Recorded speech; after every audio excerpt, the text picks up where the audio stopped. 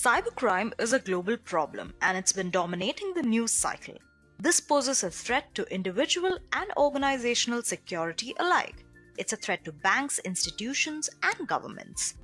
Today's organized cybercrimes far outshadow lone hackers of the past and are now large organized crime rings which function like startups and often employ highly trained developers constantly innovating online attacks. With so much data to exploit out there, cybersecurity has become a crucial domain, and all companies in the world are looking to hire skilled cybersecurity experts. Hi all, I welcome you to this full course session by Edureka, and today we're going to talk about one of the most relevant skills in the current scenario, which is cybersecurity. And what follows is hopefully everything you need to know to get started with it. But before we begin, let's look at our agenda for today. First of all, we're going to start out by introducing you to cybersecurity. We're going to talk about why do we need cybersecurity, what is cybersecurity, the CIA triad, vulnerability, threat, and risks, before moving on to the history of cybersecurity, where we shall discuss about how the requirement of cybersecurity arose and how cybersecurity came to be. Followed by this, we shall talk about the components of cybersecurity, where we're going to discuss things like the packet structure, network architecture, addressing, and firewalls. Next, we shall talk about different cybersecurity frameworks, followed by the fundamentals of networking, where we shall discuss network architectures and networking tools. Then we're going to discuss Nmaps, where we're going to talk about Nmap, installation of Nmap, and the different kinds of scans. Moving on, we're going to discuss cybersecurity and ethical hacking, where we're going to talk about ethical hacking, its requirements, and various distributions used in ethical hacking, primarily focused on Kali Linux. Next on our list, we are going to talk about cryptography. Here we're going to discuss what is cryptography, its various classifications, symmetric and public key cryptography, how various cryptographic algorithms work, finally summing it up with an RSA cryptography demonstration. Then we are going to introduce you to stenography. We are going to discuss the different concepts, the basic model, a hands-on demonstration, and tools. Then we're going to discuss DDoS and DDoS attacks, how does it work, the types of attacks, and a hands-on demonstration. Finally, we shall end our lesson with cybersecurity careers, where we shall discuss the top 10 reasons to learn cybersecurity this year, how to become a cybersecurity engineer, the skills required, roles and responsibilities, and cap it off with the most asked interview questions to a cybersecurity professional. With this, I come to the end of my agenda. Also, kindly take up this time to go ahead and subscribe to us, and don't forget to hit that bell icon to never miss an update from the Edureka YouTube channel. Also, to learn more about cybersecurity, do not forget to check out our certification training, the link to which is given in the description box below. So without much ado, let's get started.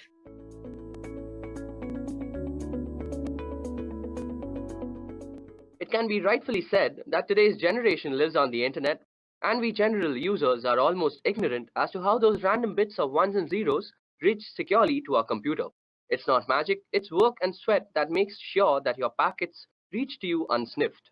I'm here to tell you guys about how cybersecurity makes this all possible. Now before we begin, let me brief you all about the topics that we're going to cover today. So basically, we're going to ask 3 questions that are important to cybersecurity. Firstly, we're going to see why cybersecurity is needed. Next, we're going to see what exactly is cybersecurity. And in the end, I'm going to show you all through a scenario how cybersecurity can save a whole organization from organized cybercrime. Okay, so let's get started. Now, as I just said, we are living in a digital era. Whether it be booking a hotel room, ordering some dinner, or even booking a cab, we're constantly using the internet and inherently constantly generating data. This data is generally stored on the cloud, which is basically a huge data server or data center that you can access online. Also, we use an array of devices to access this data. Now for a hacker, it's a golden age. With so many access points, public IP addresses, and constant traffic and tons of data to exploit, black hat hackers are having one hell of a time exploiting vulnerabilities and creating malicious software for the same. Above that, cyber attacks are evolving by the day. Hackers are becoming smarter and more creative with their malwares, and how they bypass virus scans and firewalls still baffle many people. Let's go through some of the most common types of cyber attacks now. So as you guys can see, I've listed out 8 cyber attacks that have plagued us since the beginning of the internet. Let's go through them briefly. So first on the list we have general malwares. Malware is an all-encompassing term for a variety of cyber threats, including trojans, viruses, and worms. Malware is simply defined as code with malicious intent that typically steals data or destroys something on the computer. Next on the list we have phishing. Often posing as a request for data from a trusted third party, phishing attacks are sent via email and ask users to click on a link and enter their personal data.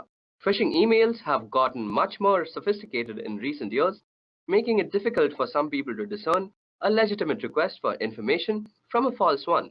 Phishing emails often fall into the same category as spam, but are more harmful than just a simple ad. Next on the list we have password attacks. A password attack is exactly what it sounds like, a third party trying to gain access to your system by cracking a user's password. Next up is DDoS, which stands for Distributed Denial of Service. A DOS attack focuses on disrupting the service of a network. Attackers send high volumes of data or traffic through the network that is making a lot of connection requests, until the network becomes overloaded and can no longer function. Next up, we have man-in-the-middle attacks. By impersonating the endpoint in an online information exchange, that is the connection from your smartphone to a website, the MITM attacks can obtain information from the end users and entity he or she is communicating with. For example, if you're banking online, the man in the middle would communicate with you by impersonating your bank and communicate with the bank by impersonating you. The man in the middle would then receive all the information transferred between both parties, which could include sensitive data such as bank accounts and personal information. Next up, we have drive-by downloads. Through malware on a legitimate website, a program is downloaded to a user's system just by visiting the site. It doesn't require any type of action by the user to download it actually. Next up, we have maladvertising, which is a way to compromise your computer with malicious code that is downloaded to your system when you click on an affected ad. Lastly, we have rogue softwares, which are basically malwares that are masquerading as legitimate and necessary security software that will keep your system safe. So as you guys can see now, the internet sure isn't a safe place as we might think it is. This not only applies for us as individuals, but also large organizations. There have been multiple cyber breaches in the past that has compromised the privacy and confidentiality of our data. If we head over to the site called Information is Beautiful, we can see all the major cyber breaches that have been committed. So as you guys can see, even big companies like eBay, AOL, Evernote, Adobe have actually gone through major cyber breaches, even though they have a lot of security measures taken to protect the data that they contain. So it's not only that small individuals are targeted by hackers and other people, but even bigger organizations are constantly being targeted by these guys. So after looking at all sorts of cyber attacks possible, the breaches of the past, and the sheer amount of data available, we must be thinking that there must be some sort of mechanism and protocol to actually protect us from all these sorts of cyber attacks. And indeed, there is a way, and this is called cybersecurity. In a computing context, security comprises of cybersecurity and physical security. Both are used by enterprises to protect against unauthorized access to data centers and other computerized systems. Information security, which is designed to maintain the confidentiality, integrity, and availability of data, is a subset of cybersecurity. The use of cybersecurity can help prevent against cyber attacks, data breaches, identity theft, and can aid in risk management. So, when an organization has a strong sense of network security and an effective incident response plan, it is better able to prevent and mitigate these attacks. For example, end-user protection defends information and guards against loss of theft, while also scanning computers for malicious code. Now, when talking about cybersecurity, there are three main activities that we are trying to protect ourselves against, and they are unauthorized modification, unauthorized deletion, and unauthorized access. These three terms are very synonymous to the very commonly known CIA triad, which stands for confidentiality, integrity, and availability. The CIA triad is also commonly referred to as the three pillars of security, and most security policies of bigger organizations and even smaller companies are based on these three principles. So let's go through them one by one. So first on the list, we have confidentiality. Confidentiality is roughly equivalent to privacy. Measures undertaken to ensure confidentiality are designed to prevent sensitive information from reaching the wrong people, while making sure that the right people can in fact get it. Access must be restricted to those authorized to view the data in question. It is common as well for data to be categorized according to the amount and type of damage that could be done should it fall into unintended hands. More or less, stringent measures can then be implemented across to those categories. Sometimes safeguarding data confidentiality may involve special training for those privy to such documents. Such training would typically include security risks that could threaten this information. Training can help familiarize authorized people with risk factors and how to guard against them. Further aspects of training can include strong password and password-related best practices and information about social engineering methods to prevent them from bending data handling rules with good intention and potentially disastrous results. Next on the list, we have integrity. Integrity involves maintaining the consistency, accuracy, and trustworthiness of data over its entire life cycle. Data must not be changed in transit, and steps must be taken to ensure that data cannot be altered by unauthorized people, for example, in a breach of confidentiality. These measures include file permissions and user access controls. Version control may be used to prevent erroneous changes or accidental deletion by authorized users becoming a problem. In addition, some means must be in place to detect any changes in data that might occur as a result of non-human caused events, such as electromagnetic pulses or server crash. Some data might include checksums, even cryptographic checksums for verification of integrity. Backup or redundancies must be available to restore the affected data to its correct state. Last but not the least is availability. Availability is best ensured by rigorous maintaining of all hardware, performing hardware repairs immediately when needed, and maintaining a correctly functional operating system environment that is free of software conflicts. It's also important to keep current with all necessary system upgrades. Providing adequate communication bandwidth and preventing the occurrences of bottlenecks are equally important. Redundancy, failover, and even high availability clusters can mitigate serious consequences when hardware issues do occur. Fast and adaptive disaster recovery is essential for the worst case scenarios. That capacity is reliant on the existence of a comprehensive disaster recovery plan. Safeguards against data loss or interruption in connection must include unpredictable events such as natural disasters and fire. To prevent data loss from such occurrences, a backup copy must be stored in a geographically isolated location, perhaps even in a fireproof water-safe place. Extra security equipments or software such as firewalls and proxy servers can guard us against downtimes and unreachable data due to malicious actions such as denial of service attacks and network intrusions.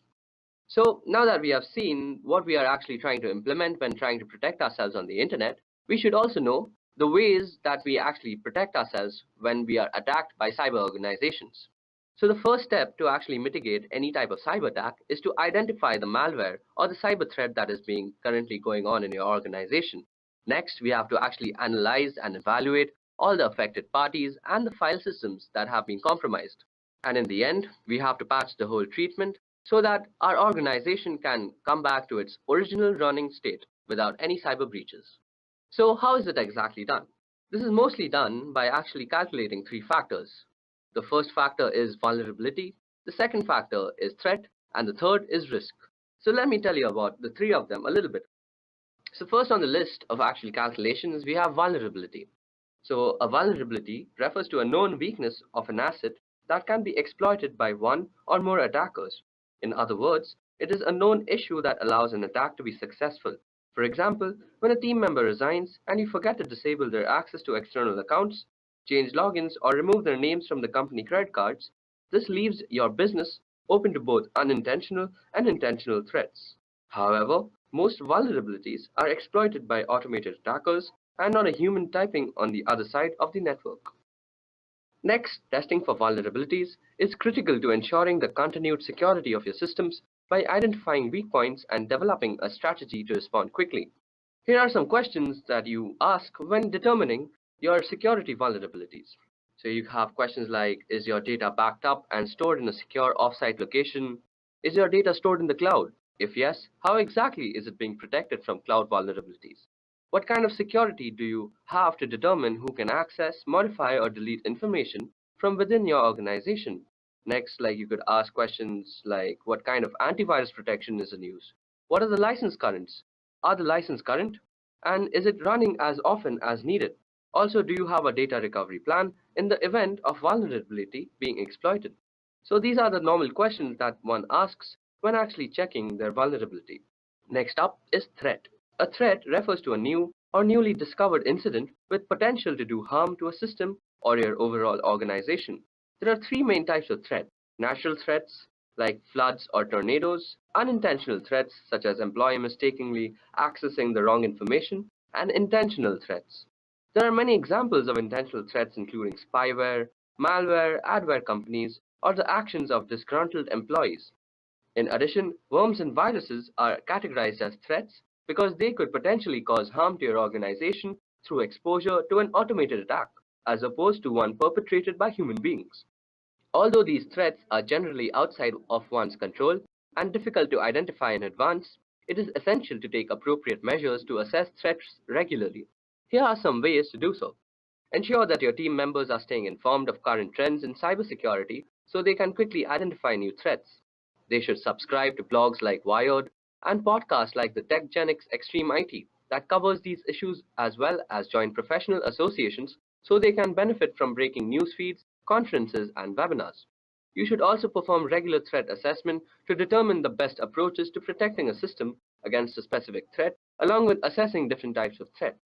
In addition, penetration testing involves modeling real-world threats in order to discover vulnerabilities. Next on the list, we have risk. So risk refers to the potential for loss or damage when a threat exploits a vulnerability.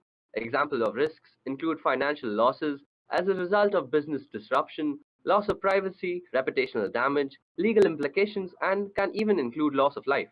Risk can also be defined as follows, which is basically threat multiplied by the vulnerability. You can reduce the potential for risk by creating and implementing a risk management plan, and here are the key aspects to consider when developing your risk management strategy. Firstly, we need to assess risk and determine needs. When it comes to designing and implementing a risk assessment framework, it is critical to prioritize the most important breaches that need to be addressed. Although frequency may differ in each organization, this level of assessment must be done on a regular, recurring basis. Next, we also have to include a total stakeholder perspective. Stakeholders include the business owners as well as employees, customers, and even vendors. All of these players have the potential to negatively impact the organization, but at the same time, they can be assets in helping to mitigate risk. So, as we see, risk management is the key to cybersecurity. So, now let us go through a scenario to actually understand how cybersecurity actually defends an organization against very manipulative cybercrime. So, cybercrime, as we all know, is a global problem that's been dominating the news cycle. It poses a threat to individual security and an even bigger threat to large international companies, banks, and governments. Today's organized cybercrime far outshadows lone hackers of the past, and now large organized crime rings function like startups and often employ highly trained developers who are constantly innovating new online attacks. Most companies have preventative security software to stop these types of attacks, but no matter how secure we are, cybercrime is going to happen. So meet Bob. He's the chief security officer for a company that makes a mobile app to help customers track and manage their finances. So security is a top priority. So Bob's company has an activity response platform in place that automates the entire cybersecurity process. The ARP software integrates all the security and IT software needed to keep a large company like Bob's secured into a single dashboard and acts as a hub for the people, processes, and technology needed to respond to and contain cyber attacks. Let's see how this platform works in the case of a security breach. While Bob is out on a business trip, irregular activity occurs on his account as a user behavior analytics engine that monitors account activity, recognizes suspicious behavior involving late night logins, and unusual amounts of data being downloaded. This piece of software is the first signal that something is wrong. An alert is sent to the next piece of software in the chain, which is the Security Information and Event Management System. Now, the ARP can orchestrate a chain of events that ultimately prevents the company from encountering a serious security disaster. The ARP connects to a user directory software that Bob's company uses, which immediately recognizes the user accounts belong to an executive who is out on a business trip and then proceeds to lock his account. The ARP sends the incident IP address to a threat intelligence software which identifies the address as a suspected malware server. As each piece of security software runs, the findings are recorded in the ARP's incident, which is already busy creating a set of instructions called a playbook for a security analyst to follow. The analyst then locks Bob's accounts and changes his passwords. This time, the software has determined the attempted attack came from a well-known cybercrime organization using stolen credentials. Bob's credentials were stolen when the hacker found a vulnerability in his company's firewall software and used it to upload a malware-infected file. Now that we know how the attack happened, the analyst uses the ARP and identifies and patches all the things. The ARP uses information from Endpoint Tool to determine which machines need to be patched, recommends how to patch them, and then allows the analyst to push the patches to all the computers and mobile devices instantly. Meanwhile, Bob has to alert the legal departments of the breach, and the ARP instantly notifies the correct person of the situation and the status of the incident after the attack is contained. And Bob's account is secured. The analyst then communicates which data may have been stolen or compromised during the incident. He identifies which geographies, jurisdictions, and regulatory agencies cover the users and information affected by the attack. Then the ARP creates a series of tasks so the organization can notify the affected parties and follow all relevant compliances and liability procedures. In the past, a security breach this large would have required Bob's company to involve several agencies and third parties to solve the problem, a process that could have taken months or longer. But in a matter of hours, the incident response platform organized all of the people, processes, and technology to identify and contain the problem, find the source of the attack, fix the vulnerability, and notify all affected parties. And in the future, Bob and his team will be able to turn to cognitive security tools. These tools will read and learn from tens of thousands of trusted publication blogs and other sources of information. This knowledge will uncover new insights and patterns, anticipate and isolate and minimize attacks as they happen, and immediately recommend actions for security professionals to take, keeping data safe and companies like Bob's out of the headlines.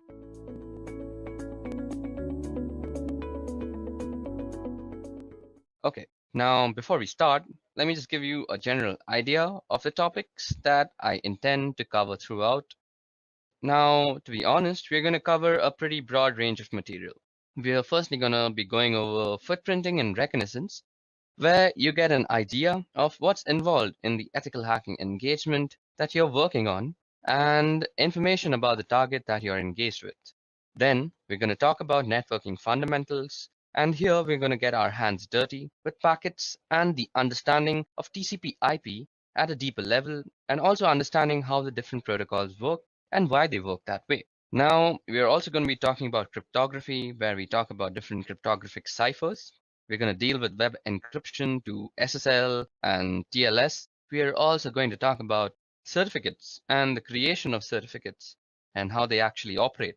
We will also talk about public key cryptography, and we are also scanning and enumeration, so Nmap, and dealing with Windows servers and using SNMP and LDAP and all that sort of stuff. Then we're going to be talking about penetration, where we deal with different ways of getting into systems and also go over using Metasploit, which is an exploit framework.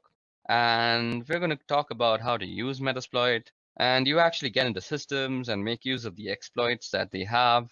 Then we're going to talk about malwares, viruses, and worms and rootkits, and all of that sort of stuff.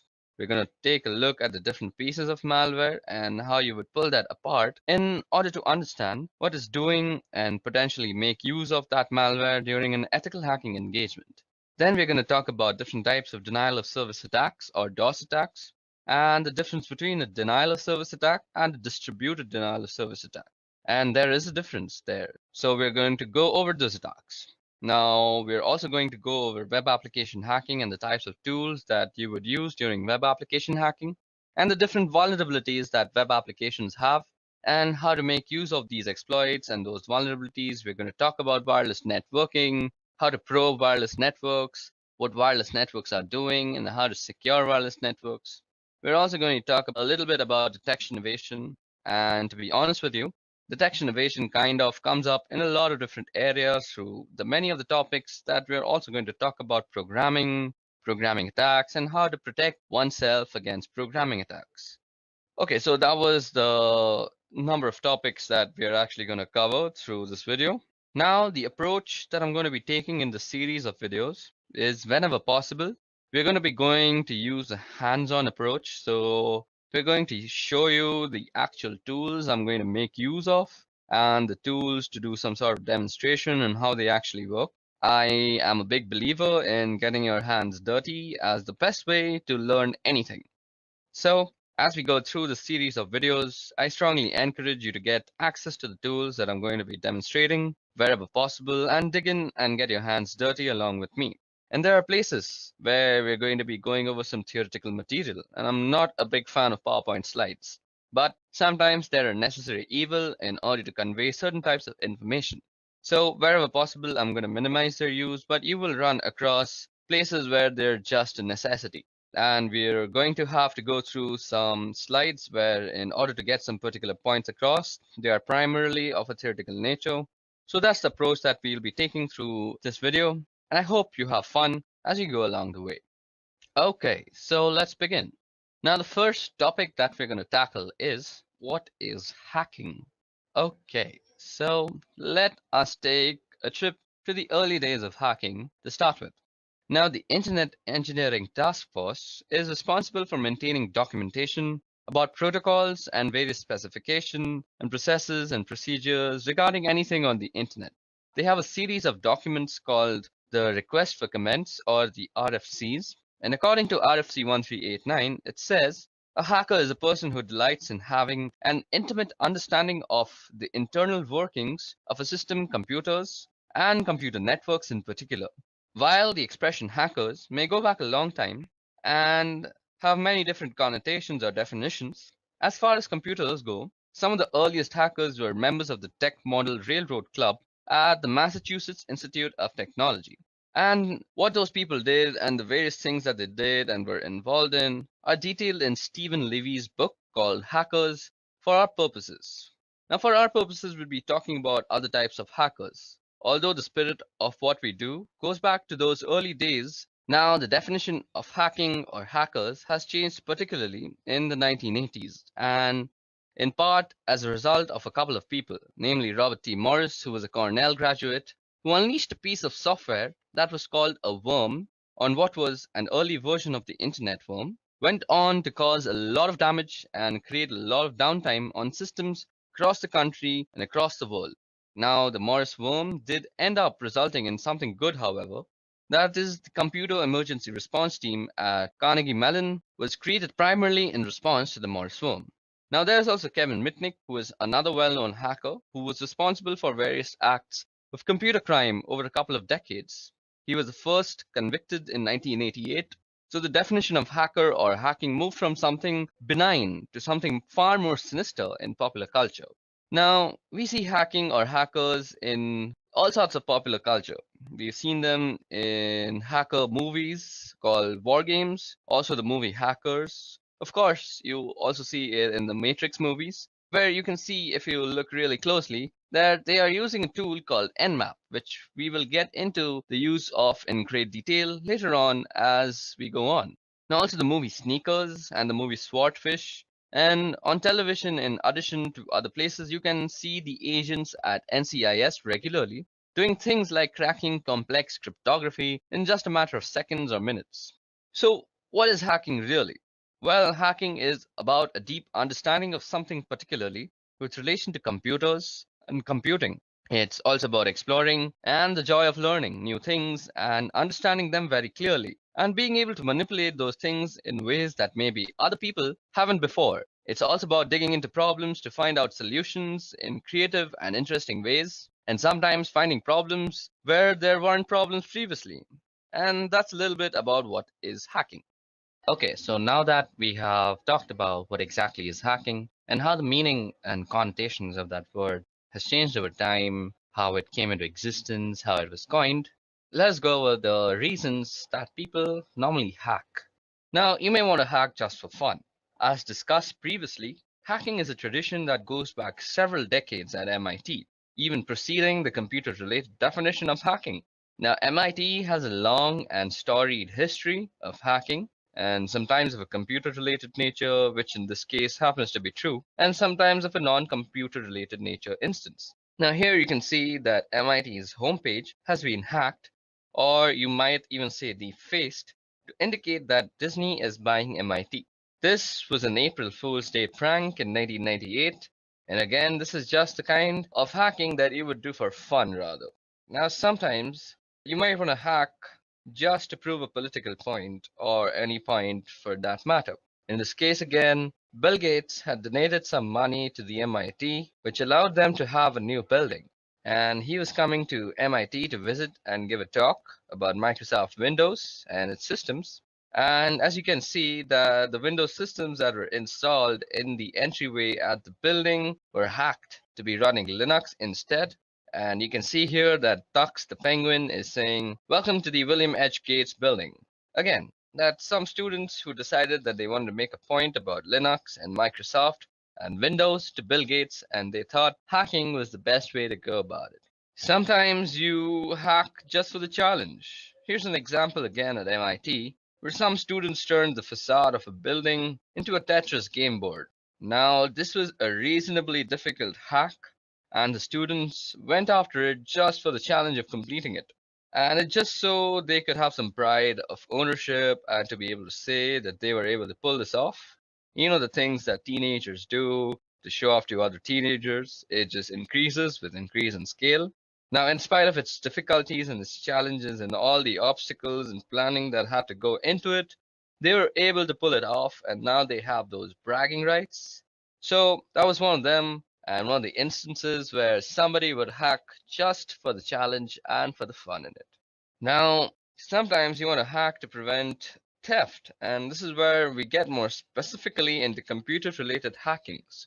You see a lot of articles and stories in the news over the last few years about cybercrime, and here's an example of data theft compromised. And a fewer than 1.5 million cards for global payments. So there are some attackers who got into this company, Global Payment, and they were able to pull out about 1.5 million credit card numbers during the intrusion there. So what you may want to do is you may want to learn how to hack in order to find these holes in your systems or applications or employer systems so that you can fix these holes and prevent these compromises from happening because of the reputational hit that your company takes whenever things like these happen. You have the risk of completely running out of business. So, just to protect your job, to protect your company, and to protect your own desire of business, you may just want to learn to hack, and that's a very good reason. Now, you may also want to find all the problems that exist in your system before putting them out and deploying them so that you can keep these attackers from getting in and stealing critical or sensitive information. Sometimes you may want to hack to get there before the bad guys. And the same sort of idea is the last one where we're just going to talk about, and that exactly is ethical hacking. Now, we were just talking about how sometimes you may want to hack into your own system before publishing it out to the public. Let's take Internet Explorer for example. Now, Internet Explorer was actually published to the public with some critical error in the code, and these flaws were heavily exploited by people who actually found them. Now, a number of people in the world go out looking for these flaws and they call themselves security researchers and they get in touch with the vendors after they found a flaw or a bug and work with the vendors to get it fixed.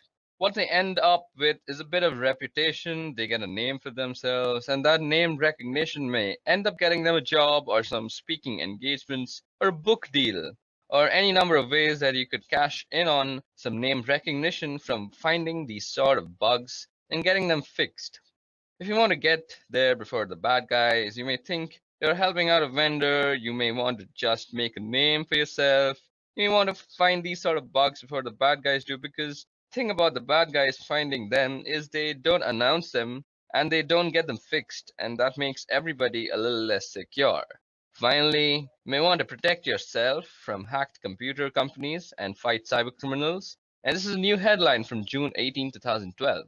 And we're starting to see these sort of news headlines show up as companies are starting to retaliate against attackers in order to retaliate against attackers. Now, in order to retaliate against attackers, you need to be able to have the same sort of skills and techniques and knowledge and experience that those attackers have, and where your company may want you to learn to hack, or the company may want to bring in people who are skilled at these sort of activities so that they can attack the attackers, and hopefully you end up with more steely exterior and you get a reputation for not being a company that people want to go after. Those are several reasons, and there we go. I gave you around a bunch of reasons as to why you may want to hack: for fun, to prove a point, to protect yourself, to protect the company, to not run out of business, and along with another bunch of reasons. Okay, so now that we have talked about why you would want to hack, let's move on to the types of hackers that exist. Now, we're going to be talking about the different types of hacking, and the first type of hacking that I want to discuss is ethical hacking and ethical hackers, which is really what we're going to be talking about through the rest of these lessons. Now, an ethical hacker is somebody who thinks like a black hat hacker, or thinks like somebody who's intent on breaking into your systems, but follows a moral compass that's more in line with probably the majority of the population. So, their intent isn't to do bad things. Their intent is to look for bad things and get them fixed so that bad things don't happen. Ethical hackers aren't out to destroy anything, and they're not out to break anything unless it's deemed to be acceptable as a part of the engagement and also necessary in order to demonstrate a particular vulnerability to the organization that they're working with. So that's an ethical hacker, and there's a certification that's available from the EC Council. It's a certified ethical hacker, and if you find certifications valuable and this sort of thing is what you want to do, pursuing a certified ethical hacker may be something you might want to look into. Now, let's talk about black hat hackers. There's plenty of cases of black hat hackers through years, and let's talk about a guy in particular called Kevin Mitnick. This guy right here is a particularly good example, probably because he was a black hat hacker for a lot of his years. His goal was to cause mischief, to steal where necessary, and just to be engaged in the lifestyle of being a hacker and doing whatever was necessary to continue doing whatever he was doing. It crossed moral boundaries or ethical boundaries. And so Kevin Mitnick here was involved for well over a decade in computer crime and was finally picked up by the FBI, and he was charged and prosecuted, and he was eventually convicted of some of the activities that he was involved with. Now, you may be able to argue that Kevin is a grey hat hacker, and a grey hat hacker is somebody who kind of skirts the line between black and white hat hacking. And white hat hacking is really what an ethical hacker is. So instead of saying ethical hacker, you could say white hat hacker. It's the same idea. A white hat hacker is somebody who hacks for good. If you want to think of it like that, if you want to think of it as a good versus evil, and what they're really doing is they're in it for the technical challenge. They're looking to make things better, make things more efficient, improve them in some way. On the other hand, a black hat hacker is out for the money, for the thrill. It's really criminal activity. And a grey hat hacker is somebody who may employ the tactics and technique of a black hat hacker, but have sort of a white hat focus, in other words. They're going to do things that may be malicious and destructive in nature, but the reason they're doing it is to improve the security posture of an organization that they are working with. So you can see there's actually a book called Grey Hat Hacking. It's a pretty good book, and it details a lot of the tactics and strategies and techniques we'll be going over in subsequent lessons in this video. Now, one other type of hacking that I want to talk about is a thing called hacktivism, and you'll find hacktivism all over the place. And one example in the last year or so, and certainly in recent memory, is called Lulz Security. Yeah, you heard that right. It's called Lulz Security. And you can argue that Lulz is actually a response to another type of hacktivism. An organization called Anonymous started hacking companies like Sony to protest their involvement in a lawsuit regarding a PlayStation 3 hacker. Now, Lulz Security was supposedly protesting the treatment of Anonymous, or was hacking in support of this group, Anonymous. So they hacked a number of companies and did things like pulled information, usernames, and passwords from the databases at these companies. And they said that the reason was to shine a light on the security of these companies, and also theoretically to embarrass the companies with their weak or poor security postures. And the problem with that they were doing this through were posting information that they had found online, and that information often included details about customers for these particular corporations. And for an ethical hacker, a white hat hacker, that would cross the boundary of causing harm. So there's no reason for me as an ethical hacker to post information in a public forum about somebody because I could be doing damage to them. But in this case, Lulz Security and Anonymous, specifically Lulz Security, were engaged in a form of hacktivism, and what they were doing was not only damaging to the corporation, that certainly was detrimental to those people. So different types of hackers and different types of hacking. We've got ethical or white hat hacking, we've got black hat, grey hat, and then we've finally got hacktivism. It's really the goal and the means that vary from one to the other. Okay, so now that we've discussed the types of hackers, let's also discuss the skills necessary to become one. So, what we're going to discuss in this part are the different skills that are required or will be learned as a part of this video. So, initially, just for basic computing, you need a basic understanding of operating systems and how to work them. There are going to be several fundamental types of tasks that I won't be going into any detail at all, and you'll need to know how to run programs and do things like open up a command prompt without me walking you through and how to do that. So I am going to assume that you have some basic understanding of how to do these sorts of tasks. Also, you need an understanding of the basic system software, and you'll need a basic understanding of how to use command line utilities. There are a number of tools and programs that we're going to be going through this video, and many of them use the command line. Now, whether it's on Windows or Linux, you'll need to be familiar with typing and being able to run programs from the command line and the various command line switches and parameters that those programs or types of programs are going to use. Now, from a networking perspective, you need a basic understanding of some simple networking concepts. You need to know what cables are and switches and hubs and how systems are networked together. You don't really need a deep level of understanding. I'll be going through some protocols at a reasonably deep level because I think it's important as an ethical hacker to understand what's going on at the protocol level so that you can know better what you are doing and how to achieve the goals and tasks that you have before you. So we're going to be going over some protocols. So just understanding what protocols are and how they go together, those sort of things are necessary from a networking perspective. Now, we're going to also be learning a bunch of life skills. Yes, there are some life skills that it's important to have. I think the most important one is the ability to accept failure and persevere. And by that, I mean you're going to be just running across several things that just don't work the first time around. And it's going to take a little bit of time and stick to itiveness to plug away and keep going until you get something to work. And the way that you get things to work is having an ability to problem solve. And sometimes solving problems requires being a little creative. Sometimes you need to think out of the box and come at a problem from a different perspective in order to find a solution. Throughout the course of this video, you're going to run across a lot of sticky problems through the course of learning about being an ethical hacker and just doing the work because it's not as simple. So here's a little recipe for how to do this. Now go follow this recipe every time and you're going to be successful. Every situation is different. Every system is different. You're going to run across some pretty sticky problems and you're going to have to just wait and get your hands dirty and keep failing and failing and failing and failing until you find a way to succeed. So I think those skills are very necessary to learn how to be an ethical hacker. Digging through some of the material that we'll be going over in this video, as far as what you're going to be learning, you're going to be learning about how to use a lot of tools. You're going to learn networking, and by that I mean we're going to be talking about different protocols that are involved in networking systems together. You're going to learn about security and security postures. Security is the heart and soul of ethical hacking. It's why we do ethical hacking in order to make systems and networks more secure than they were previously. That's the goal from a networking perspective. We're going to be talking about how to read packets from network captures. We're going to be going into TCP/IP related protocols in a fairly significant amount of detail. And you're going to understand how protocols interact with one another. So we're going to do all that, and the reading packets is going to be really important. And we're going to do a fair amount of that in addition to just a fundamental approach to learning how to read packets in several lessons.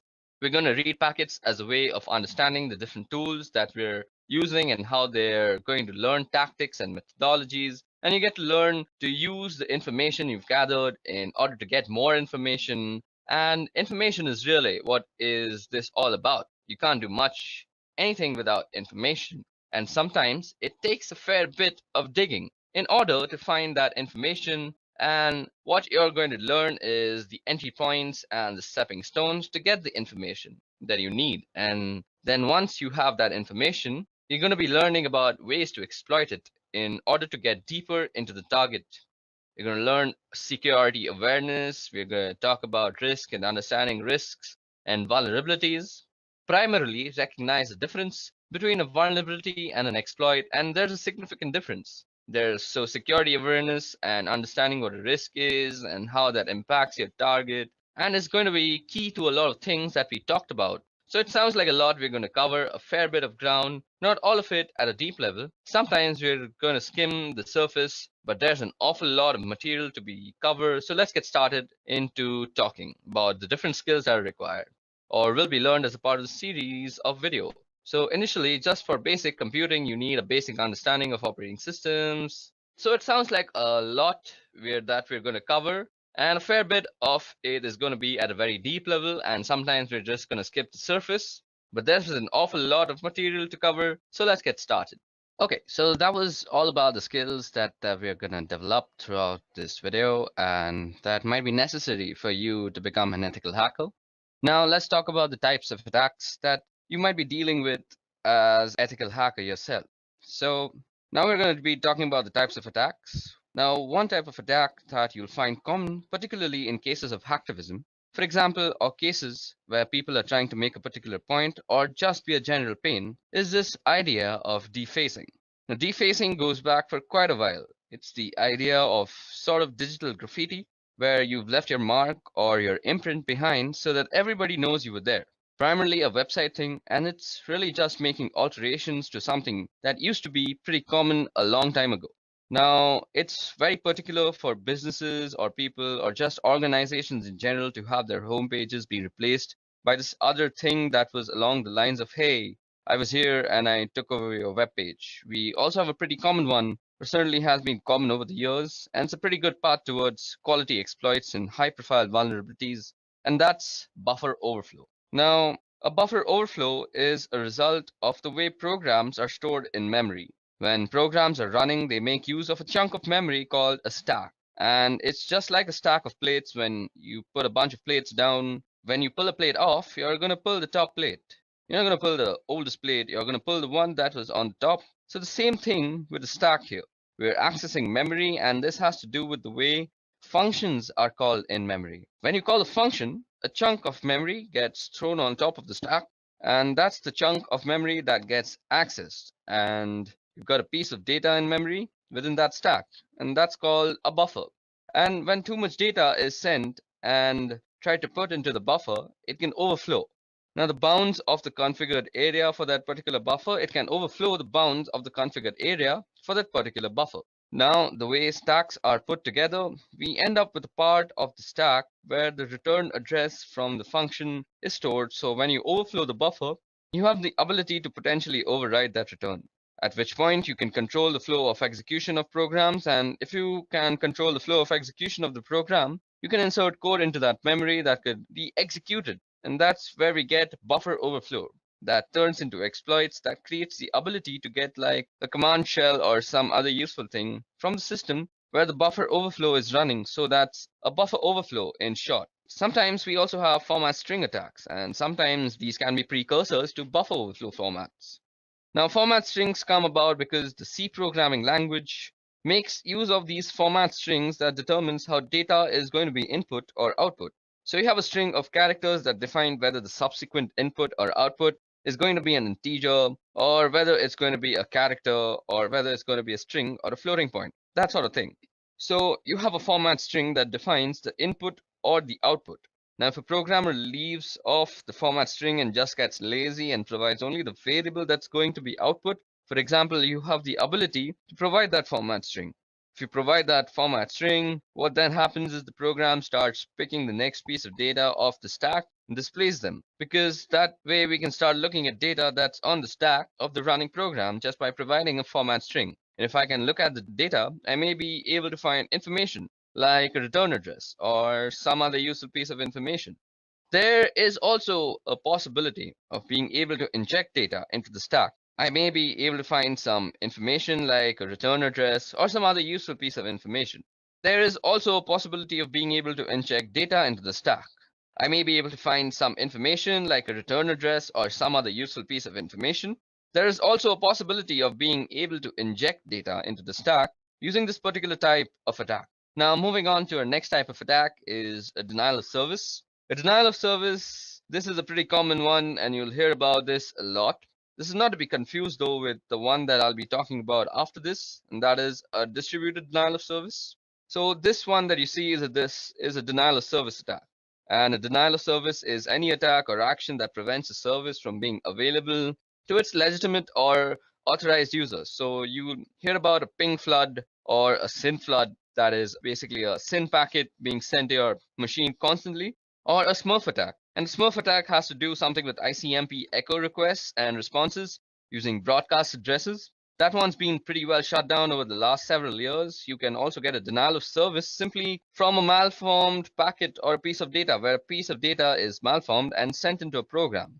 Now, if the program doesn't handle it correctly, if it crashes, suddenly you're not able to use that program anymore. So therefore, you are denied the service of the program and thus the denial of service. Now, as I said, a denial of service is not to be confused with a distributed denial of service. And I know it's pretty trendy, particularly in the media, to call it any denial of service a DDoS or any denial of service a DDoS. Now, it's important to note that any denial of service is not a DDoS. A DDoS, or as you might know, a distributed denial of service, is a very specific thing.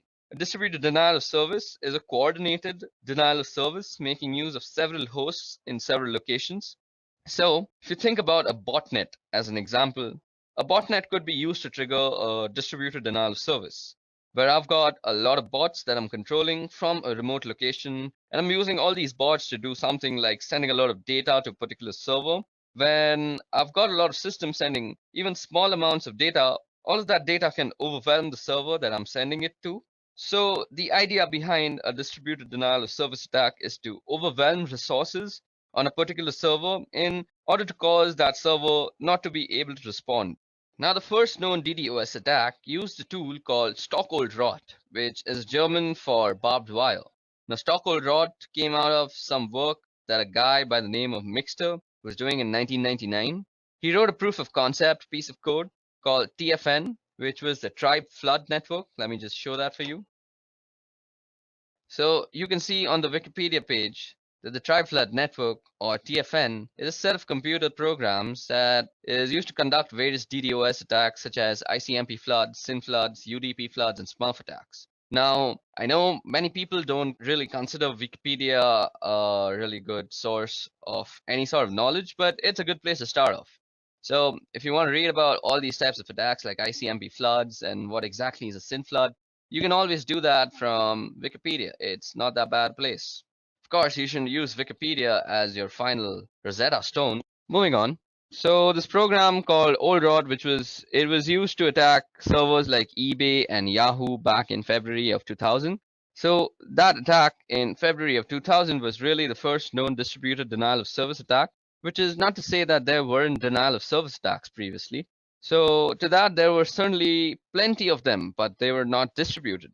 Now, this means there weren't a lot of systems used to coordinate and create a denial of service condition, and therefore we get the distributed denial of service attack. So that's a handful of type of attacks and some pretty common attacks that you're going to see as an ethical hacker when you become an ethical hacker, or if you're trying to become an ethical hacker, you should always know about these types of attacks. Okay, so in this lesson, we're going to be talking about penetration testing and some of the details around how it works and logistics and specifically things like scope. So what exactly is penetration testing?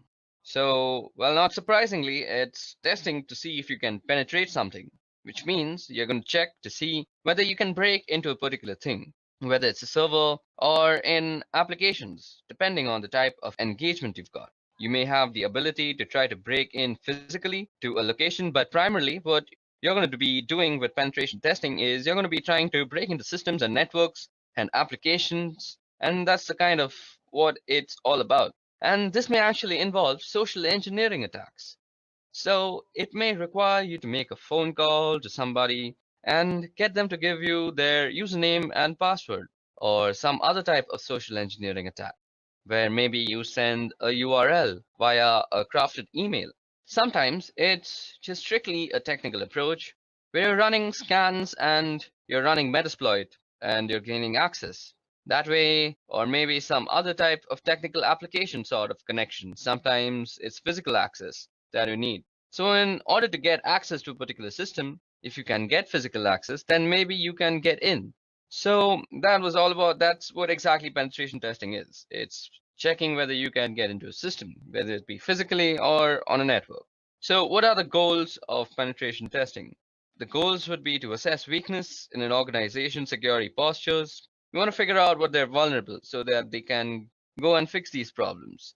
You want to help them understand their risk positions better and what they can or may be able to do to mitigate those risks.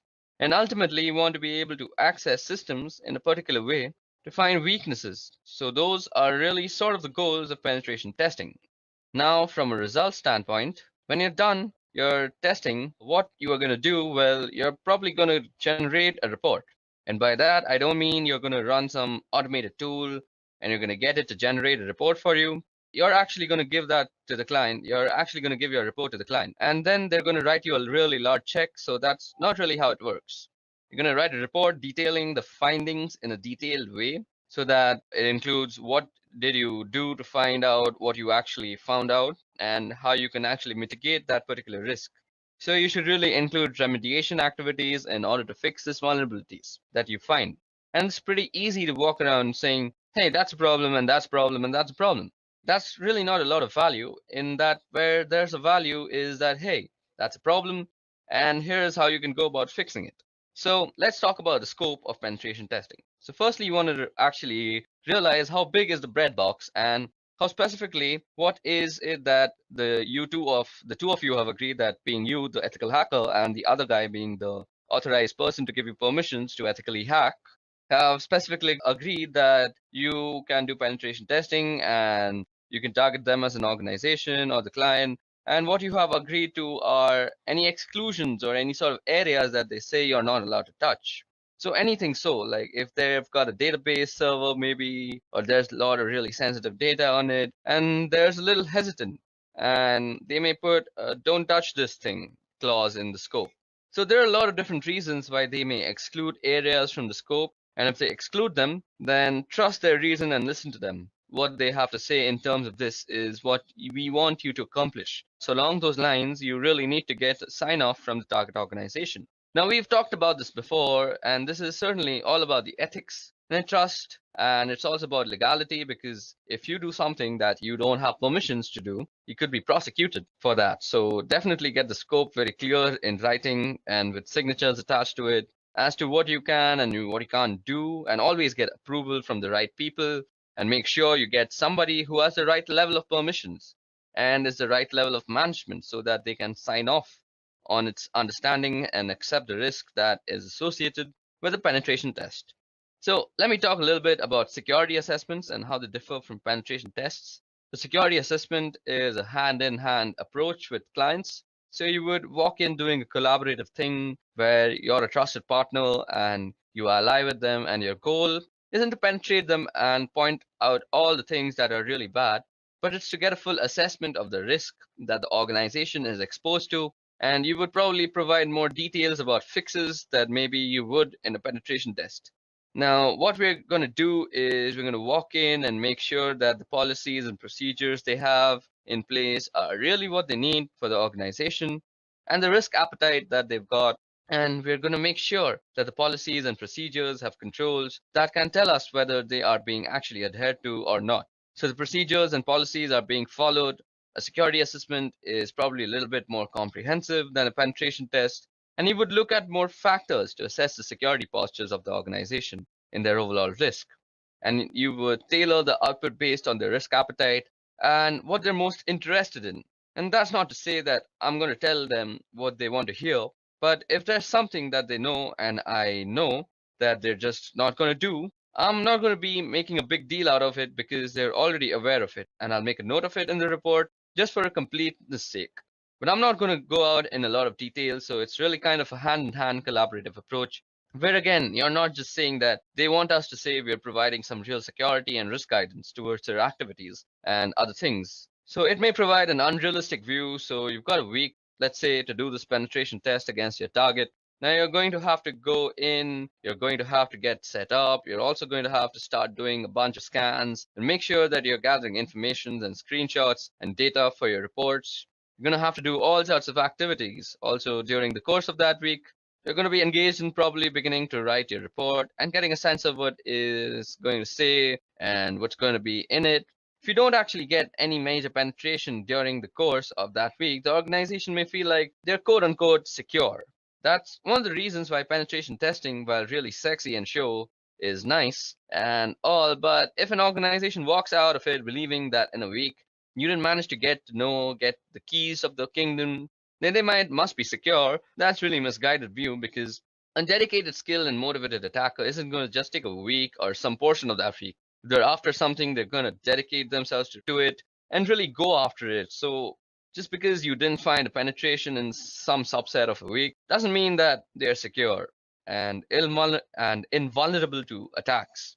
It just means that during the course of that particular week and other circumstances that were in place, you didn't get a penetration that was really significant or major. That's all it means. It doesn't mean anything beyond that. And if an organization walks away feeling like they're secure, they're going to end up not fixing the real vulnerabilities that may be in place that could expose them to significant risks. So that's penetration testing, its scopes, its goals, and how it differs to security assessments. Now it's time to go over footprinting. So what is footprinting? Well, footprinting is getting an idea of the entire scope of your target. That means not just the scope that you were given, which may be an address block or it may be a domain name, that even may be a set of address blocks. Now, what you want to do is you want to figure out all the information that's associated with that in great detail as you can possibly get. So, you want a list of domain names as you're going to go through this. You probably want some sort of database or Excel spreadsheet or something to keep track of all the information because you're going to have a lot of it at the end. You want to be able to find the information quickly. So having some sort of either notepad going with your notes or, as I said, a spreadsheet or a database. So if you can get organized in that way, you want to keep all those sorts of things down.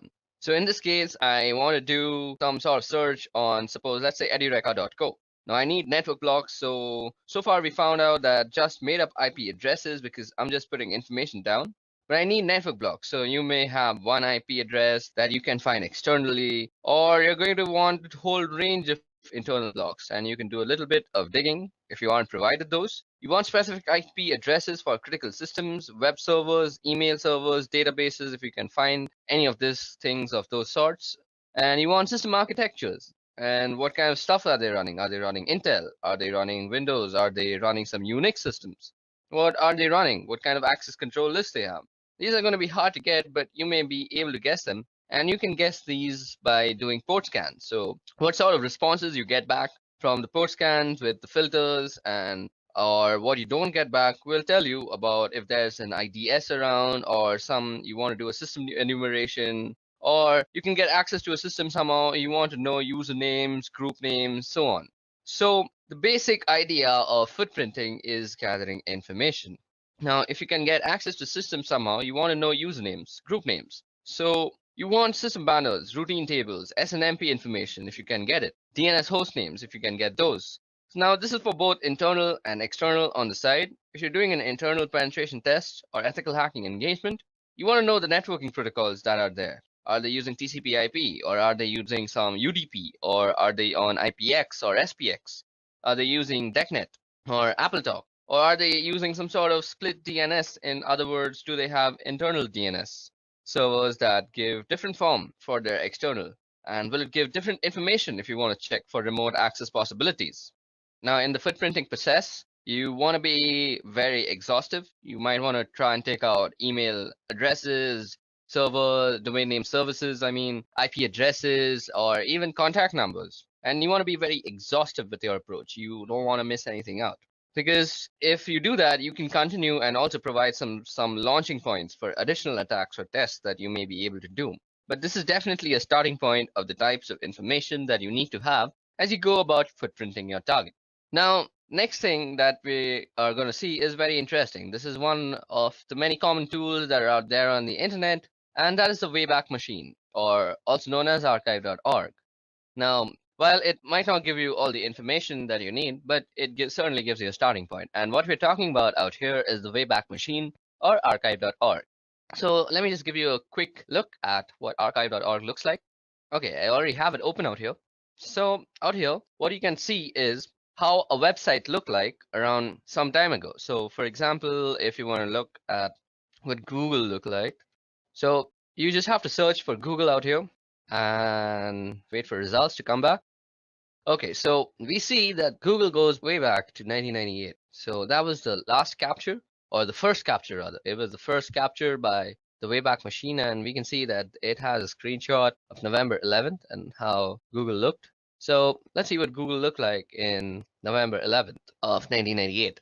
So this is what Google looked like. There was actually nothing to it. It just said, "Welcome to Google, Google search engine prototypes," and it has some link.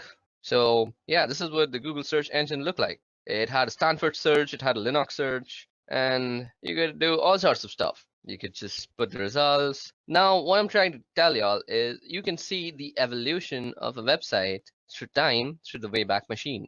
And this gives you rather informative look into how website has actually evolved.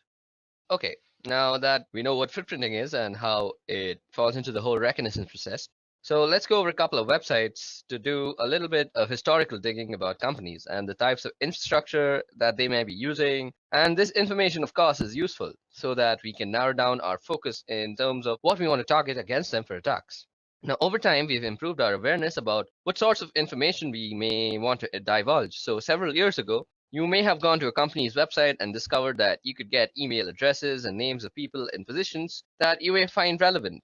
And there were all sorts of bits of information that could be used against the company. And over time, we have discovered that those sorts of pieces of information probably don't belong on a website where they can be used against a company, and so they've been pulled off. Now, it used to be also that Google had the ability to pull up information that it had cached so far.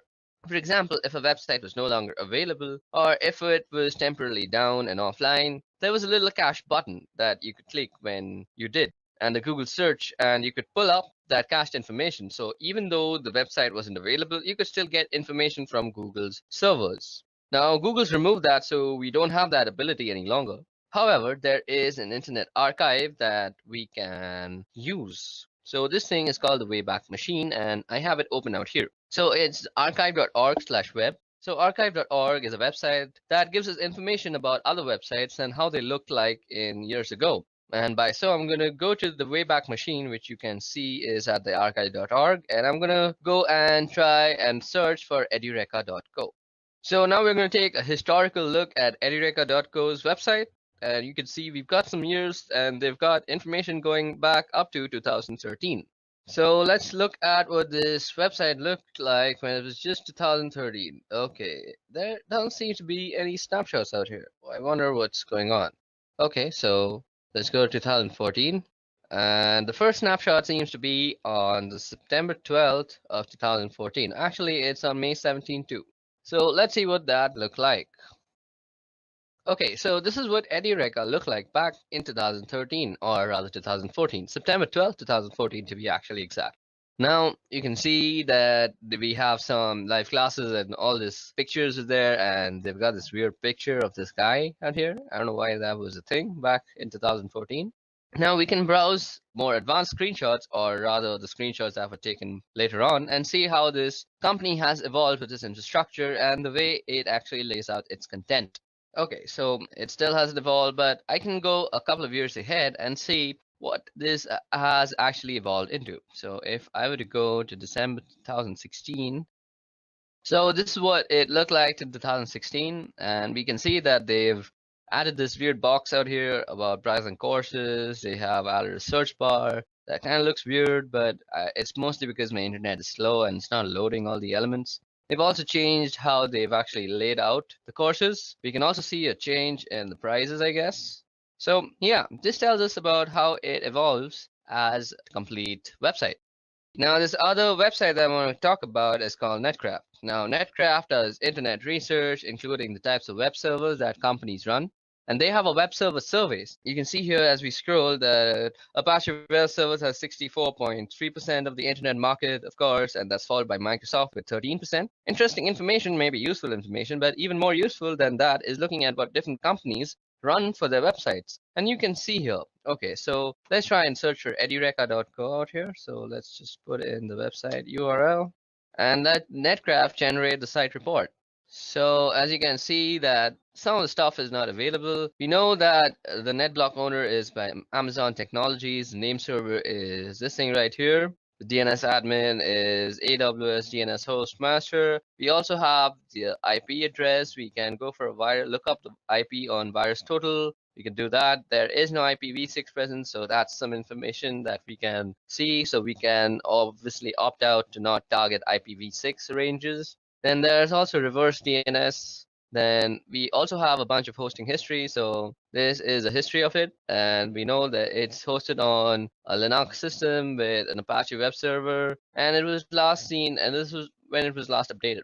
So this is some very useful information. You can also get information on stuff like Netflix. So if you just type, okay, I just spelled that wrong. So let me just change it from the URL out here. So if you go and type for netflix.com, and you'll see that it'll show you all sorts of information. So as you see that it's on an AWS server, it's an Amazon Data Services Ireland, and this is all the hosting history that it goes along with. It has some send policy frameworks, domain-based message authentication and reporting confirmations, and there's all sorts of information that you can get about websites and their web servers from Netcraft. So the Wayback Machine, along with Netcraft, make up for some interesting tools that are available on the internet, from which you can do a little bit of your reconnaissance process.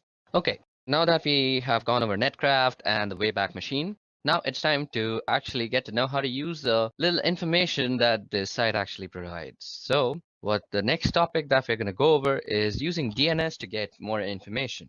Now, we're going to be going over a tool, and this is called Whois, and it is a utility that is used to query the various regional internet registries to store information about domain names and IP addresses.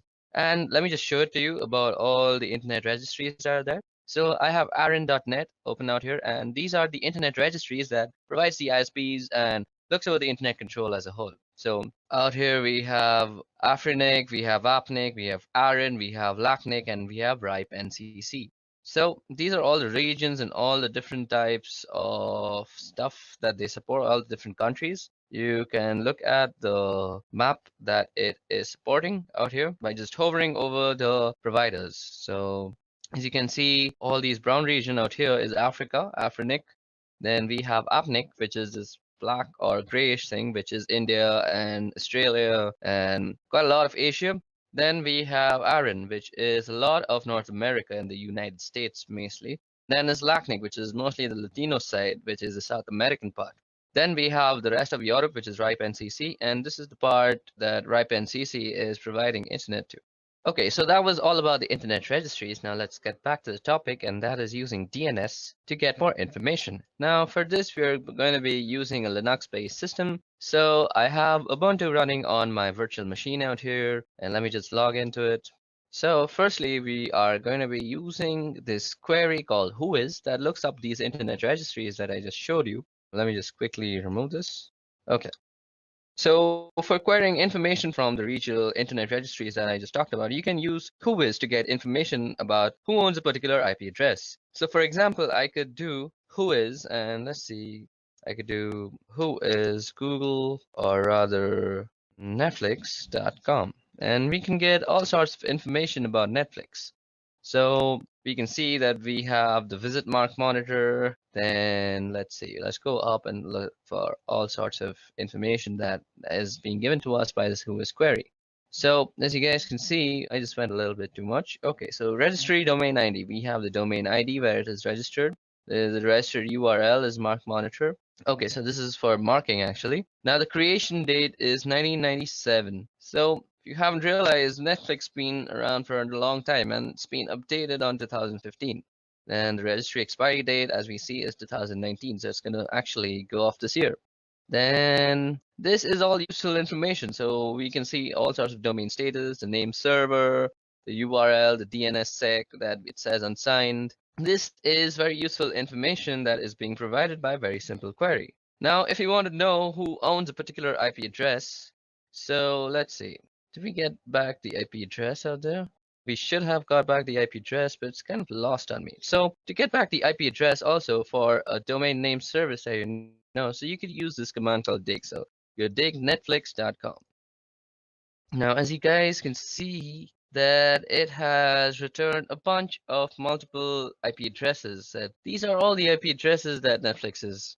So I could do something like if I was trying to check out who owns a certain IP address, and for example, I have got one of these IP addresses, but let's just assume I don't know that it actually belongs to Netflix. So I can go who is 54.77.108.2, and it'll give me some information. So as you guys can see, it is giving us a bunch of information as to who this is and how it is happening. So we see that it is from Aaron.net, and so we can very smartly assume that it's from the North American part. Now, we can also see that it's in Seattle, so our guess was completely right. So it also gives us the range. So this is something very useful. So if you see, we now have the range of the IPs that might be being used by this guy. So we indeed have 54, and it says it goes up to the 54. There's also 34. Now let's check that out and see what information we get. So who is, and let's check it out. What was the IP that we were just seeing? It's 34.249.125.167. So 34.249.165. I don't know. Let's see. You can also put in a random IP address. It doesn't really matter, and it'll give you the information. So let's see. Is this in some IP address? Even this seems to be an Aaron IP address, and it's also based in Seattle.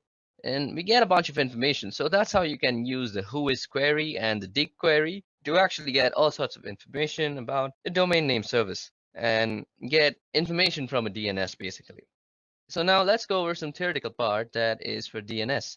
So using DNS to get information. So firstly, what is a domain name service and why do we need it? So a domain name service is a name given to an IP address so that it's easy to remember. Of course, it's easy to remember names and mnemonics rather than a bunch of random weird numbers. Now, this was mainly so that we can map names to IP addresses and we can get a bunch of information from the hostname resolution. So that's the purpose of IP addresses. Now, we will also be looking at how to find network ranges. Okay, now before we get on to actually moving on to how to find out the network ranges, let me just show you how you can also use whois. So whois, suppose you want to know the domains with the word foo in it. So you could go whois foo. And this will give you a whole bunch of things about how foo exists and all the sorts of foos that there is on the internet.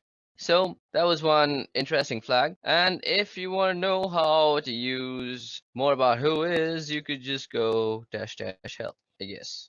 Yeah, so this is all the types of stuff that we can do with whois. So we can set the host, we can set the port that we want to search for, then we can set with the L flag, we can find one level less specific match, and we can do an exact match, do an inverse lookup for specified attributes. Then we can also set the source, we can set verbose type, and we can choose for a request template. There's a bunch of stuff they can do. So you could suppose say whois verbose and suppose edureka.co. And it'll give you a verbose version of this is a RIPE database query service. The objects are in RPSL format. The RIPE database is subject to. So, okay, let's try something else like whois netflix.com. Okay, I'm sorry. I was supposed to do verbose and I kept doing H. Silly me. So you do V and it'll give you a much more. Like this is a RIPE database. Again, I think I'm doing something wrong. Okay, just for that thing. Okay, V and type. Okay. Or let's just see. Let me just show you how to use it. Primary keys are returned. Only primary keys. Okay, let's see. Let's try that out. Okay, so it seems to be that this is a RIPE database query service, and the objects are in RPSL format, so it won't really work for that thing. And it also says that no entries found because it's this error. So this is for some later lesson. So for now, I hope I gave you a good idea of how to use whois. Like you could just go whois, then some IP address, like 192.168.101, or some gateway address like that. Or you could just go for a domain name service like Facebook and get all sorts of information about Facebook when the query actually returns you something. Okay, so let's move on to network ranges now. Now, in this part of the video, we're going to be going over the utility called whois, which is used for getting information from the DNS. Now, let me just show you a website out here. So this is the regional internet registries. So the internet registries are used to store information about domain names and IP addresses, and there are 5 regional internet registries. First is ARIN, which is responsible for North America, so that would be the US and Canada. Then we have LACNIC, which is responsible for Latin America and portions of the Caribbean. Then there's RIPE, that's responsible for Europe and Middle East and Central Asia. There's AFRINIC, which is responsible for Africa. And finally, we have APNIC, which is responsible for Asia Pacific Rim. So that's the regional internet registries. And as I said, WHOIS is responsible for acquiring information from the various regional internet registries, as you can use WHOIS to get information about who owns a particular IP address. So for example, let me just open up my Ubuntu system. Let me clear this out first. So as I was just saying, for example, you could go whoisfacebook.com.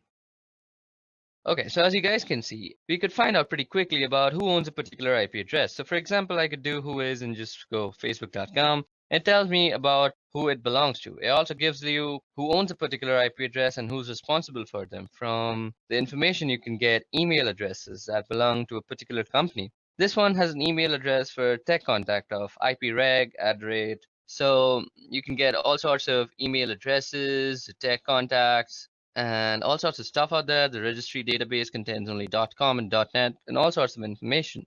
Now, I want to query a different IP address, and different information belongs in the different regional internet registries, of course. So if I want to go to a particular database, I would have to use the -h flag. So I could do whois ARIN net and remember the IP address, and I'm going to query that again. And of course, I get the same information back because I went there. So you could just go whois h and then follow it with an IP address. So something like 34.205.176.98. So that's just some random IP address I just made up. And it says that whois option. Okay, so it's a capital H. Okay, so let's see that. And we get all sorts of information back from that. So area 8, ARIN, and all sorts of stuff. Now I can get information about domains as well. So if I can query something like netflix.com, and I can find out that this is actually Netflix, and there's an administrative contact and a technical contact, and you can see the different domain servers. So the servers that would have authority of information about the DNS entries for that particular domain. You can also see other information like when the record was created, and a whole bunch of different phone numbers that you can contact. In addition to storing information about IP addresses and domain names, sometimes it will store information about particular host names. And there may be other reasons why you would store a host name or particular information about a host name on the system, whether one of the RIRS. Now, if I wanted to look up something specifically, once I had found that, I could now do a lookup on whois, suppose, let's say, something like whois foo. So let's say whois foo. Now, if you already don't have whois installed, you can easily install it by just going apt install whois on your Unix system, and that should do the trick. And then you can start use this really nifty tool. Okay, so that was all about using whois. Now let's get on to actually using how to find out network ranges for a domain. Okay, so now let's talk about how we're going to be going over and finding network ranges. So suppose you've got an engagement and you only know the domain name and you don't know much beyond that, and you're expected to figure out where everything is and what everything is. So how do you go about doing that? Well, you use some of the tools that we either have been talking about or will soon be talking about in more detail. And the first thing I'm going to do is I'm going to use the domain name edureka.co, and I'm going to look up edureka.co and see if I get an IP address back. So let's just head over there and go whois edureka.co, or we could use the host keyword.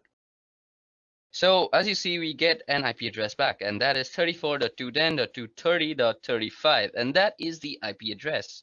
And you see that I've got back an IP address. So here's just an IP address, and I don't know what that IP address belongs to. I also don't know how big the network range or network block is, and that's associated with. So what I'm going to do is whois, and I'm going to look up with ARIN who owns that IP address. So you can basically go whois 34.210.230.35. So as you guys can see, that gives us a bunch of information and whois.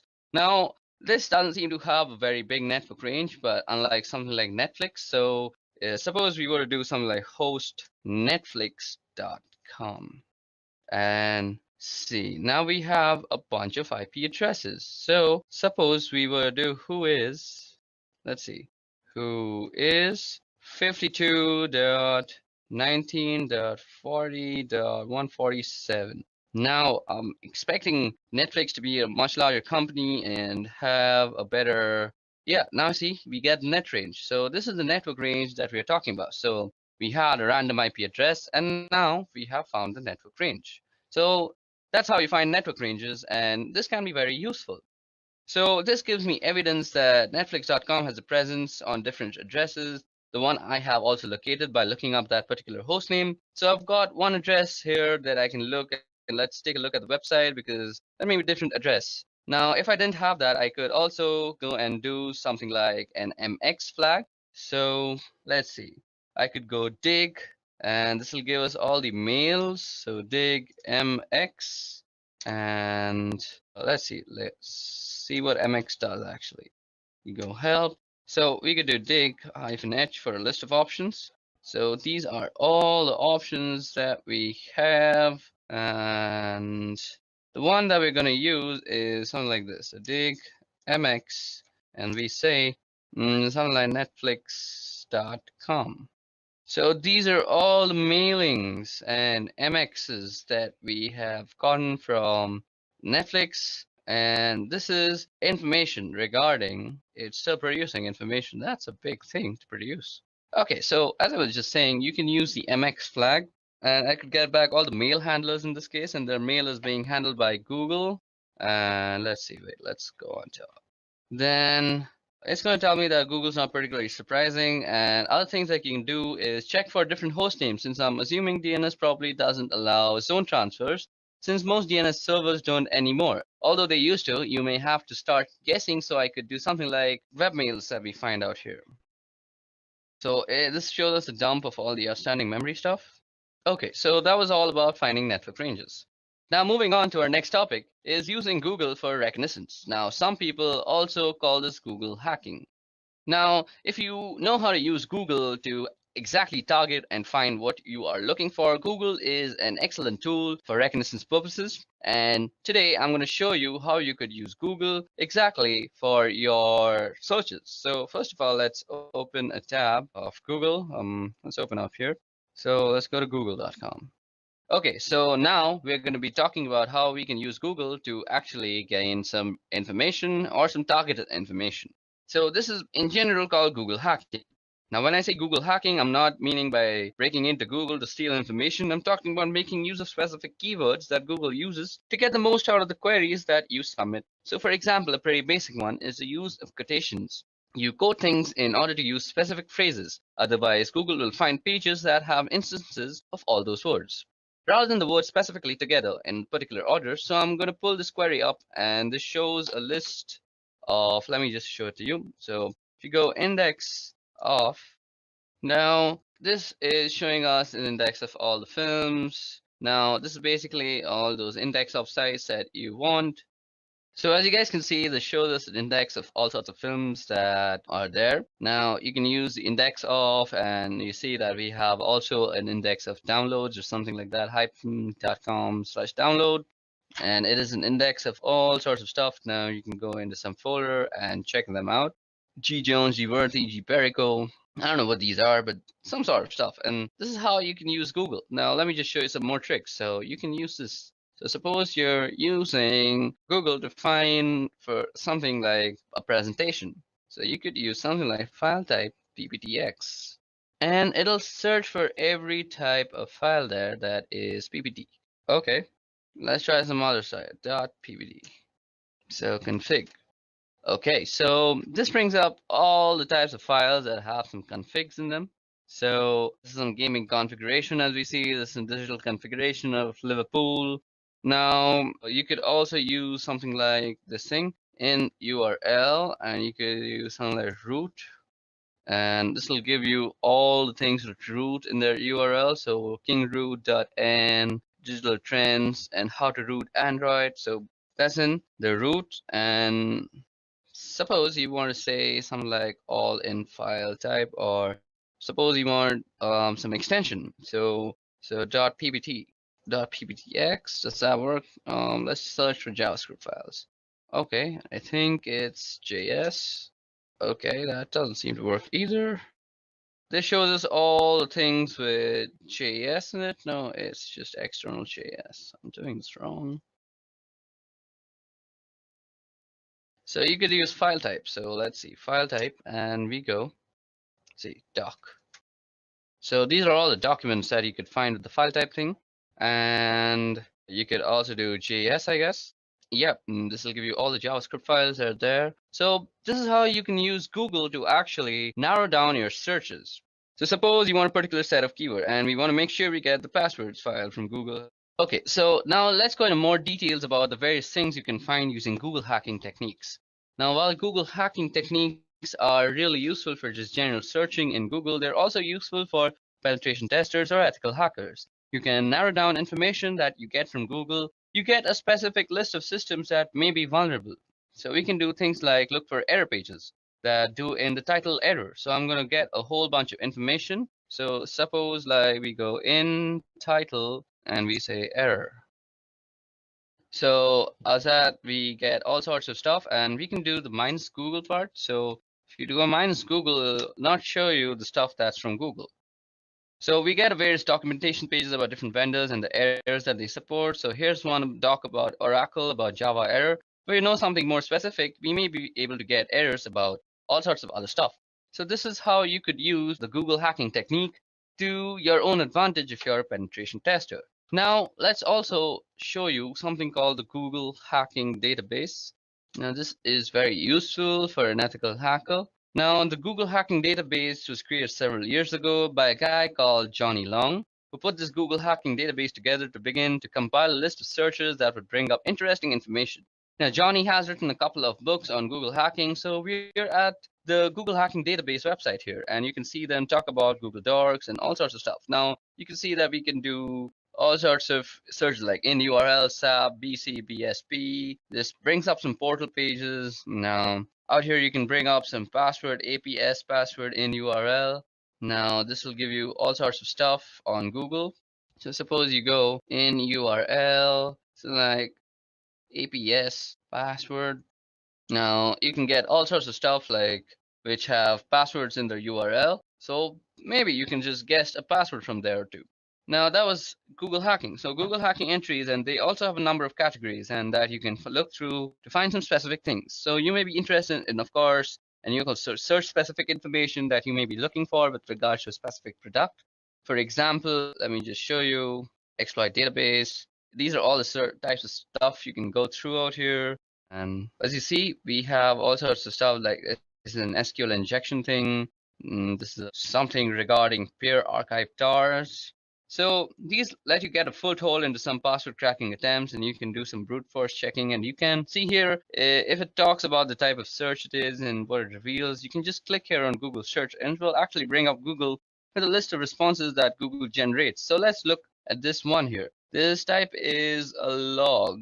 So this is something about cross-site scripting logs, and we can also see some potty logs if I was not wrong. So there's some denial of service POC, and we can see a bunch of stuff. And if you continue to scroll down, there are a lot of interesting information in here. So somehow somebody's got a potty log that has logged a lot of information. They've got it up on a website, and it's basically a bunch of information that you can see. You can also get some surveillance videos sometimes, and you can look into them. And this is basically how you could use Google. So it's basically a list of queries that you can go through, and this is a very useful site if you're a penetration tester and looking for some help with your Google hacking terminologies. So that's it for Google hacking. Now let's move on. Okay, so now it's time for some networking fundamentals, and what better place to begin with TCP/IP. Now, we're going to be talking about the history of TCP/IP and the network that eventually morphed into the thing that we now call the internet. So this thing began in 1969, and it spun out of this government organization called ARPA, which Advanced Research Projects Agency, and they had an idea to create a computer network that was resilient to a certain type of military attacks. And the idea was to have this network that could survive certain types of war and warlike conditions. So ARPA sent out this request for proposals to BBN, which is Bolt, Baranek, and Newman, and they were previously an acoustical consulting company, and they won the contract to build what was called the ARPANET. The first connection was in 1969, So that's where we get the idea that the internet began in 1969, and the internet as we call it now didn't really begin, but ARPANET did. And ARPANET has a long history that goes through NSF.net in 1980s, and after ARPANET was sort of decommissioned, and a lot of other networks were folded into this thing called NSF.net that then turned into what we now call the internet. And once a lot of other networks were connected into its first protocol on the ARPANET, initially there were 18 to 22 protocols, which was very first protocol defining communication on ARPANET. And it was called 1822 protocol because BBN report 1822, which describes how it worked shortly. And after that, there was this thing called the Network Control Program. And the Network Control Program consisted of ARPANET's host-to-host protocol and an initial control protocol. Now, there's certainly not a direct correlation or an analogy here, but if you want to think about it in particular, where you could say that the ARPANET host-to-host protocol is kind of like UDP, and the Initial Connection Protocol, or ICP, is kind of like TCP. So the host-to-host protocol provided a unidirectional flow control stream between hosts, which sounded a little bit like UDP, and ICP provided a bidirectional pair of streams between two hosts. And again, these aren't perfect analogies, but the host-to-host protocol is a bit like UDP, and ICP is a little bit like TCP now. Now, the first router was called an interface message processor, and that was developed by BBN. It was actually a ruggedized Honeywell computer that had special interfaces and software. So the first router wasn't a ground-up built piece of hardware, but it was actually an existing piece of hardware that was specially purposed for this particular application. So Honeywell had this computer that they made out, and BBN took that and made some specific hardware interfaces and wrote some special software that allowed it to turn into this interface message processor, which passed messages over ARPANET from one location to another. So where did IP come in here in 1973? So IP came in here as well in 1973, as I just said, and a guy by the name of Vint Cerf and another guy by the name of Robert Kahn took the ideas of NCP and what the ARPANET was doing, and they tried to come up with some concepts that would work for the needs that the ARPANET had. And so by 1974, they had published a paper that was published by the IEEE, and they proposed some new protocols. They originally proposed a central protocol called TCP. Later on, TCP was broken into TCP and IP to get away from the monolithic concept that TCP was originally. So they broke it into more modular protocols, and thus you get TCP and IP. So how do we get to our version 4, which is IPv4, since that's the kind of internet that we're using right now? Version 6 is coming and has been coming for many, many years now, but we're still kind of version 4. So how did we get here between 1977 and 79? And we went through version 0 to 3 by 1979, and 1980 we started using version 4. And that's eventually became the de facto protocol on the internet. In 1983, when NCP was finally shut down, because of all the hosts on the ARPANET were using TCP/IP by that point in 1992, work began on an IP next generation, and for a long time, all of the specifications in the RFCs talked about PNG eventually, and IPNG became known as IPv6. You may be wondering where IPv5 went. Well, it was a specially purposed protocol that had to do something with streaming, and certainly not a widespread thing. One of the differences between IPv4 and IPv6 is that IPv6 has a 128-bit address, which gives us the ability to have some ridiculously large numbers of devices that have their own unique IP address. IPv4, by comparison, has only 32-bit addresses, and as you've probably heard, we're well on our way to exhausting the number of IP addresses that are available, and we've done a lot of things over the years to conserve address space and reuse address space so we can continue to extending to the point till where we completely run off IPv4 addresses. Another thing about IPv6 is it attempts to fix some of the inherent issues in IP, and some of those has to do with security concerns, and there are certainly a number of flaws in IPv4. And when they started working on IP next generation or IPv6, they tried to address some of those concerns in some of those issues. And they may not have done it perfectly, but it was certainly an attempt. And IPv6 attempted to fix some of the issues that were inherently in IP. And so that's the history of TCP/IP till where we've reached today. Okay, so now that we've discussed a brief history on TCP/IP and how it came about to the TCP/IP version 4, let's discuss the model itself. Now we're going to be discussing two models, and those are the OSI model and the TCP/IP model. Now, as I said, we'll be talking about the OSI and TCP models for network protocols and the network stacks. OSI, first of all, is the one that you see out here. It's the one on the left-hand side of the screen. And OSI stands for Open Systems Interconnect. And in the late 1970s, they started working on a model for how a network stack and network protocols would look originally. The intent was to develop the model and then develop the protocols that went with it. But what ended up happening was after they developed the models, TCP/IP started really taking off. And the TCP/IP model was what went along with it and matched better. What was going on with TCP/IP, which became the predominant protocol, and as a result, the OSI protocols never actually got developed. However, we still use the OSI model for a teaching tool, as well as a way of describing what's going on within the network stack. And in networked applications, you'll often hear people talking about different layers, like that's a layer 2 problem, or we're under a layer 3 space. Now, continuing through these lessons, I'll refer occasionally to the different layers, and when I do that, I'm referring to the OSI model. So let's take a look at the OSI model. Starting from the bottom, we have the physical layer, which is where all the physical stuff lives. The wires and cables and network interfaces and hubs, repeaters, switches, and all that sort of stuff. So all that sort of physical stuff is sitting in the physical layer. Now sitting above this is the data link layer, and that's where the Ethernet protocol, ATM protocol, frame relay, those sort of things live. Now I mentioned the switch below the physical, the switch lives at layer 1, but it operates at layer 2. And the reason it operates at layer 2 is because it looks at the data link address and the layer 2 or physical address, and that's not to be confused within the physical layer.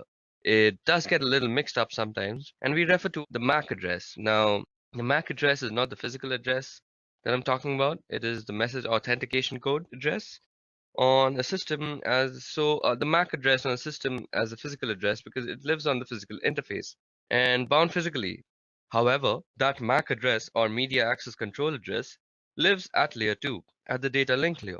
The network layer, which is right above at layer 3, that's where the IP lives, as well as ICMP, IPX, and from IPX, SPX suite of protocols from novel routers operate at layer 3, and at layer 4 above that is the transport layer. That's the TCP, UDP, and SPX again, from the IPX SPX suite of protocols. And above that is the session layer, and that's layer 5, and that's AppleTalk, SSH, as well as several other protocols. And then there's a presentation layer, which is layer 6, and you'll often see people refer to something like JPEG or MPEG as examples of protocols that live on that layer. Then there's a presentation layer, which is the final layer, which is layer 6, and you'll often see people refer to something like JPEG or MPEG as examples of protocol that live at that layer. And then they live at that layer, which is the presentation layer. Finally, we have layer 7, which is the application layer, and that's HTTP, FTP, SMTP, and similar application protocols, whose responsibility is to deliver and use a functionality. So that's basically the OSI model, and that's the 7 layers of the OSI model. And there's some important thing to note here. That is, when we are putting packets onto the wire, the packets get built from top of the stack from the top of the stack to the bottom of the stack, which is why it's called a stack. Each layer sits on top of the other, and the application layer is responsible for beginning the process, and then that follows through the presentation session and transport layer and down through the network data link until we finally drop it on the wire at the physical layer. When it's received from the network, it goes from the bottom up and we receive it on the physical and it gets handled by the data link and then the network and till the application layer. So basically when a packet is coming in, it comes in from the application, goes out from the physical, and then when it's going out also it goes from the physical through the data link, then the network, transport session, presentation and application, and finally to the target system. Now what we're dealing with is an encapsulation process, so at every layer on the way down the different layers add bits of information to the datagram or the packet. So that's when it gets to the other side. Each layer knows where its demarcation point is. While it may seem obvious, each layer talks to the same layer on the other side. So when we drop a packet out onto the wire, the physical layer talks to the physical layer, and in other words, the electrical bits that get transmitted by the network interface on the first system are received on the second system.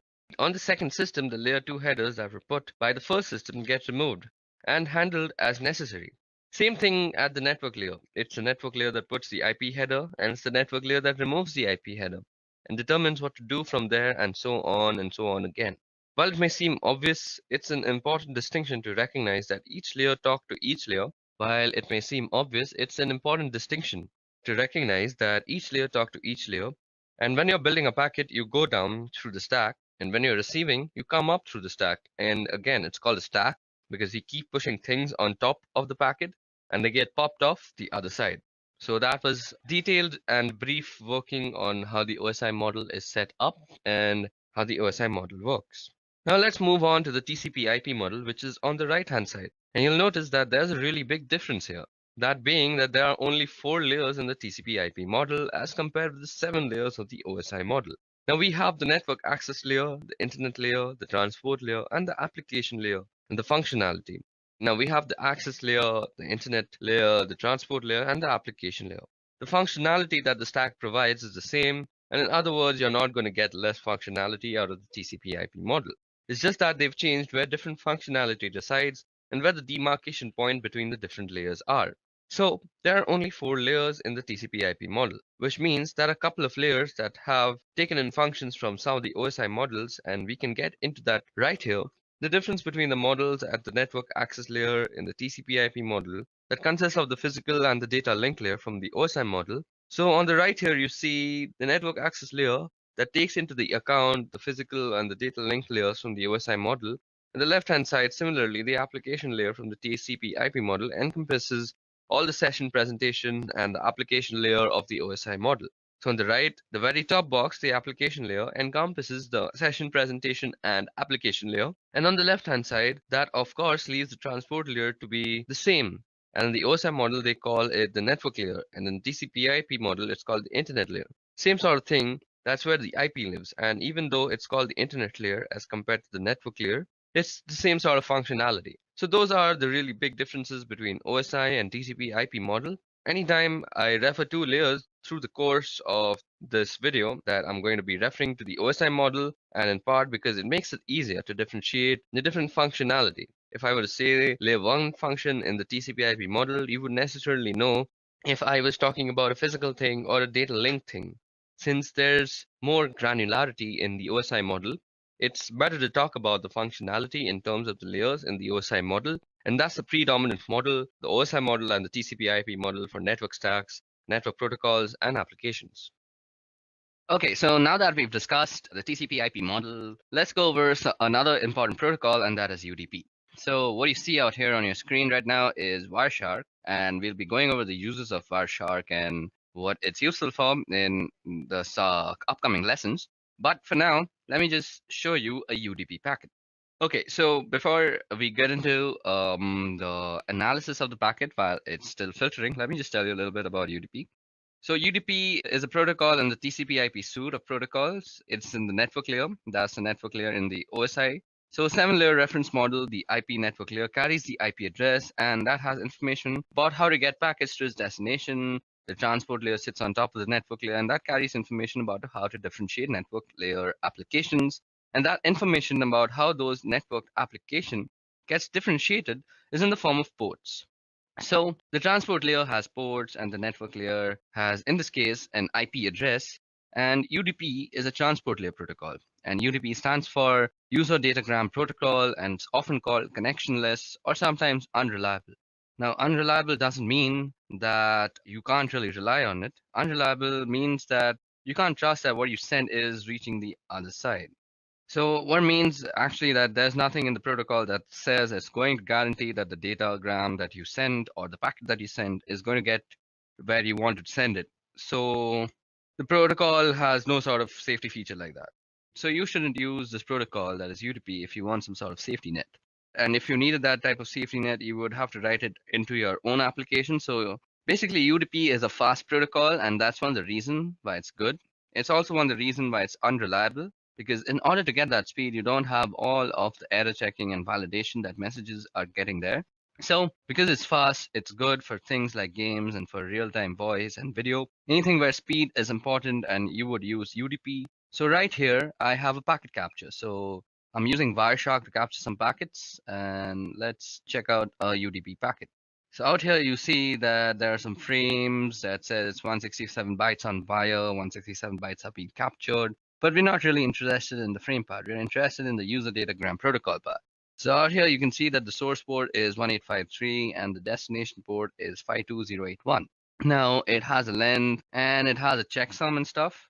So as you guys see out here, well, we don't really see a bunch of information. What you only see is the source port and the destination port, the length, and there's also a checksum. So UDP doesn't come with an awful lot of headers because it doesn't need any of the things that you see in the other packet headers. The only thing it needs is to tell you how to get the application on the receiving host, and that's where the destination port comes in. And once the message gets to the destination needs to know how to communicate back to the originator, and that would be through the source port or a return message. So a return message would convert the source port to a destination port and send back to that port in order to communicate with the originator. So we have a source port and destination port, and the length is the minimal amount of checking, and to make sure that if the packet that you received is different from the length that's specified in the UDP header, then there may have been something wrong. So you may want to discard the message to check for more messages. So the checksum also makes sure that nothing in the middle was tampered with, although it's if there's some sort of man-in-the-middle attack or something like that, a checksum is pretty easy to manufacture after you've altered the packet. So you can see here in the message that there's a number of UDP packets. Some of them just say UDP. The one I look at happens to be from some Skype application, I guess. So talking to Skype servers, and we've already got the DNS. Now DNS also needs some fast response times because you don't want to spend a lot of time looking up information about servers that you're going to before, because just to go to them. So DNS servers throw out their queries onto the wire using UDP hopping to get fast sponsors. They don't want to spend a lot of time setting up connections and doing all the negotiating that comes with a protocol like TCP, for example. So here you see that the DNS is using UDP, and what we've got here is another UDP packet with port destination and all sorts of stuff. So you can see it out here. So you can see the checksum, it's unverified checksum status. So you can check out all sorts of stuff using Wireshark. So that was about UDP, or the user datagram protocol. Okay, so now that we're done with the user datagram protocol, let's talk about addressing modes. So addressing modes is how you address a packet to your different destinations. So there are three kinds of addressing modes. The first kind of addressing mode is unicast. This is a pretty simple one to understand. So there is one destination and one source, and the source sends the packet to the destination. And it depends on the protocol that you're using to actually address. So if it's something like TCP/IP, you're probably using a bidirectional stream. So the blue computer can talk to the red computer, and the red computer can talk back to the blue computer. But you can also use a UDP stream, which is like one directional stream. So I'm not sure if I'm using the correct word. So it's a stream that's in one direction. I guess I'm driving home the point here. So if it's a UDP, only blue is talking, and when blue stops talking, then red can talk. But if it's TCP/IP, blue and red can talk simultaneously at the same time. Now moving on, there's also broadcast. Now broadcast means that you are sending your packet to everybody on the network. So broadcast messages are very common from mobile network providers. So when you get those advertisements saying something like you have a new postpaid plan from Vodafone or Airtel or something like that, those are broadcast messages. So it's one server that is sending out one single message to all the other systems. Now there's also multicast. Now multicast is like broadcast but selective. Now multicast is used for actually casting your screen to multiple people. So something like screen share, when you're doing it with multiple people, is multicast, because you have the option to not show a particular computer what you are actually sharing. So those are the three modes of addressing: unicast, broadcast, and multicast. Okay, now moving on, let's look into the tool that we just used to understand UDP, that is Wireshark. So what exactly is Wireshark? So this utility called Wireshark is a packet capture utility, meaning that it grabs data that's either going out or coming in of a specific network. And there are a number of reasons why this may be useful or important. One of the reasons why it's really important is what's going on in the network is always accurate.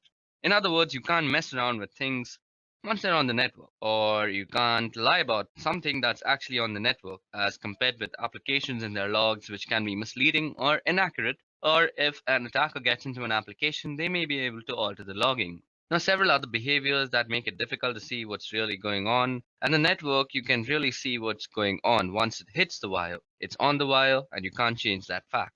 Now, once it hits the wire, so what we're going to do here is a quick packet capture. So let me just open up Wireshark for you guys. So as you guys can see, I have already Wireshark open for us. Let me just remove this UDP filter that was there. So Wireshark is recapturing. So let us go over the stuff that you can see on the screen. Some important features of Wireshark so that we can use it later. So what I'm doing here is a quick packet capture, and I'm going to show some of the important features of Wireshark so that we can use it later on. Now, when we're starting to do some more significant work, I select the interface that I'm using primarily, which is my Wi-Fi, and I'm going to go over here and we'll bring up a Google page so that we can see what's happening on the network. So let me just quickly open up a Google page. As you guys can see, it's capturing a bunch of data that's going around here. Now let me just open up a Google page and that's going to send up some data. Let's go back. So it's grabbing a whole bunch of stuff off the network. I'm just going to stop that. I'm going to go back and take a look at some of the messages here. So some of the features of Wireshark, as you can see on the top part of the screen, here there's a window that says number, time, source, destination, protocol, length, and info. And those are all of the packets that have been captured. And their numbering starting from 1, and the time has to do with being relative to the point that we've started capturing. And you'll see the source and destination addresses and the protocol, the length of the packet in bytes, and some information about the packet. At the bottom of the screen, you'll see detailed information about the packet that has been selected. So suppose I'm still selecting this TCP packet out here. So we can go through the frames. The frame also has some interface IDs, the encapsulation type, and all sorts of information is there about the frame. Then we can look at the source port, the destination port, the sequence number, the flag set, the checksums. We can basically check everything about a packet because this is a packet analyzer and a packet sniffer. Now you'll see some detailed information about the packet that has been selected. So I'm going to select, so as I've selected this TCP IP packet, we see that in the middle frame it says frame 290. It means that it has a 290 A flag packet, and the packet that was captured is 66 bytes. And we grab 66 bytes and it's 528 bits later. So what you see out here was the source and the destination MAC address of the layer to layer address. And then you can see the IP address of both source and destination. And it says it's a TCP packet, gives us a source port, destination port. And we can start drilling down into different bits of the packet. And you can see when I select a particular section of the packet down at the very bottom, you can see what's actually a hex dump of the packet. And on the right hand side is the ASCII. So this is the hex dump, and this is the ASCII that you're looking at. What's really cool about Wireshark it really pulls the packet into its different layers that we have spoken about, the different layers of the OSI and the TCP IP model. And the packets are put into different layers, and there's a couple of different models that we can talk about with that. What Wireshark does really nicely is it demonstrates those layers for us, as we can see here. It is actually 4 layers, and in this particular packet here, we can also do something. So I've got a Google web request. So what I want to do here is I want to filter based on HTTP. So I find a filter. So let's see. We can do an HTTP. And what I see here is it gets text input and it's going to get an image. So that's a PNG image. And this is a request to get the icon that's going to be displayed in the address bar. So you also see something called ARP out here, which I'll be talking about very soon. So let just the filtering be done. Now in the web browser, it's a favicon.ico that I can do here. I can select, analyze, and follow TCP streams. You can see all the requests related to this particular request, and it breaks them down very nicely. So you can see we've sent some requests to Spotify because I've been using Spotify to actually listen to some music. Then you can see all sorts of stuff like this was something to some not found place. So let's just take the Spotify one, and you can see that we get a bunch of information from the Spotify thing at least. You can see the destination, the source, it's an Intel Core machine. So the first part of the MAC address, the first few digits lets you tell if it's what is the vendor ID. So Intel has its own vendor ID. So F496 probably tells us that that's an Intel Core. So Wireshark does this very neat little thing that it also tells us from the MAC address what type of machine you're sending your packets to from the MAC address itself. So it's coming from a Sophos 4C and going to an Intel Core, and the type is IPv4. So that was all about Wireshark. You can use it extraneously for packet sniffing and packet analysis. Packet analysis comes very handy when you're trying to actually figure out how to do some stuff like IDS evasion, where you want to craft your own packets and you want to analyze the packets that are going into the IDS system to see which packets are actually getting detected as some intrusion. So you can craft your packet in a relative manner so that it doesn't get actually detected by the IDS system. So this is a very nifty little tool. We'll be talking about how you can craft your own packets just in a little while, but for now, let's move ahead. Okay, so now that we are done with our small little introduction and a brief use and history of Wireshark, now let's move on to our next topic for the video, that is DHCP. Okay, so DHCP is a protocol and it stands for Dynamic Host Configuration Protocol. So DHCP is a network management protocol used to dynamically assign an internet protocol address to any device on a network so they can communicate using IP. Now, DHCP automates and centrally manages these configurations rather than requiring some network administrator to manually assign the IP addresses to all the network devices. So DHCP can be implemented on small local networks as well as large enterprises. Now, DHCP will assign new IP addresses in each location when devices are moved from place to place, which means network administrators do not have to manually initially configure each device with a valid IP address. So if a device with a new IP address is moved to a new location of the network, it doesn't need any sort of reconfiguration. So versions of DHCP are available for use in the Internet Protocol version 4 and Internet Protocol version 6.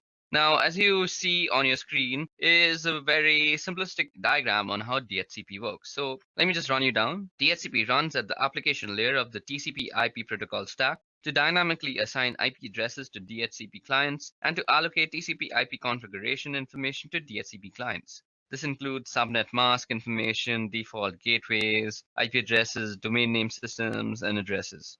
So DHCP is a client-server protocol in which servers manage a pool of unique IP addresses, as well as information about client configuration parameters, and assign addresses out of those address pools. Now, DHCP-enabled clients send a request to the DHCP server whenever they connect to a network. The clients configured with DHCP broadcasts a request to the DHCP server and the request network configuration information for a local network to which they're attached. A client typically broadcasts a query for this information immediately after booting up.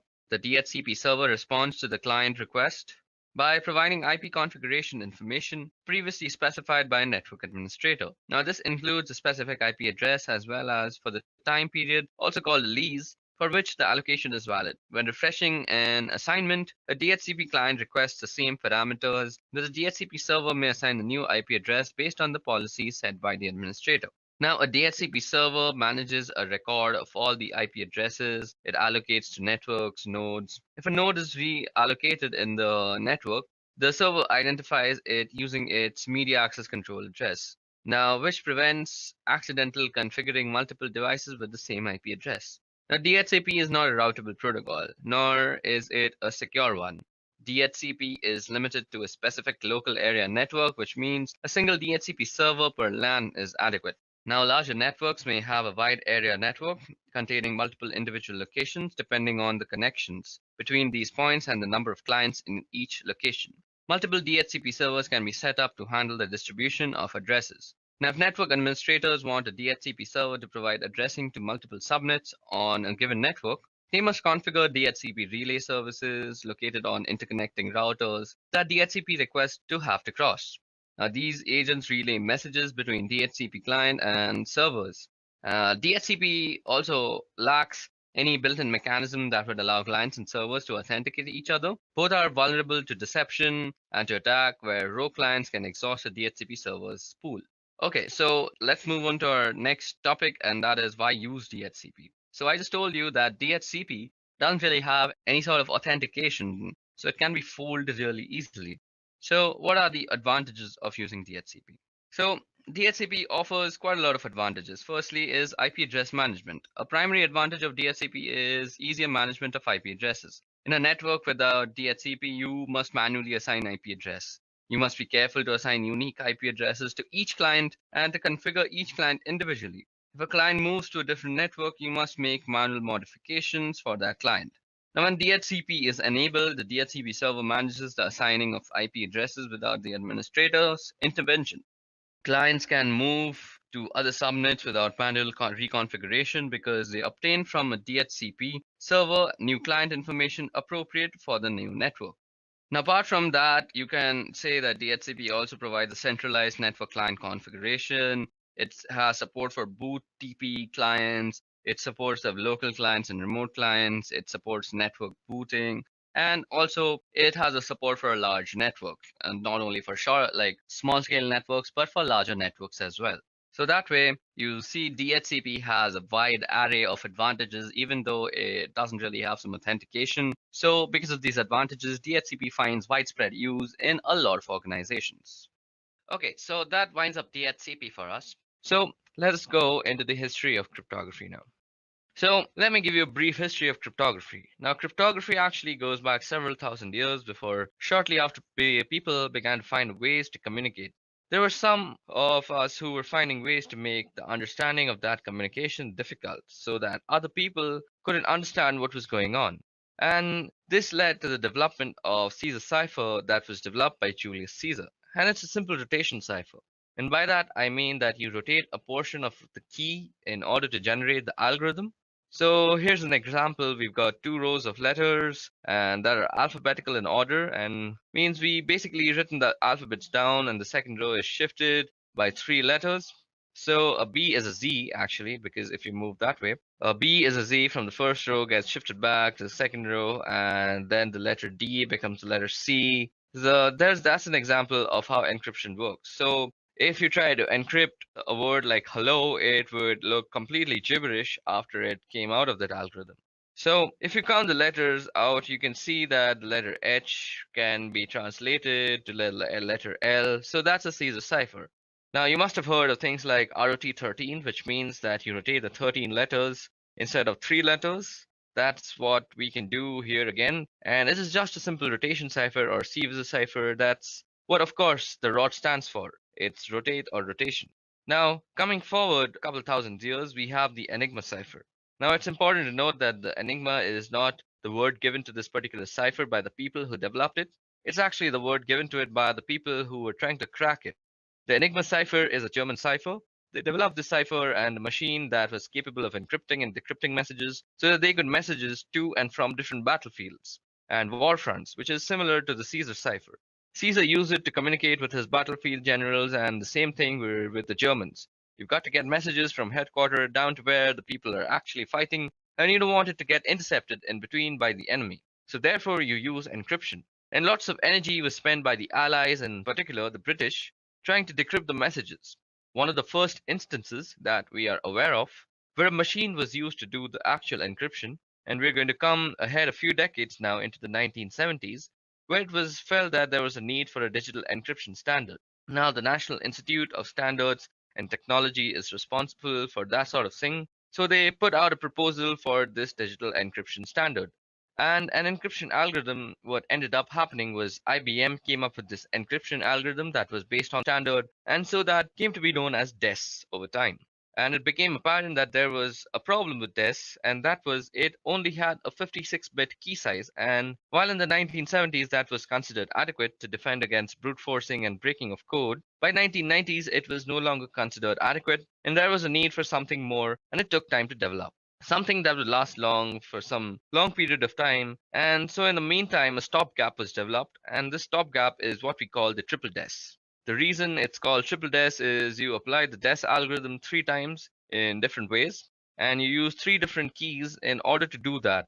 So here's how triple DES works. Your first 56-bit key is used to encrypt the plain text, just like you would do with the standard digital encryption standard algorithm, where it changes, and you take that ciphertext that's returned from the first round of encryption, and you apply the decryption algorithm to the ciphertext.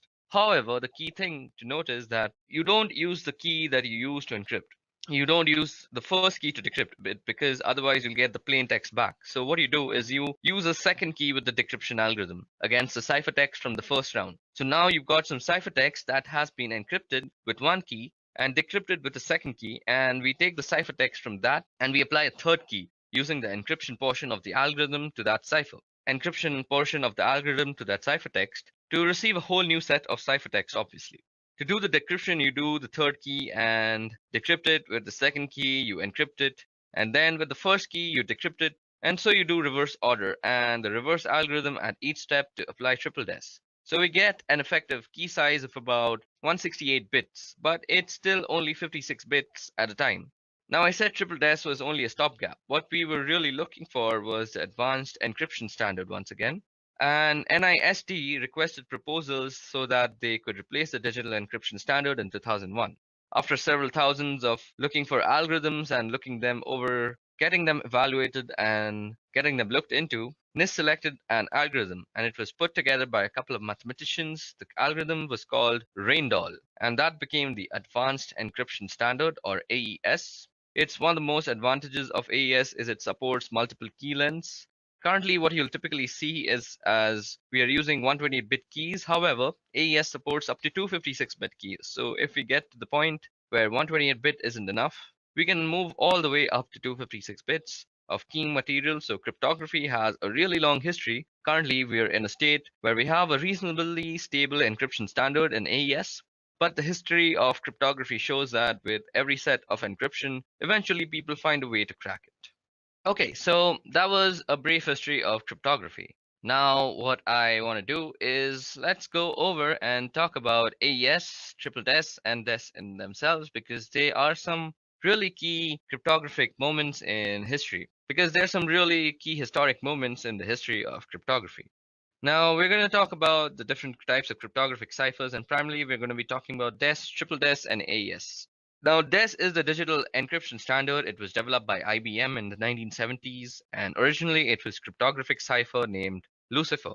And after some modifications, IBM proposed it as the digital encryption standard, and it was selected by the digital encryption standard. Ever since then, it's been known as DES.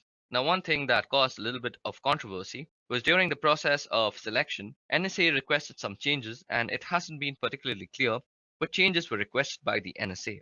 There has been some speculation that wondered if the NSA was requesting a backdoor into this digital encryption standard, which would allow them to look at encrypted messages in the clear. So basically, it would always give the NSA the ability to decrypt DES encrypted messages. It remained the encryption standard for the next couple of decades or so. So what is DES and how does it work? Basically, it uses 56-bit keys rather than a stream cipher. It's a block cipher and it uses 64-bit blocks. And in 1998, DES was effectively broken. When a DES encrypted message was cracked in 3 days, a year later, a network of 10,000 systems around the world cracked the DES encrypted message in less than a day. And it's just gotten worse since then with modern computing power being what it is. Since DES was actually created, we already had come to the realization that we needed something else. So along came triple DES. Now, triple DES isn't 3 times the strength of DES necessarily. It applies DES just 3 times. And what I mean by that is what we do is we take a plain text message, then let's call that P, and we're going to use a key called K1, and we're going to use that key to encrypt the message. And use a key that we will call K1, and we're going to use that to encrypt the message. And that's going to result in the ciphertext, and we'll call this C1. So C1, the output of the first round of encryption, we're going to apply a second key, and we'll call that K2 with that second key. And we're going to go through a decryption process on C1. Since it's the wrong key, we're not going to get plain text out on the other end. What we're going to get is another round of ciphertext, and we will call this C2. What we do with C2, we are going to apply a third key, and we will call this K3, and we're going to encrypt ciphertext C2, and that's going to result in another round of ciphertext, and we will call that C3. So we have 3 different keys applied in 2 different ways. So with key 1 and key 3, we do a round of encryption, and with key 2, we do a round of decryption. So it's an encrypt, decrypt, encrypt process with separate keys. While that doesn't really yield a full 168-bit key size, the 3 rounds of encryption yields an effective key size of 168 bits because you have to find 356-bit keys. So speaking of that, technical detail for triple DES, we're still using the DES block cipher with 56-bit keys, but since we've got 3 different keys, we get an effective length of around 168 bits. Triple DES was really just a stopgap measure. We knew that if DES could be broken, triple DES could surely be broken with just some more time, I guess. And so the NIST was trying to request a standard that was in 1999, and in 2001, NIST published an algorithm that was called AES. So this algorithm that was originally called Reindoll was published by NIST as the Advanced Encryption Standard. Some technical specifications about AES is that the original Reindoll algorithm specified variable block sizes and key lengths. And as long as those block sizes and key lengths were multiples of 32 bits, so 32, 64, 96, and so on, you could use those block sizes and key lengths When AES was published, AES specified a fixed 128-bit block size and key length of 128, 192, and 256. AES with three different key lengths, but one block size, and that's a little bit of detail about DES, triple DES, and AES. So when AES was published, AES specified a fixed 128-bit block size and a key length of 128, 192, and 256 bits. So we've got with AES three different key lengths, but one block size. And that was a little bit of detail about DES, triple DES, and AES. We'll use some of these in doing some hands-on work in the subsequent part of this video. Okay, so now that I've given you a brief history of how we have reached the encryption standards that we are following today, that is the advanced encryption standard, let's go ahead and talk a little bit more about DES, triple DES, and AES. So DES is a digital encryption standard. It was developed by IBM in the 1970s, and originally it was a cryptographic cipher named Lucifer. And after some modifications, IBM proposed it as the digital encryption standard. It was selected to be the digital encryption standard, and ever since then, it's been known as DES or DES. One thing that caused a little bit of controversy was during the process of selection, the NSA requested some changes, and it hasn't been particularly clear what changes were requested by the NSA. There has been some sort of speculation that wondered if the NSA was requesting a backdoor into this digital encryption standard, which would allow them to look at encrypted messages in the clear. So basically, it would always give the NSA the ability to decrypt DES encrypted messages. It remained the encryption standard for the next couple of decades or so. And what is DES and how does it work? Now, DES remained the digital standard for encryption for the next couple of decades. So what does it do and how does it work? So basically, it uses a 56-bit key rather than a stream cipher. It's a block cipher and it uses 64-bit blocks. And in 1998, if you know, DES was effectively broken when a DES encrypted message was cracked in 3 days. And then a year later, a network of 10,000 systems around the world cracked a DES encrypted message in less than a day. And it's just gotten worse since then with modern computing being what it is today. Now, since DES was created and broken, we knew we needed something. And what came in between advanced encryption standards and DES is triple DES. Now, triple DES isn't 3 times the strength of DES necessarily. It's really DES applied 3 times. And what I mean by that is we take a plain text message, then let's call that P, and we're going to use a key called K1. And we're going to use that key to encrypt the message, and that's going to result in the ciphertext 1. So we'll call that C1. Now, C1 is the output of the first round of encryption, and we're going to apply a second key called K2. And with that second key, we are going to go through a decryption process on C1. Now, since it's the wrong key, we are not going to get the plain text out of the decryption process. On the other end, we are going to get another round of ciphertext, and we're going to call that C2. Now with C2, we are going to apply a third key, and we are going to call that K3, and we're going to encrypt ciphertext C2, and that's going to result in ciphertext C3. So we have 3 different keys applied in 2 different ways. So with key 1, key 3, we do a round of encryption. With key 2, we do a round of decryption. So it's basically an encrypt, decrypt, encrypt process with 3 separate keys.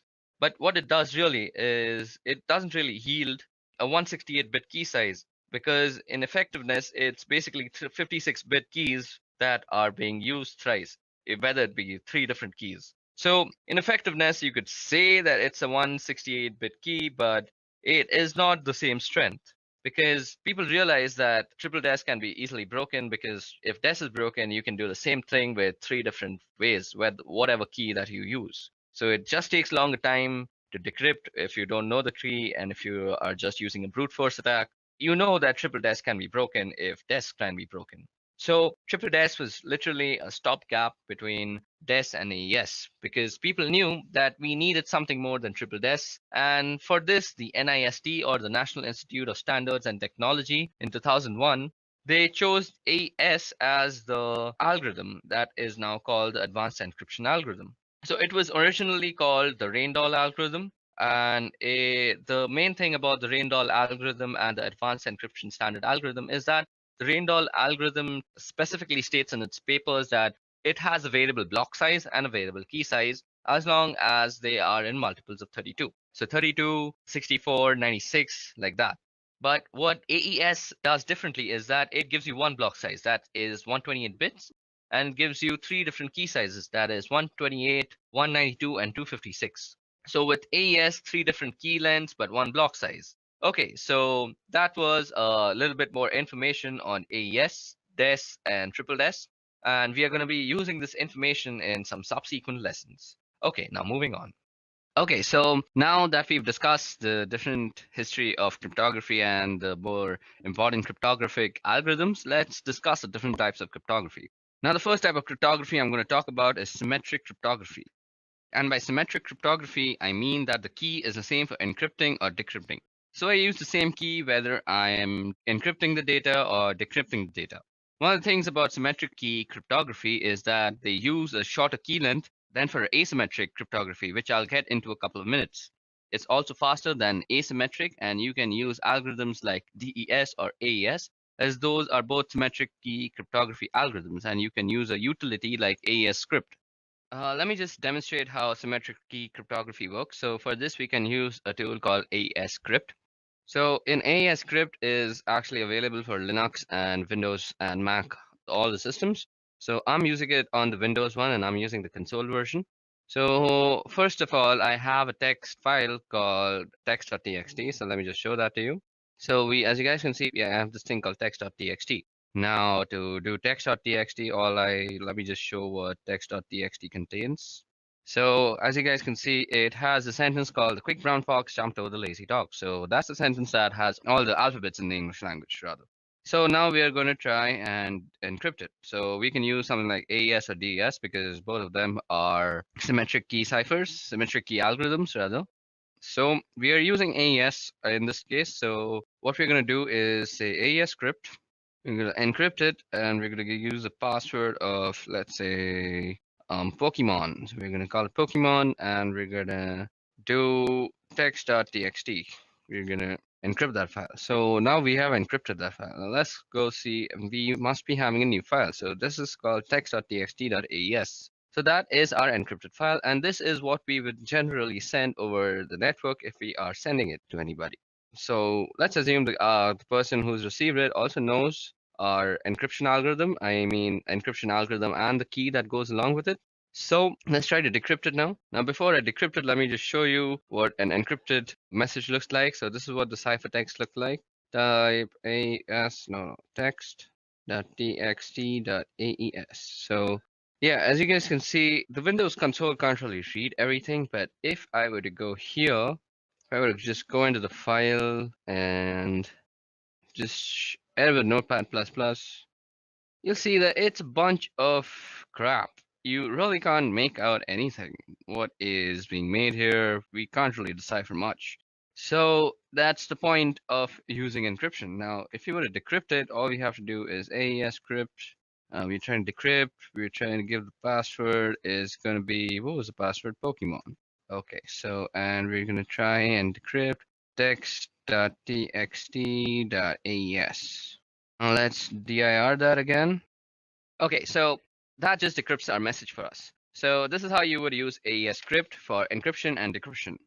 So that just decrypts it, and that's how you would use symmetric key encryption to encrypt a file for this example. Symmetric key uses either a stream cipher or a block cipher, and the differences between stream or block ciphers is that block takes a block of bits at a time and it's a fixed length. So for example, 64 bits, if I were to use a block cipher with 64 bits, I would need to take in 64 bits before I could start encrypting. Now, if I didn't have 64 bits to encrypt, I would have to fill it with padding in order to get up to 64 bits a stream cipher.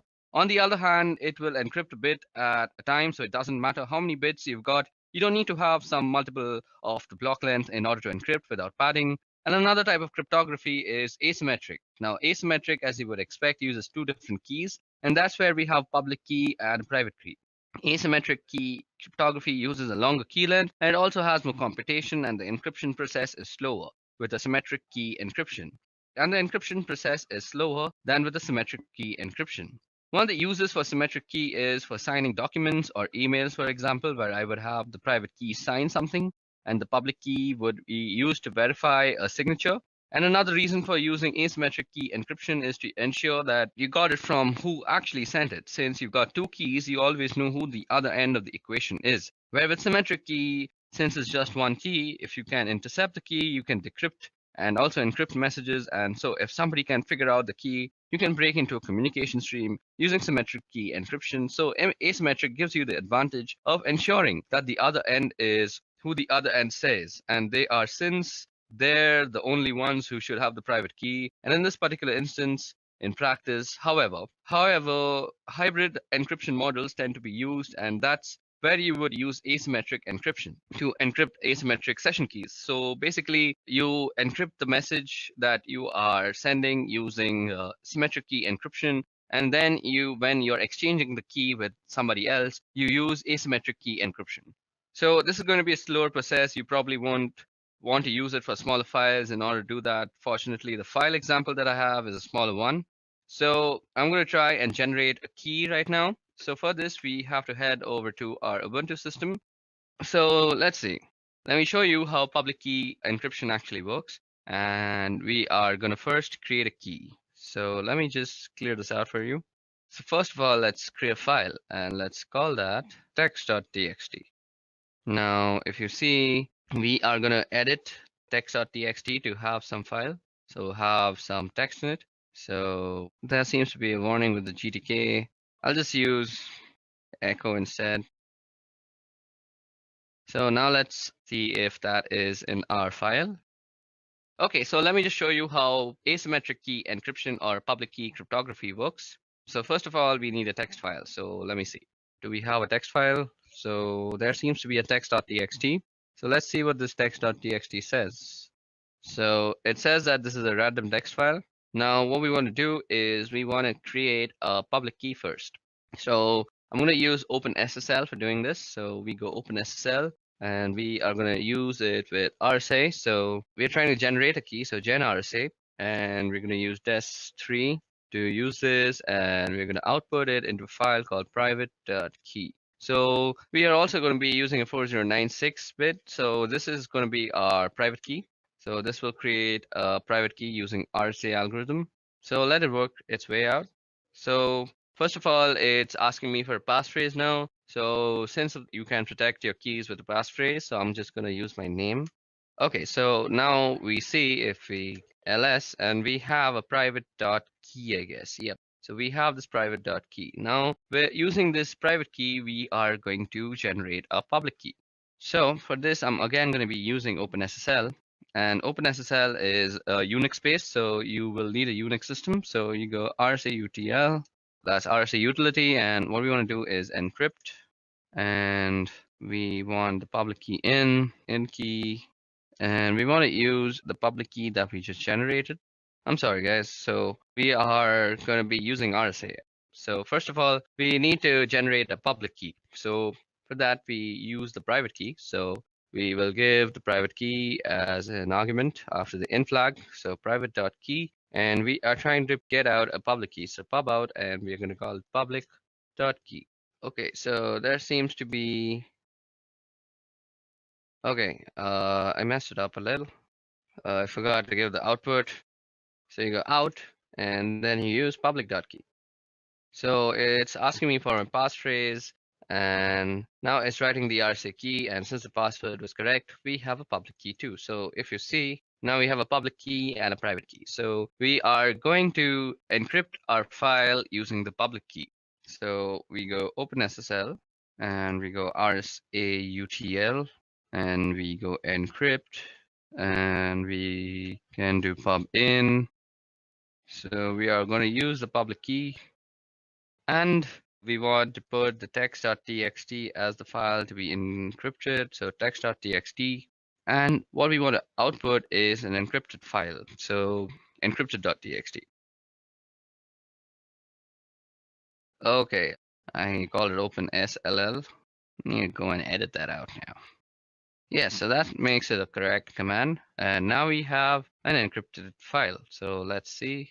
ls and yep, encrypted.txt. So if we just cut that out, so we see it's a bunch of garbage, and we really can't read it unless we decrypt it. So for decrypting the key, all we have to do is again use OpenSSL. Let's clear this out first. So OpenSSL, and we are going to be using the RSA utility again. So RSA UTL, we're going to decrypt this time. So we go with the decrypt flag, and then we are going to be giving the in key. and that is going to be the private key. And what we want to decrypt is encrypted.txt, and what we want to output it is as, let's say, plaintext.txt. So it's going to ask me for my passphrase, which is my name, and I've entered the passphrase, and now we have a plaintext.txt. Now, if we are to go in ls, we see that we have a plaintext.txt out here, just replied info.txt. Now let me just cat that out. So plaintext.txt. So this is a random text file. And if we go up, we see that it was a bunch of garbage, and before that, it was a random text file. Now, you can also run this command called diff plaintext.txt text.txt. So this will give you a difference in the text strings. So it's 0, so it gives you that's the difference. So both the files are the same, and that's how public key cryptography works and how symmetric key cryptography works. Okay, now moving ahead of cryptography, let's talk about certificates. Okay, so now that we're done with cryptography, let's talk about digital certificates. So what is a digital certificate? Well, a digital certificate is an electronic password that allows a person, organization to exchange data securely over the internet using public key infrastructure. So digital certificate is also known as a public key certificate or an identity certificate. Now, digital certificates are a means by which consumers and businesses can utilize the security application of public key infrastructure. Public key infrastructure comprises of the technology to enable secure e-commerce and internet-based communication. So what kind of security does a certificate provide? So firstly, it provides identification and authentication. The person or entities with whom we are communicating are really who they say they are. So that is proved by certificates. So then we have confidentiality. The information within the message or transaction is kept confidential. It may only be read and understood by the intended sender. Then there's integrity, there's non-repudiation. The sender cannot deny sending the message or transaction. The receiver, we'll get to non-repudiation, and I'll explain how non-repudiation comes into digital certificates. So digital certificates are actually issued by authorities who are business, who make it their business to actually certify people and their organization with digital certificates. Now, you can see these on Google Chrome. Now, let me just open Chrome for you guys, and you can see it out here. You can see certificates, and you can go into the issuer statements, and you can go into all sorts of stuff. So you can see it's issued by Encrypt Authority X3. So that's an issuing authority for digital certificates. Now, that was all about the theory of certificates. Let's go and see how you can create one. So to create a digital certificate, we are going to be using the OpenSSL tool again. So first of all, let me show you how to create a certificate. So we are going to be using the OpenSSL tool for that. So first of all, let me clear the screen out. So in this case, I'm going to generate a certificate authority certificate. So I'm doing an RSA key here to use inside the certificate. So first of all, I need to generate a private key. So to do that, as I had just showed you guys, we can use the OpenSSL tool. You go OpenSSL and gen RSA, and we're going to use DES3. Then we're going to out it, and let's call it ca.key. And we're going to use 4096 bits. So I'm doing an RSA key here to use inside the certificate. So I'm generating a private key, and the private key is used as a part of the certificate. And there's a public key associated with the certificate. So you've got public and private key, and data gets encrypted with the public key and then gets decrypted with the private key. So they are mathematically linked, that the public and private key, because you need one for the end of the communication, and the other for the other end of the communication. And they have to be linked so that the data that gets encrypted with one key gets to be decrypted with other key. So this is asking for a passphrase, and so I'm going to be giving my name as the passphrase. So that has generated the key for us. So now I'm going to generate the certificate itself. So I'm going to be using the OpenSSL utility. So first of all, you say OpenSSL, and you say request. So it'll be a new request, and it's going to be an X509 request. It's going to be valid for 365 days. And let's see, the key is going to be ca.key. And we're going to output it into ca, or let's call it Edureka.crt. So this is a certificate that I'm producing in the name of the company that I'm working for. So that is Edureka. So it says it's unable to load the private key. Let me just see, is the private key existing? I had a previous private key, so let me just remove that. Does it have a ca.key? Seems like I put the name differently. So let me just try that again. Open SSL, then we do request. So we're requesting a new certificate, and it's going to be X509, and it's going to be there for 365 days, and key is ca.key. Apparently that's for it's called out here. So, and it's going to be out into edureka.crt. Let's see if that works. So let's enter the passphrase. So it's my name. So now it's going to ask me a bunch of information that's going to be inside the certificate. So let's say it's asking the country name. Again, so let's put in the state. Okay, so IN, state, province name, some state. So Bangalore. Locality, let's say Whitefield. Organization name is Edureka. Unit name, Brain Force. Common name, let's leave that out. Email address, let's leave that out too. And we have our certificate. So if you go and list out your files, you'll see that there is a certificate called edureka.crt out here, which is highlighted. Okay, so now if you want to view this file, you could always use the OpenSSL. You could always use the OpenSSL utility. So you say you want to read an X059 request and you want it in text, and what you want to see is edureka.crt. Okay, so that is the certificate. So you see that it has all the signature, it has signature algorithm, it has all the information about the certificate, and it says signature issuer is CIN in state Bangalore, in location Whitefield, Edureka Brainforce, validity. It has all sorts of information. So that was all about digital certificates, who issues digital certificates, where are they useful. So this is basically non-repudiation. So nobody can say with this certificate that if this certificate is included in some sort of a website and that website tends to be suppose malicious and there's a complaint. Now the website can't go to a court of law and say they didn't know about this because the certificate that was included had their private key and the private key was only supposed to be known to the company. So that is non-repudiation. You just can't deny that you didn't do it. Okay, so that was all about certificates. Now moving on. Okay, so moving on, we are going to be talking about cryptographic hashing. Now, while the word cryptographic is in the term cryptographic hashing, and it does lead you to believe that there is encryption involved, there is no encryption involved in a cryptographic hash. There is a significant difference between hashing and any sort of encryption, and that is primarily that encryption is a two-way process.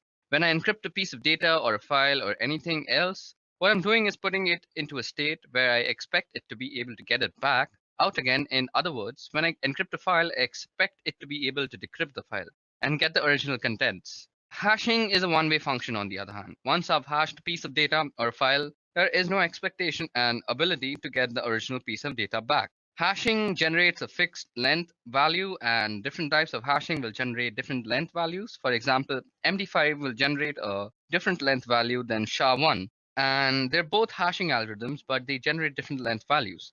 And the resulting value from a hash function should be in no relation at all to the original piece of data. As a matter of fact, if two inputs generate the same hash value, it's called a collision. And if you can generate collisions, you may be able to get a point where you can generate a piece of data that are going to generate the same hash values, and that leads you to the potential ability to break the particular hashing algorithm that you're using. So what we can use hash is for, well, one thing we can use hash is for file integrity. We can run a hash on a file and get a value back, and later we can check that the value to make sure if it's the same. If it's the same, I can be sure that the same file was hashed in both instances. So let me just show you an example of what I just said, that if we hash a file, we'll get the same hash every time. So remember the certificate that we just created. Let me just log in again. So we are going to hash this certificate and it will create a certain hash. And we are going to see that every time we hash it, we are getting the same hash. So we can use this command called md5 sum and we can do edureka.crt. So this is the hash produced after you've hashed edureka.crt. So if I do an md5 again, so md5 is a hashing algorithm that you should know of. So edureka.crt, and it will produce very similar hash. Let's see if SHA-1 works like this. So SHA-1 edureka.crt. Okay, SHA-1 is SHA, the SHA from the SHA utils package. Okay, so I've proved my point that with MD5, which is a cryptographic hashing algorithm, we are getting the same hash back. So if you are able to produce the same hash, that means you have broken the algorithm in itself. So if you run MD5 on Linux, you can get a version of MD5 and MD5 summation program on Windows and Mac OS, where with the utility MD5, which does the same thing. So I just showed you the file and I hashed it. And another reason we use hashing is we are storing passwords. So passwords are stored after hashing. We hash the passwords, and the reason for hashing passwords is so you're not storing the password in clear text, which would be easily seen even if you got it protected with permissions. If I hash the password every time I hash that password, I'm going to get the same value back from the same algorithm. So what I do is store the hash in some sort of password database. Since it's a one-way function, you can't get the password back directly from the hash. Now, what you can do with most password cracking programs, do some variation of this, and you just generate hashes against a list of words until you get a hash value that matches the one in the password. Once you get the hash that matches the one in the password, you know what password is there and here, and we come back to the idea of collisions. If I can take two different strings of characters and get the same values back, then it's easier to crack the password because I may not necessarily get the password, but if the hash that I get back from a particular string of data is the same as that I get from the original password, then it doesn't matter whether I know the password because the string of data that I put in is going to generate the same hash value that you're going to compare when you log in. And this hash value will just give you that it's valid and you'll be able to log in. So suppose the password that you chose while making your account is dog, and the dog word produces this hash value. And if I were to like hash cat with the same algorithm, and if the algorithm was prone to collisions, it might produce the same hash value as dog. So with the password cat, I could open up your password. I could open up your account. So that was all about hashing and hashing algorithms. Let's move on now. Okay, so in this part of the video, we're going to go over SSL and TLS. Now, SSL and TLS are ways of doing encryption, and they were developed in order to do encryption between websites, web servers, and clients or browsers.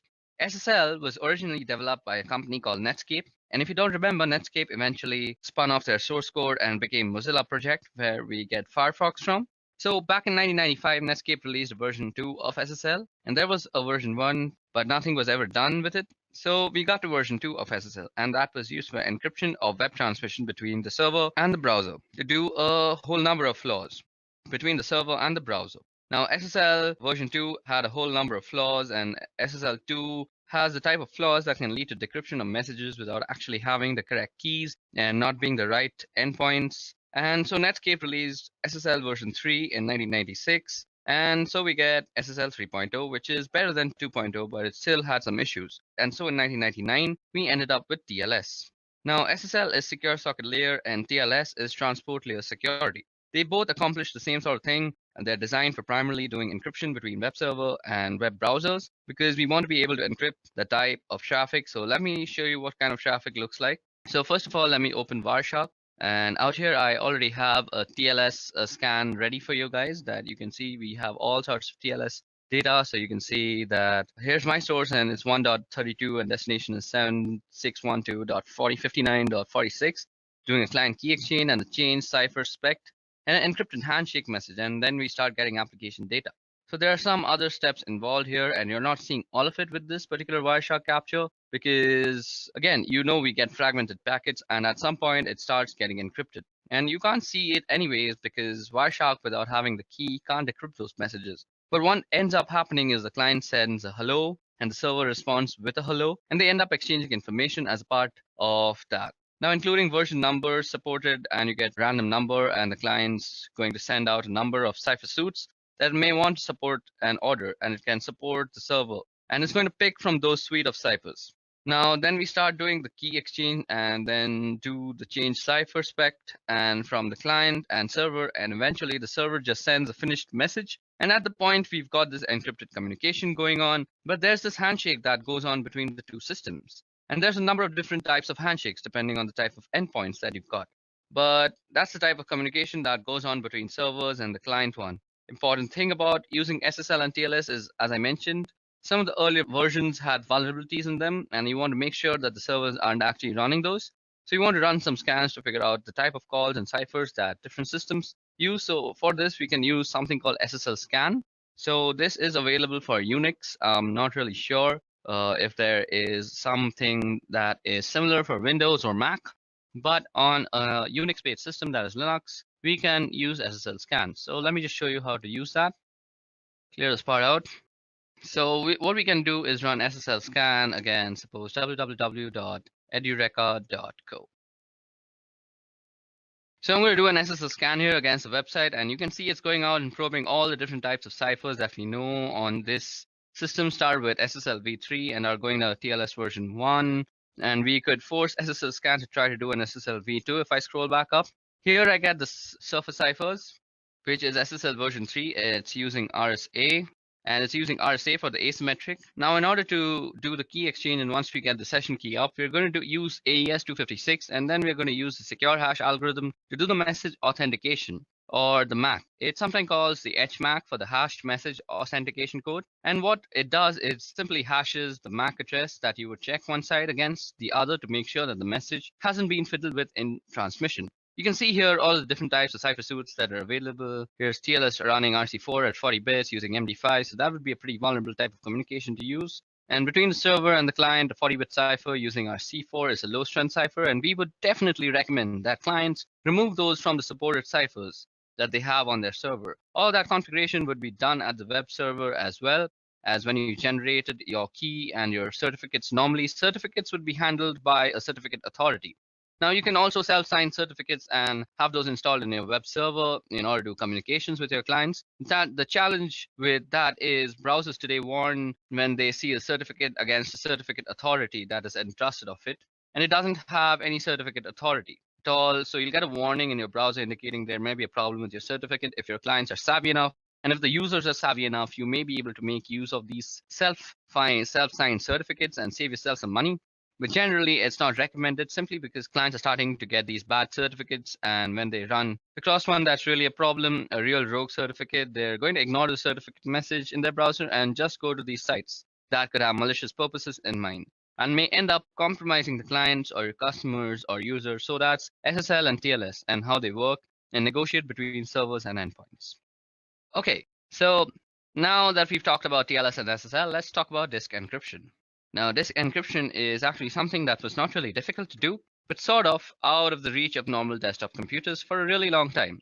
Although there have long been ways to do encryption of files, and to a lesser degree, maybe entire disks, as we get faster processors, certainly encrypting the entire disks and being able to encrypt and decrypt on the fly without affecting performance is something that certainly comes within reach. And it's a feature that shows up in most modern operating systems to one degree or another. Now, these days, we're going to look at a couple of ways here of doing disk encryption. I'm going to tell you about one of them first, and it's not the one I can show. I can't really show the other one either. So with Microsoft, their Windows system have this program called BitLocker.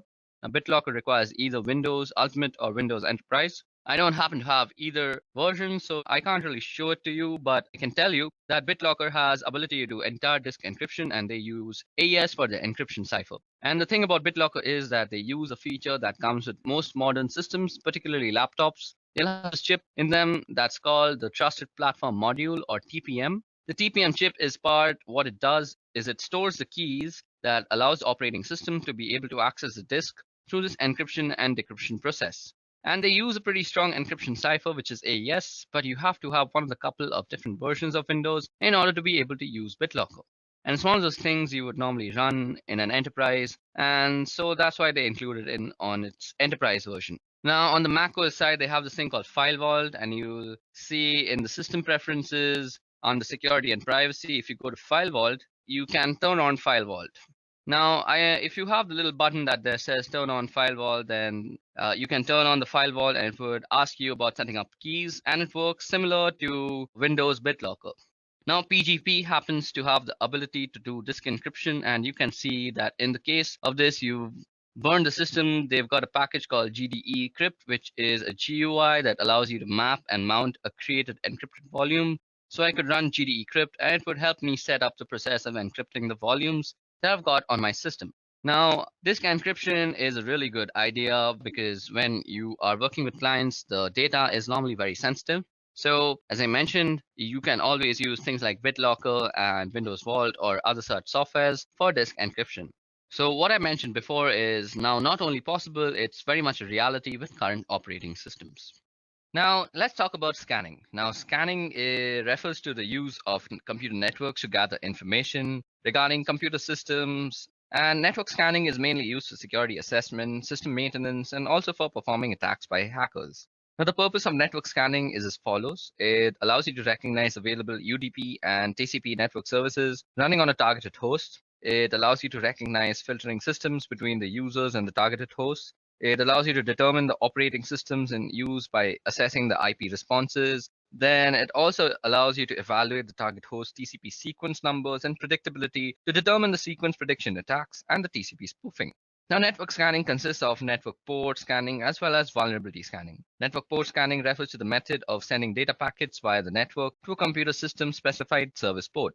This is to identify the available network services on that particular system. This procedure is effective for troubleshooting systems issues or for tightening the system security.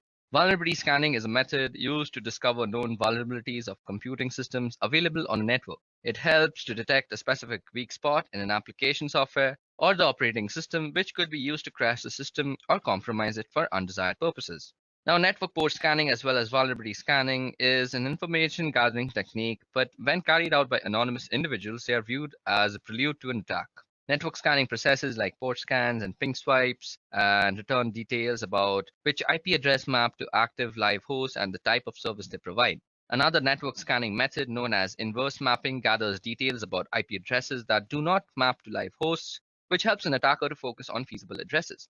Network scanning is one of the three important methods used by an attacker to gather information during the footprint stage, and the attacker makes a profile of the target organization. This includes data such as organization's domain name systems and email servers, in addition to its IP address range. And during the scanning stage, the attacker discovers details about the specified IP addresses that could be accessed online, their system architecture, their operating systems and services running on every computer. Now, during the enumeration stage, the attacker collects data, including routing tables, network user, and group names, simple network management protocol data, and so on. So now let's talk about intrusion detection evasion.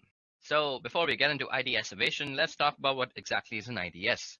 Now, an intrusion detection system, or IDS, is a system that monitors network traffic for suspicious activity and issues alerts when such activity is discovered. While anomaly detection and reporting is primary function, some intrusion detection systems are capable of taking actions when malicious activity or anomalous traffic is detected, including blocking traffic sent from suspicious IP addresses. Although intrusion detection systems monitor network for potentially malicious activity, they are also prone to false alarms or false positives. Consequently, organizations need to fine-tune their IDS product when they first install them. That means properly configuring their intrusion detection system to recognize what normal traffic on their network looks like compared to potentially malicious activity. An intrusion prevention system also monitors network packets for potentially damaging network traffic, but where an intrusion detection system responds to potentially malicious traffic by logging the traffic and issuing warning notification, intrusion prevention systems respond to such traffic by rejecting the potentially malicious packets. So there are different types of intrusion detection systems. So intrusion detection systems come in different flavors and detect suspicious activities using different methods.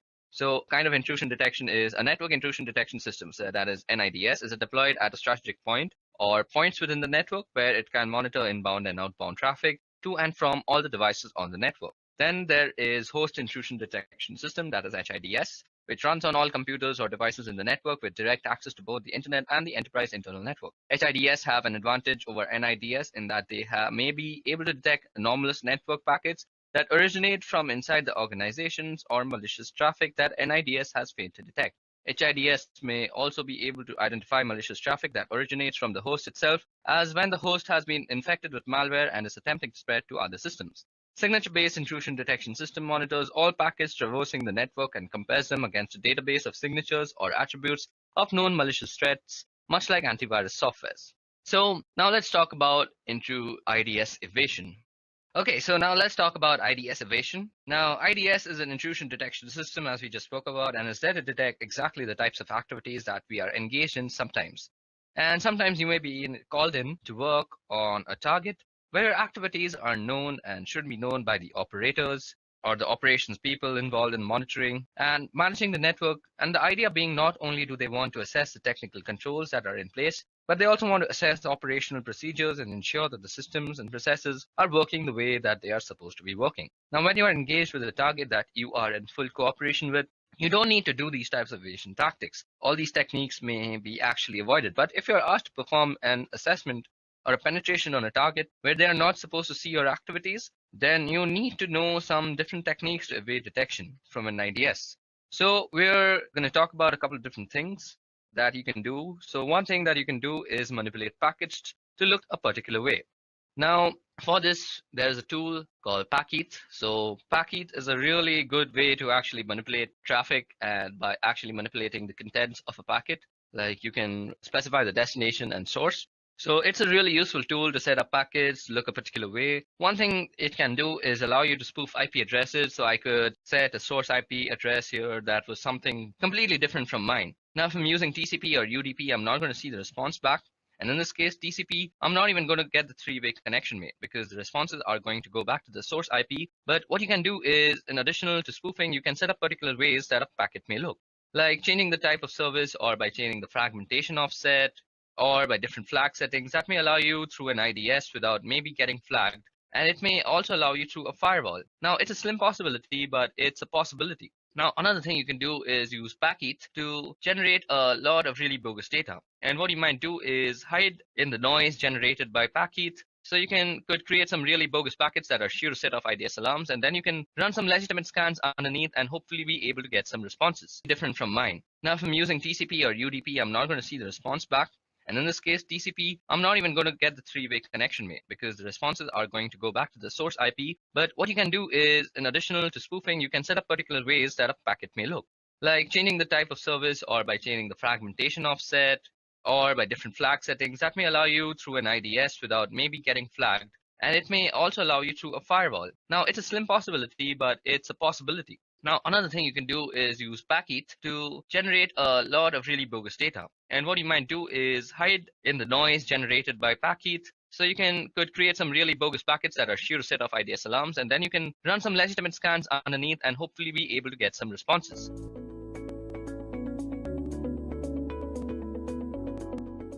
Today we're going to explore the realms of cybersecurity. With the advent of technology and the need for its security, the term cybersecurity has been coined into a singular word, but it is very evidently made up of two separate terms. Cyber, which refers to everything that comes under the digital culture, and security, which is the art of protecting or hiding an entity. So when you put the two terms together, it basically means the protection of everything that is digital. Well, that in itself makes it a very vast topic, including domains like application security, information security, cloud security.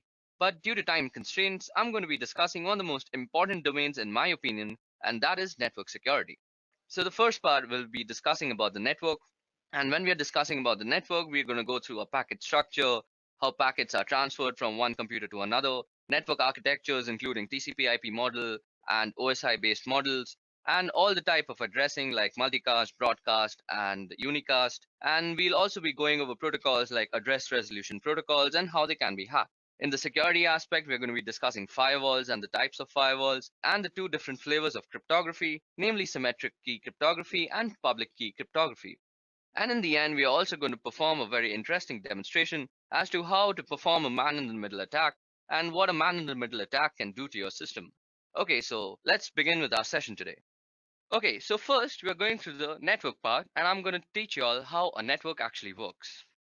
Okay, so I think it's right to assume all of you watching this video have downloaded some sort of file in the past. Whether it be a movie, a TV show, some software, or music, you have downloaded something off the internet, but most of you don't really know how the whole process works. Now let me take a moment to explain the whole thing. So first of all, when you click that juicy download button, your whole file doesn't really get sent to you all at once. Rather, it is broken down into tiny units called packets, which are then transmitted over a network to your computer. Now the way how atoms make enormous objects together, data packets come together to form one big file. They can be considered the atom of a network, and like an atom, a data packet too has a pretty complex structure which can be broken down into three significant parts, namely the packet header, which generally contains critical information about where the packet is coming from and where it is headed, the payload, which is basically the data contained by the packet, and the packet trailer, which is just data to signify the end of a packet. Now out of the three, The packet header is the most important to understand when understanding the structure of a network, so let's have a deeper look at it. Okay, now what you see on your screen at this moment is an IPv4 packet header. A little bit on IPv4 before we continue is that IPv4 is the fourth version of the internet, and it is also the most widely used digital communication protocol. There's also IPv6, but it hasn't really been implemented widely. And about IPv5, well, let's say it's what Microsoft did with Windows 9. It doesn't exist. Now, it's pretty evident from what we look at that the IP header indeed is a complex structure with numerous parts. The IPv4 packet header consists of 20 bytes of data. An option part also exists within the header that allows further optional bytes to be added. But this is not normally used, with the occasional exception of something called a router alert. Now let's take a moment to discuss all the header files briefly. So first of all, we have the version part. Now this is always set to 4 in the current IP version, and it shows the version of the protocol that we are following. Next is the header length, or the IP header length, and it's a number of 32-bit words forming the header, which is usually 5. Next is the DCSP field, which is for differentiated service code point. It is a 6-bit field, sometimes set to 0, but can indicate a particular treatment, sometimes reflecting the quality of service, needs of an applicant to the network, and the DCSP informs a router how to queue packets while they are waiting to be forwarded. Next is the ECN field, which stands for explicit congestion notification, and it tells us about the congestion in the network route. Next is this total length, which is the size of the datagram, and this is in bytes, and this is the combined length of the header and the data together. Next comes the identification field. Now, the identification field is a 16-bit number which, together with the source address, uniquely identifies a packet that is used during reassembly of a fragmented datagram. Next is the flags part. Now, there are a sequence of 3 flags. One of the 4 bits is unused and used to control whether the routers are allowed to fragment a packet and to indicate the parts of a packet to the receiver. Next is the fragmentation offset, and this is the byte count from the start of the original sent packet sent by any router which performs IP router fragmentation. Next is time to live. Now, time to live is the number of hops or links which the packet may be routed over or decremented by most routers, used to prevent accidental routing loops. It's a very important aspect of every packet. Next comes the protocol.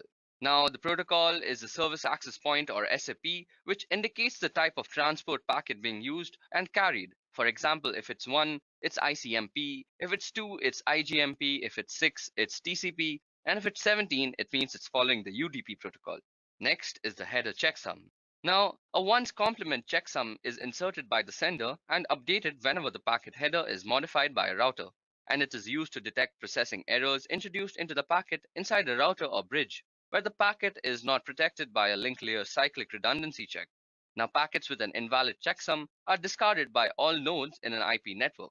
The checksum can be thought of something like a barcode. If the barcode gives you wrong information, you just discard that packet. Now, as you guys can see, the next field is the source IP address, and it is the IP address of the original sender of the packet. And next is the destination address, which is the destination field of the packet. And then we spoke about the options field. Now, it is not normally used, but when used, the IP header length will be greater than 5 32-bit words to indicate that the size of the option field has been included. Now, the Internet Protocol has been there for a long time, and there has been a couple of models that have really given the protocol a structure. The first model is called the OSI model, and the second TCP/IP. Now, both these protocols have a layered stack architecture, with each layer having very similar functionalities. First of all, let's have a look at the OSI model. Now, communications between machines is hard. Many details and considerations are important in order to relay some information from point A to point B, and therefore every system is left on its own and has a tendency to be very different. The OSI layer model was made as an effort to divide the process of communication into a number of steps, so every step could tackle some of the needed functions of the transmission separately. Now, let me use a very strange analogy to explain all the functions of each of the layers in the OSI model. So, suppose you want to send a number of objects, let's say a group of vases, to a friend of yours that lives on the other side of the world. He needs the said vases in order to put on some plants on a display.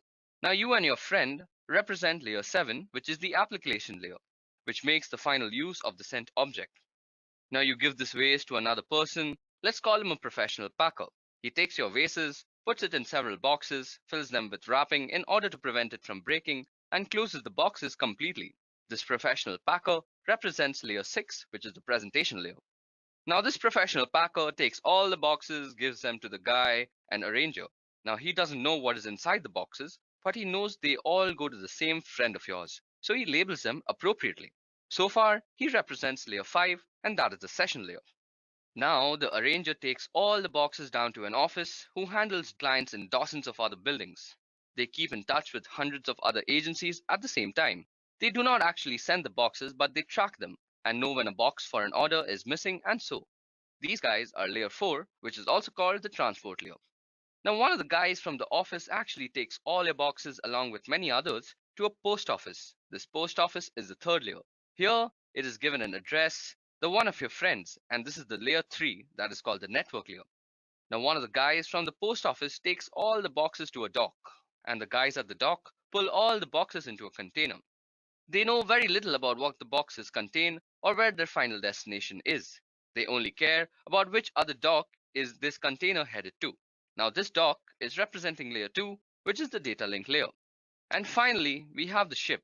It only knows where it is headed and takes the container with it. It handles the waves, the conditions of the sea, the weather, and all the other physical conditions that none of the other layers have to deal with. The ship is layer number 1, which is the physical layer.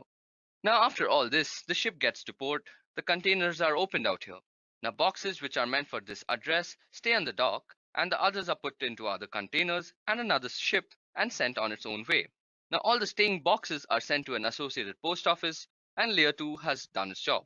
Then the post office receives the boxes, maybe realizing some are missing. They call the sending post office to check what happened, and once they are sure all the boxes are there, they send it to the big office, and now layer 3 has done its job completely. Then the big office gets the boxes, checks they are all in the correct order and place, fill the relevant tracking data, and send them to your friend's arranger, and layer 4 has done its job completely. Then the arranger reads the label put by your arranger, and he makes sure everything is in order. He knows they are for your friend and calls the professional packer. Here, layer 5 has completed its job. Then the professional packer takes everything from the boxes, checks if everything is intact, and if everything is okay, he calls your friend, and layer 6 has done its job. And finally, your friends get the vases, happily unaware of everything that happened on every layer. He sets up the plants on display and is happily continuing with his day.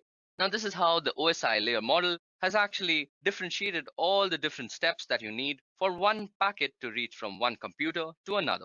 I hope that analogy helped you all understand how a packet actually travels from one computer to another. Okay, so it's time now that we discuss the TCP/IP model.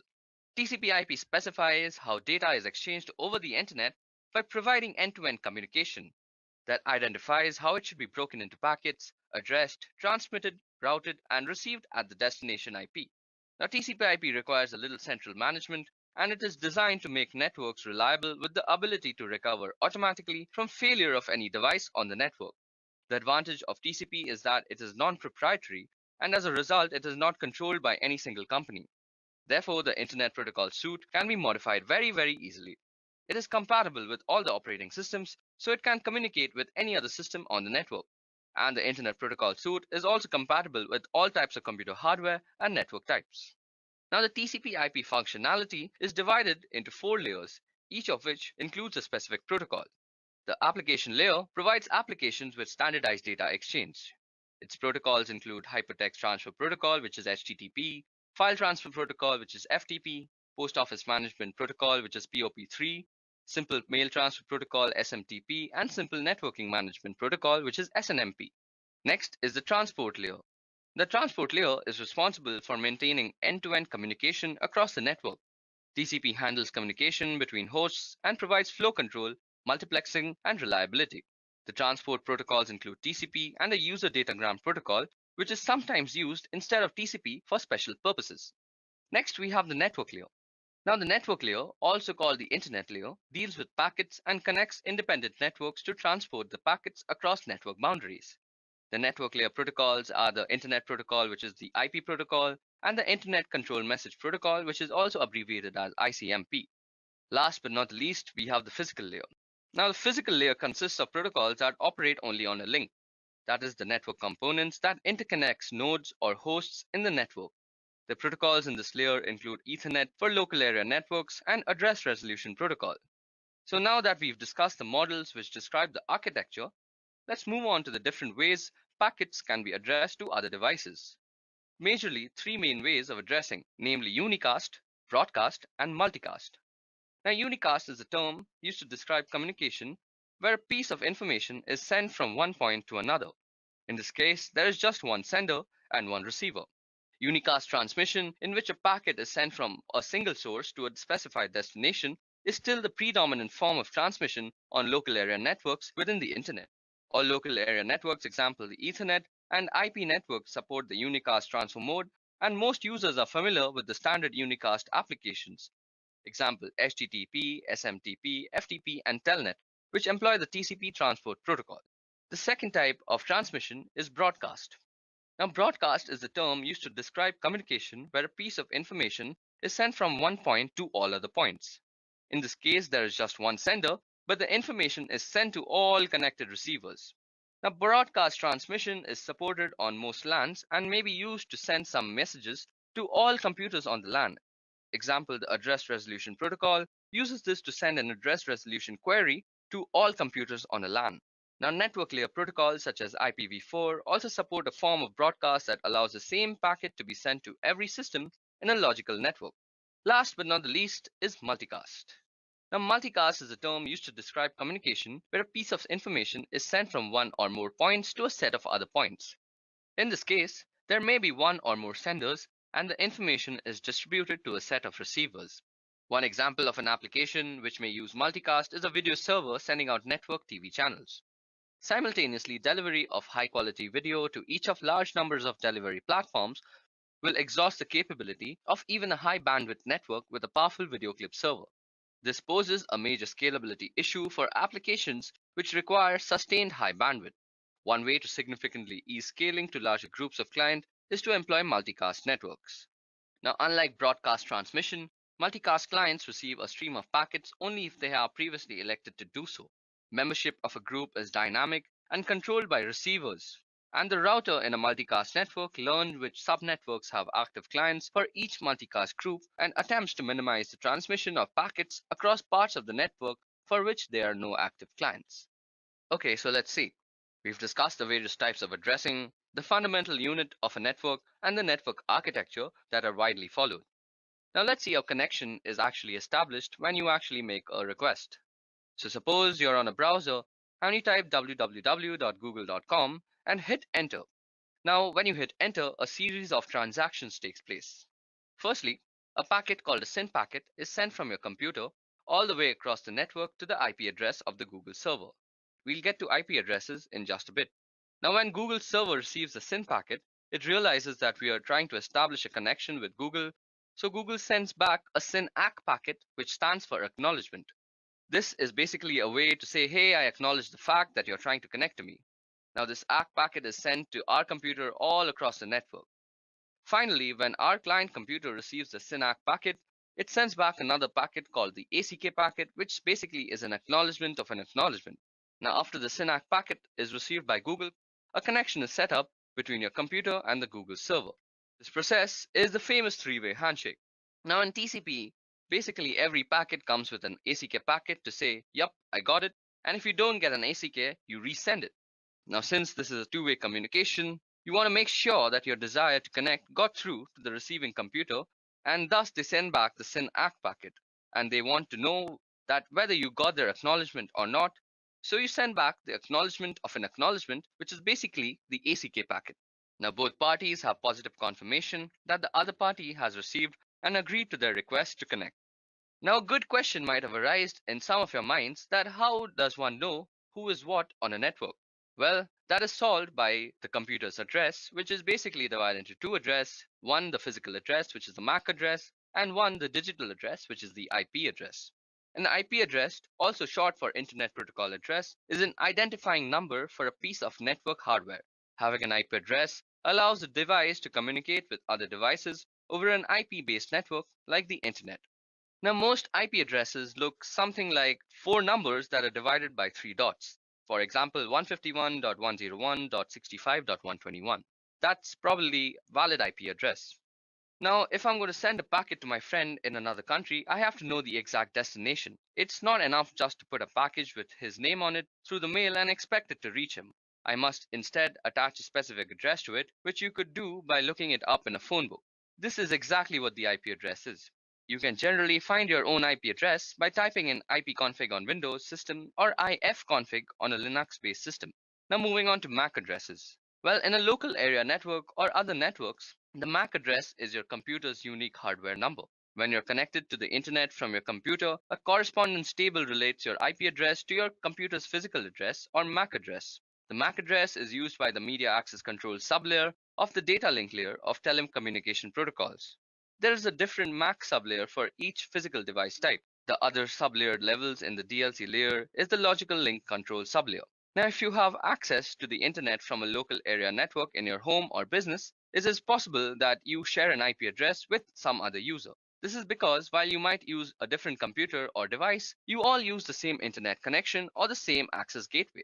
Now, in the early days of the internet, people connected to their modem directly to their computer. After all, most homes only had one computer. Today, most homes contain several devices that connect to the internet. Therefore, it is far more common to connect a DSL or cable modem to a router that can be accessed by multiple devices. Now, some modems even include a built-in wireless router. Now, your router gives each connected device a unique internal IP address that distinguishes differently on different local networks. This address are automatically distributed by the router using a protocol called DCHP. Typically, IP addresses of local devices might be 10.1.1 or 10.0.1.3, and some routers may also use the IP address that use the whole 192.168.x.x format. But this is not true for MAC addresses. Every device on this planet has a unique MAC address. MAC or Media Access Control Address is a globally unique identifier assigned to a network device, and therefore it is often referred to as a hardware or physical address. MAC addresses are of 6 bytes. The first 3 bytes are ID numbers of the manufacturer, which is assigned by an Internet Standards Body, and the second 3 bytes are serial numbers assigned by the manufacturer itself. Okay, so that was about MAC addresses and IP addresses. Now, what happens when you're actually trying to connect to some other computer on a local area network? So when you're on a local area network, a certain protocol called ARP, which stands for Address Resolution Protocol, is used to communicate with other devices on the network. The term address resolution refers to the process of finding an address of a computer in a network. Now, the address is resolved using a protocol in which a piece of information is sent by a client process executing on the local computer to a server process executing on a remote computer. The information received by the server allows the server to uniquely identify the network system for which the address was required and therefore provide the required address. The address resolution procedure is completed when the client receives a response from the server containing the required address. Now, if you realized, ARP isn't really using a three-way handshake mechanism or any authentication, so this can be very easily exploited. All you have to do is lie when someone sends an ARP request. Now, you could lie to a computer that you are the router, and you could lie to the router that you are the victim computer. This is what we call ARP spoofing, and an attack like this is called a man-in-the-middle attack. An MITM attack happens when a communication between two systems is intercepted by an outside entity.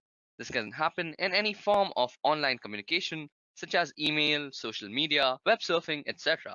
Not only are they trying to eavesdrop on your private conversation, they can also target all the information inside your device. Now, taking away all the technicalities, the concept of an MITM attack can be described in a simple scenario. Now, imagine being brought back to the days when old snail mail was being actually used. Jerry writes a letter to Jackie expressing his love for her after years of hiding his feelings. He sends the letter to the post office and it is picked up by a noisy mailman. He opened it and just for the hell of it, he decided to rewrite the letter before delivering the mail to Jackie. This results in Jackie hating Jerry for the rest of her life after Jerry called her a fat cow on the letter. The moral of the story is the mailman is a jerk and so are all the hackers that do the same. This is exactly where the security aspect of network security comes into play, to protect our data from unauthorized access, unauthorized modification, and unauthorized deletion. Now, the most common type of security measure that every computer uses is a firewall. A firewall is a software or firmware that enforces a set of rules about what data packet will be allowed to enter or leave a network. Firewalls are incorporated into a wide variety of network devices to filter traffic and lower the risk that malicious packets traveling over the public internet can impact the security of a private network. Now, firewalls, while they come pre-installed, can also be purchased as standalone software applications. Now, generally speaking, there are three types of firewalls: packet filtering firewalls, application or proxy firewalls, and hybrid firewalls. Let's look at packet filtering firewalls first. Now, packet filtering firewall just check the packet header of packets that are being sent to your computer. They analyze the packets according to rules written in a file called ACL, which stands for Access Control List. Packet filtering firewalls are already installed in your router and provide the cheapest form of security, but it is underwhelming as a payload is not checked. So basically, it checks the packet header, but not the payload, so it's not a very good type of firewall. But it always comes pre-installed in a computer.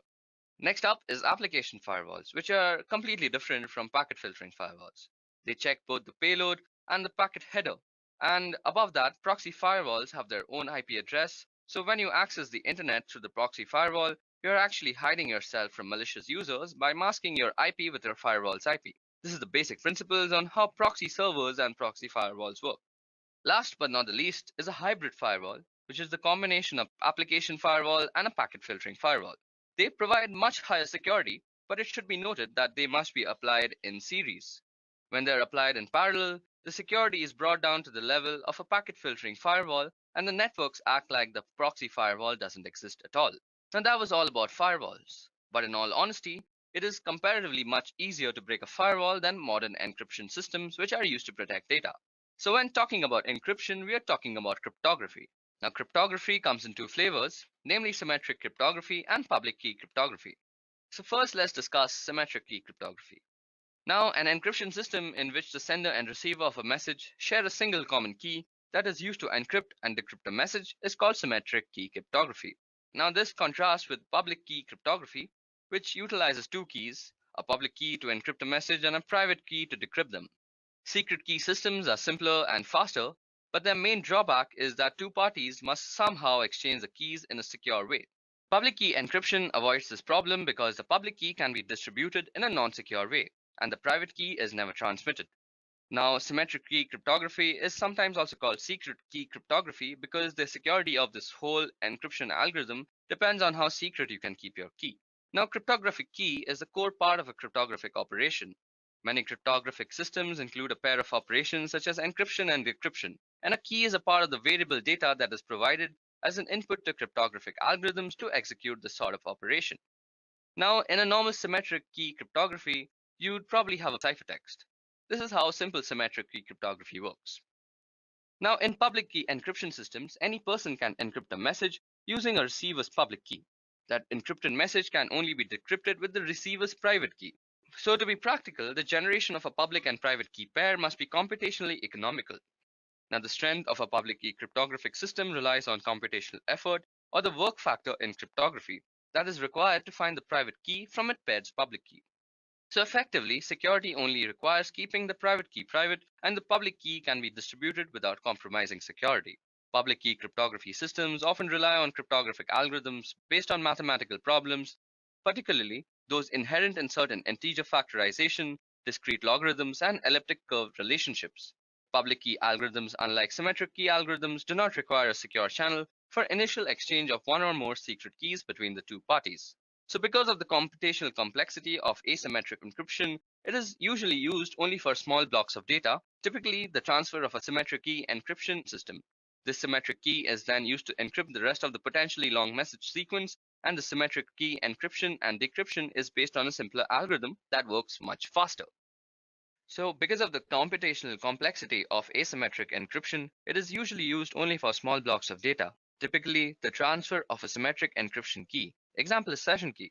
Now this symmetric key is then used to encrypt the rest of the potentially long message sequence, and the symmetric encryption and decryption is based on simpler algorithms that is much faster. Okay, so now it's time for an interesting demo on why you actually should really be aware of cybersecurity. So for this demonstration, I'm going to be showing you guys a man-in-the-middle attack. So for the man-in-the-middle attack, as we earlier discussed, we are going to need to ARP spoof ourselves to another computer and ARP spoof ourselves to the router too. So that means we are going to fool the computer that we are the router, and then we're going to fool the router that we are the computer. So for this demo, I'm going to be using two machines. One is going to be running Linux, and on the Linux-based machine, I'm going to be performing the attack. And for the victim, I've chosen it to be my own machine. And for the results, you guys will see how I'm going to sniff out all the images that is being surfed on the victim machine. So for this demonstration, we are going to be using a framework called Websploit. Now, Websploit is an open source framework and it's easily available on Linux, and it can help simulate man-in-the-middle attacks just for educational purposes. So let's get started. So first of all, we are going to start up Websploit by typing in the command Websploit.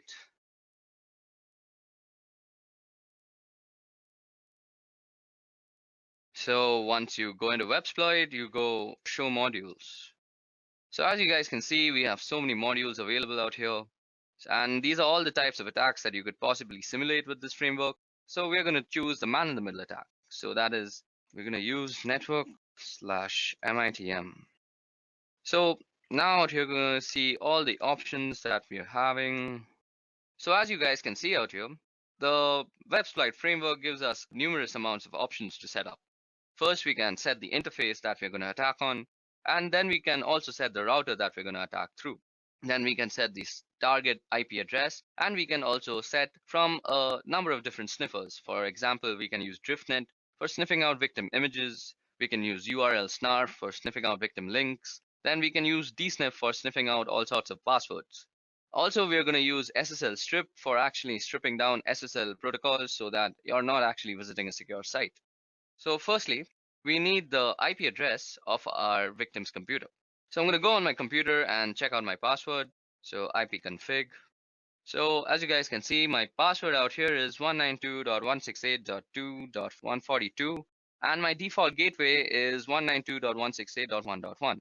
So that means my computer, this is .2.142, is connecting to the router, which is then connecting to the rest of the internet through 192.168.1.1. So to check out my attacking computer's IP address, we're going to go ifconfig, and we see that we're running on the interface WLP2SO. You can also check that by going route-n, and this will show you the gateway that it's 192.168.1.1 out here, as you guys can see. And our IP address is out here, 192.168.1.215. So this is our attacking IP address. So moving on to Websploit now. Okay, so first we need to set our interface. So we go set interface. So that sets our interface. Then we need to set the target, as the router IP address is already correct. So our target is going to be 192.168.2.142, 192.168.2.142. And we're going to use the DriftNet sniffer for sniffing out all the victim images. And SSL is true, so let's just check we've got everything correctly. Show options. So yes, our interface has been set, our router has been set, the target has been set, we've set our sniffer, and SSL stripping is on. So all we have to do now is run our attack. So first we're going to forward all the IP. Now we're going to ARP spoof it. That's going to just lie on the network that we're somebody else. So now that we've run the attack on our attacking computer, it's time we go and browse some images on Google. So let's look at some images of Lamborghinis. So let's search for Lamborghini. So as you guys can see, it'll sniffing out all the images of all the Lamborghinis that I'm looking at out here. Like this Lamborghini looks really cool. This crashed one. There's so many Lamborghinis to look at. So as you guys can see, whatever images that you're looking at is just being sniffed out of the network, and I can see them as well as an attacker. So this gives you a measure of the magnitude of information that can be stolen from you just through a simple man-in-the-middle attack that can be actually performed with regular softwares that are available for open source use.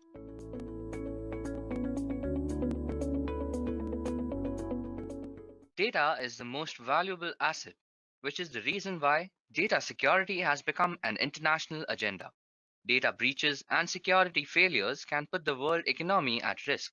Realizing the need for the national and economic security, the President of the United States issued an executive order to develop a cybersecurity framework to help reduce cyber risks.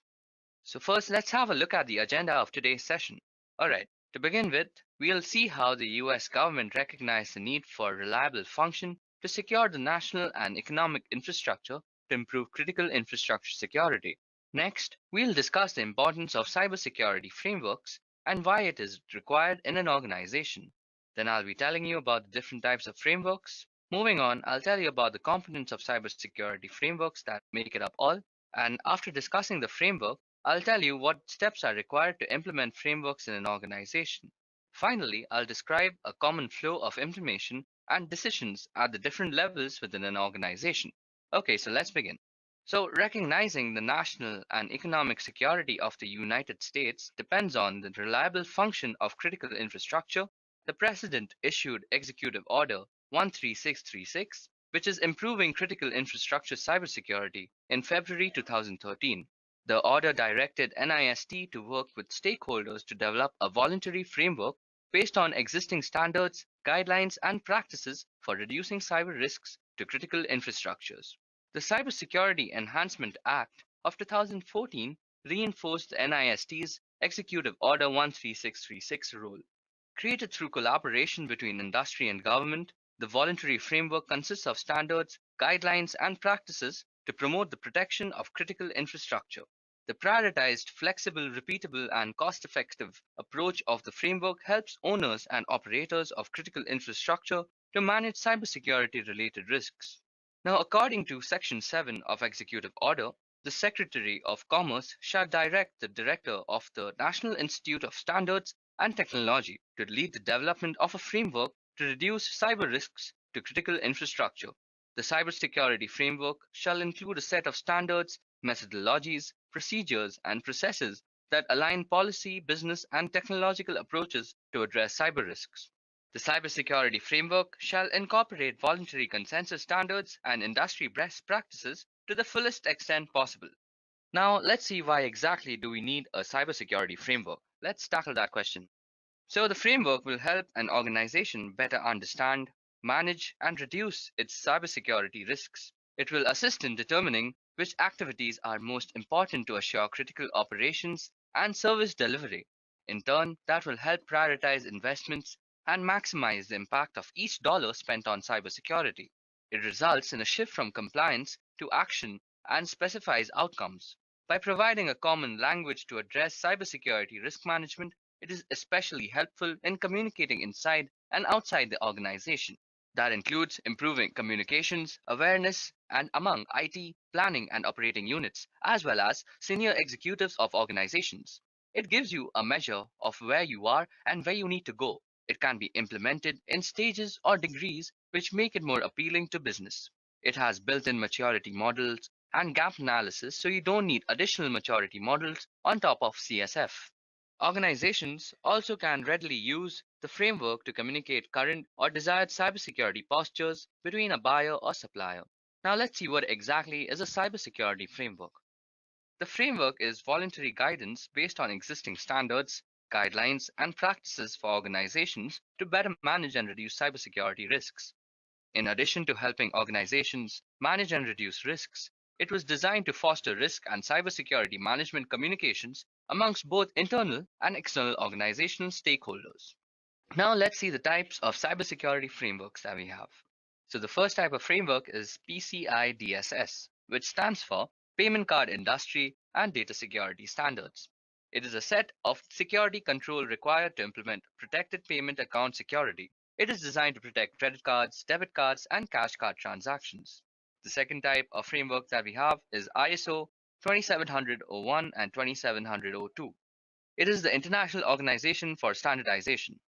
Now, the best practices recommendations for information security management and information security program elements are from this framework. The third type of framework is CIS, which stands for Critical Security Controls, a prescribed arrangement of activities for cyber protection that gives particular and noteworthy approaches to stop the present, most inescapable and perilous attacks. A key advantage of the controls is that they organize and center fewer activities with high outcomes. Last but not the least, we have the NIST framework. Now, NIST framework is made for improvising critical infrastructure cybersecurity with a goal to improve organizations' readiness for managing cybersecurity risks by leveraging standard methodologies and processes. Now, out of all the frameworks we just discussed, NIST is the most popular framework. NIST was developed in the February of 2013 after the US Presidential Executive Order. It was designed to address national and economic challenges, and it is supposed to be voluntary, at least for private sectors. Now let's discuss the objectives of the framework. So the cybersecurity framework's prioritized, flexible, and cost-effective approach helps to promote the protection and resilience of critical infrastructure and other sectors important to the economy and national security. The framework was developed to be adaptable, flexible, and scalable by an organization. Also, it should improve organizations' readiness for managing cybersecurity risks. The framework was designed to be flexible and performance-based, and it should be cost-effective. It should leverage standard and methodologies and processes and should promote technological advancement and innovation, and it should be actionable across the enterprise focus on outcomes. Now let's discuss the components of the NIST cybersecurity framework. The cybersecurity framework consists of three main components, namely the core, implementation tiers, and profiles. The framework core provides a set of desired cybersecurity activities and outcomes using common language that is easy to understand. The core guides organizations in managing and reducing their cybersecurity risks in a way that is complementing an organization's existing cybersecurity and risk management processes. Next, we have the framework implementation tiers, which assist an organization by providing context on how an organization views cybersecurity risk management. The tiers guide organization to consider the appropriate level of rigor for their cybersecurity program and are often used as a communication tool to discuss the risk appetite, mission priority, and budget. Last but not least is the framework profiles, which are an organization's unique alignment of their organizational requirements and objectives, risk appetite, and resources against the desired outcomes of the framework core. Profiles are primarily used to identify and prioritize opportunities for improving cybersecurity at an organization. Let's discuss the framework tiers now. The tiers describe the degree to which an organization's cybersecurity risk management practices exhibit the characteristics defined in the framework. The tiers range from partial, which is tier 1, to adaptive, which is tier 4, and describe an increasing degree of rigor and how well integrated cybersecurity risk decisions are into broader risk decisions, and the degree to which an organization shares and receives cybersecurity information from external parties. Tiers do not necessarily represent maturity levels. Organizations should determine the desired tier, ensuring that the selected level meets organizational goals, reduces cybersecurity risks to the level acceptable by the organization, and is feasible to implement fiscally and otherwise. Next, we have the core. The core is a set of desired cybersecurity activities and outcomes organized into categories and aligned into informative references. The framework core is designed to be intuitive and to act as a translation layer to enable communication between multidisciplinary teams by using simplistic and non-technical language. The core consists of three parts: functions, categories, and subcategories. The core includes 5 high-level functions, which is identify, protect, detect, respond, and recover. These 5 functions are not only applicable to cybersecurity risk management, but also to risk management as a whole. The core asks an organization to identify what processes and assets need to be protected. Now, after assessing that, you need to find what protection is available. Then you need to find out what techniques can identify the threats and what techniques can contain the impact of an incident.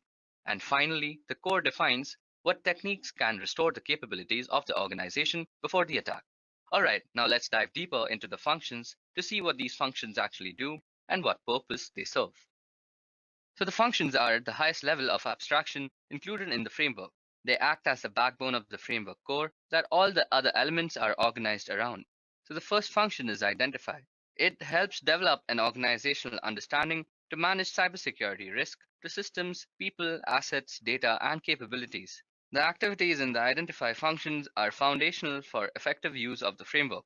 Understanding the business context, the resources that support critical functions, and related cybersecurity risks enable an organization to focus and prioritize its efforts consistent with its risk management strategy. Examples of outcome categories within this function include asset management, business environment, governance, risk management, and risk assessment. Now, the next type is the protect function. So, to develop and implement appropriate safeguards to ensure delivery of critical services, the protect function supports the ability to limit or contain the impact of a potential cybersecurity event. Example of outcome categories within this function include identify, management and access control, awareness and training, data security, information protection processes and procedures, maintenance, and protective technology. The next kind of function is the detect function. So this is used to develop and implement appropriate activities to identify the occurrence of a cybersecurity event. The detect function enables timely discovery of cybersecurity events. Example of outcome categories within this function includes anomalies and events, security, continuous monitoring, and detection processes. Now next we have the respond function. Now to develop and implement appropriate activities to take action regarding a detected cybersecurity incident, the respond function supports the ability to contain the impact of a potential cybersecurity incident. The outcomes category within this function includes response planning, communications, analysis, mitigation, and improvements. Last but not the least, we have the recover function. Now to develop and implement appropriate activities to maintain plans for resilience and restore any capabilities or services that were impaired due to a cybersecurity incident, the recovery function supports timely recovery to normal operations to reduce the impact from a cybersecurity incident. Examples of outcome categories within this function include recovery planning, improvement, and communications. These five functions were selected because they represent the five primary pillars for a successful and holistic cybersecurity program. They aid organizations in easily expressing their management of cybersecurity risk at a high level and enabling risk management decisions. Okay, now let's understand the last component of the NIST framework. NIST recommends that the framework be customized in a way that maximizes business value and that customization is referred to as a profile. Profiles are an organization's unique alignment of their organizational requirements and objectives, risk appetite, and resources against the desired outcomes of the framework core. Profiles can be used to identify opportunities for improving cybersecurity posture by comparing a current profile with a target profile. Profiles are about optimizing the cybersecurity framework to best serve the organization. The framework is voluntary, so there is no right or wrong way to do it. One way of approaching profiles is for an organization to map their cybersecurity requirements, mission objectives, and operating methodologies along with the current practices against the subcategories of the framework core to create a current state profile. These requirements and objectives can be compared against the current operating state of the organization to gain an understanding of the gaps between the two. Now, the following steps illustrate how an organization could use the framework to create a new cybersecurity program or improve on an existing program. These steps should be repeated as necessary to continually improve cybersecurity. So, the first step is to prioritize and scope. The organization identifies its business mission, objectives, and high level organizational priorities. With this information, the organization makes strategic decisions regarding cybersecurity implementations and determines the scope of systems and assets that support the selected business line or process. The framework can be adapted to support the different business lines or processes within an organization, which may have different business needs and associated risk tolerance. Risk tolerances may be reflected in a target implementation tier. Step 2 is to orient yourself.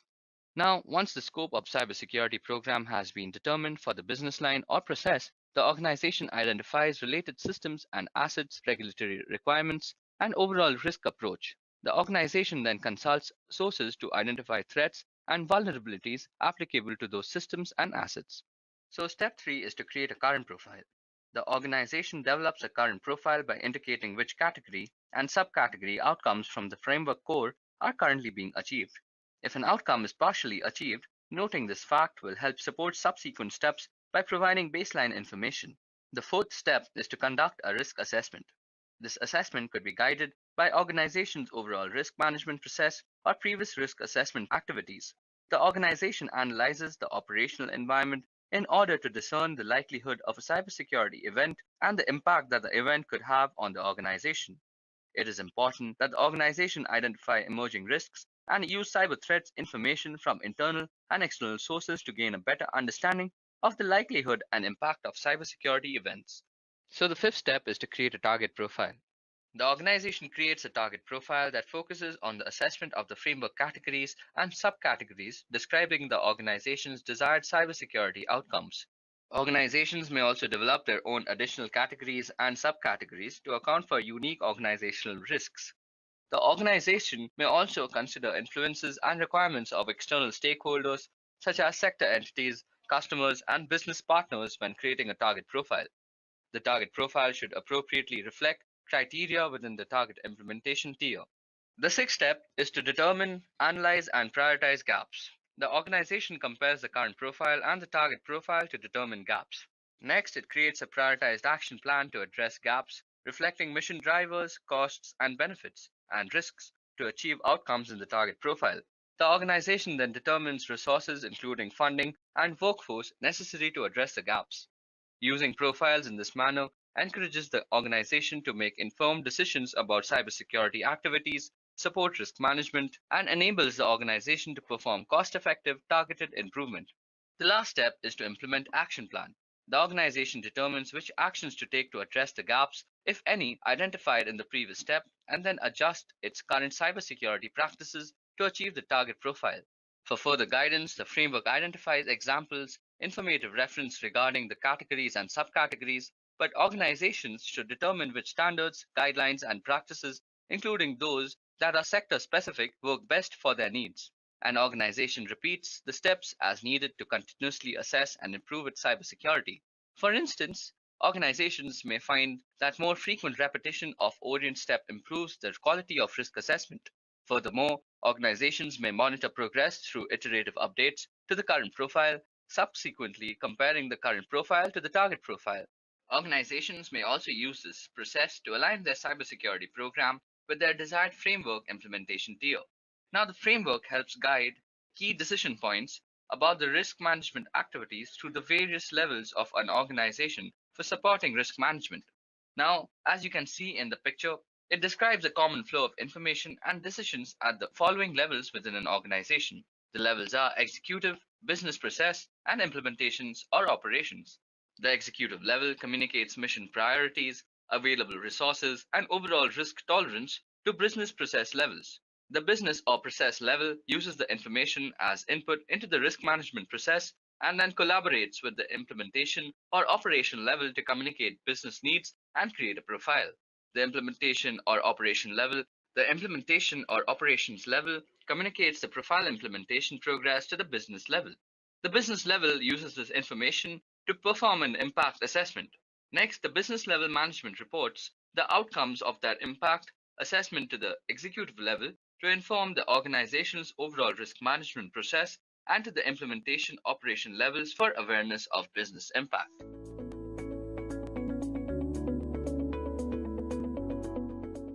Kali Linux is the industry's leading Linux distribution in penetration testing and ethical hacking. It offers tons and tons of hacking and penetration tools and different kind of softwares by default.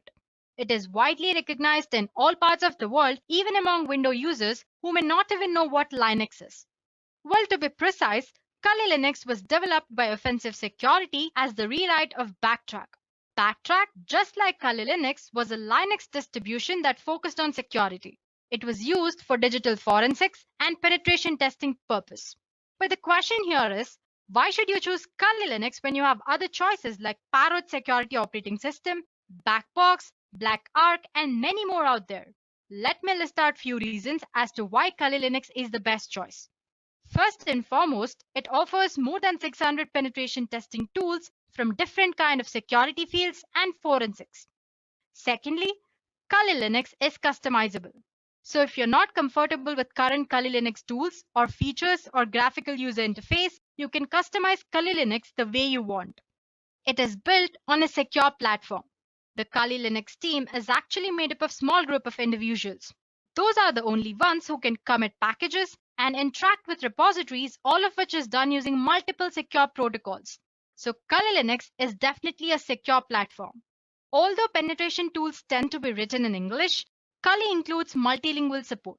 This way, more users can operate in their native language and locate the tools that they need for the job that they are doing on Kali Linux. And lastly, Kali Linux, just like Backtrack, is completely free of charge. On top of all these benefits, Kali Linux offers different installation options. One way of installing Kali Linux is by making a Kali bootable USB drive. This is the fastest way of installing Kali Linux and the most favorable as well. We will discuss why in a while. You can also install Kali Linux using hard disk. Installing Kali Linux on your computer using a hard disk is a very easy process. But you should make sure that your computer has compatible hardware. You can also install Kali Linux alongside your operating system. It could be Windows or Mac. but you should exercise caution during setup process because it might mess up with your default BIOS settings. Lastly, you can use different kind of virtualization software such as VMware or VirtualBox to install Kali Linux on your preferred operating system. Well, apart from all this, you can also set up Kali Linux on advanced RISC machines or ARM like Raspberry Pi, Trim Slice, Cube Truck, and many more. So there you go, guys. Now you know what Kali Linux is and why it is a leading Linux distro for ethical hacking and penetration testing. In today's session, we will explore different ways to install Kali Linux. Let's get started then. Earlier, I said that the fastest method for setting up Kali Linux is to run it live from a USB drive. But why? First of all, it's non-destructive. It makes no changes to the host system's hard drive or the operating system that it is installed on. So once you remove USB, your operating system will return to its original state. Secondly, it's portable. You can carry Kali Linux in your pocket and can run it whenever you want, just in few minutes. It's customizable. You can create your own Kali Linux ISO image and put it into USB drive using a simple procedure, which we will discuss later. And lastly, it's potentially persistent. You can configure your Kali Linux live USB drive to have persistent storage so that the data you can collect is saved and you can use it across different reboots. Now let's see how to create a bootable Kali USB drive on Windows. Guys, actually the process is very simple. It's just a 3-step process. First of all, you need to plug your USB drive into an available USB port on your Windows PC. Next, you need to note down the destination drive it uses once it mounts. For example, it could be F drive. After that, you will have to download and launch a software called Win32 Disk Imager. On this software, you'll have to choose Kali Linux ISO file that needs to be imaged and verify that the USB drive to be overwritten is the correct one. Lastly, once the imaging is complete, you need to safely eject the USB drive from Windows machine. So like I said, it's very simple, right? Well, I'm not going to show you demo on this one because like I said, it's very easy and I'm sure you guys can pull it off. If you have any doubts, you can post them in the comment section. We'll get back to you. And as for the demo part, we'll be doing 4 installations here. First of all, we'll see how to install Kali Linux using VMware on Windows operating system. Then we'll see how to install Kali Linux on Mac using VirtualBox.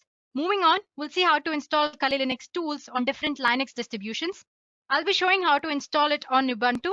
Well, the procedure is same for every other Linux distribution, so you can go ahead and use the same procedure for the Linux distribution that you're using.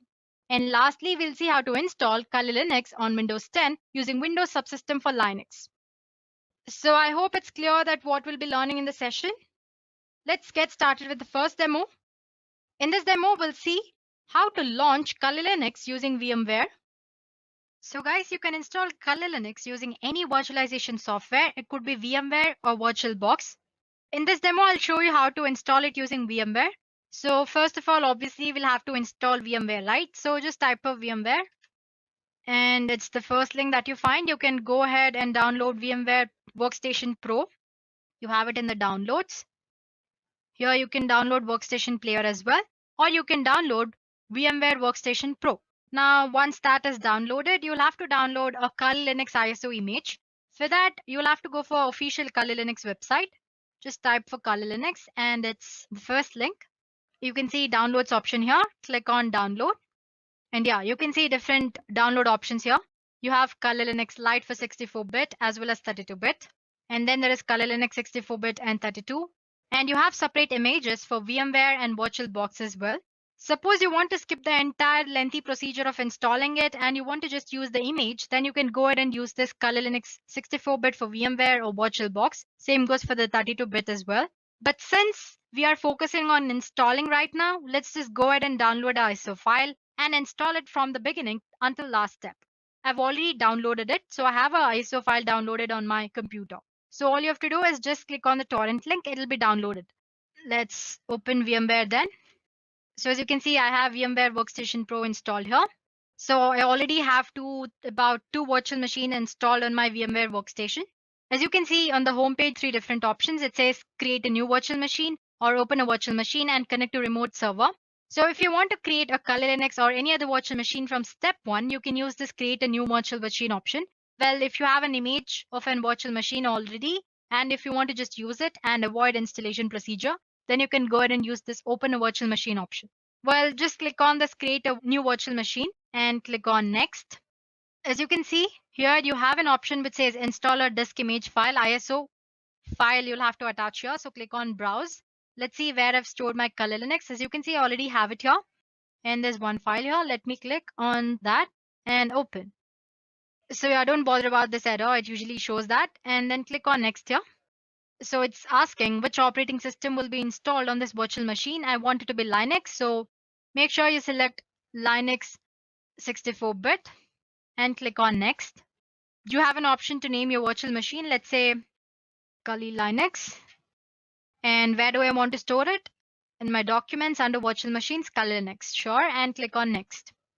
It says it already exists. Let me try this one then. Let's say Kali Linux 1 and next. Yeah. So basically your Kali Linux will need about a 20 GB. Let's assign some 40 GB here. That's the maximum disk size that you can allot. Well, you can allot more than that as well, but minimum it needs about 20 GB. And you have an option which says store virtual disk as a single file or multiple files. Let's just select store virtual disk as a single file to avoid complications and click on next here. So as you can see, you can review your virtual machine settings here. You have an option to make changes to the settings. You can make changes right now or you can do it later as well. Let's just go ahead and make changes now. Click on this customize hardware option here.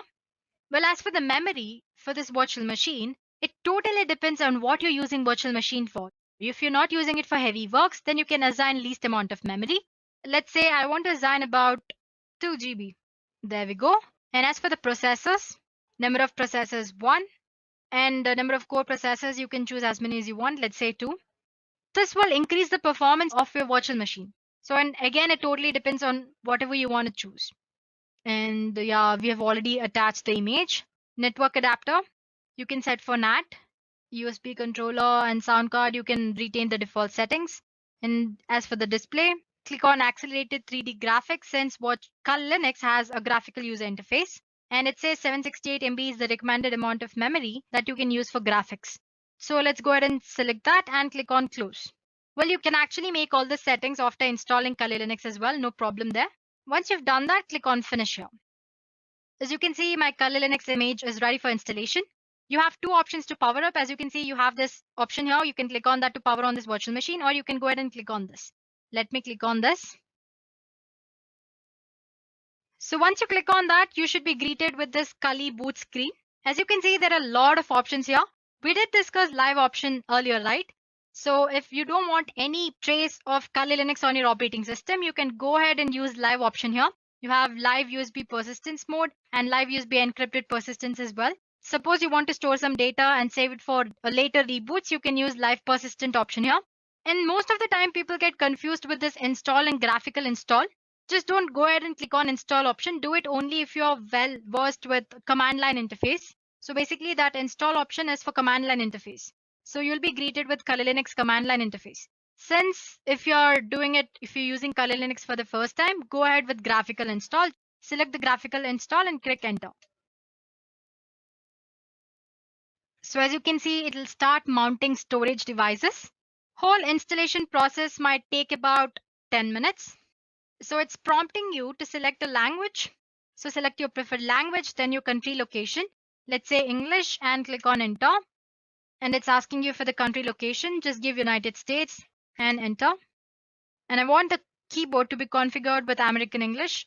You can choose any native language. Like I said earlier, it supports multilingual or it supports multiple languages. So go ahead and choose it. But it might complicate the way you use Kali Linux later. So you can always go ahead and stick ahead with English only. Well, it doesn't matter. So as you can see, it's configuring the network. So it'll detect the ISO file and load installation component and then prompt you to enter a host name for your system. Well, in this installation, let's just enter Kali and click on enter. You can give the name you want.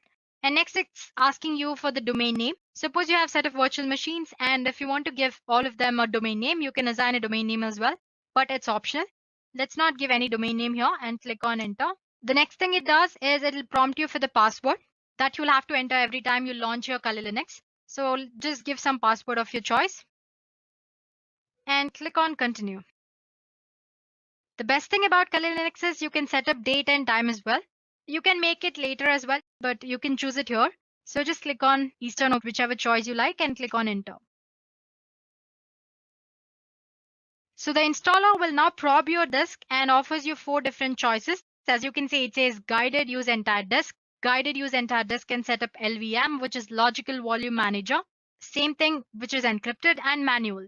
So if you're an expert, if you've already used this Kali Linux before, you can go ahead and select any of these 3 options from the bottom. That's LVM or manual or encrypted LVM.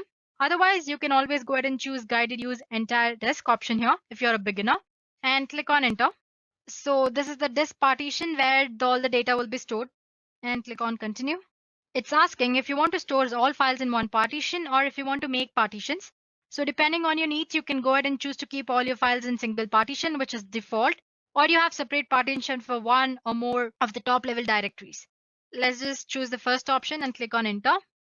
So once you've done that, you'll have one last chance to review your disk configuration.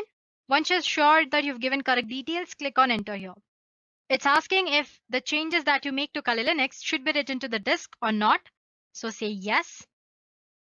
So it will start partition and install the virtual machine. It took a while, but as you can see, installation is almost done. It's asking me to configure the package manager. Well, if you select no in this session, you will not be able to install packages from Kali repositories later. And click on continue. So suppose if you want to install other repositories or updates later on, you can always go and click on yes. Otherwise you can go for no as well. Now it's going to configure the package manager. It'll install package manager and configure it. Then it'll install grub bootloader. And it's asking if you want to install grub bootloader to master boot record. Definitely yes. So select yes and click on continue. So it's asking to select the device manually. You can click this, select the device. So yeah guys, we're done here. So you can finally click on continue option to reboot your new Kali installation. So as you can see, the entire process took about 10 to 11 minutes. So yeah, let's go ahead and click on continue here. It's gonna finish the installation. So guys, as you can see, the installation process from the step where we selected the language till the last step is same. It's just the medium on which you're installing is different. For example, right now we used VMware. Later on, I'll show you how to use VirtualBox. But once your Kali Linux image is ready to boot, the rest of the installation process is similar to this.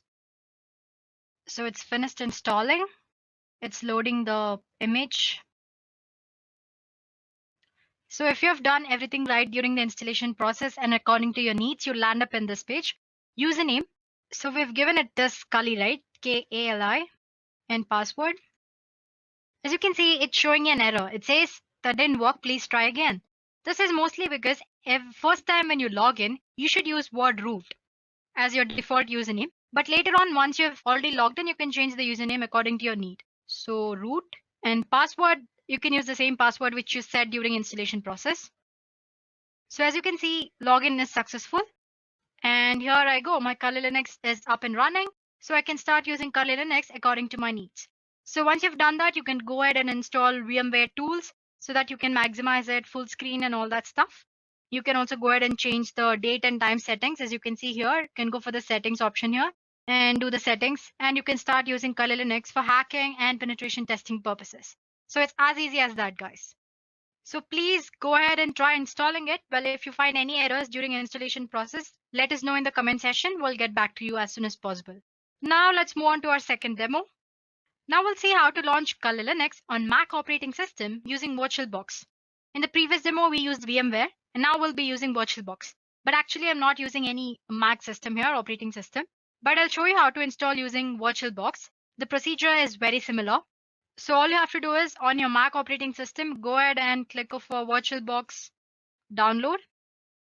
So this is the VirtualBox official page. You can go ahead and click on downloads here. As you can see, you have different options here. It says Windows for Windows operating system, OS X host, Linux, and Solar host.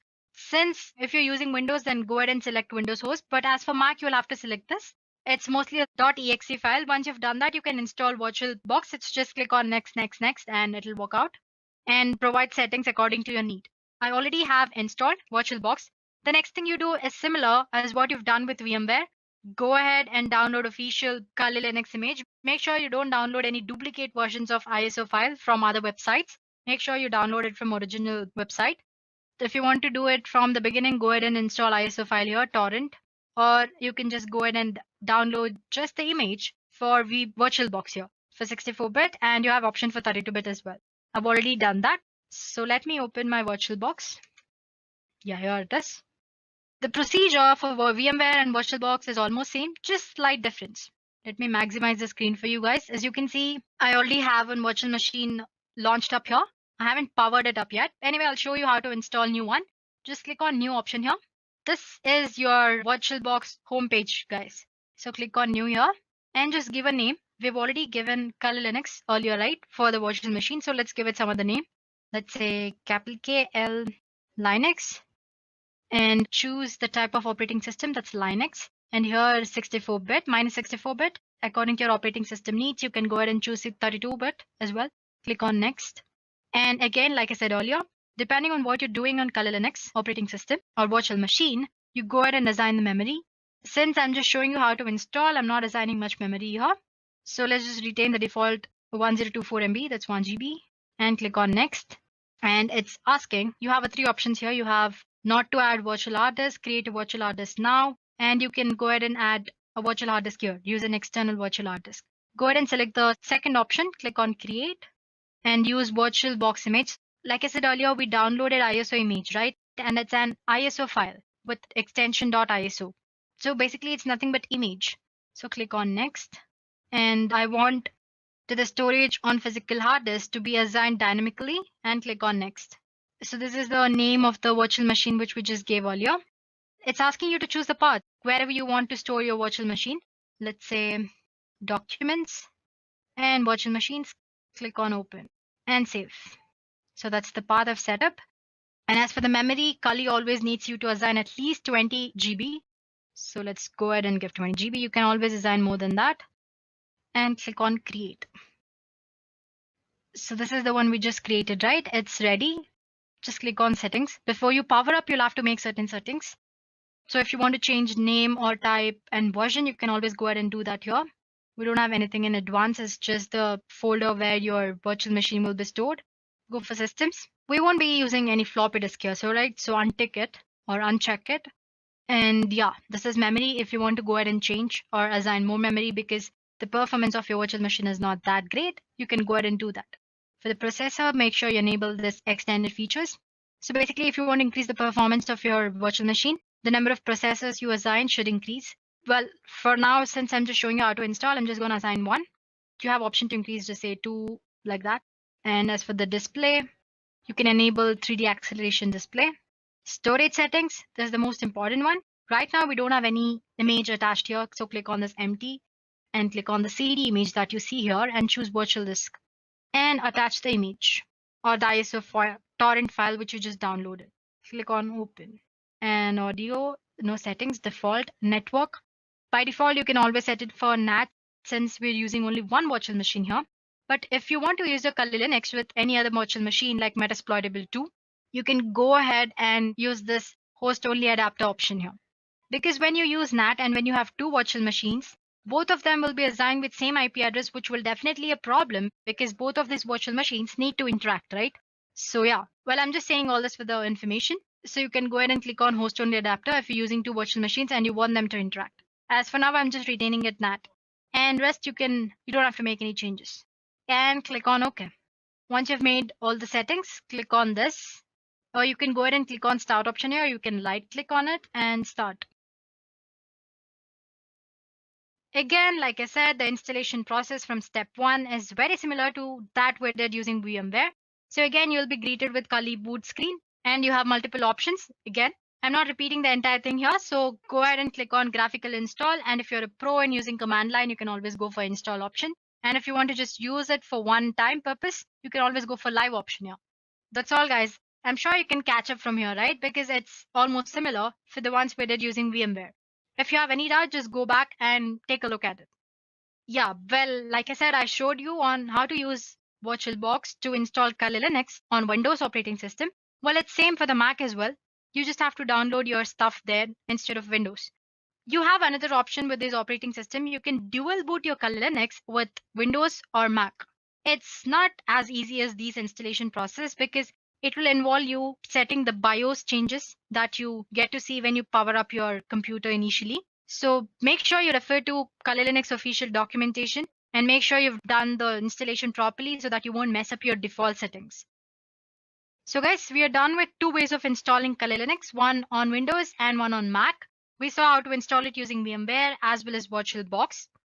In the third part, we'll see how to install Kali tools on any Linux distribution. It could be Ubuntu, Fedora, Peppermint operating system, or any other version or distribution of Linux. The procedure is actually similar in every Linux distribution. So if you follow up on one Linux distribution, you can go ahead and do it on the Linux distribution of your choice or the one that you're using. One thing you should remember is that Kali Linux is not for the daily Linux purposes. Well, it's only for ethical hacking or web application penetration testing for these purposes. So guys, we'll be using a tool called Katulin. Let me spell it for you guys. It's Katolin. So let's just search for that. There we go. It's a script that helps you to install Kali Linux tools on your Linux distribution of your choice. So it's usually the GitHub script. So click on the first link that you find. So for those of you who like to use penetration testing tools provided by Kali Linux development team, you can effectively do that on your preferred Linux distribution using this tool, which is Katolin or Katolin. So as you can see, once you've installed Katolin properly on your operating system, you should be greeted with this page. I'll show you how to do that. Don't worry about it. So the purpose of asking you to see this page is to take a look at prerequisites. So first thing, you need to have a Python of version 2.7 or above installed in your operating system. And you need a Linux distribution system. It could be Ubuntu or it could be Fedora or Peppermint, any other Linux distribution. I have Ubuntu here. I'll be using VMware Workstation Pro. It's already open, but let me just go back. All you have to do is search for Ubuntu and click on the first link. So as you can see, there are a lot of options to install Ubuntu. Just click on this and you'll be able to download a file, ISO image. I've already done that. I'm not doing it again. Let's go back to VMware Workstation. As you can see, I already have my Ubuntu operating system installed. Installing Ubuntu is very straightforward. So just take a look at the instructions that you need to know when you're installing Ubuntu. Once you've done the installation, it should look something like this. So let me power up my Ubuntu operating system.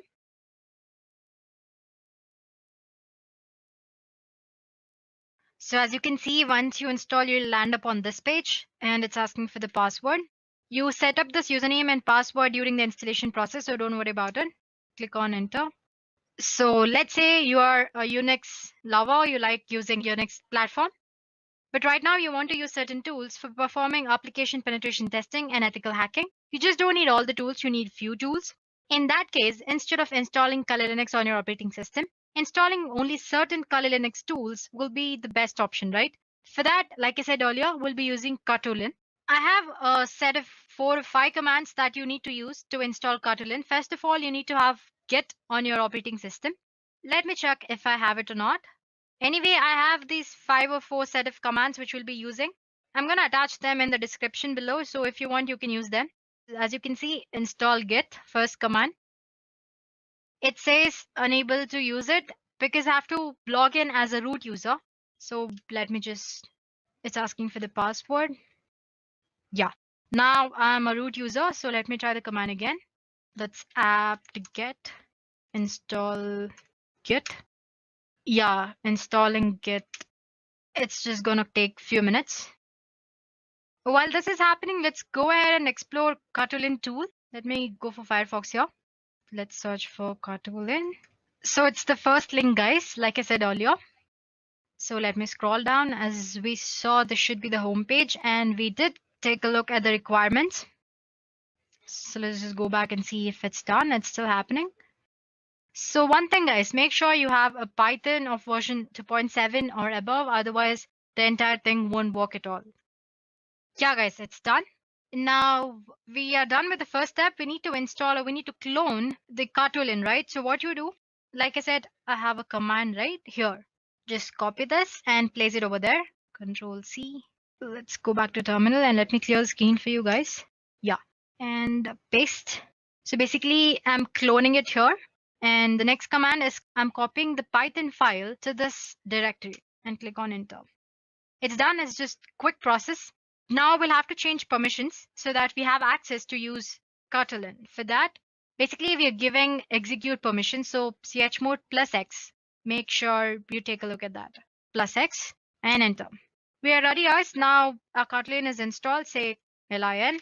So as you can see, it's all ready. But the first thing that you should do is before you upgrade your system, it says please remove all the Kotlin repositories to avoid any kind of problems. So as you can see, it shows you like 5 options here. First one, it says add Kali repositories and update. Next, view categories. Like I said, Kali Linux has 600 plus tools, right? So you have different tools categorized under different headings. Then you have classic menu indicator. It's nothing here. As you can see, I have a small icon here. If you click on that, it'll just show you different menus. That's all. And if you want to install Kali menu for easy access, you can do that as well. So let me just click one. Under one, it says add Kali Linux repositories, update, remove, and view all contents. So let's try removing them. Let's try with adding repositories. It says there are certain duplicate signatures removed and all that. So let's just try to remove like they suggested earlier. They've been deleted. Now one.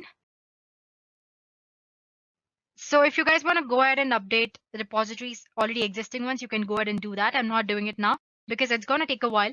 So if you want to go back, just click back. It's as easy as that. Now let's say I want to view categories and install one tool of it. As you can see, there are like huge number of categories here.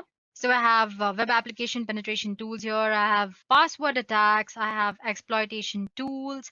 Well, if you are interested, there's an introduction video of what is Kali Linux by Edureka in the cybersecurity playlist. So go ahead and take a look at that. We have explained like about 5 to 6 popular tools in Kali Linux. Anyway, getting back to today's session, let me just say 4. As you can see, it lists all the web application tools. So if I want to install all tools, there's an option that's 0. But let's just say I want to install a tool called SQL Map. I'm sure you might have heard SQL Map. If not, it's okay. It's a tool which you use for checking out vulnerabilities that are present in application database system. So anyway, it asks insert the number of the tool that you want to install. Let's say 27. So as you can see, it's installing. So it's as easy as that, guys. So once you're done installing, I'll get back to you. Any tool, I just showed you how to install SQL Map, which is there in web application tools. You can go ahead and do that for other different types of tools as well. Suppose you want to install all the tools, you can go for 0, as in click on 0 option. So there you go, guys. I just showed you how to install one tool. So you can go ahead and do that for any kind of tool under any category. So if you just want to go back, click back and go for other types of tools. Let's say 8. There you can see. So whatever different type of exploitation tools you want, you can go ahead and install them. Let me just click back and the back. Sometimes when you try to install all the tools, you might get an error saying that the file doesn't exist or repository doesn't exist. All you have to do is go for first option here. As you can see here, you have option 2, which is update. So update your repositories. Make sure the Kali Linux mirror, which is present for the updation, is the right one. Once you've done that, you won't get any errors. All the tools will be installed properly. So suppose you want to get back from these Kotlin, easy, just press Ctrl C. And yeah, as you can see, it says goodbye. So that's as easy as it is to use Kali Linux tools on any kind of Linux distribution. While I've showed you on Ubuntu, the procedure is same on any other Linux distribution, guys. So there we go, guys. We're done with 3 things. First, we did on Windows using VMware, then on Mac using VirtualBox. And third, I showed you how to install Kali Linux tools on any kind of Linux distribution. And finally, there's one last demo. Here we'll see how to install Kali Linux on Windows operating system using Windows Subsystem for Linux feature. So let me get back to my operating system.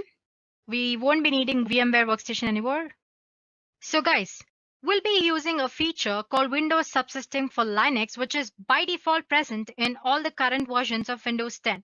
This is actually for those who prefer using Kali Linux command line interface. So make sure to listen to me properly. Or use this option only if you are a pro in using command line interface or if you have any experience using command line interface. Otherwise, just go ahead and use VMware or VirtualBox and install Kali Linux graphical user interface option. So yeah, this Windows Subsystem for Linux allows you to run Linux distributions as subsystem on your Windows operating system. This feature is really a new feature. It exists only in Windows 10. So you need to use latest version of Windows 10 to perform this demo or use this option. And in addition to that, we also have other prerequisites, especially we need to have git install, or you can go ahead and zip the file, which is Windows Subsystem for Linux files normally, but having git is also a nice thing.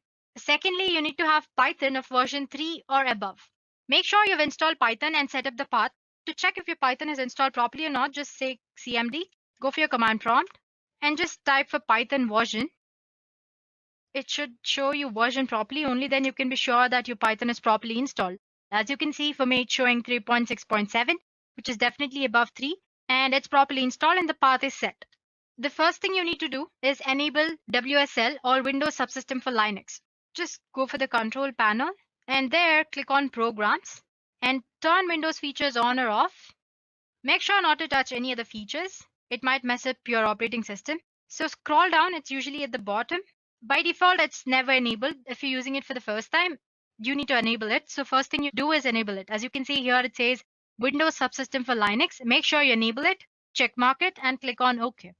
Once you have done that, run your command prompt or terminal as an administrator. All you have to do is right click on it and click on Run as Administrator. And yes. Now we'll be enabling base distribution. That is, like I said, Windows Subsystem for Linux allows you to run a Linux distribution as subsystem, right? But for that, we need to enable this base distribution. For that, you need to install the base distribution or any kind of Linux distribution that you need. So just use lxrun and install. So once you type that, this is the output which you get. It says it's the legacy Windows system for Linux distribution. So you can go ahead and install other Linux distribution which are available in Microsoft Store. But unfortunately, Kali Linux is not available, but it doesn't matter, right? We are anyway installing it using the procedure. Just click on Y here saying yes. I've already installed, so it's showing legacy Windows system for Linux distribution is already installed on my system. For you, it might take a while. After installing, the most important thing is it'll ask for you to set up a password and username. Don't skip that step, wait for a while, and make sure you set up the password and username properly. Only then the entire thing will work out. Once you've done that, we are done here. You can close the command prompt. The next thing you need to do is install Git. I already have it installed. It's very easy. Install.exe file and click on the installation process. It's very straightforward. And open Git bash. Yeah.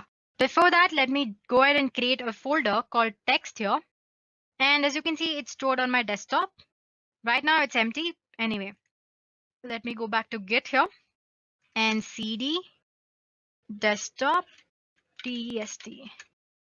Earlier we enabled Windows Subsystem for Linux, but now we have to download the script, right? For that, search for Windows Subsystem for Linux switcher. And the first link is the GitHub link. Click on that. There you go, guys. It says Windows Subsystem for Linux distribution switcher. It says the purpose is to let you easily download and install Linux distribution as subsystem on your Windows operating system. So yeah, as you can see, you have different options here for the base operating systems. So yeah, copy this link here, Control C, and go back to Git clone, and paste the link which you just downloaded, paste it.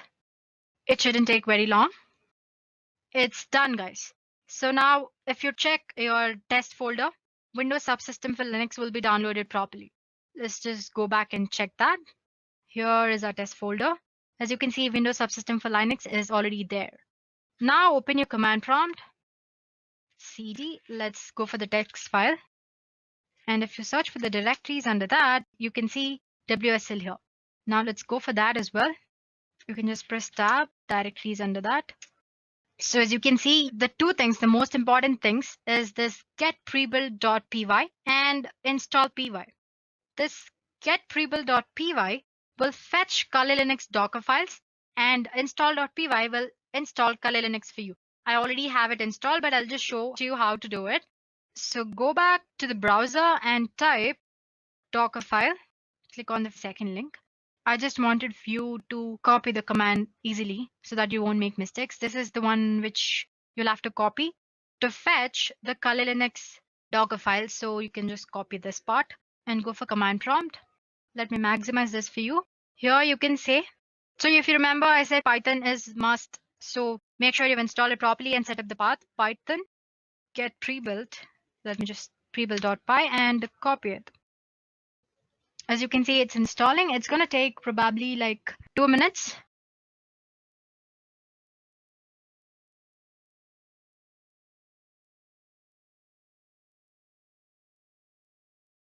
So it says it's done. It says it's saved to this file in the text folder. Let's go back and check if it's happened. Here is a test folder. Under WSL, you have Python. Yeah, as you can see, you have Python folder, a zip folder of Kali Linux installed or fetched. You'll have to install it now, right? So let me now just type Python. This is the command that you want to use. That's install.py, and copy this, or just type and enter tab, root fs tab, and click enter.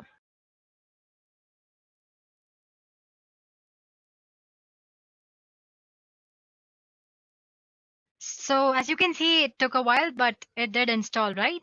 Now all you have to do is it's installed, so you can close the CMD and open your command prompt and run it as an administrator. Click yes. Let me maximize the screen. You'll have to set the root password or the default user as root. So set default. It's the command that you need to use. Set default user as root. As you can see, it's now set to root, and click bash. Done, guys. Right now we are running on Kali operating system on command line interface.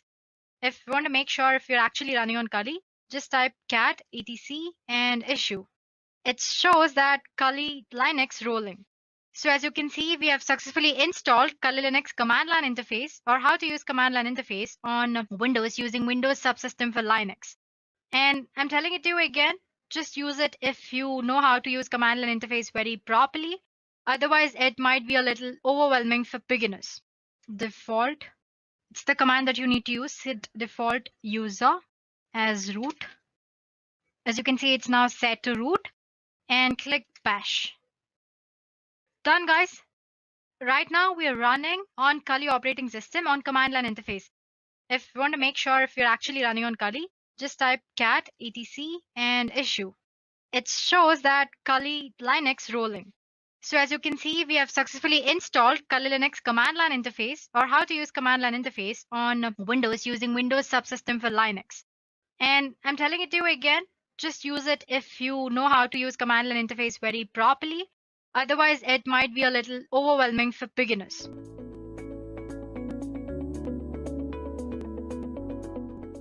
Now, you guys must be wondering what exactly is Nmap and why should I learn it? Well, Nmap is a network scanner that is widely used by ethical hackers to scan networks, as the name suggests. Now, you might wonder, why do I need a network scanner? Well, let me give you an example. So, suppose you have a Wi-Fi that has been set up in your new house, and you realize that your data is being actually consumed at a faster rate than you are using it. Now, you have suspected that it's your pesky neighbor who keeps on connecting to your Wi-Fi and eating up all your data. So to actually confirm all your doubts, what you want to do is a network scan. And Nmap is a pretty wonderful tool to do that. Now, Nmap runs on Linux, Mac OS and Windows, and I'm mostly going to be running this on Linux because that's what I do most of my penetration testing and network testing on. So let's go ahead and get on with the installation of Nmap on your computer. So what you do is go apt-get install Nmap. Now for this you have to be logged in as root. If you're not logged in as root, just add sudo before this whole command and it will install it. Now I already have Nmap installed, so I'm not really going to install it again and again. So let's just go ahead and just do a few scans on our website, that is www.edureka.co, and we are going to see what we get back as results. So first of all, let me just show you how you can scan a certain domain name service or DNS. So Nmap, we are going to use a flag all the time. Now let me just tell you what are flags. So if you just go into Nmap and type --help, this will give you all the flags and options that are available to actually use on Nmap. So if you are actually stuck and you can't remember stuff, just go in and type nmap --help and it will give you all the stuff. Now Network scans generally take a long time, so I'm going to be using the fast mode most of the time. So for fast mode, all you have to do is type in edureka.co and sit and wait for this scan to get over. Now when the scan gets over, you will see a bunch of information, and let me just wait till that information pops up and then we'll talk about the information together. Okay, so as you guys can see, our scan has been completed. It took 13.71 seconds to actually do the scan. Now, as you guys can see, it shows us the ports, the states, and the services. Now, the ports is basically the port number which our service, that is also binded to, is working on. So we can see that SSH service is working on port number 22, SMTP on 25, HTTP on 80, RPC bind on 111, and HTTPS on 443. So that is how you can use Nmap to scan a certain website. Now, if you see, Nmap has also given us the public IP of the DNS, because what Nmap does is it looks up the DNS and then translates it to an IP that is recognized to the DNS server. So Nmap also returns the public IP. So what we can do also is Nmap -f and 34.210.230 and .35. Okay, so as you guys can see that our command also works when we put in the IP address and it produces the same results. Now we can also scan for multiple hosts. Now suppose you are on a network and you want to scan for multiple hosts. Now you don't really want to run different commands for that. Now what you can do is just go in and type nmap and a bunch of IP addresses like 192.168.1.1 and 192.168.1.2 and 192.168.1.3. And what this will do is it will run an nmap scan on these three different IP addresses, and you did this in just one command. So that's a way that you can do this. Now you can also know about how much of your scan is left by just pressing the up button. So that will tell you and give you a constant update on how your scan is going. Like mine is 32.4% done and 34.7 now, and also show you kind of the time remaining. Okay, so till this port scan is going on, let me just tell you about the states. Now states can be of two types: open, closed, and unavailable. Sometimes you'll see that it is unavailable, and that's because some sort of firewall or something is running out there. States can also be closed. In that case, mostly Nmap will not return you any result unless you're explicitly finding something of the closed state. So that was a little trivia on states and how they work. Let's see how much our scan is done. So our scan is done 81% and it takes around another 20 seconds. It should be done soon. Now this scan could be significantly made faster with just the F tag, but I really want to give you all a good look into how this works. 97, 98, 99. Okay, so as you guys can see, this is our result. It gives us a bunch of ports and services. Now, as I just said, this thing can be also closed and also unavailable.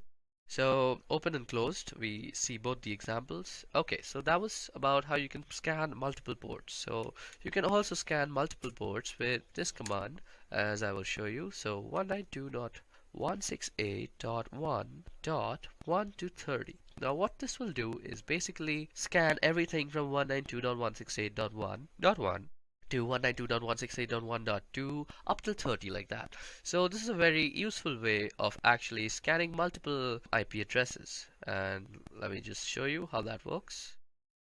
Since we have used the F flag, this is going to work considerably faster. Now as you guys can see out here, this had taken around 119 seconds, so that's around 2 minutes. Now this will take a considerably lesser time. So let's see, this was done in 29.91 seconds and we did 30 IP addresses. So we see that -F surely speedens the whole scanning process. Now you can also give Nmap a target list. Now let me make a target list. So targets.txt. Let me just cat it out for you. So there's nothing in it. Now all I want to do is edit this file. So let me just edit that file and put in 192.168.1.1, 192.168.1.2, 192.168.1.3, 192.168.1.4, 192.168.1.5, or 15. Boom, roasted. Now all we have to do is save it. So that saves it, and Control X to actually exit it. Now you can go ahead and view what is in targets.txt. So as you guys can see, this is what is in targets.txt. And now you can just pass it to nmap with the IL flag, and you could say that nmap is going to actually scan all the IP addresses that are in this file. So let that just run. So this will take a little bit of time because it's 5 IP addresses and it's not really running on the fast mode. 83% of our work is done. Okay, so as we see, our scan has been completed. Now what you see out here is the scan results for whatever we had provided in the targets.txt list. So that's how you can also provide nmap input file, and it will give you the results for all the targets that were specified in the file. Now let's go ahead and talk about a little bit on port scanning. So nmap is also a brilliant tool for scanning ports. And if you have a server or a website, you know that there are around 65,535 ports out there on every server. And almost 99% are unused. So sometimes scanning ports is really a necessity. Now you can scan ports by just using the P flag and specifying the port number. And this is how you would do it. And you would just specify the IP address after that. So I'm going to use www.edureka.co. And what you can also do is this will scan only the port number 20, but you can also scan from port number 20 to 25. You can also put in commas and tell nmap you also want to scan all these other port. 80 is HTTP and 443 is HTTPS. So you can surely do that. So let me just go ahead and run this. Okay, so that gives us an information on the ports that is there. Now something about ports also. You suppose you know you want to scan for some HTTP ports, so you can just say nmap, and with the -p you can just say that I want to scan the HTTP port on www.edureka.co. So that will just go ahead and do that, and as you guys can see, that gave us a result. And you can also add in stuff like MySQL, FTP, and stuff like that. So let me just see and show you how that runs. Okay, HTTP is not a port. HTTP. Okay, so as you guys can see, these are the ports that are running, and it gave us according to the name. Now if you want to scan all the ports, you can use -p and then the IP address at www.edureka.co. Now this generally takes a lot of time because you're basically doing 65,000 scans, so I'm not really going to do that. I'm going to quit this out. Another thing that I wanted to show you all that generally takes a lot of time to actually execute is called something like an aggressive scan. So as you guys can see out here, I have done an aggressive scan on Edureka. So to do that, all you have to do is nmap-a and then you go edureka.co. So let us see how much time did this take to actually execute. This took 459 seconds. That's a long time for a scan. But it gives us a bunch of other information. For example, it gives us the trace route. So what is a trace route, first of all? So trace route is the route taken by a packet to actually reach the clients and the target server. So as you guys can see, our packet had 22 hops. First it went to the first hop was to the gateway router, that is 192.168.1.1. Then it went to the Airtel lease line, then it went to this IP address, then it went to the BSNL VSNL.net, and it went to London, New York, then Chicago, and it went all the way up to wherever this thing is hosted. That was some information, and then there is some other information given to us like the TCP open, TCP wrap, program versions, port types, port states, and all sorts of other information is given about in an aggressive scan. Another scan that I have previously also done and kept for y'all is because it takes a lot of time, and I have done something called the service version. So nmap-s and v with v capital will give you the service version. So it tries to actually guess the version of the service that is running. So for example, on the TCP port it tells us it is postfix SMTPD. On the Apache it's Apache HTTPD, and you can see all sorts of versions that are here. Another thing nmap is generally brilliant is for guessing the operating system that is running. Now, I have already done this scan previously because this takes a humongous amount of time that I don't really have, and that is 386.34 seconds. And this scan together basically took me more than 10 minutes, and I don't really have that kind of time for explaining all this stuff. So, as you guys can see out here, the OS is kind of OS details is Fortinet, FortiGate. It kind of tries to guess the OS upon the time to live that is in the response from the packets that it sends. So -SV, -O, and -A are some really cool stuff that you might want to know. Another thing that you can do is traceroute, as I had just told y'all, and y'all can do traceroute separately. So you go -traceroute, and then you say the name of any sort of website. So suppose I want to know how I reach Netflix.com. So I go netflix.com, and this will give me a traceroute that shows me how my packet actually reaches Netflix.com. Okay, so this is basically it was a direct one hop. Okay, so that was surprising. On the other hand, if I were to do this on edureka.co, it would take a bunch of hops to actually reach there. Okay, this might just take some time to run. Okay, so it's 94% done. I'm just waiting for it to get completed.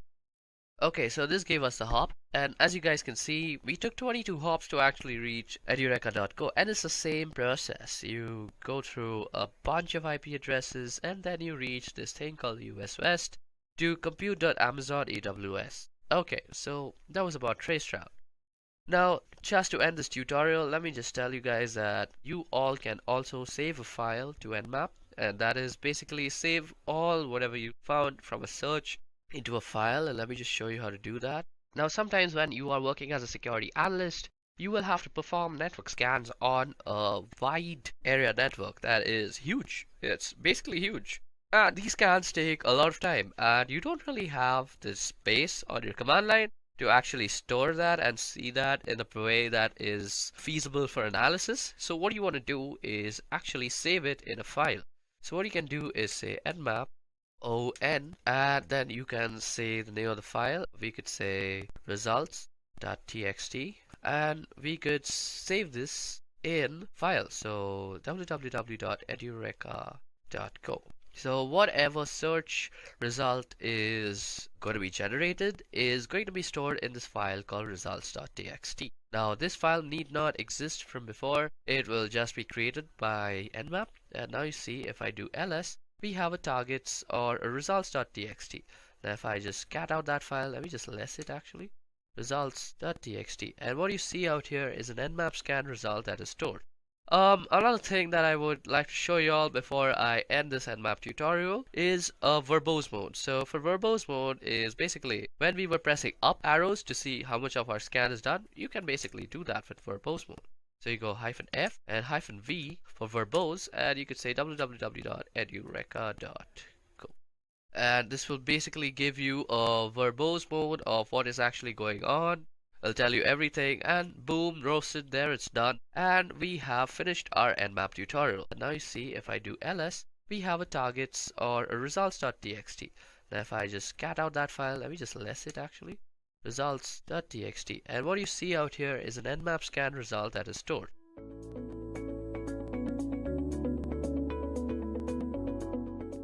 So the term hacking has been around for a long time now. The first recorded instance of hacking dates back to the early 1960s in Massachusetts Institute of Technology to the Model Railroad Club, where both the terms hacking and hacker were coined. Since then, hacking has evolved into a broadly followed discipline for the computing community. Now, hacking is the process of finding vulnerabilities in a system and using these found vulnerabilities to gain unauthorized access into the system to perform malicious activities ranging from deleting files to stealing sensitive information. Now, hacking is illegal and can lead to extreme consequences if you're caught in the act. People have been sentenced to years of imprisonment because of hacking. Nonetheless, hacking can be legal if done with permission. Now, computer experts are often hired by companies to hack into their systems to find vulnerabilities and weak endpoints so that they can be fixed in the end. Now, this is done as a precautionary measure against legitimate hackers who have malicious intent. Such people who hack into a system with permission without malicious intent are known as ethical hackers, and the process is known as ethical hacking. So now that we know what exactly ethical hacking is and who ethical hackers are, Let's move over to the hero of our video today, and that is Kali Linux. Now, Kali Linux is a Debian-based Linux distribution aimed at advanced penetration testing and security auditing. Kali contains several hundred tools which are geared towards various information security tasks, such as penetration testing, security research, computer forensics, and reverse engineering. Kali Linux is developed, funded, and maintained by Offensive Security, a leading information security training company. Now, Kali Linux was released on the 13th of March 2013 as a complete top-to-bottom rebuild of Backtrack Linux, adhering completely to Debian development standards. Kali Linux is specifically tailored to the needs of penetration testing professionals, and therefore all documentations are actually addressed to them in knowledge of and familiarity with the Linux operating systems in general. Now, as you guys might also know, that Kali Linux is basically any Linux distribution that comes preloaded with a bunch of penetration testing software. Now, some might argue that Kali Linux is not really necessary, but well, it does save you a lot of time if you're a penetration tester. Aside from saving a lot of time, there are a number of reasons that you should be using Kali Linux for. Now, let's go over the reasons one by one. First of all, Kali Linux has more than 600 penetration testing tools included. Now, every tool that was included in Backtrack did not actually make it to Kali Linux. A great number of tools are simply not added because they do not work or because they duplicated what other tools did. So now you have a bunch of tools that serve a specific purpose and they are basically not cluttering up your computer with duplicates and useless tools. The second reason that you should be using Kali Linux is because it's free and it always will be. Now, Kali Linux, like Backtrack, is completely free of charge and always will be, and you will never have to pay for using Kali Linux. The third reason is an open source Git tree. Now, Kali Linux is committed to the open source development model, and the development tree is available for all to see.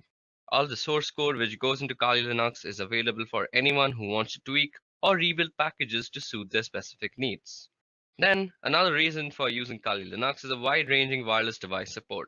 A regular sticking point with Linux distributions has been supported for wireless interfaces. Kali Linux has been built to support as many wireless devices as you can possibly think of, allowing it to run properly on a wide variety of hardware and making it compatible with numerous USB and other wireless devices. More adventurous users to customize Kali Linux to their liking all the way down to the kernel, which brings us to the kernel now. And the last reason, according to me, that you should be using Kali Linux is because custom kernels and patched for injections. So as penetration testers, the development team often needs to do wireless assessment, so our kernel has the latest injection package that allows you to do so with much ease. So this was 6 reasons as to why you should use Kali Linux. And you can find a lot more reasons on the Kali documentation, so you can go through them if you want. Now, this brings us to the main agenda of our video today. So with that out of the way, now that we know what Kali Linux is and how it works and why you should be using Kali Linux, let's go over the topics that we are actually going to go through the course of this video today. So through the course of this video, you could expect to learn a bunch of stuff. So firstly, we'll go through some command line essentials because Kali Linux tools are mostly in CLI format. So we have to be well versed with the command line essentials. So that's the first thing that we're going to tackle. Then we're also going to tackle how we can stay anonymous using proxy chains in Kali Linux. We'll be talking about MAC changers, and we'll be also going into the whole realm of wireless penetration testing. We'll be checking out tools like Aircrack NG, and we'll be also testing on how we can brute force some WPS pins. We'll be going through router vulnerabilities and some other miscellaneous topics that I couldn't really group into one. So without wasting much time, let's dive into the first topic for today, and that is command line essentials. Now, the way that this video is going to follow is that most of the times we are going to take a hands-on approach to learning how to use things in Kali Linux because I'm a firm believer of actually practical work for learning any sort of thing. So we will be using a lot of practical work, and I completely encourage you that you go ahead and download and install Kali Linux. You can do it on a virtual machine, or you could try and dual boot that thing. I'm not meant to teach you how to do that in that video because there are tons of videos out there that teach you how to install Kali Linux. What we're going to do first in this video is that we are going to take a hands-on approach to firstly learn what the command line essentials are. Now, as you might have already realized, there are some theoretical aspects that we might need to tackle from time to time. For example, what is a MAC address? What are proxy chains? We'll need to learning some theory. So for the theory, we'll have to go through the obvious evil, and that is PowerPoint presentation slides. So I apologize for that from before. But I assure you that most of the time we are going to be looking at a computer screen, and I assure you that you will have tons of fun if you just follow along with me. Okay? Another disclaimer that I would like to add before we actually continue with our Kali Linux course, and that is this is not the entirety of Kali Linux. Kali Linux is a huge thing, and this is just not it. So these are basically what I find interesting and what you may also find interesting. And these can cause a bunch of damage if you're doing it without permission. And damage comes with repercussions, which could include you being arrested, and that is not my fault. Again, I'm saying disclaimer, if you do this without permission, you will get arrested, and that is no way my responsibility because this video is just for educational purposes. Okay, now with all that aside, let's move ahead and learn about command line essentials. So now it's time that we go through the command line basics of any Linux terminal. Now the Linux terminal is a very powerful tool. It allows you to move around the whole operating system through the files and folders. It allows you to create files, change their permissions, change how they behave, and a bunch of other things. You can do filtering, you can grab stuff, the specific stuff from a specific file, and there's a bunch of interesting things that you can do. And as an ethical hacker, you will be working with a Linux distribution most of the time, whether it may be Kali Linux or some other thing like Parrot OS. But you will be working on Linux most of the time because it's a powerful tool for networking analysis and scanning and all sorts of stuff that you want to do as an ethical hacker. So the first essential step is to actually know how to use the tool that is available to you. And that is out here, which is the terminal. Now, as I'm running this on a virtual machine, you might find it that my execution times are much slower. And that is because I have a very, very slow laptop because my virtual machine is actually eating up a lot of my RAM. And I have a bunch of other processes that are also rendering. I do this on my free time. So let's go ahead and go through the commands that we are going to actually go through. Now, let me actually make a list of commands that I want to teach you guys. So let me see if LeafPad is available. Firstly, LeafPad is basically a text editor. So the first command that we are going to start off with is cd. Now, cd stands for change directory. Now, at this moment, we are in the root directory, as you guys can see. We can print the current working directory with this thing called pwd, and that is a current working directory, as you see. It's called root. And suppose we want to change our directory to the home directory. So all we have to do is cd, which stands for change directory, as I just said, and specify the path. Now cd/home. Okay, so once we're in home, I want to make a list of commands that are used on the CLI that I want to teach to you guys. So what would I do? I would firstly see if any files are available that I can edit. Okay, so these files are available, but let's create a new file for ourselves. So firstly, let's do nano list.txt. Now what nano does is nano will open up a small command line text editor. Now command line text editors are very much used by ethical hackers because they save a bunch of time. If you're always switching between GUI and command line because you'll be doing a bunch of stuff on the command line, and suppose you want to write something, you're always switching to GUI, it's a waste of time, and you want to save time as an ethical hacker. So you can use this thing called a command line editor, and it can basically do most of the stuff a GUI editor would do. Now you say nano and the name of this file. So nano basically has created this file now, and it has opened up this new fresh window which overrides the command line that we were in, the bash. And this is a place where you can actually edit what goes into the file. Now, let's see the list of commands that I'm going to teach you. I'm going to teach you ls. ls will be the list of files. We did cd. We saw a pwd. So that was the print working directory. We'll be looking at how you can copy stuff with the cp command. Then we'll be looking at mv, which is basically move. Then we'll be looking at cat, and that's an interesting one. And also less, which is another interesting thing. Then we'll be looking at grep, which is actually used for grepping or grabbing things from files that you might want to see. You'll see what I mean in a short while. We'll see echo, which probably does what you think if you have any experience with Linux. Then we'll be doing touch, and we'll be doing make dir, which is make directory. And then we'll do in chown, chmod, Then one of the most dangerous commands has rm, and then you can do man plus help. Okay, so these are the list of commands that we are going to go through in this part of the video. So suppose I was making this video and I wanted to save this somewhere. So if you see down here, there are a bunch of options that are shown to you. Now this caret sign might be not what you're thinking, that the shift 6 one, it's not shift 6. It's actually a control. So caret is control, and then G of course means G. So if you go control G, it will actually get help. Now what we want to do is save the file, and that is control O, and that is write out. So what we want to do is say control O, and now it's going to say if we want to name the file list.txt, and we want to name the file, and it says that we have written down 15 lines. So that's how you save a file. Now all we want to do is exit out of here. Okay. So first let's go ls and let's go through whatever there is. So ls shows us the list of files that are there in that directory. Now ls can also show you the list of files in a directory with the paths that you specify. Like if I say ls var, it'll show me everything that is in var. Okay, there are a lot of interesting things in var. So let's head over to var. So cd/var and you hit enter. And now we are in the folder var. So now to actually demonstrate how powerful ls is, we have a few flags. Now to see the flags of any command, you can just do -- help universally throughout the Unix command line. So out here you see some information that is kind of tough to read, but if you go on top and scroll out here, you'll see all the flags that you can use with the command, that is ls, and how you can use them. So you can see what to use and you can read a little bit about it. So if you use all, it ignores entries starting with dot. So suppose we were to do ls in var, let's see.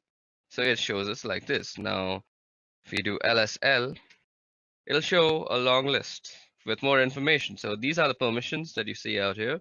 We'll be seeing how we can change the permissions of files soon enough. And this is who owns the file, the user and the user group.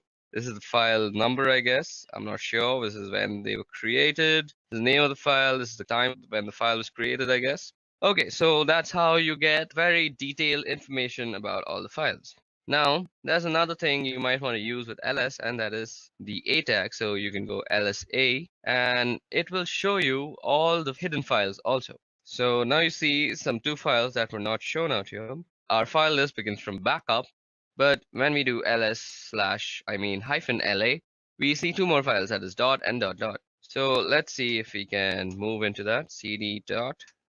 So we can't even move into that. So that's interesting. So these are hidden files. So these are not seen to random users, and we can actually do stuff with them. We'll see how we can use hidden files later on. So if you want to show hidden files through ls, all you have to do is ls and -la. So that was all about ls. So let's move back to /home, where our list of commands that I want to show you all was. So cd home, let's ls and see what was it called. It's called list. And suppose I want to see the contents of list.txt. All I have to do is say list.txt. Now it shows us whatever this file is containing. It'll read it out for you. So we've done cd, we've done ls and its various forms, we've done pwd. Now it's time to do cp. So cp is basically used for copying files from one place to another.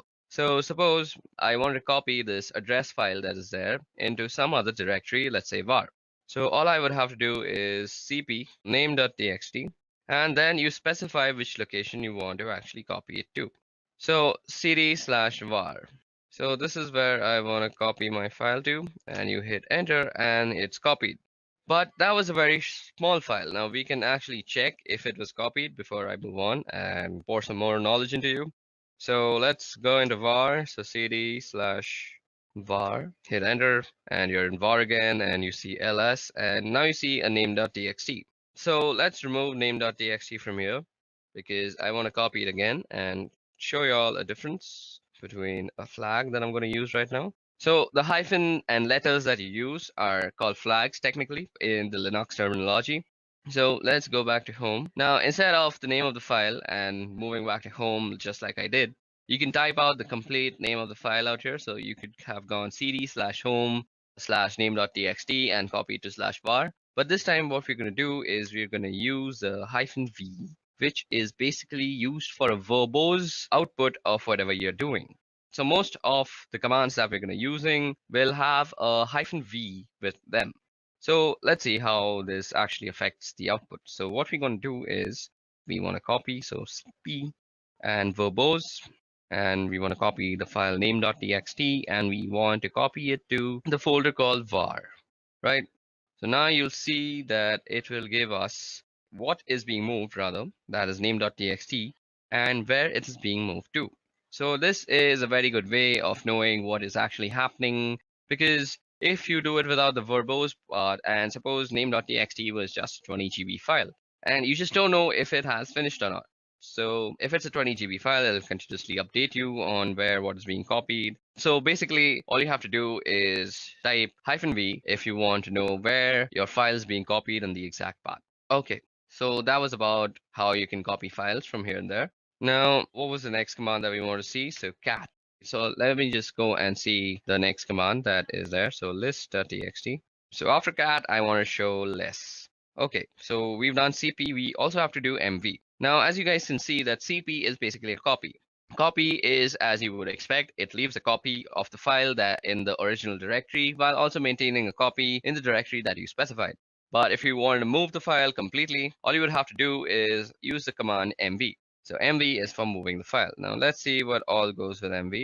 So you can type help, and as I said, you get the verbose option, and you get suffixes. You can force things to happen. So suppose you don't have the permission, do not prompt before overwriting. So it'll give you a prompt, and you can completely overlook the prompt with the F thing. So let me just show you how that looks like. We'll be doing a verbose, and we will be copying the address.txt file. And okay, so every time I've been actually typing, so you can do address.txt by just pressing tab, and it'll autocomplete. So address.txt to /var.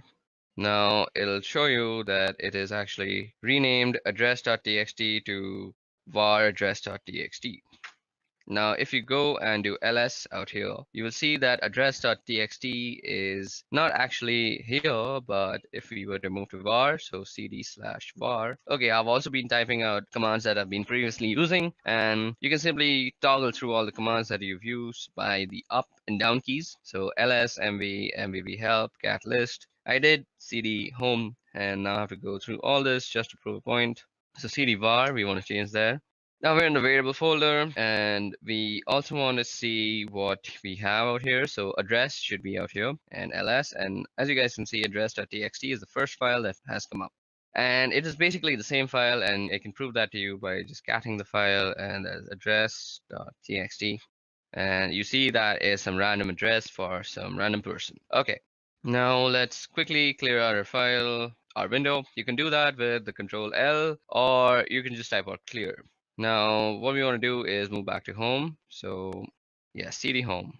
Okay, so now that we're back in home again, let's cat out our next file. So list.txt, and after move, I wanted to go through cat. Now cat, as you guys can see, is printing out the contents of a file, and there's also less, which does something very similar to cat. So let's see what it does.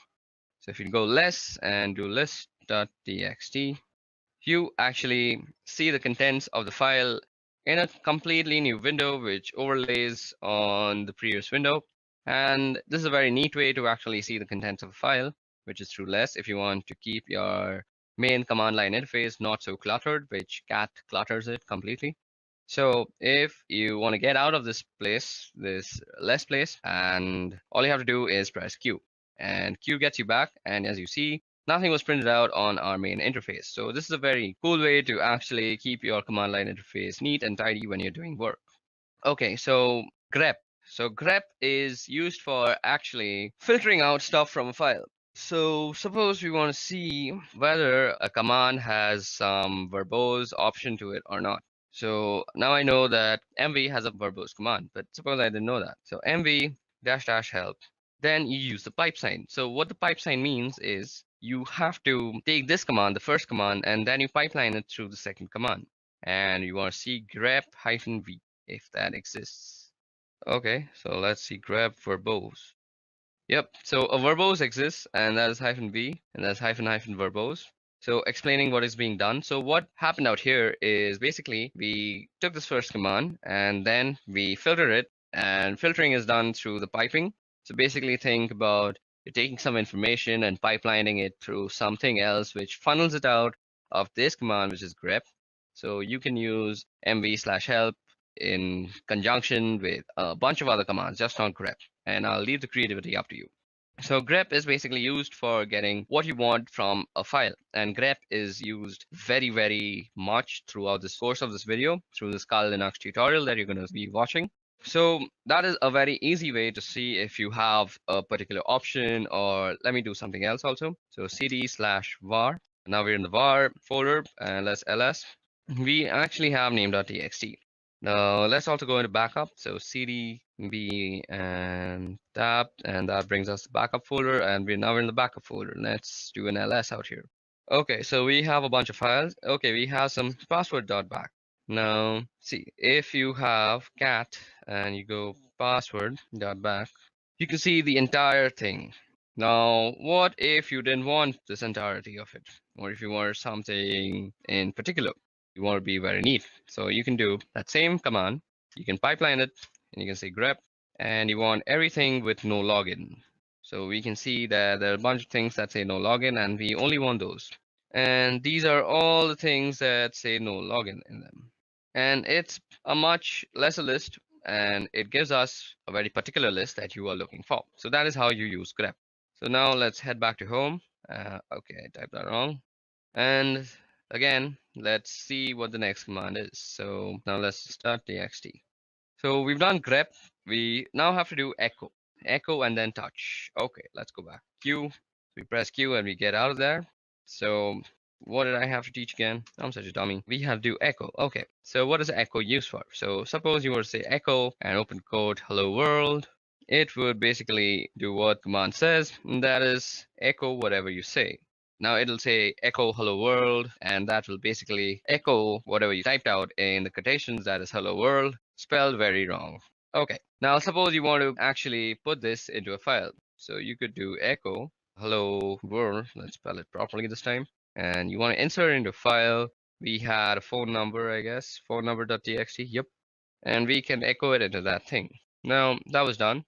Now let's see what is phone number.txt. Phone number.txt, and it says hello world. So you can basically input text into a certain file with the echo command, and that's how you do it. Okay, now let's also see how you can make directories, and that is with the make directory command. So, okay, we also have to do touch before that, I forgot. Now touch is used for quickly creating files. So touch, you could say touch and then the file name. So we can create a name file again, name.txt. Or that will create a name.txt. Let me just show it to you, lsl, and we have a name.txt. We can also create multiple files with touch, and we could say file 1, file 2, and file 3. So like this, you can create multiple files, and let me just ls that out and show it to you, lsl. And we have file 1, file 2, and file 3. Now we can also create a directory. So make dir and the name of the directory. So suppose you wanted to save all your movies in one directory. Make directory movie, and now you have a directory called movies. And you can also move into movies. So cd movie. Okay, so that's how you create directories, and you can move into them with the change directory folder. Now let's see what the next command was. So cd and dot dot. So with cd dot dot, you can move back to the previous folder if I'm already not told you that. And since we're in movies, we can just go back to home with cd dot dot after. Now let's see what else is there. So cat list.txt. And okay, now chown, chmod. Now chown will be a little tough to show because we don't have any sort of other user out here. The root user is the only user that we have on this VirtualBox as set up. But if you want to change the ownership of a file, let's say, so you can see the ownership of a file through the lsl command, and you see that root and root. So this is the owner name and this is the owner group, and they're mostly the same thing. So our next command that we're going to actually see is called chown. So let's see how chown is actually used. Chown is used for changing the ownership of a file. So I actually don't remember how to use chown. So if you actually don't remember or you're getting stuck somewhere, just use the help function. So if a command line argument is symbolic, so let me just go through this once. So this is how you use it, owner and then colon group. Okay, and then the file name. So you go chown, and then you want to say the name of the owner and the group you want it to belong to, that is root and root.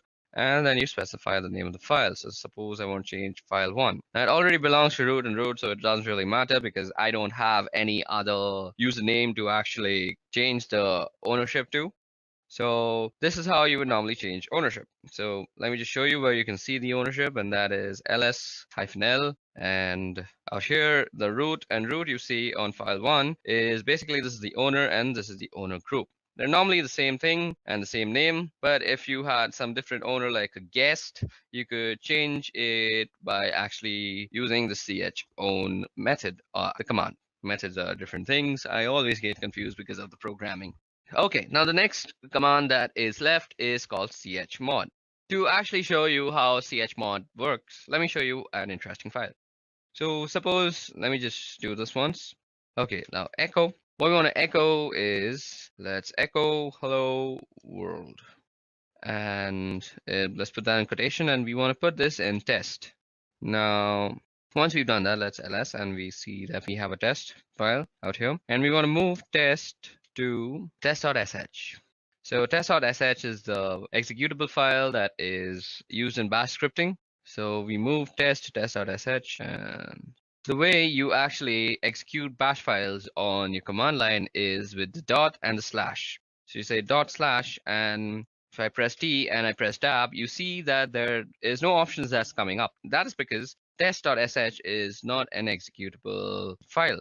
So test.sh don't have the executable permission. So let me just show that to you. ls, and you see test.sh. It doesn't have the executable. Now you see movie, it is executable. I don't know why, it is a directory, so it is an executable. You can move into it. So it's blue in color. So the way you actually can make this an executable is by changing its permissions. So the way you do that is chmod, and basically you change it to an executable. So plus X, that is making an executable. If you do plus R, it'll make it readable. And if you do plus W, it'll make it writable also. So if you do plus X and do test.sh, and now you go and do lsl, you'll see that test.sh has become green because it is an executable file now. And now if you do dot slash and you press T, you get test.sh if I press tab. So now it is an executable file, and if I execute it, it presses out hello world onto my screen. So that's how you can use the chmod, or which is basically the change of permissions of files. And we'll be changing permissions of files throughout the course of this video. It'll be very useful for us, and you'll see as we go along with this video. Okay, so the next thing that I want to show you all, only two are left, and I remember those now, and it is rm. And rm is used for actually removing files. So you should be very careful while using rm or any sort of removing command on a Linux system, because once you remove something, it is very difficult to get it back, and it's almost near impossible. It's not like Windows, where it's basically just disappeared in front of your eyes, but it's still there in the memory, cluttering it all up. That's why Linux always trumps Windows. That's one of the reasons. I'll make a video on that later on. But for now, let's focus on rm. Now, we can remove file 1. So let's see. So file 1 is going to be removed. So if we ls now, you see file 1 doesn't exist. But let me show you. rm, and if I do movie, it'll say cannot remove movie is a directory. But if you go into the help menu, I bet there will be a option that you can just forcefully remove it. So rm force will just remove. So rm/r, and you can do movie, and it'll recursively remove everything. And if you go here and do lsl, you'll see that there is no movie directory anymore, and that is how you can remove movies. Now that prompt that you see out there is actually a safety measure, because once you remove a directory and it's not retrievable, that's a very sad scenario, and you don't want to get yourself in such a scenario in whatsoever possibility. Okay, moving on, so on and so forth. That was all about the rm folder. Now you can do rm and the address of anything. So rm, I know we moved an address.txt, so into the var folder, we can go rm var and address.txt. And that will remove address.txt from the folder of var. Let me just show you that worked. So cd var and ls, and you see that there is no address.txt out here. Okay, another way to get help for any command that you want is man, and suppose you want to see about rm. It'll show everything about rm that is there to show to you. It'll show you how to use it. It'll give you a description, synopsis, the name, remove files or directories. It's a very useful way. So out here you see this is a manual page. So that is what it means, man. And you can press line 1 or H, or you can press Q to quit. So that's very much helpful. Okay, guys, so that was all about the command line interface and how we can use it to go about the operating system and change file permissions, copy files, move files, and a bunch of other stuff. Now it's time to get on with the interesting stuff, and that is, firstly, we're going to be learning how you can actually stay anonymous with proxy chains. Okay guys, so now that we are done with the command line basics, it's time that we move forward with proxy chains. So before we move forward with proxy chains, let us head back to our PowerPoint presentation and see what exactly proxy chains are. Okay, so proxy chains. Now, as the name suggests, proxy chains are basically a chain of proxies. Now, where is a proxy used? A proxy is used whenever you want to anonymize yourself on the wire or the network. You do not want to know, or you do not want your others to know what the source IP address was for your client system. And to do this, all you have to do is send your packets through a bunch of intermediary systems, and these intermediary systems carry the packet out and they transmit it to the target system. And this is much slower, and let's see how we can use this in Kali Linux now. In combination with Tor in order to anonymize traffic, not only on web browsing traffic, but rather instead on all networks related traffic generated by pretty much all your applications. But you can also change this in the settings. Now, what we're going to do is we're going to open up the proxy chain configuration file, and we're going to understand all its options that are available. So to do that, all you have to do is say nano. You go into the etc folder, and then you go for the proxy chain. .conf. And what you see out here is the nano editor, and we had spoken about the nano editor when we were discussing the CLI part. I hope you haven't skipped that. Now what you see out here is a bunch of instructions and options. So let me just zoom in into this command line interface, and now you can read everything much well. So what proxy chains is, well, it gives you the ability rather to route your traffic through a series of proxy servers and stay anonymous in such a fashion by hiding behind them or by having them forward your requests, so it looks that on the other side that your requests are coming from them as opposed to you. Now, surprisingly enough, there are a large amount of these proxy servers out there that you can use, but they're not very stable. They go up and down and they're not very fast. So for specific targets, they can be useful, but not for brute forcing and not for any sort of computing attack. So suppose you're doing something to a certain target. If you're trying to log in or you're already logged in, you can definitely do it through proxy chains. And it will be reasonably fast and reasonably stable as well. But if you're doing some sort of mass scanning or you're brute forcing a password or something of a kind of a proxy chain with a list of proxies selected from the internet, especially the free proxies, it's not going to work. I mean, it's going to work out eventually in a technical sense, but it will consume more time than you can spare. And by that, I mean, it can be a very, very long time. It can take about months or two to do a simple scan. So that's not an option. And there are other ways of doing that, but for the time being, I just want you to know how you can use proxy chains and how you can configure it. And actually, because it's really useful and I use it fairly often, and a lot of people do, and it's a fantastic piece of software. So first off, we have the types of proxies. So you see HTTP, SOCKS4, and SOCKS5. Now, there are fundamental differences between these protocols, and you always want to find yourself a SOCKS5 proxy, as that's the best possible one, and that has the ability to anonymize all sorts of traffic. HTTP, well, as the name it says, it's for HTTP traffic, and SOCKS4 is very similar to SOCKS5, but it does not support IPv6 protocol and it does not support UDP protocol.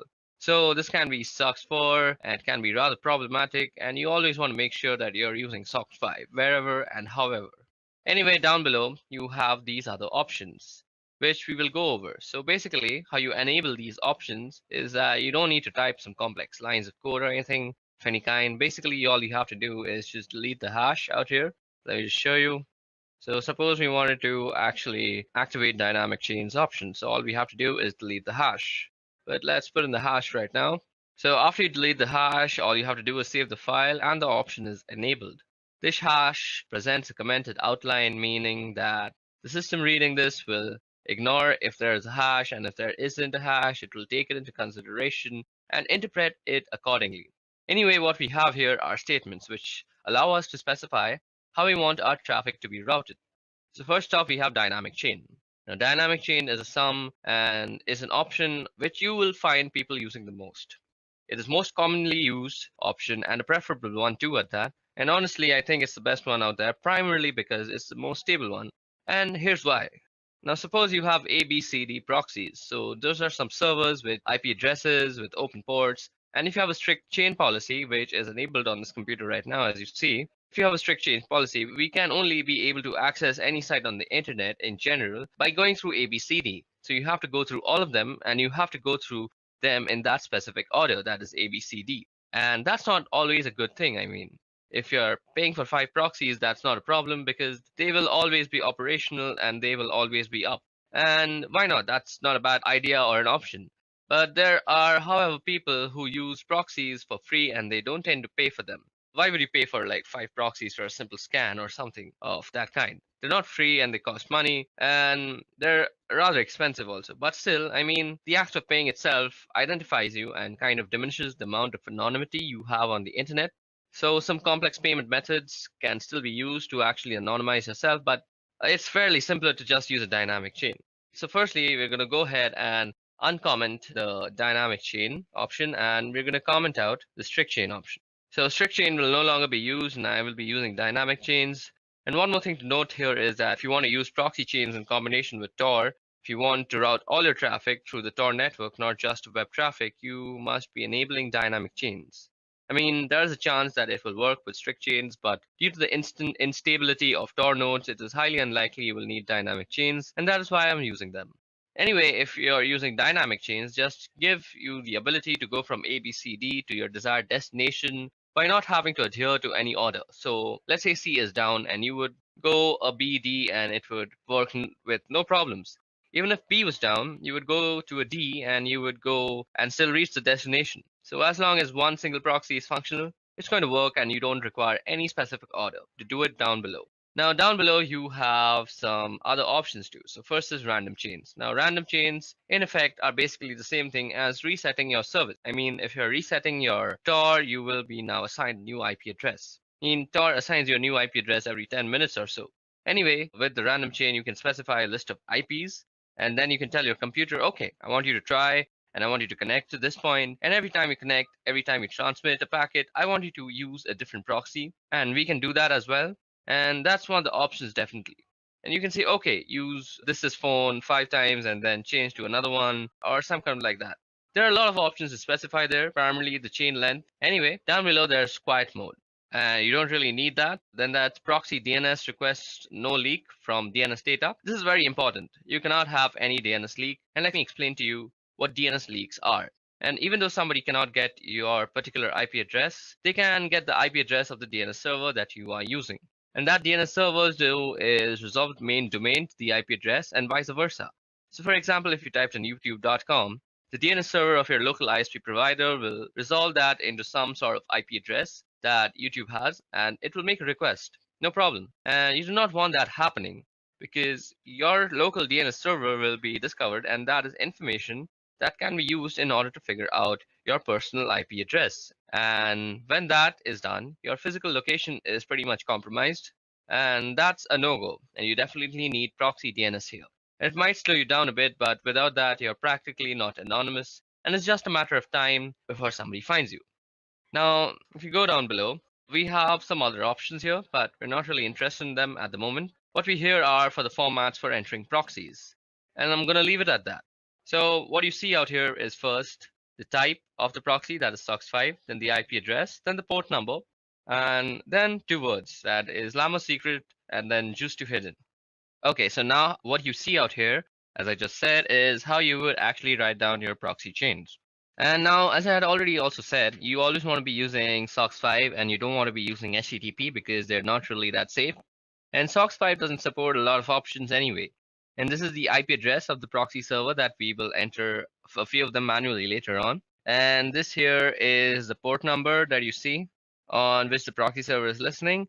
and that port is open over here. These two words now, what some proxy servers, especially paid ones, will always have a username and password, so you can just type them here in plain text. Unfortunately, it is assumed that only you and you alone have access to this computer besides this file. And besides, this file is not everybody can read this file. Anyway, so if you can just type in the username here and password here, you will gain access to a certain proxy that you have chosen or that you have paid for. Anyway, these are just some examples, and we won't actually be using these proxies or anything of a kind.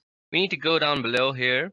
Out here you see, and at the end of the file, so if I just press enter a couple of times, there we go. So here is only one proxy active at the moment, and it says SOX4, and all traffic being routed here through Tor by default. So let's set to Tor now, and Tor default listens on this port.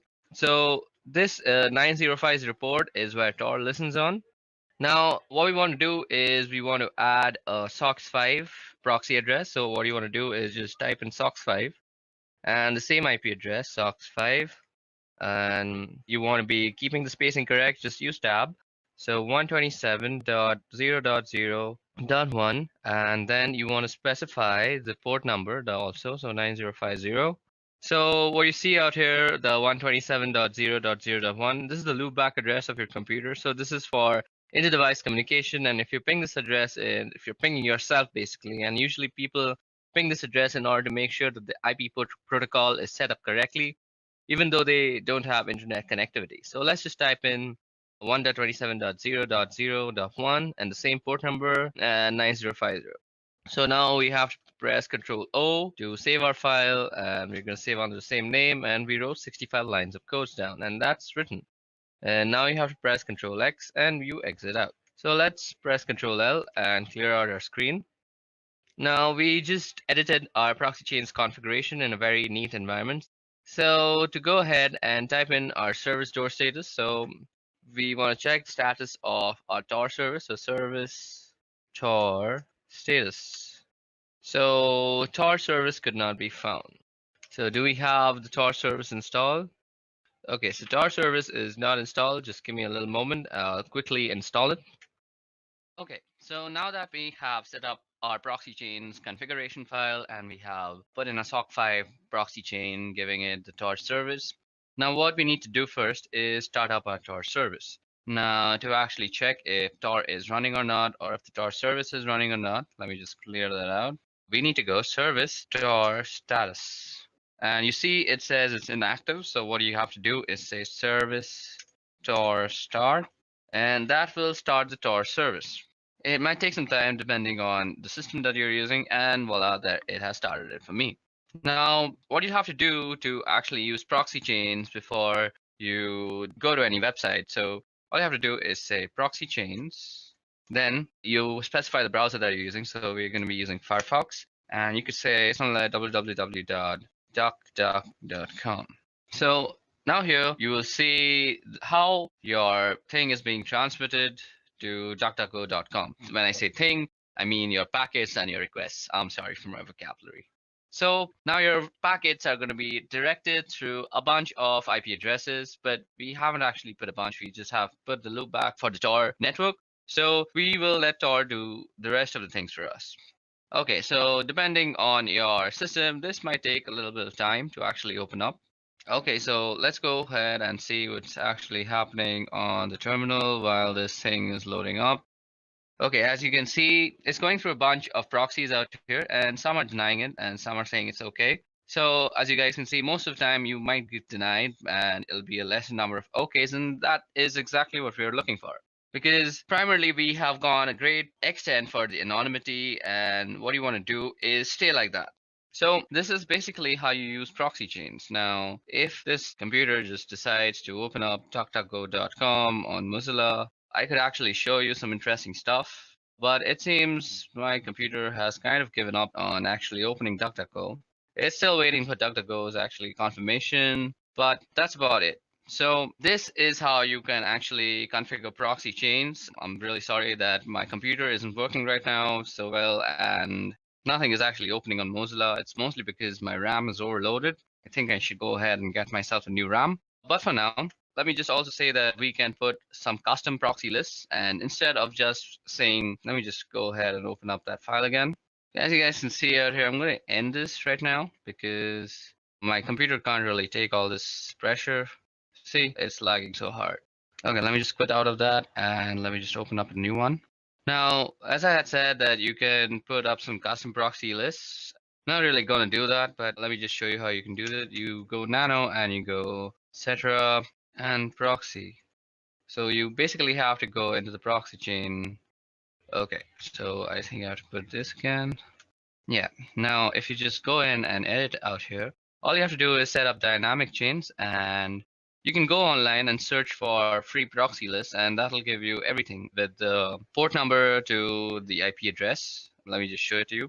Free proxy server list. So all you have to do is search for a free proxy server list, and you can see out here the proxy type is HTTPS, and you basically want to find a SOC5 proxy.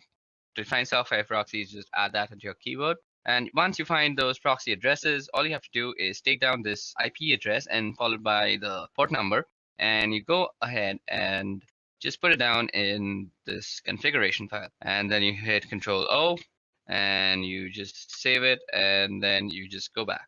So that was all about proxy chains and how you can set up proxy chains to make yourself very anonymous. I'm sorry, the whole Mozilla part didn't work. That's the sad state of my computer. But moving on, let's go ahead and study about MAC changers. Okay guys, so that was all about proxy chains. Let's move ahead to MAC changer. Okay, now before we go into the tool called MAC changer, let's just see what a MAC address is. Now, MAC address actually stands for Media Access Controller Address of a device and is a unique identifier assigned to a network interface controller for communication purposes. Now, MAC addresses are used as a network address for most IEEE 802 network technologies, including Ethernet, Wi-Fi, and Bluetooth.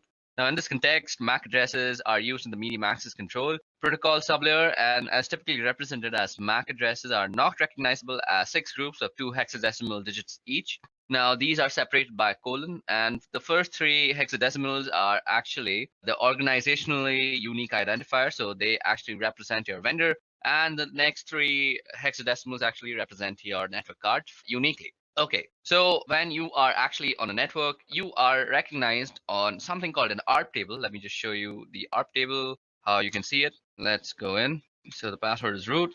So an ARP table is basically an address resolution protocol table, and well, this is a virtual machine and it doesn't really know many machines on the local network. But if I were to go on my Windows system and show you my ARP table, let's see. Okay, so if I show you the ARP table of my Windows machine, on any machine that has a TCP/IP protocol suite installed, you will have this command that is working called ARP, and you give the -a, and now you see that your IP address or somebody else's IP address is actually mapped to a physical address. Now, the MAC address is very commonly used in the ARP protocol, and this is how you are actually identified on a network. Now, sometimes what you want to do is be unknown on this network. There are various reasons why you want to do that. Let me just give you an example of a very malicious reason that was done in my college. So we as students would actually change the MAC address of our own computer to the professor's computer. So we would somehow look up the professor's IP address and then come to know about his MAC address. And then we would spoof our MAC to be his MAC address. And then we would do some sort of malicious activity on the college internet. And then the internet administrators of our college would come to know that that MAC address is doing some sort of malicious activity, and that MAC address would get permanently banned for that session on the college network. So basically, our professor would not be able to use the wireless projectors that he would use to actually show us his presentations, and we'd end up getting a free class. Now, I am not actually promoting any sort of bad activity like this. I have just experienced this in my own college life, so that was something. But there are many other reasons that you might want to spoof your MAC. Now, MAC Changer is an amazing tool for actually spoofing your MAC. So first of all, how do you come to know your MAC address? So let's see, you go ifconfig, and this will give us our MAC address. Now, this address that you see out here is the MAC address of this machine. So you can also check out the MAC address by going MAC Changer.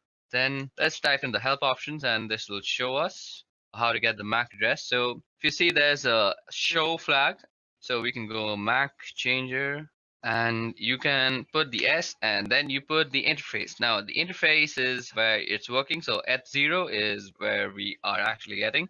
We don't want the loopback one. So at 0, and this will give us the MAC address. So our current MAC address is 080027. Let's see if that was the same one shown. Where is that MAC address? Okay, so ether 080027. So I'm sorry, this was the MAC address. I selected the wrong thing. What I was showing you is the IPv6 address, and you can see that's very, very long. So this is our MAC address. Now, what you might want to do to change your MAC address, well, let's see. With V, we can get the version. With S, you can show. We can do the E. And as I said, if you remember that the first 3 bits is about the vendors, so you can also get the vendor list by going -L. So you go -L, and this will give you a list of MAC addresses and which vendor they belong to. So sometimes if you know the vendors that are actually being used on the network of your college, for example, and you want to just stay anonymous and not raise any flags of suspicion. So you could hide yourself as a Cisco router. So suppose your college was using all sorts of Cisco routers, and you decided that today I'm going to spoof myself as a Cisco router and I'm going to screw around with the network. So it would not raise any flags before you actually decided to do some malicious activity. In some deeper inspection of your MAC address, people would actually realize that you are actually spoofing the address. And after some investigation, they would indeed take some time to actually reach to you and how you spoofed it. But the point of changing your MAC is not raising any flags. And that is exactly what you should try to do. So MAC Changer is also very useful for getting the list of all the MAC addresses and their vendor IDs. Now let me just clear the screen out quickly. So we go clear, and let's bring back the help. So we go MAC Changer and --help. Now what we want to do is give ourselves a random MAC address. Now MAC Changer, so that is done with the R flag, and we want to do it on each 0. So once you run that, you will be given a new MAC address. So our new MAC address is F6C649. Now you can verify that by running ifconfig. Now we could just do ifconfig, and you see our new MAC address is on Ether. So we could also do something like this, ifconfig, and you could grep Ether. So that is telling you the MAC address, and this is completely new. Also, you could show it through the MAC Changer tool itself. Okay, so we need to give it the E0. I forgot that. Now you see that this is our current MAC address and this is our permanent MAC address, and they two are completely different. Sometimes you also might want to actually change your MAC when your laptop is or your system is booting up, because you might want to stay anonymous all the time. Who knows? And sometimes you might think, I'll actually change it when I want to change it. But let's face it, we are forgetful as human beings, and we tend to forget things that we are supposed to do. So what else is better than to actually automate the whole process yourself and forget about remembering all these stupid nitty-gritty stuff? So you can tell Linux or Kali Linux to actually change your MAC address on boot up is use this tool called crontab. Now crontab is actually used for scheduling tasks on Linux. So let me show you how to do that. Firstly, let's clear our screen and go crontab and go help. Now you see it's a pretty small menu. So first we start with the U flag, which user this file is going to work for. Then we got the E flag, which is for editing crontab users, the users crontab list. And you can see the list of users crontab. And let's see, so do we have any crontab lists? So there is no cron tab at this moment, so we can set up one for ourselves by going to the E. Then there's the R, which is delete users cron tab. And I want to tell you all, be very careful when deleting anything of that sort, because once you delete something from Linux, as I've already said, that it is very, very difficult to actually retrieve it back. You might get fragmented pieces of what you had actually deleted, and that will only leave you with sadness and devastation. Now, what you want to do is go through cron tab and press E, and this will bring us to select an editor. To change, later run select editor. So we'll do it with nano. So what you have out here is the readme file of cron tab, and if you read this entire thing, you will get how to use cron tab completely. But if you have any sort of doubts even after reading it, you can leave them down in the comment section below. Now what you want to do is actually set up a cron tab so that you can change your MAC address whenever you reboot your computer. So all you have to do is say at reboot, what you want to run is MAC changer. And if you remember, we want a random MAC address and we want it on each 0. So that's done. Now all you have to do is save this thing. So you go Control O, and that will write it out to cron tab. And you press enter and you have written down one line. Now you go Control X, you have exited out. So now let us clear the screens by pressing Ctrl L and enter, and let's go ahead and get our MAC address. So if we go ahead and run that, our MAC address is set to F6, C6, 49. So just remember the first few letters, F6, C6, and 49. Now let me just reboot my computer, and you will see after I reboot and run ifconfig again with grep etho, we will see a different MAC address. Now, rebooting might take some time because I'm actually using a virtual machine, but till now it's given problems with the Firefox, but let's hope this won't take much time. Okay, so now that our computer has booted up and we have actually opened up our terminal, let's go in and type ifconfig and let's get in our ether that is the MAC address. So if you remember the MAC address, now you see that it has completely changed. And that's how you can spoof your MAC address on your local network. And this will basically help you in staying anonymous on our protocols and anything that actually maps your IP address to the MAC address. Okay, so that was all about MAC changers. I'll meet you in the next section now. So in this section, we'll be talking about wireless encryption protocol cracking. So that is basically Wi-Fi cracking. Now, Wi-Fi in today's day and age uses pins or passwords to normally encrypt their data usage. Basically, if you want to access the wireless access point, you need a password or a pin to actually gain authorization. Now, this authorization is done using a four-way handshake, which we will try to capture using a tool called AirCrackNG. And then we will try to crack into the password using a wordless generator called Crunch. Now you can use AirCrackNG to crack WPA and WPA2. There's also another protocol called WEP or WEP, and that is not normally used these days. If you find anybody using that, you should always advise them to actually upgrade to WPA or WPA2 because WEP is actually very easily cracked in these days, and people are generally punished for using WEP by hackers all around the world. Okay, so now you can actually go ahead and go into a terminal and type ifconfig to actually look at your network card name. As you guys can see out here, it's called WLO1. So the first step that we need to do to actually go into the process of Wi-Fi cracking is set up our network access card or our access point into monitor mode. So as you guys can see out here, after typing ifconfig, it shows me that my Wi-Fi access card is WLO1 interface. Now, our process of cracking passwords is pretty simple. What we want to do is actually monitor for all sorts of access points that are nearby to us. Once we have chosen the access point that we want to actually penetrate into and find the password, what we want to do is run an arrow dump scan on it, and then we will try and de-authenticate any device that is connected to that access point. Now, one assumption out here is that the password is saved in that device and it will automatically try to re-authenticate itself with the access point. And we want to catch and log this re-authentication process, which will actually have a four-way handshake between your device and the access point. So this is basically the procedure we are going to follow.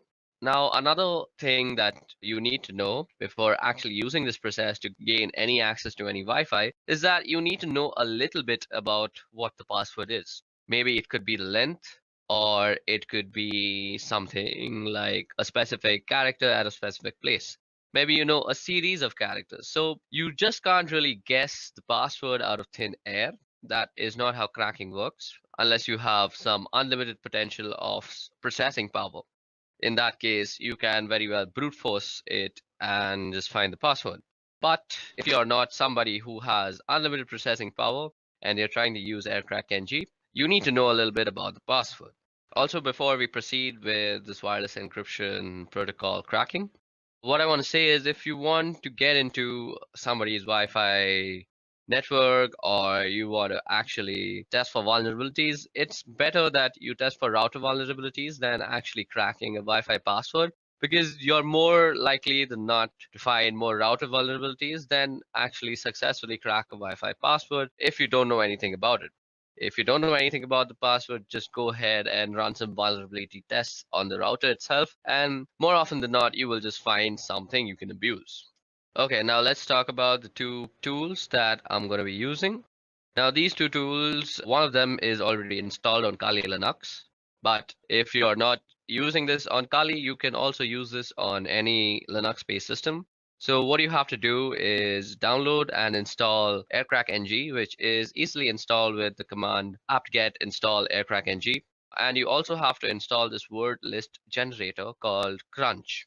Now, Crunch is easily downloadable by just Googling the name, and the first link will be a SourceForge link, and all you have to do is go inside that and install it. And once you figured out how to install Crunch, you can make sure that it's installed.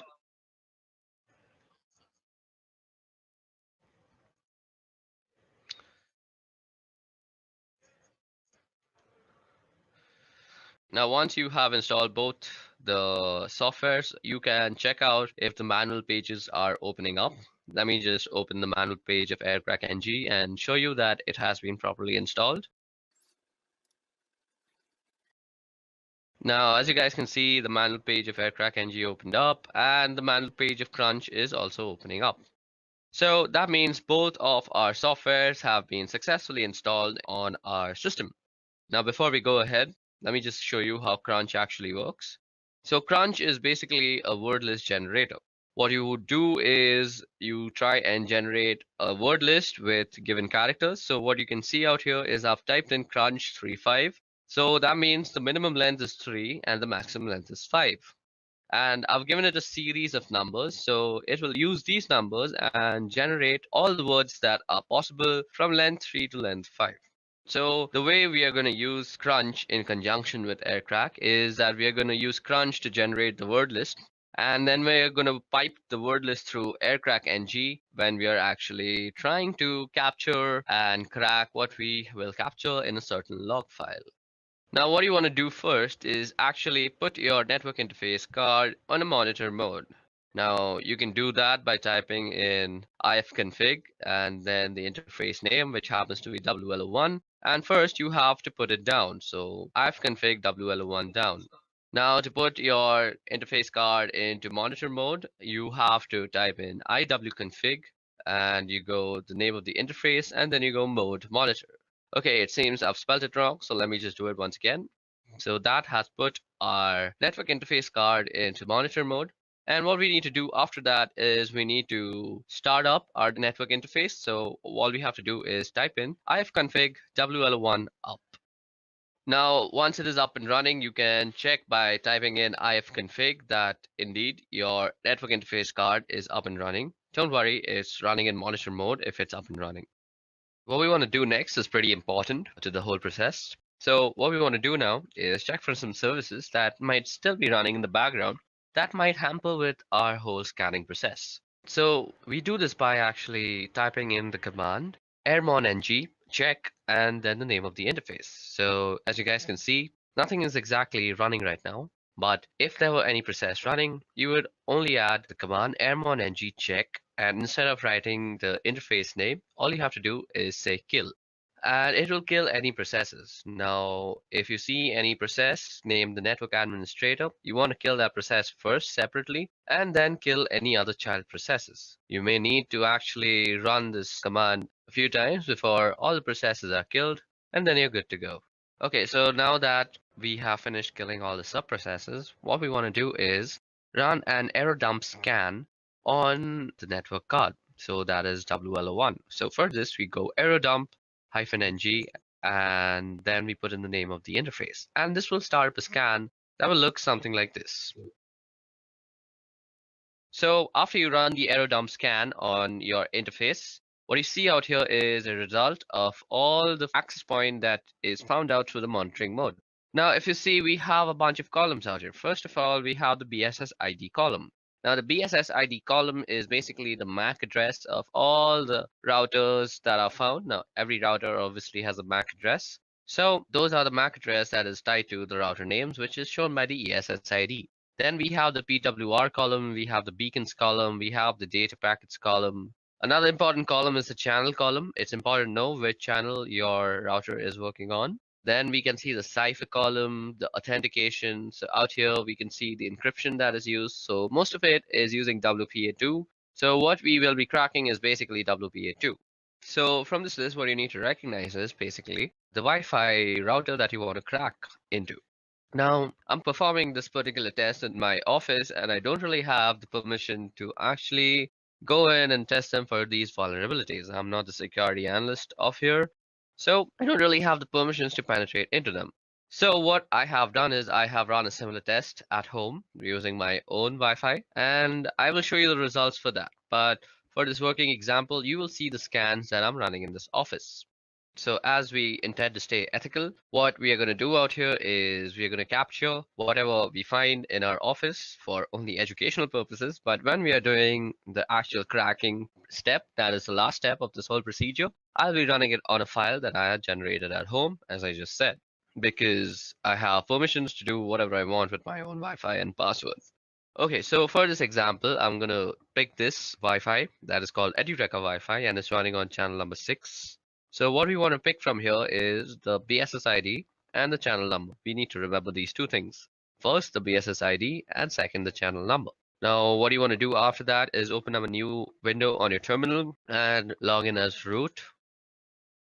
Now, what we want to do here is run a separate AeroDump scan on this specific BSS ID and check for all the devices that are actually connected to this access point. Now we do this by running the command aerodump-ng, and while we are doing this, we also want to capture all the scan outputs that we actually get into a certain file. So we'll be actually storing it in a file called capture, and then we just have to pass in the BSS ID and the interface. We also have to specify the channel. So let's see what the channel is one. So the channel is channel 6. So that's what we want to do. And we specify the channel with the -C flag.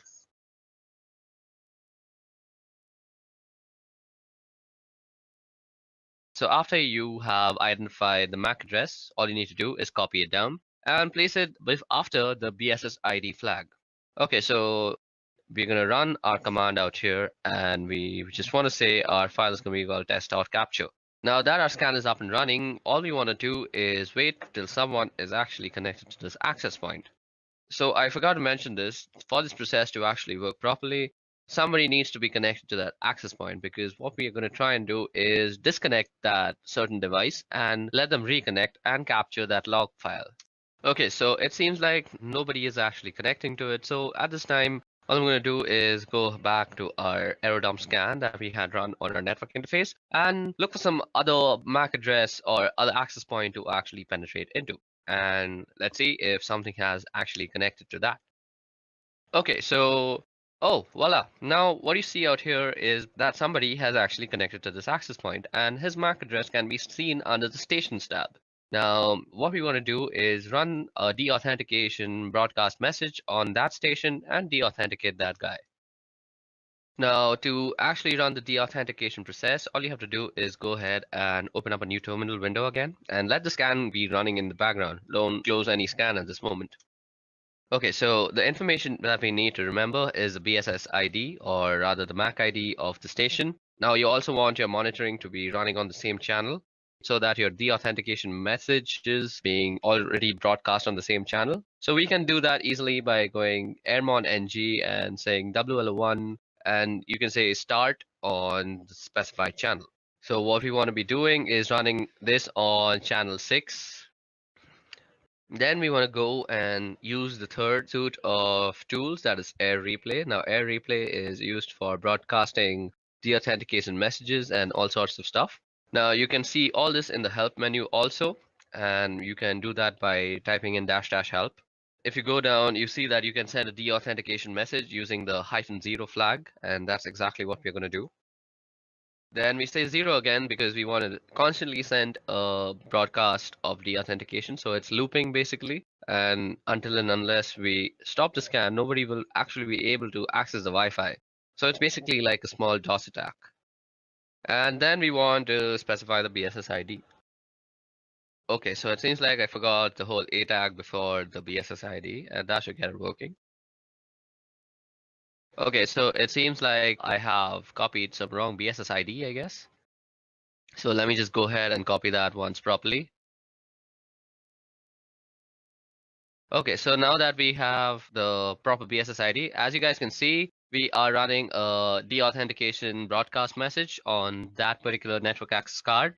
And now you want to run this for around a couple of minutes so that you become sure that all the devices have disconnected. Now, while this is happening, what you're doing is basically sending a DOS attack to that small little Wi-Fi, and you want to catch the handshake that occurs between devices and the router that it is connected to while reconnecting themselves. Okay, so now that we've let the scan run for a couple of minutes, let us just stop it. Let's stop this other scan too. Now, if I go and list out the files on my desktop, you should see that there's something called the test capture. Now, the test capture is given to us in various formats. We have the capture format, which is test capture -01.cap, and then we have test capture CSV, we have a Kismet CSV. So it gives you a bunch of formats to actually run your cracking on. Now, if you remember, I had told y'all that I have already generated a similar file at home, basically, when I was trying to crack into my own home password. So I will be running the test on that file or the cracking procedure on that file, and that is the last step of this whole procedure. So let me just go ahead and move into that folder. So I go cd scan.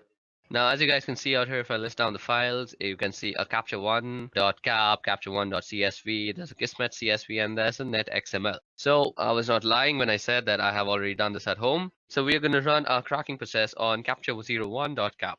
Now, let me just tell you guys, the password for my home Wi-Fi is sweetship346. So you can say that I know the entire password, but I'm going to act like somebody who only has a general idea of what my password looks like. So let's say I know that my password contains sweet ship, but I don't really know the last three numbers or letters or whatever they may be.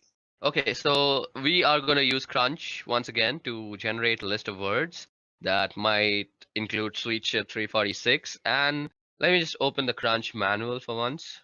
Now, if you go down in the Crunch manual, what you'll see is the -T. So as you guys can see, there is a pattern that is specified like @God, and then followed by 4 other @, and all the @ will be replaced by a lowercase character. Now you can remove @ and use a comma, and it'll be replaced with an uppercase character, or you can use percentages, which in case it'll be numbers, or you could use the caret sign, in which case it'll insert symbol. So when you know the length of the password and also a certain degree, a few letters, you can use the -T flag. So that is exactly what we're going to use with Crunch out here for this example. So let me just remind you guys that the password for my home Wi-Fi is sweetship346. Now what we can do is we can ask Crunch to actually generate something that looks like sweetship346. So what I could do is say Crunch. So the minimum length is 12. I already know that. And the maximum length is also 12. Now let me just input in the pattern. So we put in the pattern after -T. So now I'm going to just show you how long it can take. So we are just going to say sweet and then put in some @, and then also try and guess in the numbers. So after you've put in the pattern, you want to also input which letters and numbers they could be. And I'm just going to input my entire keyboard out here. Now what you want to do is pipe this command through aircrackng's cracking procedure. Okay, so now what we want to do is pipe this command through aircrackng, and we want to write from, or rather read from, the capture file. So what we go is -w and then hyphen and then the capture file name. So capture01.cap. And then we also have to specify the ESS ID, which is given through the E flag. And the ESS ID for my home Wi-Fi is nestaway_C105. So that's exactly what I'm going to type in. And this will start up the cracking process on my Wi-Fi from the captured file. So as you guys can see, this is going to take a long time, and I'm not really actually going to complete it. So in this time, I'm actually just going to try and explain why this is not very feasible on a virtual network. So basically, this is not feasible because at this moment, my computer is using all 4 of its cores and all the memory that is possible. So what this means is, on a virtual box, this is not really possible. Your virtual box doesn't really have that much power. If you're using a 4-core processor computer, only 2 of its maximum cores can be actually allotted to your VirtualBox machine. Above that, you can't really give it the entire memory because that will make your computer crash. So if you want to do something like this, it's better that you install Kali Linux as a dual boot or as your own daily driver, and then you can do this. So this is why I have not done this on a virtual machine and instead done this on Deepin Linux, which is my daily driver operating system. Now, as you guys can see, it is constantly trying to actually guess the password by actually going through all the permutations and combinations. That is basically, it's taking in all the words generated from Crunch, piping it into the current command, that is the aircrack-ng command, and it's comparing everything. So what I'm going to do is I'm actually going to end this because this will take a very long time. And what we're going to do is we're going to actually try and shorten the command of the amount of guessing that we're trying to do. So let me just try and do that. So as you guys can see out here, I have reduced the number of alphabets that might be actually tested. But even in this case, this will take a humongous amount of time. And let me just show that to you. So as you guys can see, the test is running, and there's not really much you can do. You can just let this run, go out for a cup of coffee, and then come back. And you might still see that running. It really depends on what the password is and how much time it takes to crack it. And how much processing power you have directly affects how much time this will take. So let me just show you guys that this is taking a bunch of time.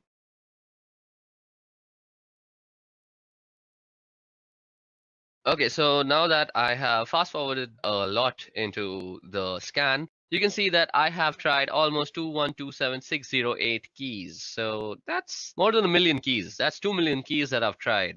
So, and it still hasn't reached sweet ship 346. So what we're going to do is just to show you for demonstration purposes that this procedure actually works. Let me just shorten our guessing even more.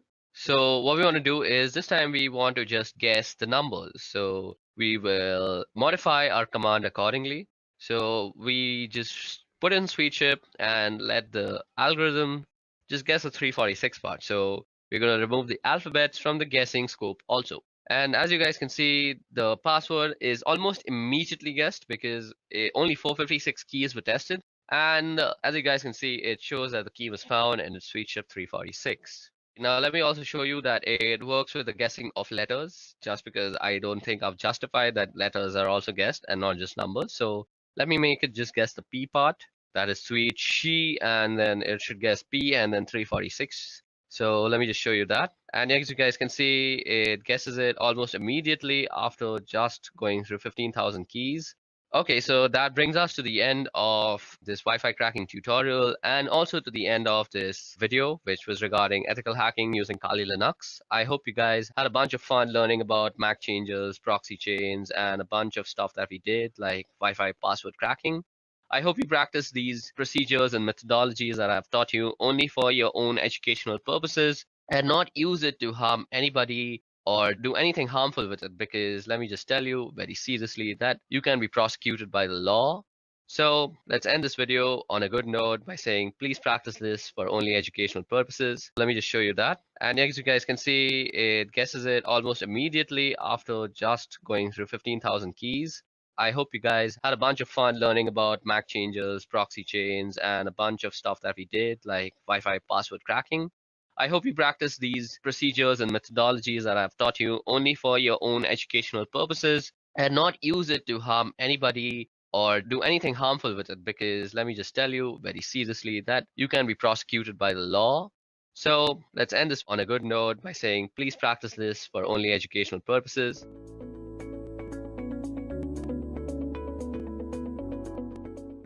Cryptography is essentially important because it allows you to securely protect data that you don't want anyone else to have access to. It is used to protect corporate secrets, secure classified information, and to protect personal information to guard against things like identity theft. Now, before we actually jump into the session, let me give you guys a brief on the topics that we're going to cover today. So first of all, we're going to cover what is cryptography through the help of a very simplistic scenario. Then we're going to go through the classifications of cryptography and how the different classificative algorithm works. In the end, I'm going to show you guys a nifty demo on how a popular algorithm called RSA actually works. So let's get started. Now I'm going to take the help of an example or a scenario to actually explain what is cryptography. Alright, so let's say we have a person and let's call him Andy. Now suppose Andy sends a message to his friend Sam, who is on the other side of the world. Now obviously, He wants this message to be private and nobody else should have access to the message. Now he uses a public forum, for example the internet, for sending this message. The goal is to actually secure this communication. And of course, we have to be secure against someone. Now let's say there is a smart guy called Eve who has secretly got access to your communication channel. Since this guy has access to your communication, he can do much more than just eavesdrop. For example, he can try to change the message in itself. Now this is just a small example. What if Eve actually gets access to your private information? Well, that could actually result in a big catastrophe. So how can Andy be sure that nobody in the middle could access the message sent to Sam? The goal here is to make communication secure, and that's where cryptography comes in. So what exactly is cryptography? Well, cryptography is the practice and the study of techniques for securing communication and data in the presence of adversaries. So let me take a moment to explain how that actually happens. Well, first of all, we have a message. This message is firstly converted into a numeric form, and then this numeric form is applied with a key called an encryption key, and this encryption key is used in an encryption algorithm. So once the numeric message and the encryption key has been applied in an encryption algorithm, what we get is called a ciphertext. Now this ciphertext is sent over the network to the other side of the world, where the other person who the message is intended for will actually use a decryption key and use the ciphertext as a parameter of a decryption algorithm, and then he'll get what we actually sent as a message. And if some error had actually occurred, he'd get an error. So let's see how cryptography can help secure the connection between Andy and Sam. So to protect his message, Andy first converts his readable message to an unreadable form. Here he converts the message to some random numbers, and after that, he uses a key to encrypt his message.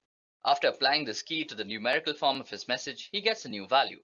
In cryptography, we call this ciphertext.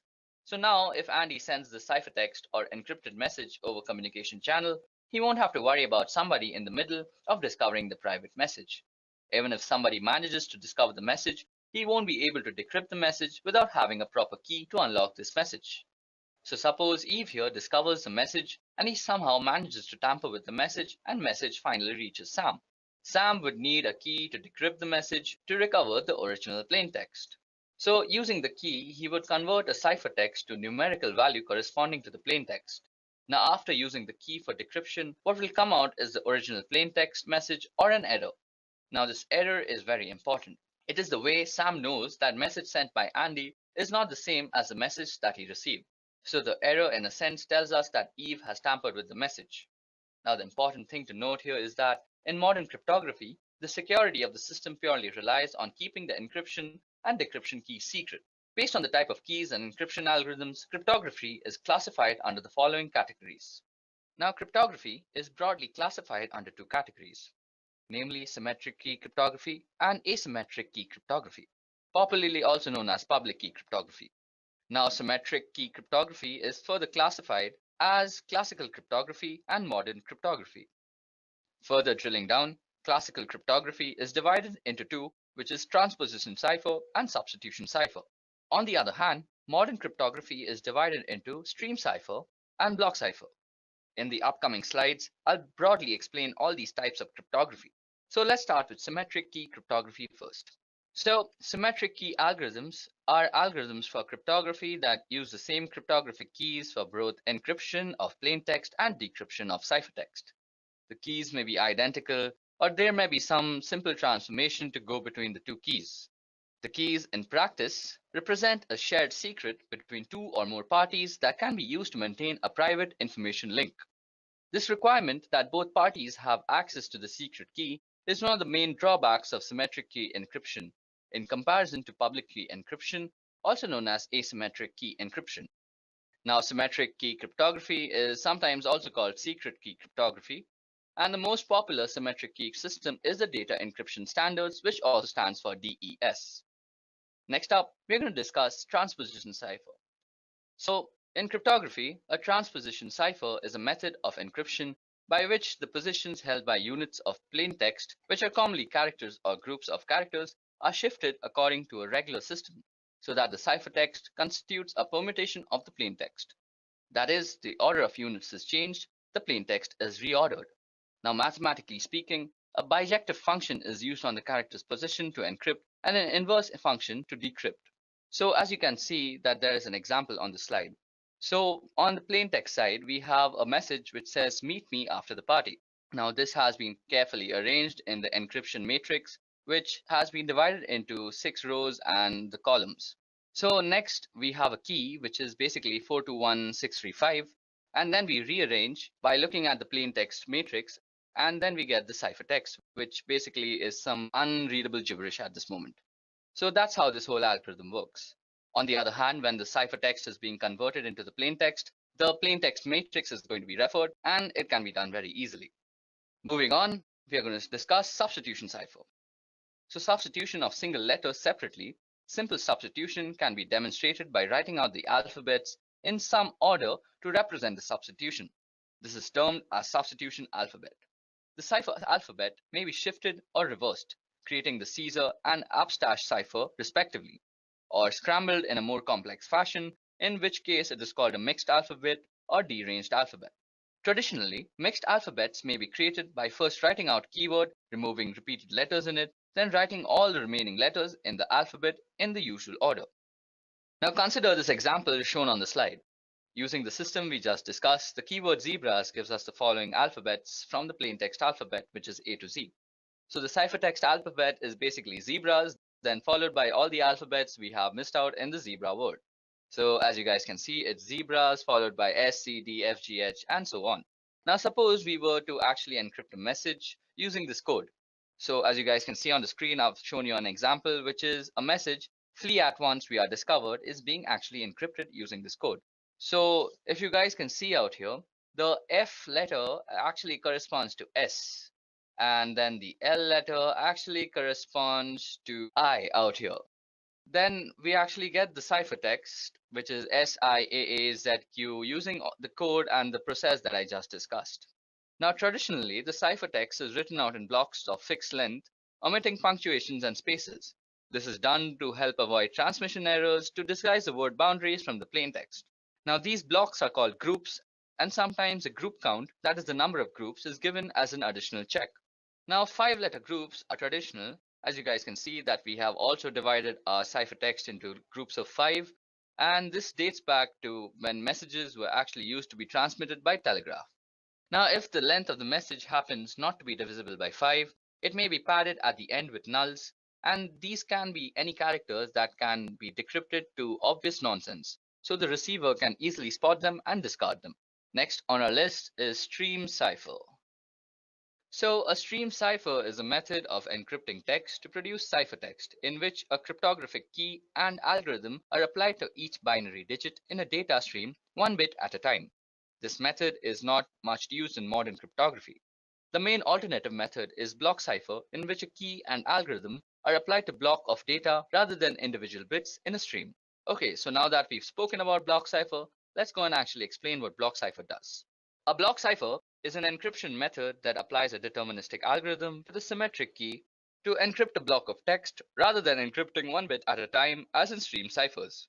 For example, a common block cipher, AES, encrypts 128-bit blocks with a key of predetermined length that is either 128, 192, or 256 bits in length. Now, block ciphers are pseudo-random permutation families that operate on the fixed size of block of bits. These PRPs are functions that cannot be differentiated from completely random permutation and thus are considered reliable until proven to be unreliable by some source. Okay, so now it's time that we discuss some asymmetric cryptography. So asymmetric cryptography, also known as public key cryptography, is any cryptographic system that uses pair of keys, which is a public key which may be disseminated widely, and private keys which are known only to the owner. This accomplishes 2 functions: authentication, where the public key verifies that a holder of the paired private key sent the message, and encryption, where only the paired private key holder can decrypt the message encrypted with the public key.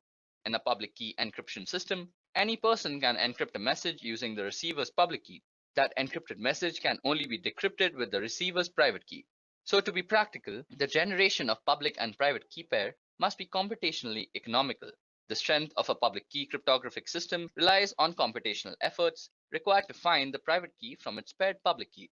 So effective security only requires keeping the private key private and the public key can be openly distributed without compromising security. Okay, so now that I've actually shown you guys how cryptography actually works and how the different classifications are actually applied, let's go and do something interesting. So you guys are actually watching this video on YouTube right now. So if you guys actually go and click on the secure part besides the URL, you can actually go and view the digital certificates that are actually used out here. So click on certificates and you'll see the details in the details tab. Now, as you guys can see, the signature algorithm that is used for actually securing YouTube is being SHA-256 with RSA. And RSA is a very, very common encryption algorithm that is used throughout the internet. Then the signature hash algorithm that is being used is SHA-256. And the issuer is Google Internet Authority. And you can get a lot of information about sites and all their authority key identifiers, their certificate policies, the key usage, and a lot of things about security just from this small little button out here. Also, let me show you a little how public key encryption actually works.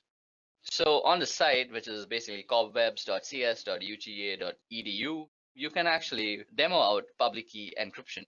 So suppose we had to send a message. First, we would need to generate keys. So as you can see, I just click generate keys and it got me two keys, which is one is the public key, which I will distribute throughout the network, and one the private key, which I will actually keep secret to myself. Now I want to send a message saying, hi there, when is the exam tomorrow? So now we are going to encrypt it using the public key because that's exactly what's distributed. So now as you can see, we have got our ciphertext. So this huge thing right out here is ciphertext and it absolutely makes no sense whatsoever. Now, suppose we were to actually then decrypt the message. We would use the private key that goes along with our account and we would decode the message. And as you guys can see, voila, we have hi there, when is the exam tomorrow? So we have actually sent a message on the internet in a very secure fashion. Above that, there's also RSA that needs some explaining because I had promised that too. Now, RSA is a very, very commonly used algorithm that is used throughout the internet, and you just saw it being used by YouTube. So it has to be common. So RSA has a very unique way of applying this algorithm. There are many actual parameters that you actually need to study. Okay, so now we're actually going to discuss RSA, which is a very popular algorithm that is used throughout the internet. And you also saw that it's being used by YouTube right now. So this crypto system is one of the initial system. It remains the most employed crypto system even today, and the system was invented by three scholars, which is Ron Rivest, Adi Shamir, and Len Adelman. Hence the name RSA. And we will see the two aspects of the RSA crypto system. Firstly, generation of key pair, and secondly, encryption-decryption algorithms. So each person or a party who desires to participate in communication using encryption needs to generate a pair of keys, namely public key and private key. So the process followed in the generation of keys is as follows. First, we have to actually calculate n. Now, n is actually given by multiplying p and q, as you guys can see out here. So p and q are supposed to be very large prime numbers. So out here, p will be 35, but for some very strong encryption, we are going to choose very large prime numbers. Then we actually have to calculate phi. Now, phi, as you can see, the formula goes is p minus 1 into q minus 1. And this helps us determine for the encryption algorithm. Now, then we have to actually calculate E. Now, E must be greater than 1 and less than phi, which is p minus 1 into q minus 1. And there must be no common factors for E and phi except for 1. So in other words, they must be co-prime to each other. Now, to form the public key, the pair of numbers n and E form the RSA public key system.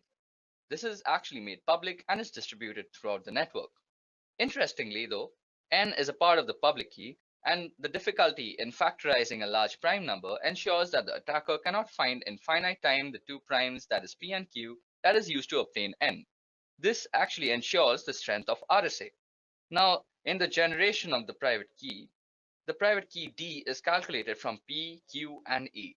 For given n and e, there is a unique number d. Now, the number d is the inverse of e modulo phi. This means that d is a number less than phi such that when multiplied by e, it gives 1. So let's go and actually fill up these numbers. So n should be 35 out here.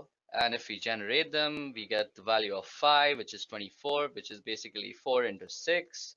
And then we should also get E. Now E should be co-prime, so we are going to give it 11, as 11 is co-prime to both. So now for the actual encryption part, we have to put in E and N out here. So E out here for us is 11 and N is 35. And then we're going to pick a letter to actually cipher, which is A. And then we're going to encode it as a number. So as you guys can see, we've encoded it as 1. And out here, now after we've given the message its numerical form, we click on encryption and we get it. Now to actually decrypt the message, we are going to need D and N. Now D for us was 5 and N was 35. So 5 and 35.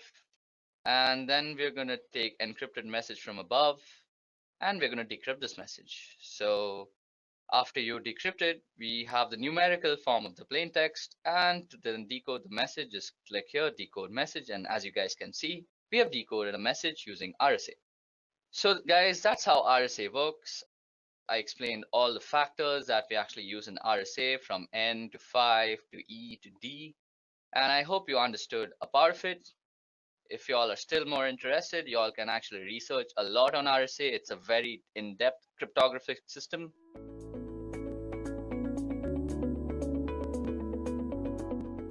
So you remember the last time you went shopping online? Remember all the pictures of clothes, books, and electronics that you looked at? What if I tell you that those images weren't really for you? What if those pants you were looking at were really detailed blueprints of military installments? You would never know, right? This is the nature of steganography. Steganography is science of hiding information from plain sight. Secret communication is very important because if your message is important, and if you do not want others to know about your message, then you use different kind of techniques to hide your message from third person. And steganography is one such technique. However, criminals and terrorist organizations are using this for their own purpose. So understanding how to hide data using steganography and prevent the data from being misused will be very helpful. However, to talk about steganography, we should consider its predecessor, cryptography, which is science of writing its secret codes. Basically, cryptography makes messages meaningless to the casual reader by encrypting the data using set of rules which are known to both sender and receiver. Only the intended receiver with the decryption key can extract the actual message. Thus, when an attacker discovers the message, it is still difficult for him to get the secret message. If cryptography is a strong way to encrypt and secure a communication, then why do we need a new technique? Answer is very simple. When we are using any cryptography technique, we need to send a secret key, and third person can easily judge that some secret kind of communication is going on.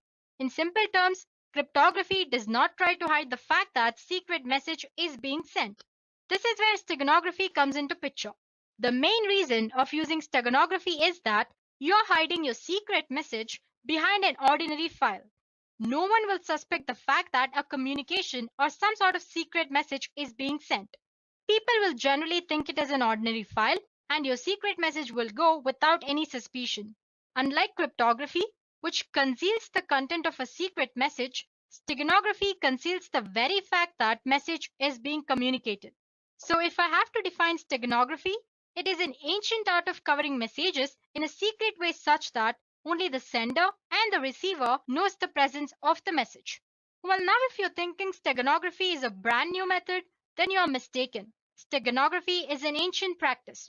The word steganography is derived from Greek word steganos, meaning hidden or concealed, and graphen, which means writing or drawing. Before moving further, let's get a glimpse of how steganography evolved from past. The concept of steganography was first introduced in 1499. But the idea itself has existed since ancient times. There are stories of a method being used in Roman Empire whereby a slave choosing to convey a secret message had his scalp shaved clean and a message was tattooed onto his skin. When the messenger's hair grew back, he was dispatched on a secret mission. On the other end, the receiver shaved the messenger's scalp again and read the secret message. Well, that was one way of doing it. Demaratus, the king of Sparta, sent a secret message on tablet covered with wax. When it was received at the other end, the wax was scraped off to recover the message. Another oldest and the most fascinating and common way to hide message is to use invisible inks. The actual message can be made visible if document was heated gently. Next came the null cipher. Null cipher refers to the method of encrypting where plain text is mixed with actual message. Next was hiding data in the images. Microdots were used to conceal a message. A microdot is a simple text or an image which is reduced in size to hide its contents. And this microdot or the images or the text which are present in a microdot are then read using magnifiers. Apart from these techniques, there were others as well, like spread spectrum, semograms, etc. So like I said earlier, steganography is an ancient practice. The majority of today's steganographic systems use multimedia objects like image, audio, video, etc. as cover media. Well, if you don't know what I mean when I say cover media, don't worry about it. You will know more about it as we progress through this session. But for now, cover media is a place where you actually store your hidden information or you store your secret information. So based on the type of cover media, steganography is divided into multiple types. To begin with, we have text steganography. Text steganography is hiding information inside the text files. It involves things like changing the format of existing text, changing words within a text, generating random character sequences, or using some sort of context-free grammar to generate readable text. Well, there are different methods to hide data in text. Some of the popular ones include format-based method, random and statistical generation, linguistic method. Moving on, we have image steganography. This is nothing but hiding data in an image. It's one of the most popular way of hiding data because in image, there are huge number of bits present in digital representation. So it's easy to store or hide data in an image. There are a lot of ways to hide your information inside an image. Common approach includes LSP steganography, which we'll be discussing in detail later. And then there is masking and filtering, some sort of encryption techniques, and many others. Moving on, audio steganography. It sounds according to its name. In audio steganography, a secret message is embedded into an audio signal, which alters the binary sequence of corresponding audio file. Then there is video steganography. In video steganography, you can hide any kind of data in digital video format. The advantage of this type of steganography is that large amount of data can be hidden very easily. You can think of it as a combination of image steganography and audio steganography. Well, there are two classes of video steganography. One is embedding data in uncompressed raw video and then compressing it later.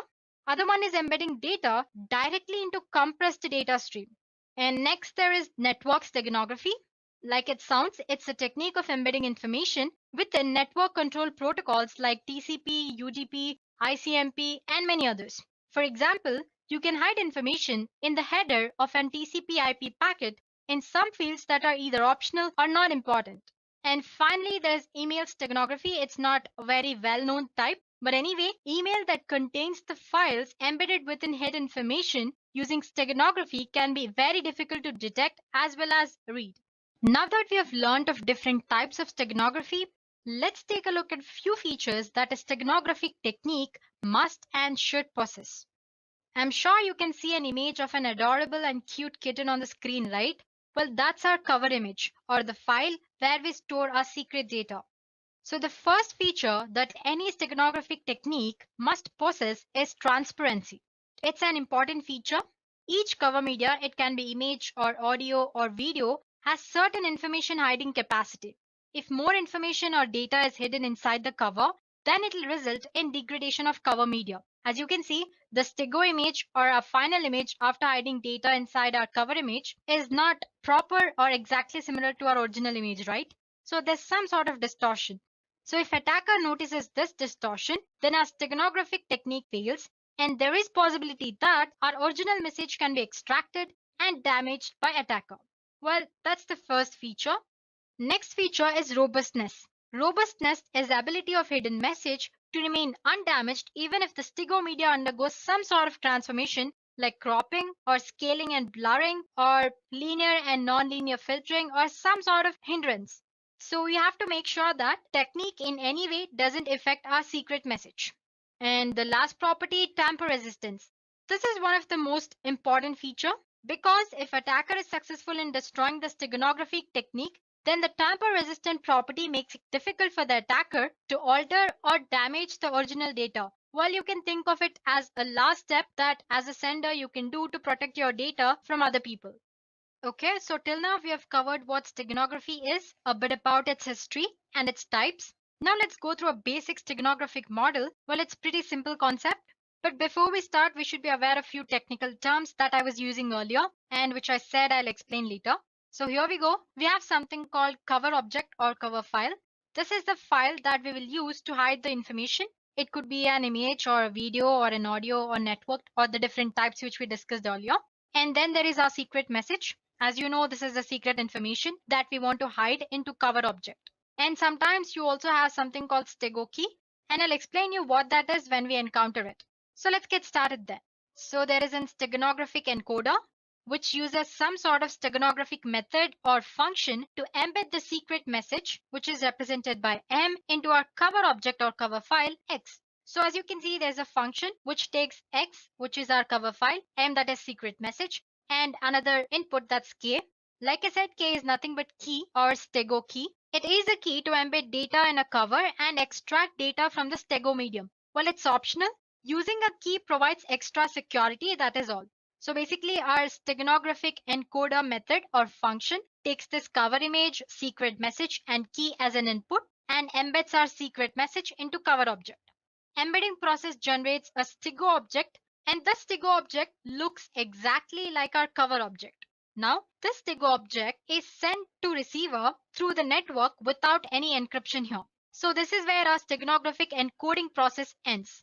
Now, if on the other end, receiver wants to extract the secret message, all he has to do is feed the stego object into steganographic decoder, which also takes key as one of its input, and then as a result, he gets secret message which was intended for him. So like I said, it's a very simple process, right? So if I summarize, you have your cover file, which could be image, audio, or anything. And then you have your secret message. Both of them, along with the key, if you want, are fed into steganographic encoder. As a result, you get your stego object, which looks exactly same as cover object. And this stego object is sent to receiver through secure communication channel with or without encryption.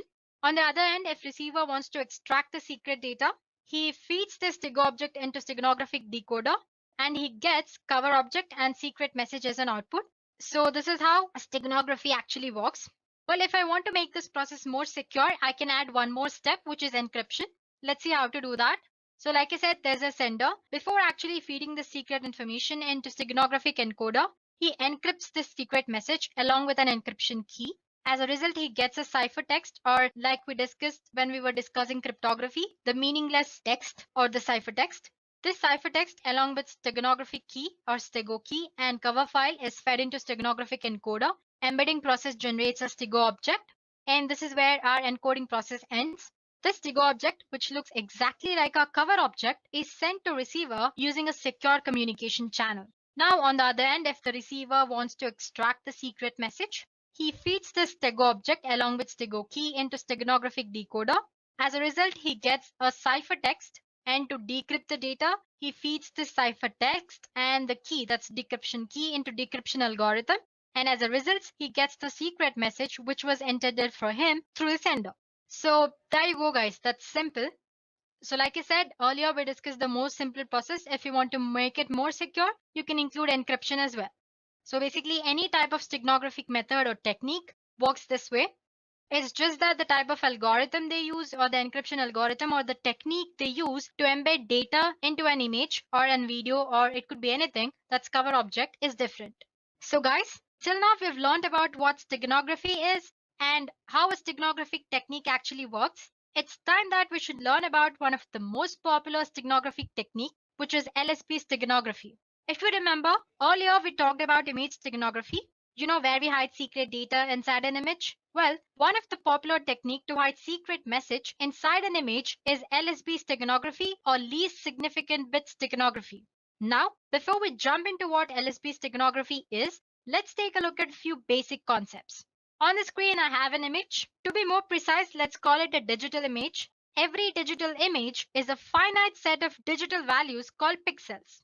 You have probably heard the term before and generally know that pixels make up an image. Pixel is actually short for picture element. Well, you can think of them as dots of illumination, typically so small that you're unable to see them. Thousands or even millions of individual pixels together make up an image. So each pixel can be one color at a time. However, pixels are so small that often blend together to form new colors. In this session, we will work with RGB color model. The RGB color model is an additive color model in which red, green, and blue light are combined together in different ways to reproduce a broad array of colors. And each of these can be represented using a binary code. So like I said, I have three values which are R, G, B, that's red, green, and blue. And each of this value is represented in a binary code. So by mixing the 8-bit binary red, green, and blue values, pixel can be any color.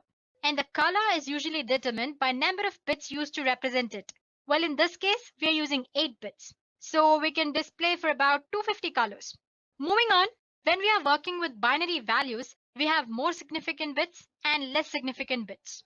The leftmost bit is the most significant bit. On the other hand, rightmost bit is the less significant bit.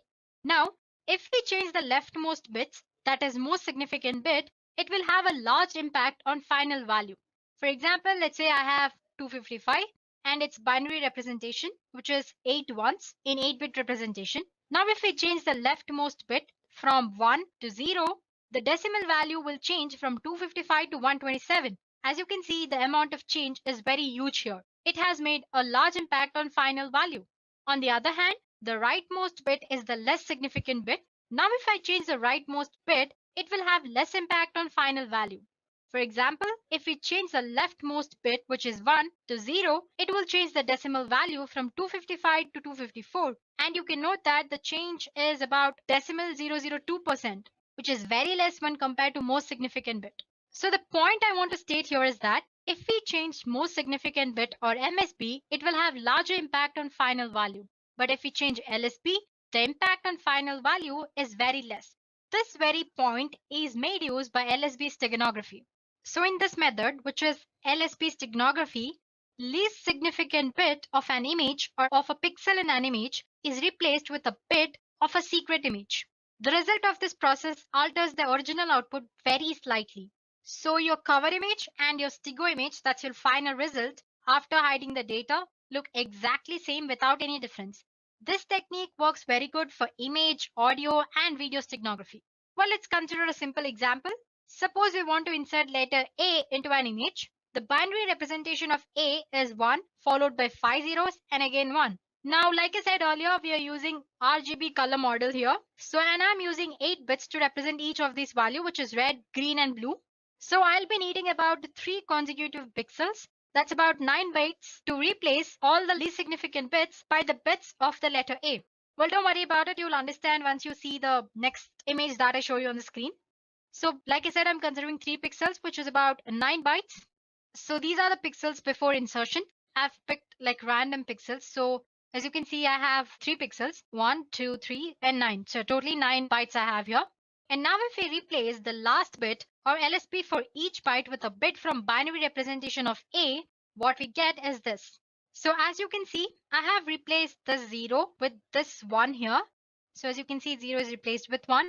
And then I have 5 zeros, 0, 0, like 5 zeros followed by 1, 1, which is already 1, so I'm not replacing anything here. So as you can see, all the color bits have been replaced here. So once you're done with replacing, you'll find that the final result or the stego image is very much identical to your actual image. That's your cover object.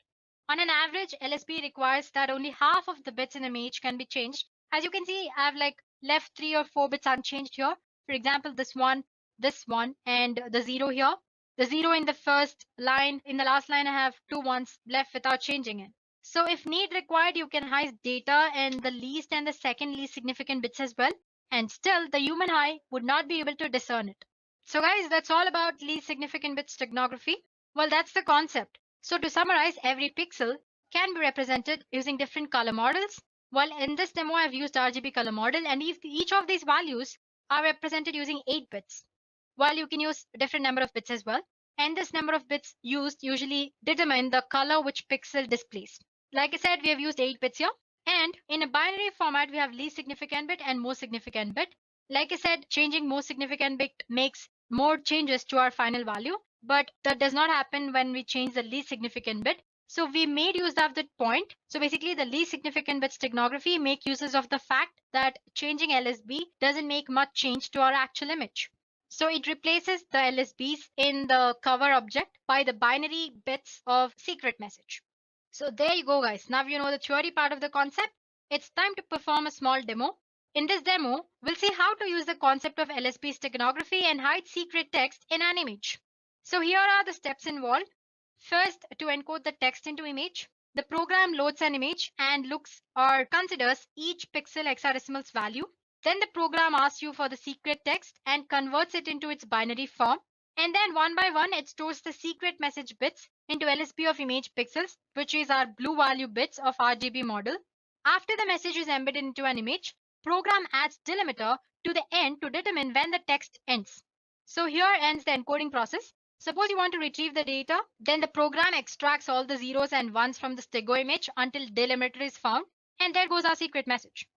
So these are the steps we'll be performing in the program. So guys, this is what our program does. Well, to summarize, it takes our image, it converts that into hexadecimal values, it takes our secret text and converts it into its binary value, then replaces the LSB of cover image with the bits of secret message.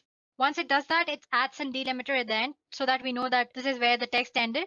So this is how encoding is done. Suppose you want to retrieve the message, all you have to do is extract zeros and ones from the stego object and convert the binary form into string format. That way you can get your secret message, or the receiver can extract the secret message. Well, I'm using the code which I found in GitHub, and suppose if you guys want to experiment as well, please do post your email IDs in the comment section below and we'll get back to you with the code. Now let's get started with the demo. So guys, I'll be using my Ubuntu system here. So as you can see, I have a code. Let me show it to you guys. I have code here and I have certain images of different formats. I have one of JPG and one of PNG as well. Okay, let me delete this file, move to trash. So going back to terminal, let me show you guys the code first. The file name was hide.py. Okay, I think I've misspelled it wrong anyway.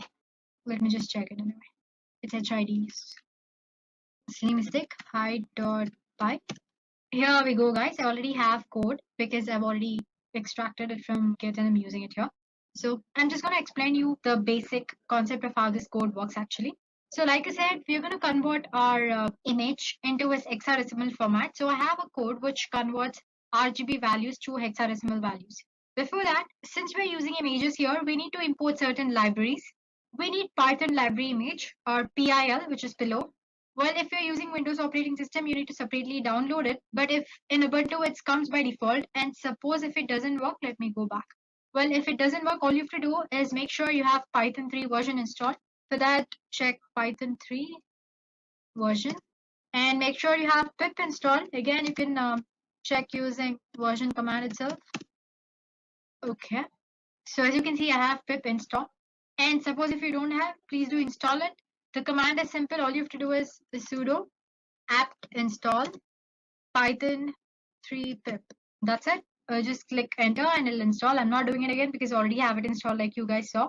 And once you've done that, to install pillow, sudo pip install pillow. That's all. And then it'll work. That's just the way of installing pillow library. Let me clear the stuff. Let's go back to program. So since we're using images, like I said, we need to use certain libraries. Here we'll be using pillow library. So if you get an error while using this program, please do install pip and pillow. So getting back to program, like I said, here we're using an image and converting that to its hexadecimal format. And similarly, while retrieving it, we're using the inverse function of it. And our secret message, which is in string format, we're converting it to binary and binary to string. And then there is encode. Basically, it goes through the hex code and places the binary bit of a secret message into the hex code. Similarly, the inverse program is decode. It'll decode the hex format. First, it'll check if for the zeros and ones, and then it pulls the data from that. So basically, we have four main functions here, which is encode, decode, hide, and retrieve. Like I said, encode and decode. Like I said earlier, it checks for the hex code, hexadecimal code, and then replaces the bits. And decode, it checks if the hex code has zeros and ones, it'll extract the data. If hex code doesn't have any zeros and one, it'll return none. So there you go. Now, these are the basic functions, and then comes the complex function, which is to hide a message. I have a hide function here. Just go through it. It's very simple.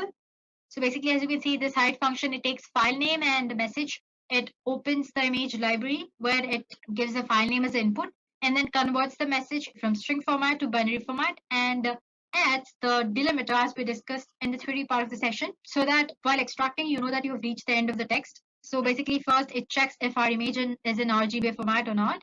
If it doesn't, and then it converts to it, and then there it goes. And basically, it takes each and every bit, checks if the bit is in proper format, if the actual bit of the secret message can fit into this and all that, and then replaces the bit. And once it has encoded the secret message completely into our image, it returns a message saying completed. If the mode of the image or if your file doesn't exist, and for all that, it returns a message saying incorrect image mode, couldn't hide. Now, the retrieve function is as very simple, the most simple one. It's taking the file name from which you'll have to extract the data. If it checks first, it checks if it's in the RGA format. I mean, that's red, green, blue format. And if it's not, it's going to convert into it properly. And from there, it's going to extract the data. And then it retrieves all the zeros and ones until it finds delimiter. Once it has found the delimiter, it gets to know that it has reached the end of the text, and then it displays the message success. Otherwise, it will give you an error message. Finally, we have our main function. So basically, we're going to give like string. You have switch option while writing code, right? Either in Java or C++, anyway. Just like that, I'm going to give a code. Well, it's not going to display to the user, but anyway, it's in this code. According to the code, you need to use a command like Python, the file name, as in the file name and which contains the code, -e to embed the data, and the image and the text which has to be embedded and all that. Oh, we'll get to know when we actually perform the demo. So let me just summarize what we've learned in the code again. So just basically go through it. It's very simple.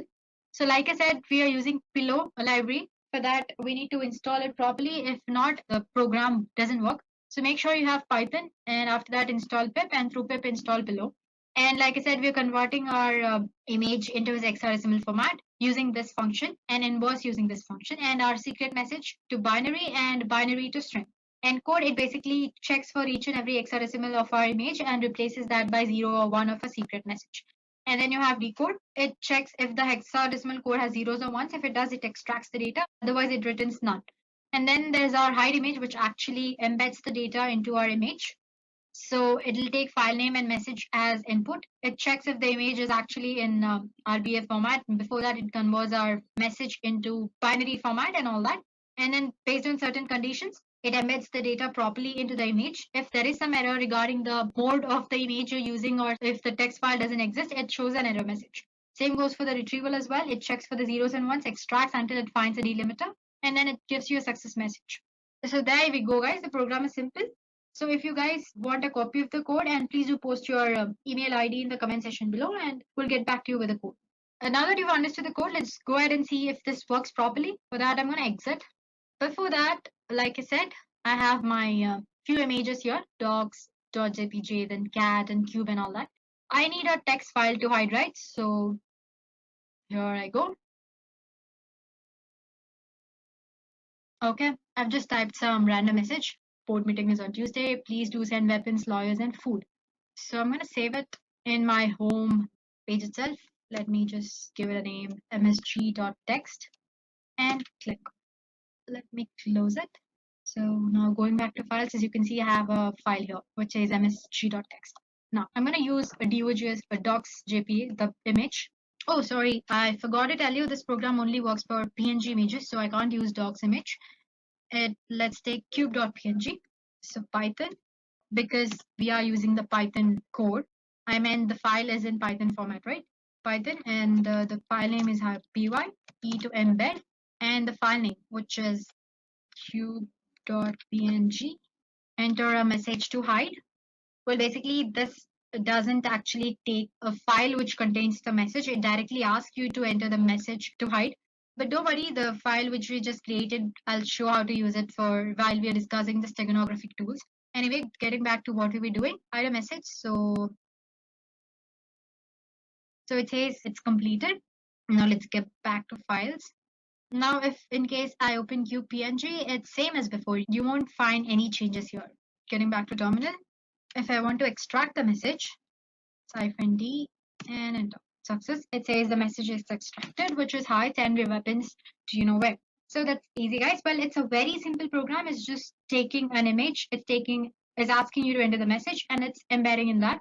So, well, you can take this as a base code and create your own code, which performs many things, or advanced steganography as well. So basically, to summarize, in this program, what we did was we converted our secret message into its binary form, and we took the bits in the binary code and replaced the least significant bits, or the blue color bits of RGB color model, by these bits of secret message. So basically, we're replacing the least significant bits so that our cover image, that's cover object, as well as the Stigo object, both are same and look identical. Now let's get back to PPT. So guys, earlier we discussed about the ancient steganographic methods. There are various ways of achieving the steganography in this digital communication world. However, you do not need to perform coding to achieve this. There are various software tools are available for steganography.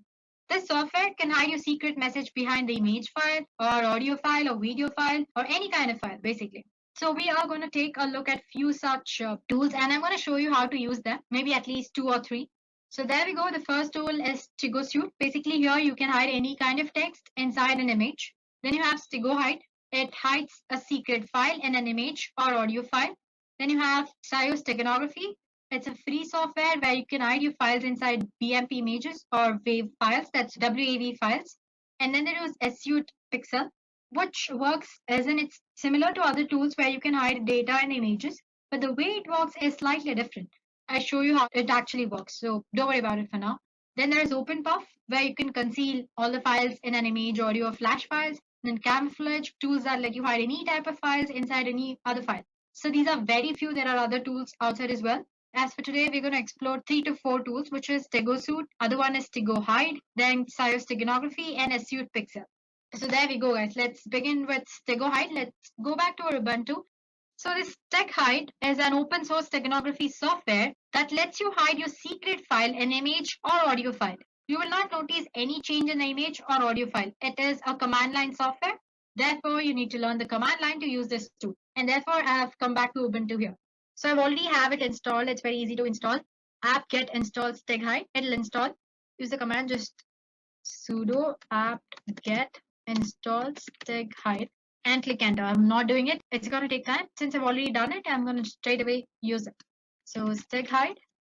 Well, as soon as you enter the command Steg Hide, it'll show you the help command related to the Steg Hide. So basically, it says the first argument should be one of the following. That is, either you should embed the data or extract the data. And you have various options that you can add in commands to use your cover object or the Stigo object or your secret message. And you have options to compress and encrypt the file before actually putting it into an image or hiding it as well. And then suppose if you want entire information about your file after encrypting it, you can use different commands as well, which for example, you have info command here. If you use that command, it'll display all the information about your file. And when you're trying to embed data, it'll ask you for a passphrase. Basically, it's nothing but just like key. You can think of it as a key or a password. Basically, it's making sure that you're the right user who has hidden the data or extracting it. So, well, to make it easier for people using it, they also have given few examples here. So usually the command begins with Steg Hide, the command name, and embed to embed the file. -cf refers to your cover object. It's the name of your cover object. And then you have your secret message. And for that, you're using -ef.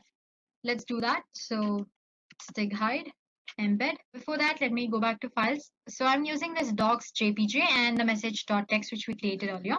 Embed -cf. So that's docs.jpg and -ef, which is our msg.txt, right? Cool. It says enter passphrase, which let's say ABCD. It says embedding and it's done. Now to check if it's done that properly or not, let's go back to files. I'm going to move it to desktop. Click on enter. Cool. Now let's go back to desktop. Here is our file. Now to extract, I'm using extract command. Before that, I need to go to my desktop, right? Because that's where my file is stored. Here we are, and Steg Hide extract. SF is what you use to extract your Stigo file. You can see it in the help session. And the name was docs.jpg. It's asking for the passphrase, more for security purposes. So it says extracted to message.txt. Now to check the file, you need to go back to desktop because that's where our file should be. And if you open that with editor, there you go. We have successfully extracted the data from the image. Now let's try a few other commands. Let me come back. Okay, let me try it here. Tag hide. What was that? Info command, right? Info. And let's say, so as you can see, it's extracted the information about the file. It's in format, its capacity, and it says they want to get information about the emitted data as well. Why? Could not extract any data with the data phrase because already extracted the secret message from that file. Well, if you hadn't extracted, then maybe it would have showed the embedded content as well. So that's how you use a stay guide. You have multiple other options as well. Like for example, when you're trying to embed, it asks you for the passphrase, right? Instead, if you don't want it to ask like this, you can use -p command and enter the passphrase. You can add it in the command itself here. And then it actually skips that step and actually goes back to this embedding message done step. So yeah, that's all about steg hide. Now let's go back to other tools. So the next tool we'll be using is a stego suite.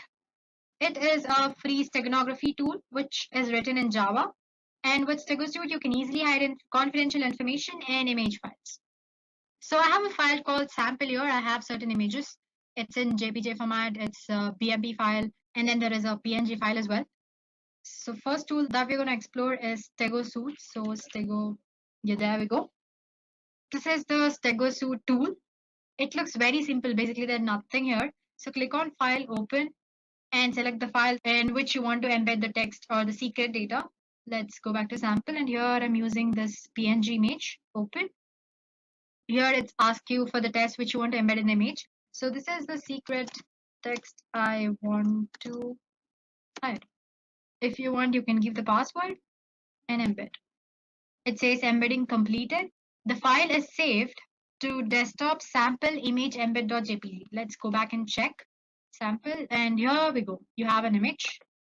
And properties, it's a JPG file. Let's try opening it. There you go, guys. It looks similar to our actual message. Well, it doesn't look different at all, but the data is actually hidden inside it, right? To know that, all you have to do is let's just rename this. Let's say image E. That's the embedded format of our image. It says the image is open. Okay, I'm gonna close TickleSuite. So yeah, you can see the image here. Let's rename it image E.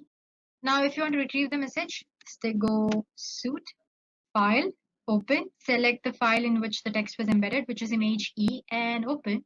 Enter the password, which is and extract. So as you can see, it has extracted the text message, which earlier I hid into the image. Hey, this is a secret test I want to hide.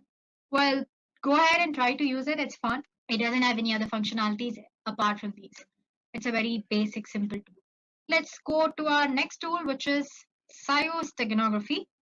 Well, it's a free software that can be used to hide secret files in BMP, that's bitmap images, or WAV files. Use of this tool is very easy. You can just open the software, load any BMP image or WAV file to its interface, and then add a file which you want to hide. And this also supports encryption, multiple formats. Well, instead of telling all this to you, let me just show it to you. So as you can see, I have it already installed. It's just one-step installation. And to add the file, as in to encode, you need to click on this add files option. To extract, you can use this. First, let's try to add files. So the first name, all you have to do is load your BMP or WAV file. And sample, I have one BMP image. I'm gonna load it, open. Well, as you can see, this size is slightly bigger. Click on next here. So now that you've loaded your cover image, you'll have to load the image or the file which you want to store in this cover image. For that, you click on add file option here. Let's say I want to store this image. Let's try open and next. So as I said, it shows different encryption formats here. So you can select from various algorithms like RC4. Then you have triple DS, DS, triple DS with 1112 and many other formats. It's asking for the password. Give some password. Click on next. So the embedding is done. It's asking you to name the file. Let's say bird and save. So the final file is similar to the actual BMP image. You can't make out any changes, right? But there is a secret data which is hidden inside it, which is another image. Now let me close, finish. Let's try to extract it. Click on this extract files and load the source file, which should be a bird. Then open, next. It's asking for the password, so A, B, C, D, that's what I'd give it. And extract file, image2.j, save. File extract successful, okay. Finish. Let's go back to the location and see. So here we go. We had tried to store this image2 in the bird, but after that we tried to extract it. So there we go, guys. The image has been successfully extracted. This way you can store any kind of file. It can be your Excel file or Word file, document file or PowerPoint file or image or anything. So that's your Xios steganography tool. So like I said, you can add the files, but to extract the message, you'll have to start using this file from the beginning again. Then let's go back to our next tool, which is Issued Pixel. It's here. Let me just check. I have installed it. I'm gonna extract all. Let's store it in our desktop. And okay. Now, if we go to desktop, this is our application, Pixel. Click on that. So guys, even this is a tool where you can store any kind of hidden information, but it has a different approach when compared to other tools. It uses image file as a key to protect your hidden text inside an image. That is, to hide and unhide text inside an image, you need to enter another image as a key. So as you can see, you have three images here: original image, that's your target image, and delta image, which acts as a key. Instead of giving some password or anything, it takes another image as a key or passphrase. So open original image, desktop, let's go to samples. Let's try fly. Now you need to enter the message. Hi, this is the text I want to hide. And here I'm clicking on encrypt message. Save image. Let's try and save it somewhere else. Desktop. Let's store it in the documents. File name, my image, and save. Now let me open the thing again, or you can just say reset, exit here. Now if I open the application again, let's try to extract what we just hid. So open the original message, which is in desktop, right? Sample, that's flying, open, decrypt image. So there you go. So let me show it to you again. All you have to do is reset, click on the open original image, give the original image which you try to encrypt, that would be flying, and open, and then say decrypt image. So like I said, it uses an image as a key to extract or hide anything inside your image. And now give your actual image as in the encrypted encoded image or your stego image, and click on open. Yeah, and just say yes. So as you can see, it has extracted the data which I was trying to hide. So I'm sure you might have observed, right? The way it functions is slightly different from other steganographic tools, right? Sample, that's flying, open, decrypt image. So there you go. So let me show it to you again. All you have to do is reset, click on the open original image, give the original image which you try to encrypt, that would be flying, and open, and then say decrypt image. So like I said, it uses an image as a key to extract or hide anything inside your image. And now give your actual image as in the encrypted encoded image or your stego image, and click on open. Yeah, and just say yes. So as you can see, it has extracted the data which I was trying to hide. So I'm sure you might have observed, right? The way it functions is slightly different from other steganographic tools.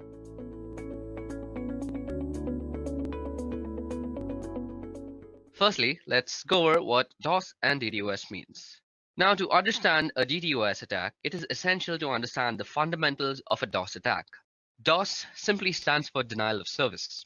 This service could be of any kind. For example, imagine your mother confiscates your cell phone when you are preparing for your exams to help you study, without any sort of distraction. While the intentions of your mother is truly out of care and concern, you are being denied the service of calling and any other service offered by your cell phone. Now, with respect to a computer and computer networks, a denial of service could be in the form of hijacking web servers, overloading ports with requests, rendering them unusable, denying wireless authentication, and denying any sort of service that is provided on the internet. Attacks of such intent can be performed from a single machine. While single machine attacks are much easier to execute and monitor, they are also easy to detect and mitigate. To solve this issue, the attack could be executed from multiple devices spread across a wide area. Not only does this make it difficult to stop the attack, but it also becomes near impossible to point out the main culprit. Such attacks are called distributed denial of service or DDoS attacks. Now let's see how they work. The main idea of a DDoS attack, as explained, is making a certain service unavailable. Since everything that is attacked is in reality running on a machine, the service can be made unavailable if the performance of the machine can be brought down. This is the fundamental behind DOS and DDoS attacks. Now, some DOS attacks are executed by flooding servers with connection requests until the server is overloaded and is deemed useless. Others are executed by sending unfragmented packets to a server which they are unable to handle. These methods, when executed by a botnet, exponentially increase the amount of damage that they are doing, and their difficulty to mitigate increases in leaps and bounds. To understand more about how these attacks work, let us look at the different types of attacks. Now, while there are plenty of ways to perform a DDoS attack, I'll be listing down the more famous ones. These methodologies have become famous due to their success rate and the damage they have caused over time. It is important to note that with the advancement in technology, the more creative minds have devised more devious ways to perform DOS attacks. Now, the first type of methodology that we're going to discuss is called ping of death. Now, according to the TCP IP protocol, the maximum size of a packet can be 65,535 bytes. The ping of death attack exploits this particular fact. In this type of attack, the attacker sends packets that are more than the max packet size when the packet fragments are added up. Computers generally do not know what to do with such packets and end up freezing or sometimes crashing entirely. Then we come to reflected attacks. This particular attack is more often than not used with the help of a botnet. The attacker sends a host of innocent computers a connection request using a botnet, which are also called reflectors. Now, this connection that comes from the botnet looks like it comes from the victim, and this is done by spoofing the source part in the packet header. This makes the host of computers send an acknowledgement to the victim computer. Since there are multiple such requests from the different computers to the same machine, this overloads the computer and crashes it. This type of attack is also known as a Smurf attack. Another type of attack is called mail bomb. Now, mail bomb attacks generally attack email servers. In this type of attack, instead of packets, oversized emails filled with random garbage values are sent to the targeted email server. This generally crashes the email server due to a sudden spike in load and renders them useless until fixed. Last but not the least, we have the teardrop attack. So in this type of attack, the fragmentation offset field of a packet is abused. One of the fields in an IP header is the fragment offset field, indicating the starting position or offset of the data contained in a fragmented packet relative to the data in the original packet. If the sum of the offset and the size of one fragmented packet differs from that of the next fragmented packet, the packets overlap. Now, when this happens, the server vulnerable to teardrop attacks is unable to reassemble the packets, resulting in a denial of service condition. Okay, so that was all the theoretical portion of this video. Now it's time to actually perform our very own DDoS attack. Okay, so now that we finished the theoretical part of how DDoS actually works and what it actually is with its different types, let me just give you guys a quick demonstration on how you could apply a denial of service attack on a wireless network anywhere around you. Like this could be somewhere like Starbucks where you're sitting, or this could be a library also, or your college institution. No matter where you're sitting, this procedure will work. So the first thing we want to do is actually open up a terminal, as because we will be doing most of our work on a command line basis.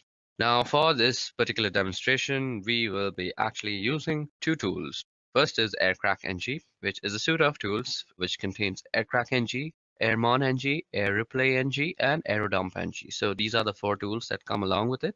And the second one that we'll be using is called MacChanger. Okay, so let me just put my terminal on maximum so you guys can see what I'm actually writing out.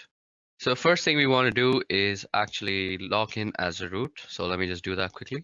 So because we need to log in as root because most of the stuff that we're going to do right now will need administrator access. Now, the first thing we want to do is check out our wireless network card's name, and we can do that easily by typing ifconfig.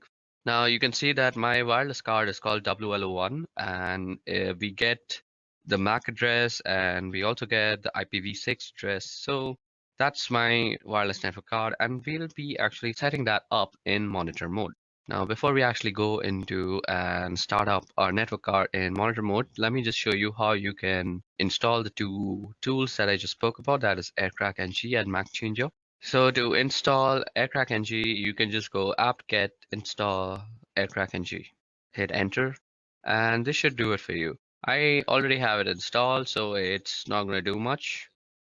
To install Mac Changer, you could just go the same command, that is apt-get install Mac Changer, and you can check if both the tools have been installed properly by opening the manual pages by typing man aircrack ng, and this will open up the manual page for you. And let's also do the same for Mac Changer. So what we're going to do first is set up our network interface card into monitor mode. So to do that, all we have to do is type ifconfig, and we need to put our network interface card down. So we go WLO1 down, and with the command iwconfig, we go mode monitor. Don't forget to specify the interface that you're working on. So iwconfig WLO1 mode monitor. And all you have to do now is put it back up. So what we are going to type is ifconfig WLO1 up. You can check the mode. It'll say managed if it's in monitoring mode. So as you guys can see, it says mode managed. So that's how we're going to go ahead. So you can check that just for your own purposes. So we can also check for only WLO1 by specifying the interface. Or you could also check the mode only by passing it through a pipe function, and that is using grep mode. So iwconfig WLO1 grep and mode. Well, mode begins with a capital M, so that's how you would probably return it. So as you guys can see, that has returned the mode for us, along with the access point and the frequency. Okay, so that was a little fun trivia on how you could fetch the mode from a certain command, that like iwconfig, by passing it through a pipe and grabbing it with mode. Grab basically means grab. Okay, so now moving on, we'll get to the more important stuff now. So firstly, we need to check for some sub-processes that might still be running and that might actually interfere with our scanning process. So to do that, what we do is airmon ng check and then the name of the interface. Now, as you guys can see, I have the network manager that is running out here, and we need to kill that first, and that can be easily done by going kill with the PID. After that, you can run a general command called airmon ng check and kill. So whatever it finds, it will kill it accordingly. And when it produces no results like this, that means you're ready to go, as there are no sub-processes running that might actually interfere with our scan. Now what we want to do is we want to run a dump scan on the network interface card and check out all the possible access points that are available to us. So as you guys can see, this produces a bunch of access points and they come with their BSS IDs. They also have the power, which is the PWR, that is the power of the signal. And let me go down back again. So yeah, you can see the beacons, you can see the data, you can see the channels available. And what the BSS ID is, it's the MAC ID that is actually tied in with the ESS ID, which basically represents the name of the router. Now what we want to do from here is we want to choose which router we want to actually DOS. Now the whole process of DOSing is actually we will continuously de-authenticate all the devices that are connected to it. So for now, I have chosen Edureka Wi-Fi to actually DOS out. And once I send a de-authentication broadcast, it will actually de-authenticate all the devices that are connected to it. Now, this de-authentication is done with a tool called Air Replay, which is a part of the Aircrack NG suite of tools. Now, let us just see how we can use Air Replay by opening up the help command. So we go --help, and this opens up the help command for us. Now, as you guys can see, it shows us that we can send a de-authentication message by typing in -0. And then we need to type in the count. So what we are going to do is type in -0, which will send a de-authentication message. And now we can type 1 or 0. So 1 will send only one de-authentication message, while 0 will continuously loop it and send a bunch of de-authentication messages. We are going to say 0 because we want to be sure that we are de-authenticating everybody. And we can also generally specify the person we also want to specifically de-authenticate. But for this demonstration, I'm just going to try and de-authenticate everybody that is there. So what we are going to do is we are going to copy down the MAC address or the BSS ID as you would know it, and then we are going to run the authentication message. Now, as you guys can see, our de-authentication message is beginning to hunt on channel 9. Now, as you guys know, and as I already know, that our BSS ID or the MAC address is working on channel 6. Now we can easily change the channel that our interface is working on by just going iwconfig WLO1 and then channel and then specifying the channel. Now, as you guys can see, our chosen router is working on channel 6, so that's exactly what we're going to do. Now, as you guys can see, it immediately starts sending de-authentication codes to the specified router, and this will actually make any device that is connected to that router almost unusable. You might see that you are still connected to the Wi-Fi, but try browsing the internet with them. You will never be able to actually reach any site as I'm constantly de-authenticating your service. You will need that four-way handshake all the time. And even if it completes, you are suddenly de-authenticated again because I'm running this thing on a loop. Now, you can let this command run for a few moments or how much ever time you want to DDoS that guy for. Well, this is not exactly a DDoS because you're doing it from one single machine, but you can also optimize this code to actually looks like it's running from several different machines. So let me just show you how to do that. We're going to write a script file to actually optimize our code a lot. So this script file will actually automate most of the things that we just did and also optimize a little by changing our MAC address every single time. So we become hard to actually point out. So the first thing that we want to do is we want to put our wireless network card down. And maybe that's not the first thing that I want to do. Just give me a moment to think about this. I haven't actually thought this through, and I'm doing this on the fly. Okay, so the first thing that we're going to do is we're going to start a while loop that is going to continuously run until we actually externally stop it. So we go while true, and then we're going to say do. And the first thing that we want to do is send out a deauthentication message, and we are going to send it around 10 deauthentication messages. And we want to run it on a specific BSS ID. So that is the BSS ID that I had copied. So let me just put in that. And then we just put in the interface that it's supposed to work on. Now what we want to do after that is we want to change the MAC address after we have sent all these 10 packets. So what we will need to do is put down our wireless network. And as I already discussed, we can do that with ifconfig WLO1 down. And now what we want to do is change our MAC address. So we can do that with the simple tool that we had installed and saying MAC changer -r. So let me just open up a quick tab and show you guys how MAC changer actually works.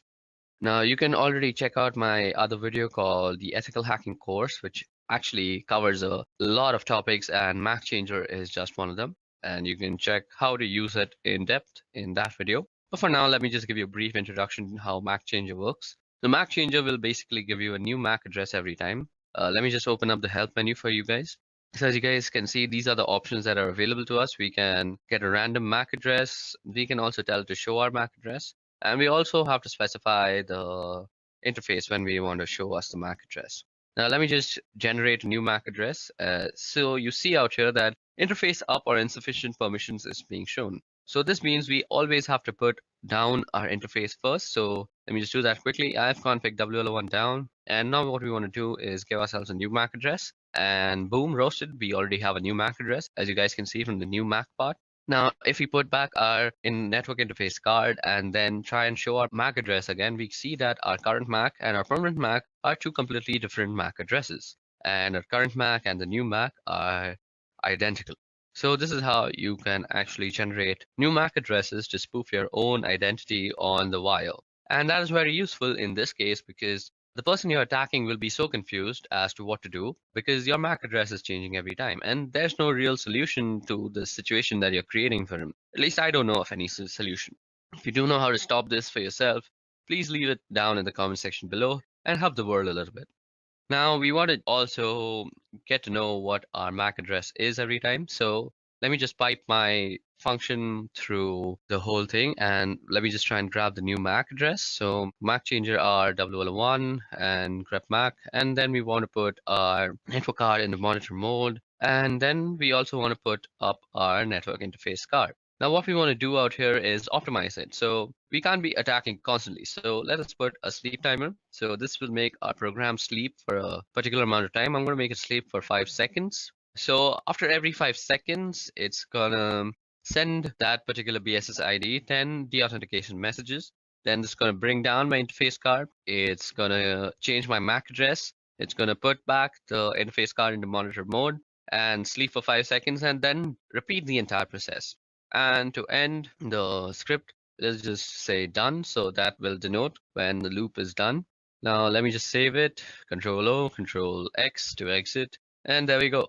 Okay, so first of all, to actually run this, need to give it some more permissions. So as you guys can see, we already have it. Let me just put it in a much more readable format. Okay, so as you guys can see, our dos.sh doesn't really have executability. So we can do that with the command chmod. So I'm going to give it some executable permission. So chmod plus x and then the name of the file. So this will actually change our dos.sh into a executable bash script. Okay, so it seems that we have done some error. So let's just go back into our bash script and check for the error that we have probably done. So nano dos.sh. Okay, so the thing that I am missing is that I forgot the -a that I'm supposed to put before putting the BSS ID in the air replay ng part of the code. So let me just go ahead and quickly do that. Okay, so now that that is done, let me just save it and quickly exit and see if this thing is working. Okay, so now we are trying to work out our script.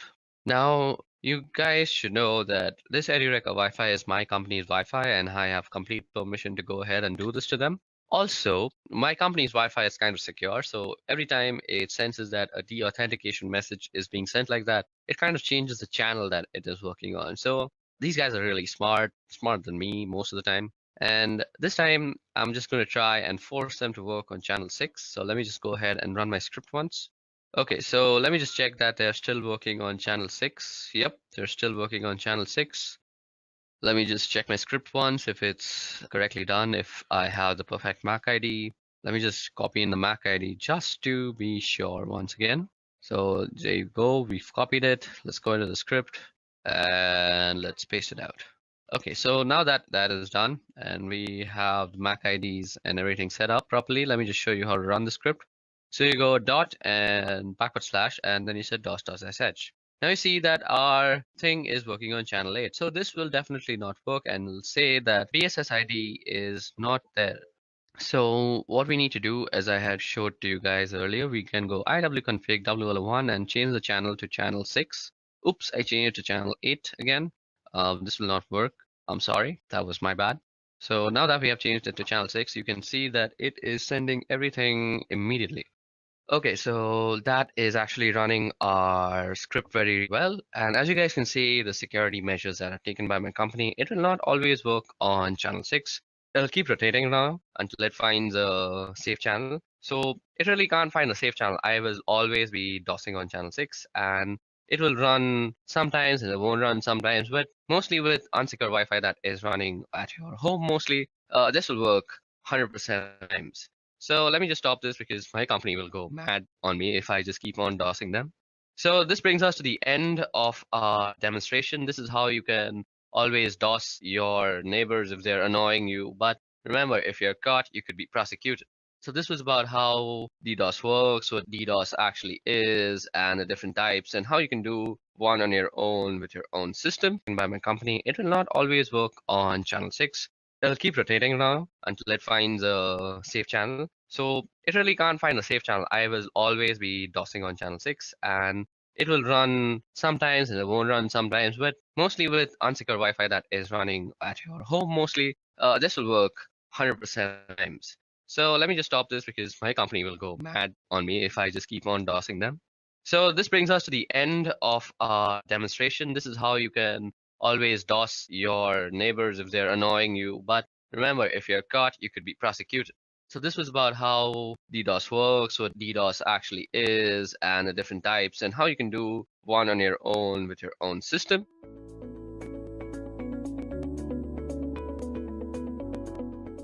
Cybersecurity has been the dream career line for many.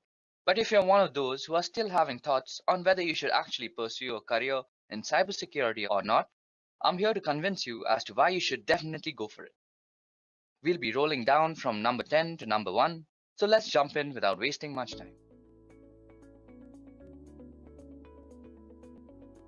Okay, for reason number 10, here goes. So our first and foremost reason is cybersecurity is an evergreen industry.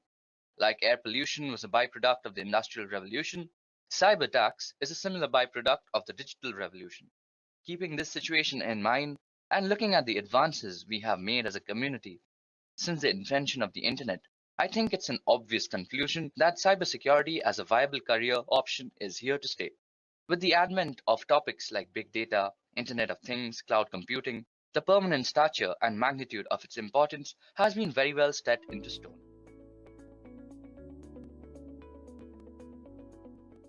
Okay, for reason number 9. So if you guys love to travel the world, cybersecurity will be a picture-perfect job for you guys. The Israeli cybersecurity industry contributes over 7 billion to the Israeli economy. Tens of thousands of homegrown experts are working to protect Israeli businesses, government agencies, and consumers. On a global scale, the rise in online crime is outpacing the supply of cyber defenders, and Israel's reputation for security skills means overseas buyers are also beating the path to our door. That means plenty of opportunities for cybersecurity professionals to work overseas are there. So if you have always wanted to travel the world, experience life in other countries, a career in cybersecurity might just be your passport to success and open doors to exciting opportunities from Russia, India, Australia, to mainland Europe, Canada, and the USA. It's time for reason number 8. So cybersecurity companies have to defend against hundreds of thousands of cyber attacks every day. And in some cases, the industry has seen attack numbers increase by 1000% in just 18 months. It's not just big businesses under threat, it could be someone you know. Take the case of the single mother of 2 from the County Down in Northern Ireland who was robbed of nearly £77,000 in an email phishing scam. She's just one of the individuals who gets targeted by cyber criminals on a daily basis, and you could make a real difference to keep people like this safe. The online threat to companies and people's safety is huge and growing. Now, across the UK, the National Crime Agency, police forces, company security teams, and special initiatives like Action Fraud, Cyber Streetwise, and Get Safe Online are all fighting this menace, but they need more help. So they need people like you. And if you want the satisfaction of doing a rewarding job, and if you want to make a real difference, join us to become the digital defender and work in cybersecurity. Moving on to the next reason now. So one of the best things about cybersecurity is that there is no strict upper limit on the overall number of organizations where professionals are required. Some of the well-known organizations such as Dell, Accenture, etc. have many cybersecurity professionals working for them at many top positions. But the scope for cybersecurity professionals doesn't end there. Experts also have the option to work with top secret government agencies and defense and intelligence agencies like the NSA, the MI6, Mossad, the Central Intelligence Agency, etc. Now time for reason number 6. The fact couldn't be denied that mathematics is a challenging subject for many college-going students. Not everyone loves it, and the fact is this doesn't let them proceed with other best options which have mathematics as an important part. Cybersecurity training and education is totally free from the involvement of mathematics, and thus one who hates it need not worry. Those who are still very young and consider it one of the best available options due to this reason. For example, the coolest thing I thought about my own degree was the fact that I didn't have to take calculus or any sciences. The curriculum itself was often very strenuous, and the course built very specific skill sets. But rather than taking calculus, you could be taking programming courses or networking courses to sharpen your skills where it's actually required. So if you've had an aversion for maths, cybersecurity might just be your cup of tea. Okay, moving on to the next reason now. So reason number 5. Cyber attacks are getting smarter by the day. Cybersecurity professionals are always busy outsmarting black hackers, patching vulnerabilities, and analyzing the risk of an organization. Tackling such attacks in an ever-advancing industry only comes with continuous study and thorough research. This means after you start working, your knowledge is continuously enriched, and with experience, your wisdom continuously gets honed, and thus the sky is the limit when we are talking about personal growth in cybersecurity industry. So if personal growth is one of your actual worries, cybersecurity actually solves it in a very proficient manner. Now moving on for reason number 4, it's everybody wants you. Now, there are over 1 million companies in this world spread across a variety of sectors and industries, and a large proportion of them share one thing in common today. That is the need for an internet connection. Now, more than 400,000 people already work in the information security industry, and demand for cyber skills is growing fast in every type of company and government department. So whether your dream of working in sports or fashion or media or emergency service, finance, retail, because no matter what size or type of organization, they all need security experts to protect their sensitive data and customer information. This situation isn't going to change anytime soon, and with a predicted worldwide shortage of 1.5 million information security professionals by 2020, cyber professionals will stay an exciting and rewarding in-demand career across every industry for years to come. Which brings us to reason number 3, which is kind of a byproduct of reason number 4. So as a cybersecurity professional, you're not confined to a singular industry unlike a majority of the professional world. Digitalization is taking place across a lot of industries, and with the advancement in fields like IoT, big data, automation, and cloud computing, we could say we are going through a digital revolution. So being a cybersecurity professional doesn't stop you from working in a hospital, school, government agencies, top secret military agencies, and so on. The gates are wide open, and almost everybody wants to be secure on the digital front. Okay, so it's time for reason number 2. So that is, cybersecurity jobs are very dynamic and challenging. Due to the unpredictable nature of the future, a career in cybersecurity is not and cannot be static and stale. You will be challenged on a regular basis. There will be new and unexpected failures, as well as amazing and surprising discoveries. One certainty is that attackers will continue to develop new exploits on a constant basis, and your job may be to evaluate these new threats as they are uncovered in order to improve your organization's defenses. The functions of business will change, and you may be tasked with altering the existing IT infrastructure to support a new process function or capability which has never been considered. The company may have an unexpected popularity surge that drives up your production rate by 1000% or more, requiring you to ramp up capacity as fast as you can get hardware plugged in and software installed. Your company may branch out into alternate markets, spread into other countries, or adopt exotic business strategies, and you will be required to make the IT adjustments, support the change, and keep things stable, available, and secure. As a cybersecurity professional, you'll be solving new puzzles, fighting off new demons, and supporting new activities on a regular basis. So if you enjoy a challenging job, cybersecurity is just meant for you. Which brings us to our final reason.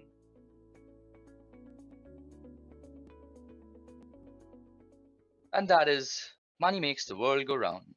So the world has woken up to cybersecurity with stories in news almost every week on new cyber attacks.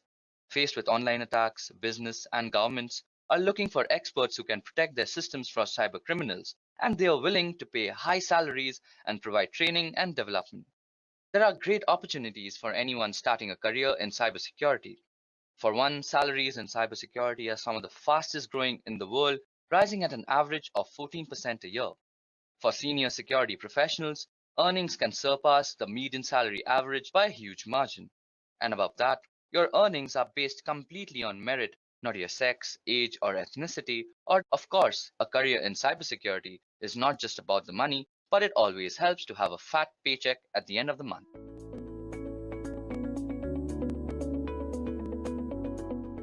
How to become a cybersecurity engineer. There are hundreds of job titles in cybersecurity, but some of the top positions include security administrator, cybersecurity engineer, security analyst, penetration tester, security consultant, and many more. But as for today's session, we will be discussing about cybersecurity engineer. So who is a cybersecurity engineer? A cybersecurity engineer is a professional who protects computer and networking systems from potential hackers and cyber attacks. Security engineer provides a specialized engineering approach to cybersecurity, specifically regarding the design of security systems to avoid and fight against issues like data breaches or major data hacks. But what does exactly a cybersecurity engineer do? Well, it's no surprise that the faulty software often leaves networks vulnerable to malware, spyware, adware, phishing, and different kinds of attacks. A security engineer analyzes computer networks, ensures they are running securely, and tries to foresee possible security issues that may arise in future. In short, A security engineer focuses on designing computer systems equipped to deal with disruptions like natural disasters or malicious cyber attacks. So guys, now you know in general what a cybersecurity engineer does. Now let's look at roles and responsibilities of a cybersecurity engineer.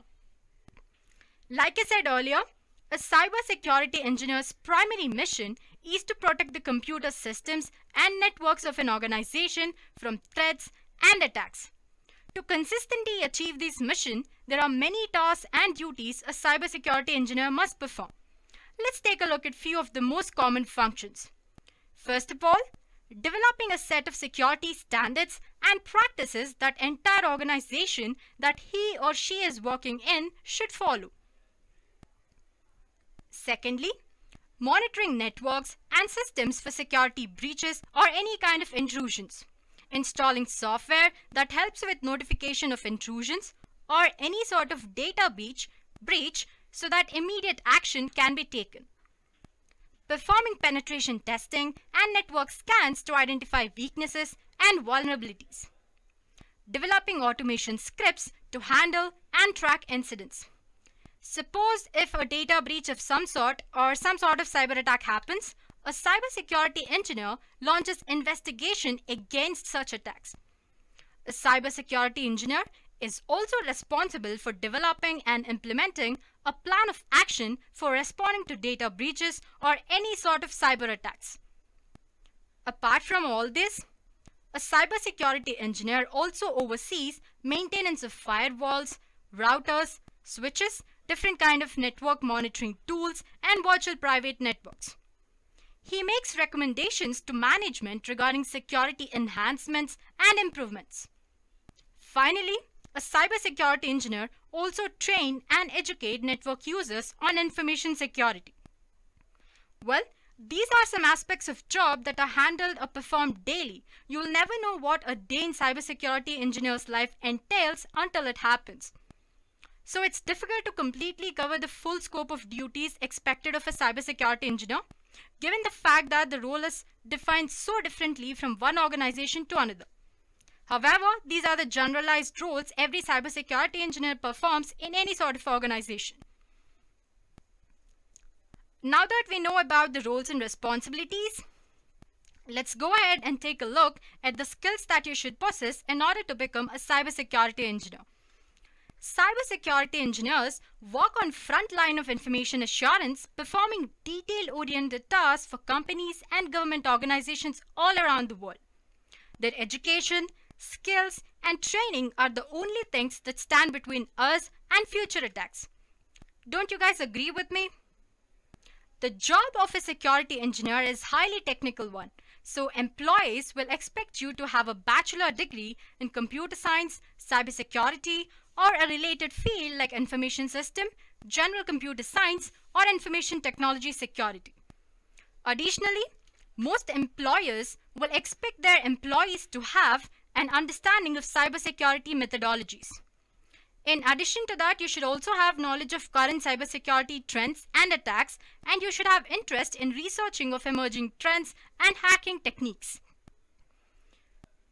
You should have sound knowledge in programming languages like Java, Python.NET, or what we call it as PythonNet for Python for .NET, C++, Bash, and PowerShell. You should also have solid working knowledge of computer operating systems and different kind of networking protocols.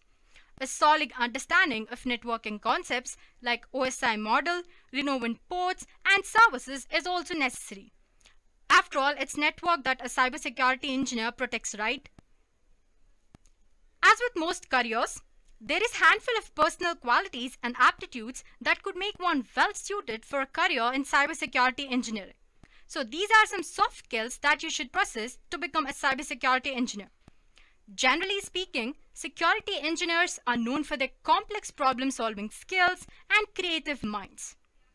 As a cybersecurity engineer, you will definitely be spending a fair amount of time working with an IT team or other departments. So you should have strong oral and communication skills. You should also have keen eye for details. That is, you should be very detail oriented. You should be capable of working long hours and dealing with stress, that is work under pressure. So guys, these are some hard skills and different kind of soft skills that you should possess to become a successful cybersecurity engineer. While on top of all this, it's good to get a cybersecurity certification. Certifications always prove that you have all the knowledge required to do your job well. So guys, at this point, you must know who is a cybersecurity engineer, what he or she does, and what are the skills required to be a cybersecurity engineer. Now, let's take a look at different career paths that you can take to become a cybersecurity engineer. Right now, as you can see, I have 4 columns here. The first column is feeder roles. These feeder roles are like stepping stones into a career in cybersecurity. Let's say right now you're working in some other department or field, but you want to switch to cybersecurity field, then considering one of these feeder role is always a plus point. But let's say you're not working, you want to kickstart your career in cybersecurity, then you can directly get into one of these entry-level roles. As you can see, apart from feeder role, I have entry-level, mid-level, and advanced level roles. These are like core cybersecurity roles that are most commonly required job categories across the cybersecurity ecosystem. Well, these are based on experience, educational level, and credential required by employers. So like I said earlier, you can get into feeder role or you can directly get into entry-level role if you are a beginner. So once you make your way to one of these entry-level roles, from here, you can get into any of these mid-level roles, as in cybersecurity analyst or consultant or a penetration tester. For example, let's say you're a cybersecurity technician, then you can go ahead and opt for cybersecurity analyst or any one of these mid-level roles. Same thing goes for cybercrime analyst and incident responder. But as for IT auditor, if you're an IT auditor, you can only go for cybersecurity consultant and penetration tester. It's not possible to become a cybersecurity analyst per se. So once you've landed up in mid-level roles, from here you can get into one of these advanced level roles. For example, from cybersecurity analyst, you can become a cybersecurity engineer or a cybersecurity architect or a cybersecurity admin. Same goes for the cybersecurity consultant as well. But as for the penetration tester, you can either become a cybersecurity engineer or cybersecurity architect. Well, this looks like a lot of information to grasp, right? Let me summarize what we've learned with respect to cybersecurity engineer. So like I said, if you want to switch your career, you can consider one of these feeder roles. That's either networking or systems engineer or software development. Or you can start your career with entry-level roles like analyst or incident responder. From these, you can make your way to become a mid-level cybersecurity analyst or cybersecurity consultant. From then, you can become a cybersecurity engineer. So once you've become a cybersecurity engineer, you don't like the job or if you're not satisfied with the work, then you can always change your career by becoming a cybersecurity architect. And suppose if you're a cybersecurity architect, you can change for cybersecurity engineer as well. Same from cybersecurity engineer to cybersecurity admin. So guys, these are some career paths that you could take to become a cybersecurity engineer. But let me tell you one thing. These are not like fixed career paths, so you can switch your careers in between.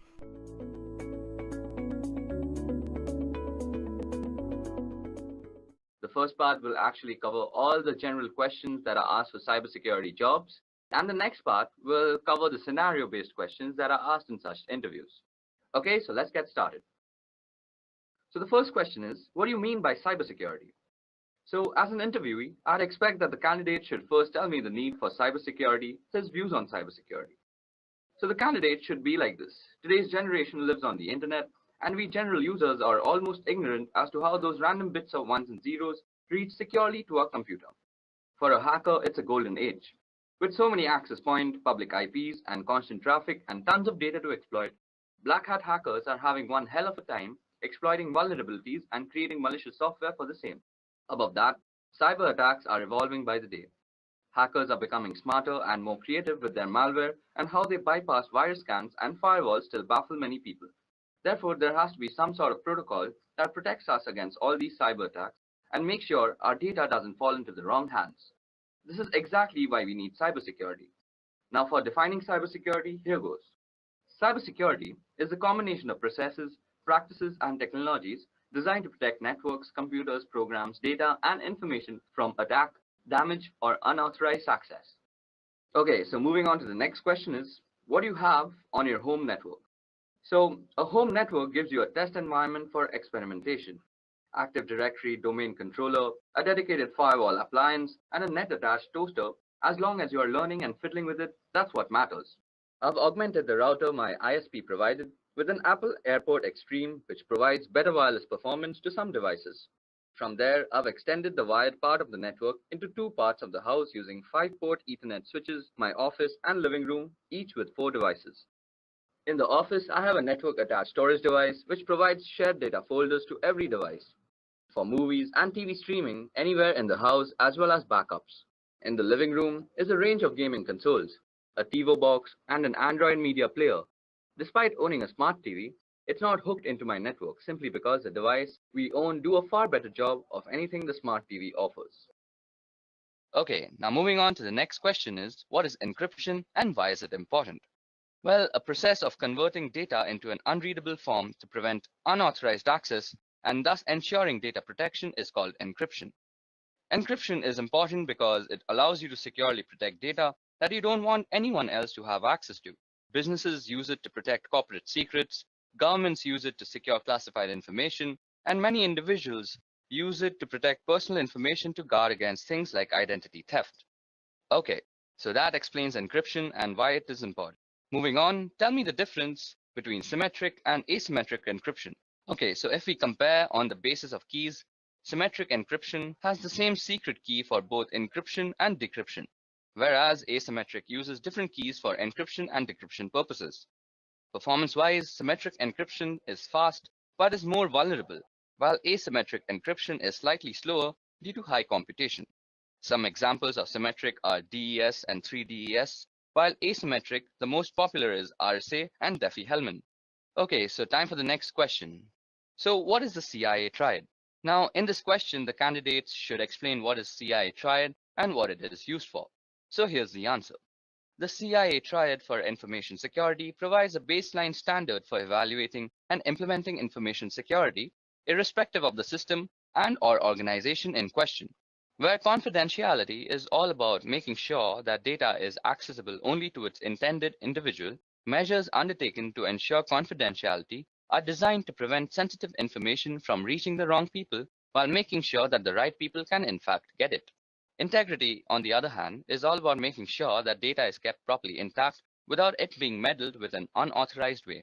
Data must be changed in transit, and steps must be taken to ensure that data can be altered by unauthorized people. These measures include file permission and user access controls. On the topic of availability, well, it is all about making sure that data and computers are available as needed by authorized parties. Moving on to the next question is, what do you understand by risk, vulnerability, and threat in a network? Well, threat refers to someone or something with the potential to do harm to a system or an organization. Moving on, vulnerability refers to a weakness of an asset that can be exploited by one or more attackers. In other words, it is an issue or bug that allows an attack to be successful. Last but not the least, risk refers to the potential for loss or damage when a threat exploits a vulnerability. Okay, the next question is, how do you report risk? Well, risk needs to be assessed first before it can be reported. There are two ways you can actually analyze risk. The first is, it can be either quantitative or qualitative. This approach is suitable for both technical and business guys. The business guys will see the probable loss in numbers, while the technical guys will monitor and assess the impact and frequency. Now, depending on the audience, the risk can then be reported. Moving on, how do you differentiate between IPS and IDS systems? Well, first of all, IDS stands for Intrusion Detection System, and IPS is Intrusion Prevention System. Now, IDS just detects the intrusion and leaves the rest to the administrator for assessment and evaluation or any further action. IPS, on the other hand, detects the intrusion and takes necessary actions to further prevent intrusion. Also, there is a difference in the positioning of devices in the network. Although they work on the same concept, the placement is very, very different. Moving on, what do you know about cybersecurity frameworks? Well, cybersecurity framework is a voluntary guidance based on existing guidelines and practices for organizations to better manage and reduce cybersecurity risks. Besides helping associations oversee and decrease probable risks, It was intended to cultivate risk and cybersecurity administration communications among both inner and outer authoritative partners. Most frequently adopted cybersecurity frameworks are PCI DDS, which stands for Payment Card Industry Data Security Standards, the ISO 27001 and 27002, which is the International Organization for Standardization, then CIS, which stands for Critical Security Control, and the most famous cybersecurity framework is NIST. Moving on to the next question, which is what is weak information security? Well, information security policy is considered to be weak if it does not meet the criteria of an effective one. The criteria include distribution, review, comprehension, compliance, and uniform. Information security is weak if the policy has not been made readily available for review by every employee within an organization, or the organization is unable to demonstrate that the employees understand the content of the policy document. This is when an information security is considered weak. Moving on to the next question is, what's the better approach of setting up a firewall? Okay, so following are the steps you should take to configure your firewall. The first is a username and password. Modify the default password for your firewall device. Next is the remote administration, which will disable the feature of remote administration from the outside network. Then comes port forwarding. For certain applications to work properly, such as a web server or FTP server, you need to configure appropriate port forwarding. Next comes the DHCP server, which is installing a firewall on a network with an existing DHCP server will cause conflict unless the firewall's DHCP server is disabled. Then is logging. Now, in order to troubleshoot firewall issues or potential attacks, you want to make sure to enable logging and understand how to view the logs.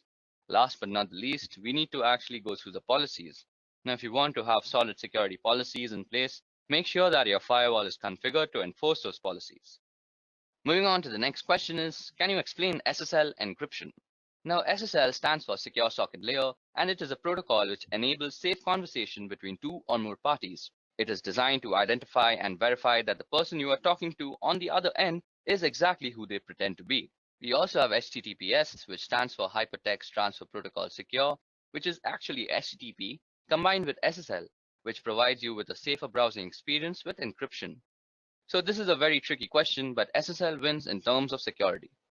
Moving on, which one is more secure, SSL or TLS? Well, SSL is meant to verify the sender's identity, but it doesn't search for any more hazards than that. SSL can help you track the person you are talking to, but that can also be tricked at times. TLS is another identification tool just like SSL, but it offers better security features. It provides additional protection to the data, and hence SSL and TLS are often used together for better protection. Moving on, what are salted hashes? Well, salt is actually random data. When a properly protected password system receives a new password, it creates a hash value of that password and adds a random salt value. Then the combined value is stored in its database. This helps defend against dictionary attacks and known hash attacks. Example, if someone uses the same password on two different systems and they are being used using the same hashing algorithm, the hash value would be same. However, if someone of the system uses salt with the hashes, the value will be different. Moving on to the next question, which is, how can identity theft be prevented? Okay, so the following steps can be ensured to actually prevent identity theft. First of all, ensure a strong and unique password. Secondly, avoid sharing confidential information online, especially on social media. Third, shop from known and trusted websites only. Fourth, use the latest version of the browsers. Fifth, install advanced malware, spywares, and tools. Next, use specialized security solutions against financial data, and always update your system and software. And last but not the least, always protect your social security number. Now moving on to the next question is, how can you prevent a man-in-the-middle attack?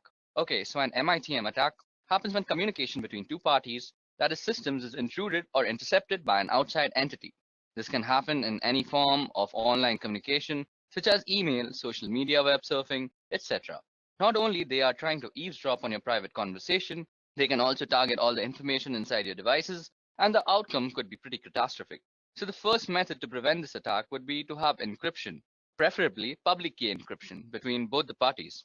This way, they both will have an idea with whom they are talking with because of the digital verification. Secondly, to prevent this, it is best to avoid open Wi-Fi networks, and if it is necessary, then use plugins like HTTPS, force TLS, etc.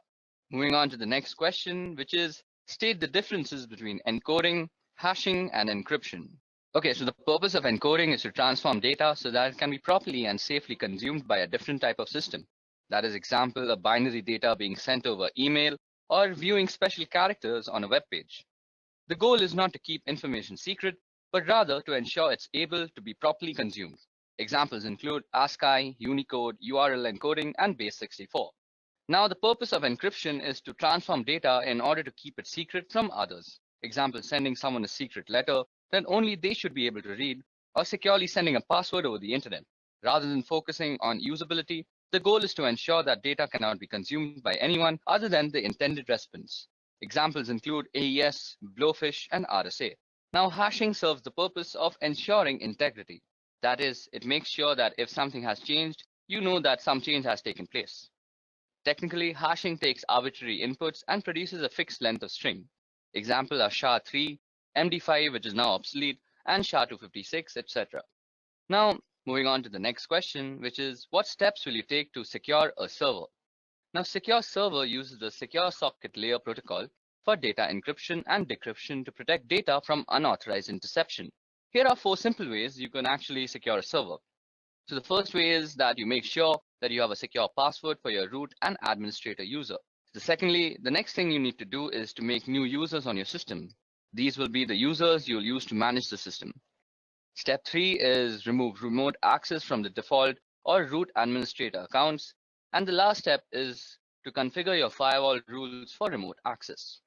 Okay, so the next question is what is a DDoS attack and how is it mitigated? Okay, so DDoS stands for Distributed Denial of Service. When a network is flooded with large number of requests, which is not recognized to handle, making the server unavailable to the legitimate request senders. DDoS can be mitigated by analyzing and filtering the traffic in the scrubbing centers, and the scrubbing centers are centralized data cleaning stations wherein the traffic to a website is analyzed and malicious traffic is removed. Okay, so the 20th question is, why do you need DNS monitoring? The domain name system allows your website under a certain domain that is easily recognizable also keeps the information about other domain names. It works like a directory for everything on the internet. Thus, DNS monitoring is very important since you can easily visit a website without actually having to memorize their IP addresses.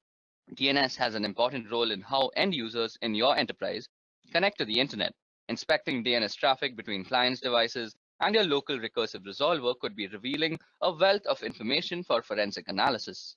DNS queries can reveal both botnets and malwares connecting to the CNC server. So this is why DNS monitoring is very essential. Moving on, what is a three-way handshake? The TCP three-way handshake in transmission control protocol is the method used by a device on a network to set up a stable connection over an internet protocol-based network. TCP's three-way handshaking technique is often referred to as the SYN, SYNAC, or more accurately SYN, SYNAC, and ACK because there are 3 messages transmitted by the TCP to negotiate and start a TCP session between 2 computers. Moving on to the next question is what are black hat hackers, white hat hackers, and gray hat hackers? So like all hackers, black hat hackers usually have extensive knowledge about breaking into computer networks and bypassing security protocols. They are responsible for writing malware, which is a method used to gain access to these systems. Their primary motivation is usually for a personal or financial gain, but they can also be involved in cyber espionages, protests, or perhaps just addicted to the thrill of cybercrime. Now, white hat hackers choose to use their power for good rather than evil. Also known as ethical hackers, white hat hackers can sometimes be paid employees or contractors working for companies as security specialists that attempt to find security holes via hacking. They employ the same method of hacking as black hats with one exception, that is they do it with permission from the owners of the system first, which makes the process completely legal. Now there comes grey hat hackers. As in life, they are grey areas that neither black nor white. Grey hat hackers are a blend of both black hat and white hat hackers. Often grey hat hackers will look for vulnerabilities in a system without the owner's permission or knowledge. If issues are found, they will report them to the owner, sometimes requesting a small fee to fix the issue. Okay, now moving on. How often should you perform patch management? Well, patch manage should be done as soon as it is released. For Windows, once the patch is released, it should be applied to all machines not later than 1 month. Same goes for network devices. We should patch it as soon as it is released. And proper patch management process should be followed too. Question number 24. What do you know about application security? Application security is the practice of improving the security of applications using software, hardware, and other procedural methods. Countermeasures are taken to ensure application security, the most common being an application firewall that limits the execution of files or the handling of data by specific installed programs. Moving on to the next question, which is differentiate between penetration testing and software testing. Now, penetration testing helps identify and address the security vulnerabilities, whereas software testing focuses on functionality of the software and not the security aspect. A good penetration tester truly thinks differently than the other two. They don't care about the proper behaviors of the system or software, and they are crafty, looking for that one small chink of vulnerability that was not mitigated. And software security testers generally have a fair amount of crossover, as they usually know the full details of the system or software, and they know how it's supposed to properly behave when properly used, and they can test for a lot of the common end user misbehaviors. Moving on, when to use tracer or traceroute. So traceroute is a command which can show you the path a packet of information takes from your computer to the one you specify. It will list all the routers it passes through until it reaches its destination, or fails to and is discarded. In addition to this, it will tell you how long each hop from router to router takes. Now, when you connect to a website, say howtogeek.com, the traffic has to go through several intermediaries before reaching the website. The traffic goes through your local router, your internet service provider's router, onto larger networks, and so on. Okay, so moving on to question number 27, which is tell me something about the common cyber attacks that plague us today. I'm going to be discussing 8 cyber threats. Firstly, it's malware. Now, malware is an all-encompassing term for a variety of cyber threats, including Trojans, viruses, and worms.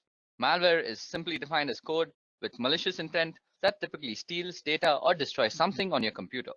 Next is phishing. Now, phishing, often posing as a request for data from a trusted third party, phishing attacks are sent via email and ask users to click on a link and enter their personal data. Phishing emails have gotten much more sophisticated in recent years, making it really difficult for some people to discern a legitimate request for information from a false one. Phishing emails often fall into the same category as spam, but are more harmful than just a simple ad. Next is a password attack, and a password attack is exactly what it sounds like. That is a third party trying to gain access to your system by cracking a user's password, usually using some algorithm like brute force, dictionary attacks, or a software which is a keylogger. Next is a DDoS attack, and a DOS attack focuses on disrupting the service to a network. Attackers send high volumes of data or traffic through the network until the network becomes overloaded and can no longer function. Next is a man-in-the-middle attack, and a man-in-the-middle attack is an attack where somebody is impersonating the endpoints in an online information exchange. For example, if you're a banking online, the man in the middle would communicate with you by impersonating your bank and communicate with the bank by impersonating you. Next is drive-by downloads, and this is a malware which is actually implanted into a legitimate website, and a program is downloaded to the user's system just by visiting the site. It doesn't require any type of action by the user to actually start to trigger the download. Next is malvertising, and malvertising is actually malicious code which is hidden behind advertisements on websites, and it is also downloaded to your system without your knowledge. Last but not the least is rogue software, which is malware that masquerades as legitimate and necessary security software that will keep your system safe. Okay, so moving on to the next question is what are different OSI layers and what is the job of the network layer? Okay, so OSI or Open System Interconnection is a reference model for how applications communicate over a network. A reference model is a conceptual framework for understanding relationships, and the purpose of the OSI reference model is to guide vendors and developers so the digital communication product and software programs they create can interoperate, and to facilitate a clear framework that describes the function of a network or telecommunication system. The 7 OSI layers are application layer, presentation layer, session layer, transport layer, network layer, data link layer, and the physical layer. Okay, so the network layer is actually used for controlling the operations of the subnet, and the main job of this layer is to deliver packets from a source to a destination across multiple links. Moving on to the next question, which is how would you reset a password-protected BIOS configuration? Now, since BIOS is a pre-boot system, it has its own storage mechanism for its setting and preferences. In the classic scenario, simply popping out the CMOS battery will be enough to have the memory storing these settings lose its power supply, and as a result, it will lose all its setting. Other times, you'll need to use a jumper or a physical switch on the motherboard. Still other times you'll need to actually remove the memory itself from the device and reprogram it in order to wipe it out. The simplest way by far, however, is if the BIOS has come from the factory with the default password enabled, try the whole word password. Now for question number 30. What is cross-site scripting or XSS? Now XSS refers to client-side code injection attacks wherein an attacker can execute malicious scripts, also commonly referred to as malicious payload, into a legitimate website or web application. XSS is amongst the most rampant of web application vulnerabilities and occurs when a web application makes use of unvalidated or unencoded user input within the output it generates. By leveraging XSS, an attacker would exploit a vulnerability within a website or web application that the victim would visit, essentially using the vulnerable website as a vehicle to deliver a malicious script to the victim's browser. Now, what is data protection in transit versus data protection at rest?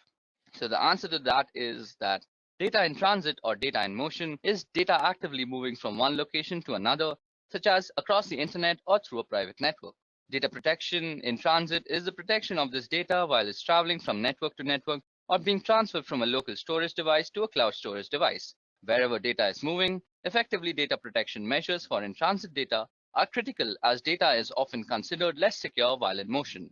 Now, data at rest is data that is not actively moving from device to device or network to network, such as data stored on a hard drive, laptop, flash drive, or archived/stored in some other way.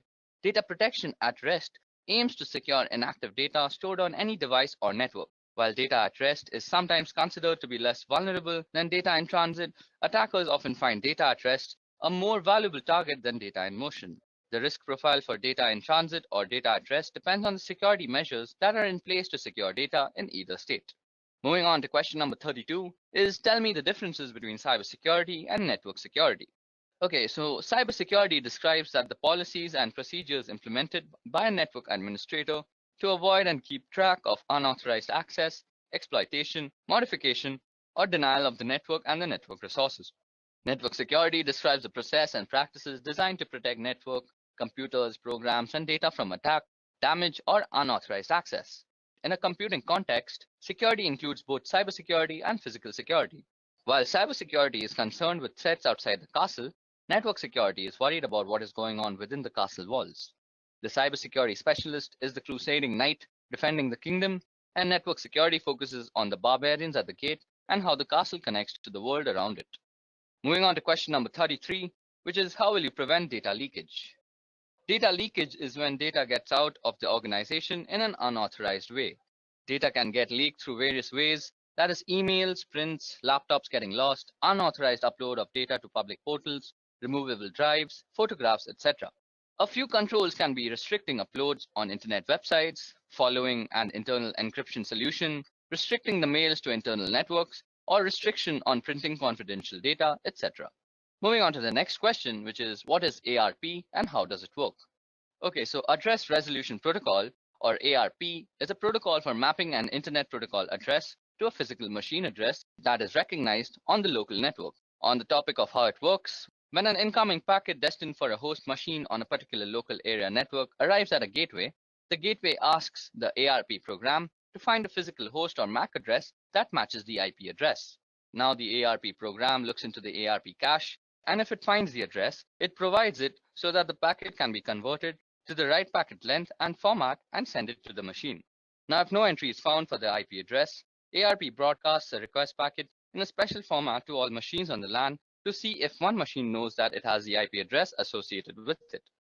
So for question number 35 is what is 2FA and how can it be implemented for the public websites? So an extra layer of security that is known as multi-factor authentication requires not only a password and username, but also something that only that user has on them. That is a piece of information only they should know or have immediately to hand, such as a physical token. Authenticator apps replace the need to obtain verification code via text, voice call, or email. For example, to access a website or web-based service that supports Google Authenticator, the user types in their username and password. That is a knowledge factor. Okay, now time for question number 36, which is what techniques can we use to prevent brute force login attacks? So here the attacker tries to determine the password for a target through a permutation of fuzzing process. As it is a lengthy task, attackers usually employ software such as Fuzzer to automate the process of creating numerous passwords to be tested against a target.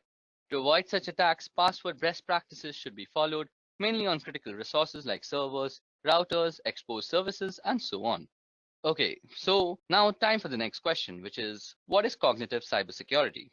Now, the applications of artificial intelligence technologies pattern on human thought process to detect threats and protect its physical and digital system. Self-learning security systems use data mining, pattern recognition, and natural language processing to simulate the human brain, all based in a high-powered computer model. This is exactly what cognitive cybersecurity is. So what is port blocking within LAN? Well, restricting the users from accessing a set of services within the local area network is called port blocking.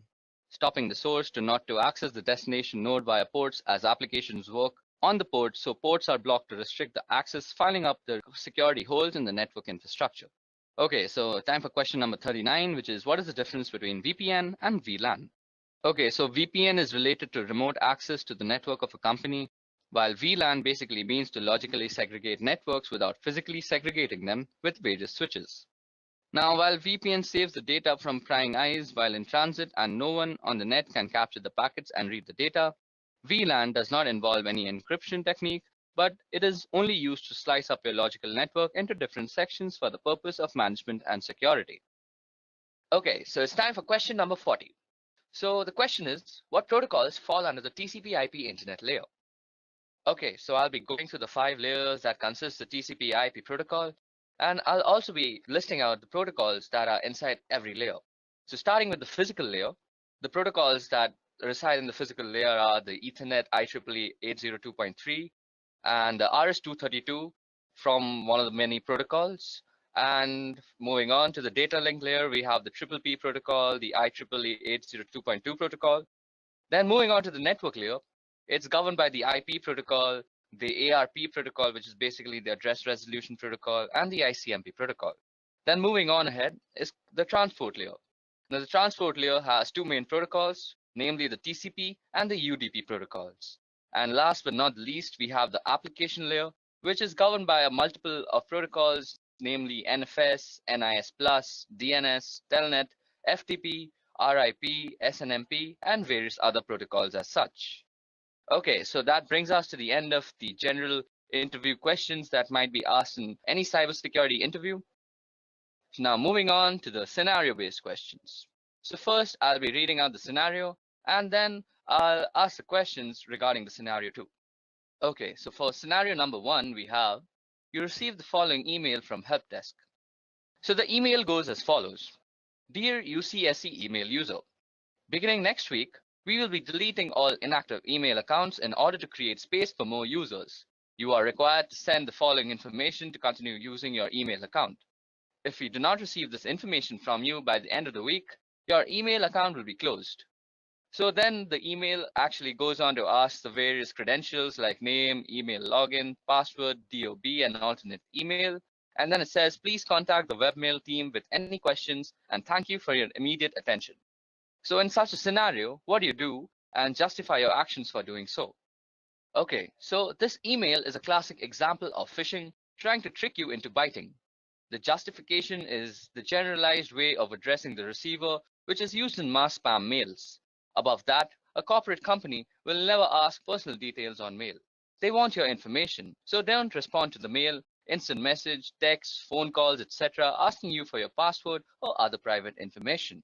You should never disclose your password to anyone, even if they say they work for the UCSC, ITS, or any other campus organization. Moving on to the next scenario, which is a friend sends an electronic Hallmark greeting card to your work email. You need to click on the attachment to see the card. What do you do and justify your actions? Well, this one has 4 big risks. Firstly, some attachments contain viruses or other malicious programs. So just in general, it's risky to open unknown or unsolicited attachments. Secondly, also in some cases, just clicking on a malicious link can infect the computer. So unless you are sure a link is safe, don't really click on it. Third, email addresses can be fake. So just because the email says it is from someone you know, you can't be certain of this without checking with the person. Fourth, finally, some websites and links look legitimate, but they're really hoaxes designed to steal your information. So what we have to do is actually not click on the email and actually ignore it completely. Moving on to the next scenario, which is one of the staff members in ITS subscribes to a number of free IT magazines. Among the questions she was asked in order to activate her subscriptions, one magazine asked her for a month of birth, a second asked for a year of birth, and a third asked for her mother's maiden name. What do you infer is going on in this situation and justify? Well, all three newsletters probably have the same parent company or are distributed through the same service. The parent company or service can combine individual pieces of seemingly harmless information and use or sell it for identity theft. Then it is even possible that there is a fourth newsletter that asks for a day of birth as one of the activation questions. Often questions about personal information are optional. In addition to being suspicious about situations like the one described here, never provide personal information when it is not legitimately necessary or to people or companies you don't personally know. So now time for scenario number 4. Well, in our computing labs and departments, print billing is often tied to users' login. People log in, they print, and then they get a bill. Sometimes people call to complain about bills for printing they never did, only to find out that the bills are indeed correct. So what do you infer is going on in this situation and justify your inference? Sometimes they realize they loaned their account to a friend who couldn't remember his or her password, and the friend did the printing and thus the charges. It's also possible that somebody came in from behind them and used their account. Now, this is an issue with shared or public computers in general. If you don't log out of the computer properly when you leave, someone else can come in from behind and retrieve what you were doing and use your accounts. Always log out of accounts, quit programs, and close browser windows before you walk away from a general public computer. Now, moving on to scenario number 5, we have that we saw a case a while back where someone used their Yahoo accounts at a computer lab on a campus. She made sure her Yahoo account was no longer open in the browser window before leaving the lab. Now, someone came in behind her and used the same browser to re-access her accounts. They started sending emails from it and caused all sorts of mayhem. So what do you think might have gone wrong here? Well, the first person probably didn't log out of her account, so the new person could just go into the history and access it. Secondly, another possibility is that she did log out but didn't clear her web cache. This is done through the browser menu to clear pages that the browser has saved for future use. Time for scenario number 6 now. Okay, so two different offices on campus are working to straighten out an error in an employee's bank account due to a direct deposit mistake. Office number 1 emails the correct account and deposit information to office number 2, which promptly fixes the problem. The employee confirms with the bank that everything has indeed been straightened out. So what is exactly wrong here? Well, account and deposit information is sensitive data that could be used for identity theft. Sending this or any kind of sensitive information by email is very, very risky because email is typically not private or secure. Anyone who knows how can access it anywhere along its route. So as an alternative, the two offices could have called each other or worked with the ITS to send the information in a more secure fashion. Okay, moving on to the next scenario, which is the mouse on your computer screen starts to move around on its own and click on things on your desktop. What do you do in such a situation? A. Call your coworker over so they can see. B. Disconnect your computer from the network. C. Unplug your mouse. D. Tell your supervisor. E. Turn the computer off. F. Run an antivirus. Or G. All of the above. So we have to select all the options that apply in this situation. So the options that apply are B and D, which is basically disconnect your computer from the network and tell your supervisor. So this is definitely suspicious. Immediately report the problem to your supervisor and the ITS support center. Also, since it seems possible that someone is controlling the computer remotely, it is best if you can disconnect the computer from the network and turn off wireless if you have it until help arrives. If possible, don't turn off the computer. Okay, time for scenario number 8. So below are a list of passwords pulled out of a database. Now, which of the following passwords meet the UCSC's password requirement? Okay, so the third password, which is option number C, is the only one that meets all the following of the UCSC's requirement.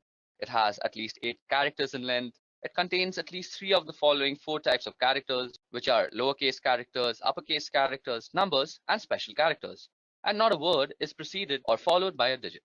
So it's the third option which is correct in this situation. Moving on to the second last scenario we have for today is you receive an email from your bank telling you there is a problem with your account. The email provides instructions and a link so you can log in to fix your account and fix the problem in doing so. So what should you do? Well, we have to delete the email. And better yet, use the web client that is Gmail, Yahoo Mail, etc. and report it as spam or phishing and then delete it. Any unsolicited email or phone call asking you to enter your account information, disclose your password, financial account information, social security number, or any other private or personal information is suspicious, even if it appears to be from a company you are familiar with. Always contact the sender using a method you know is legitimate to verify that the message is indeed from them. Okay, so it's time for our last scenario of the day, which is a while back, the IT folks got a number of complaints that one of our campus computers was sending out Viagra spam. They checked it out and the reports were true. A hacker had installed a program on the computer that made it automatically send out tons of spam email without the computer's own knowledge. So how do you think the hacker got into the computer to set this up? Well, this was actually the result of a hacked password. Using passwords that can be easily guessed and protecting your password by not sharing them or writing them down can help to prevent this. Passwords should be at least 8 characters in length and use a mixture of uppercase, lowercase letters, and numbers and symbols. Even though in this case it was a hacked password, other things could possibly lead to this are that out-of-date patches and updates, the lack of an antivirus software or an out-of-date antivirus software, or clicking on an unknown link or attachment, or downloading unknown or unsolicited programs onto your computer. Okay guys, so that's it from me. Goodbye.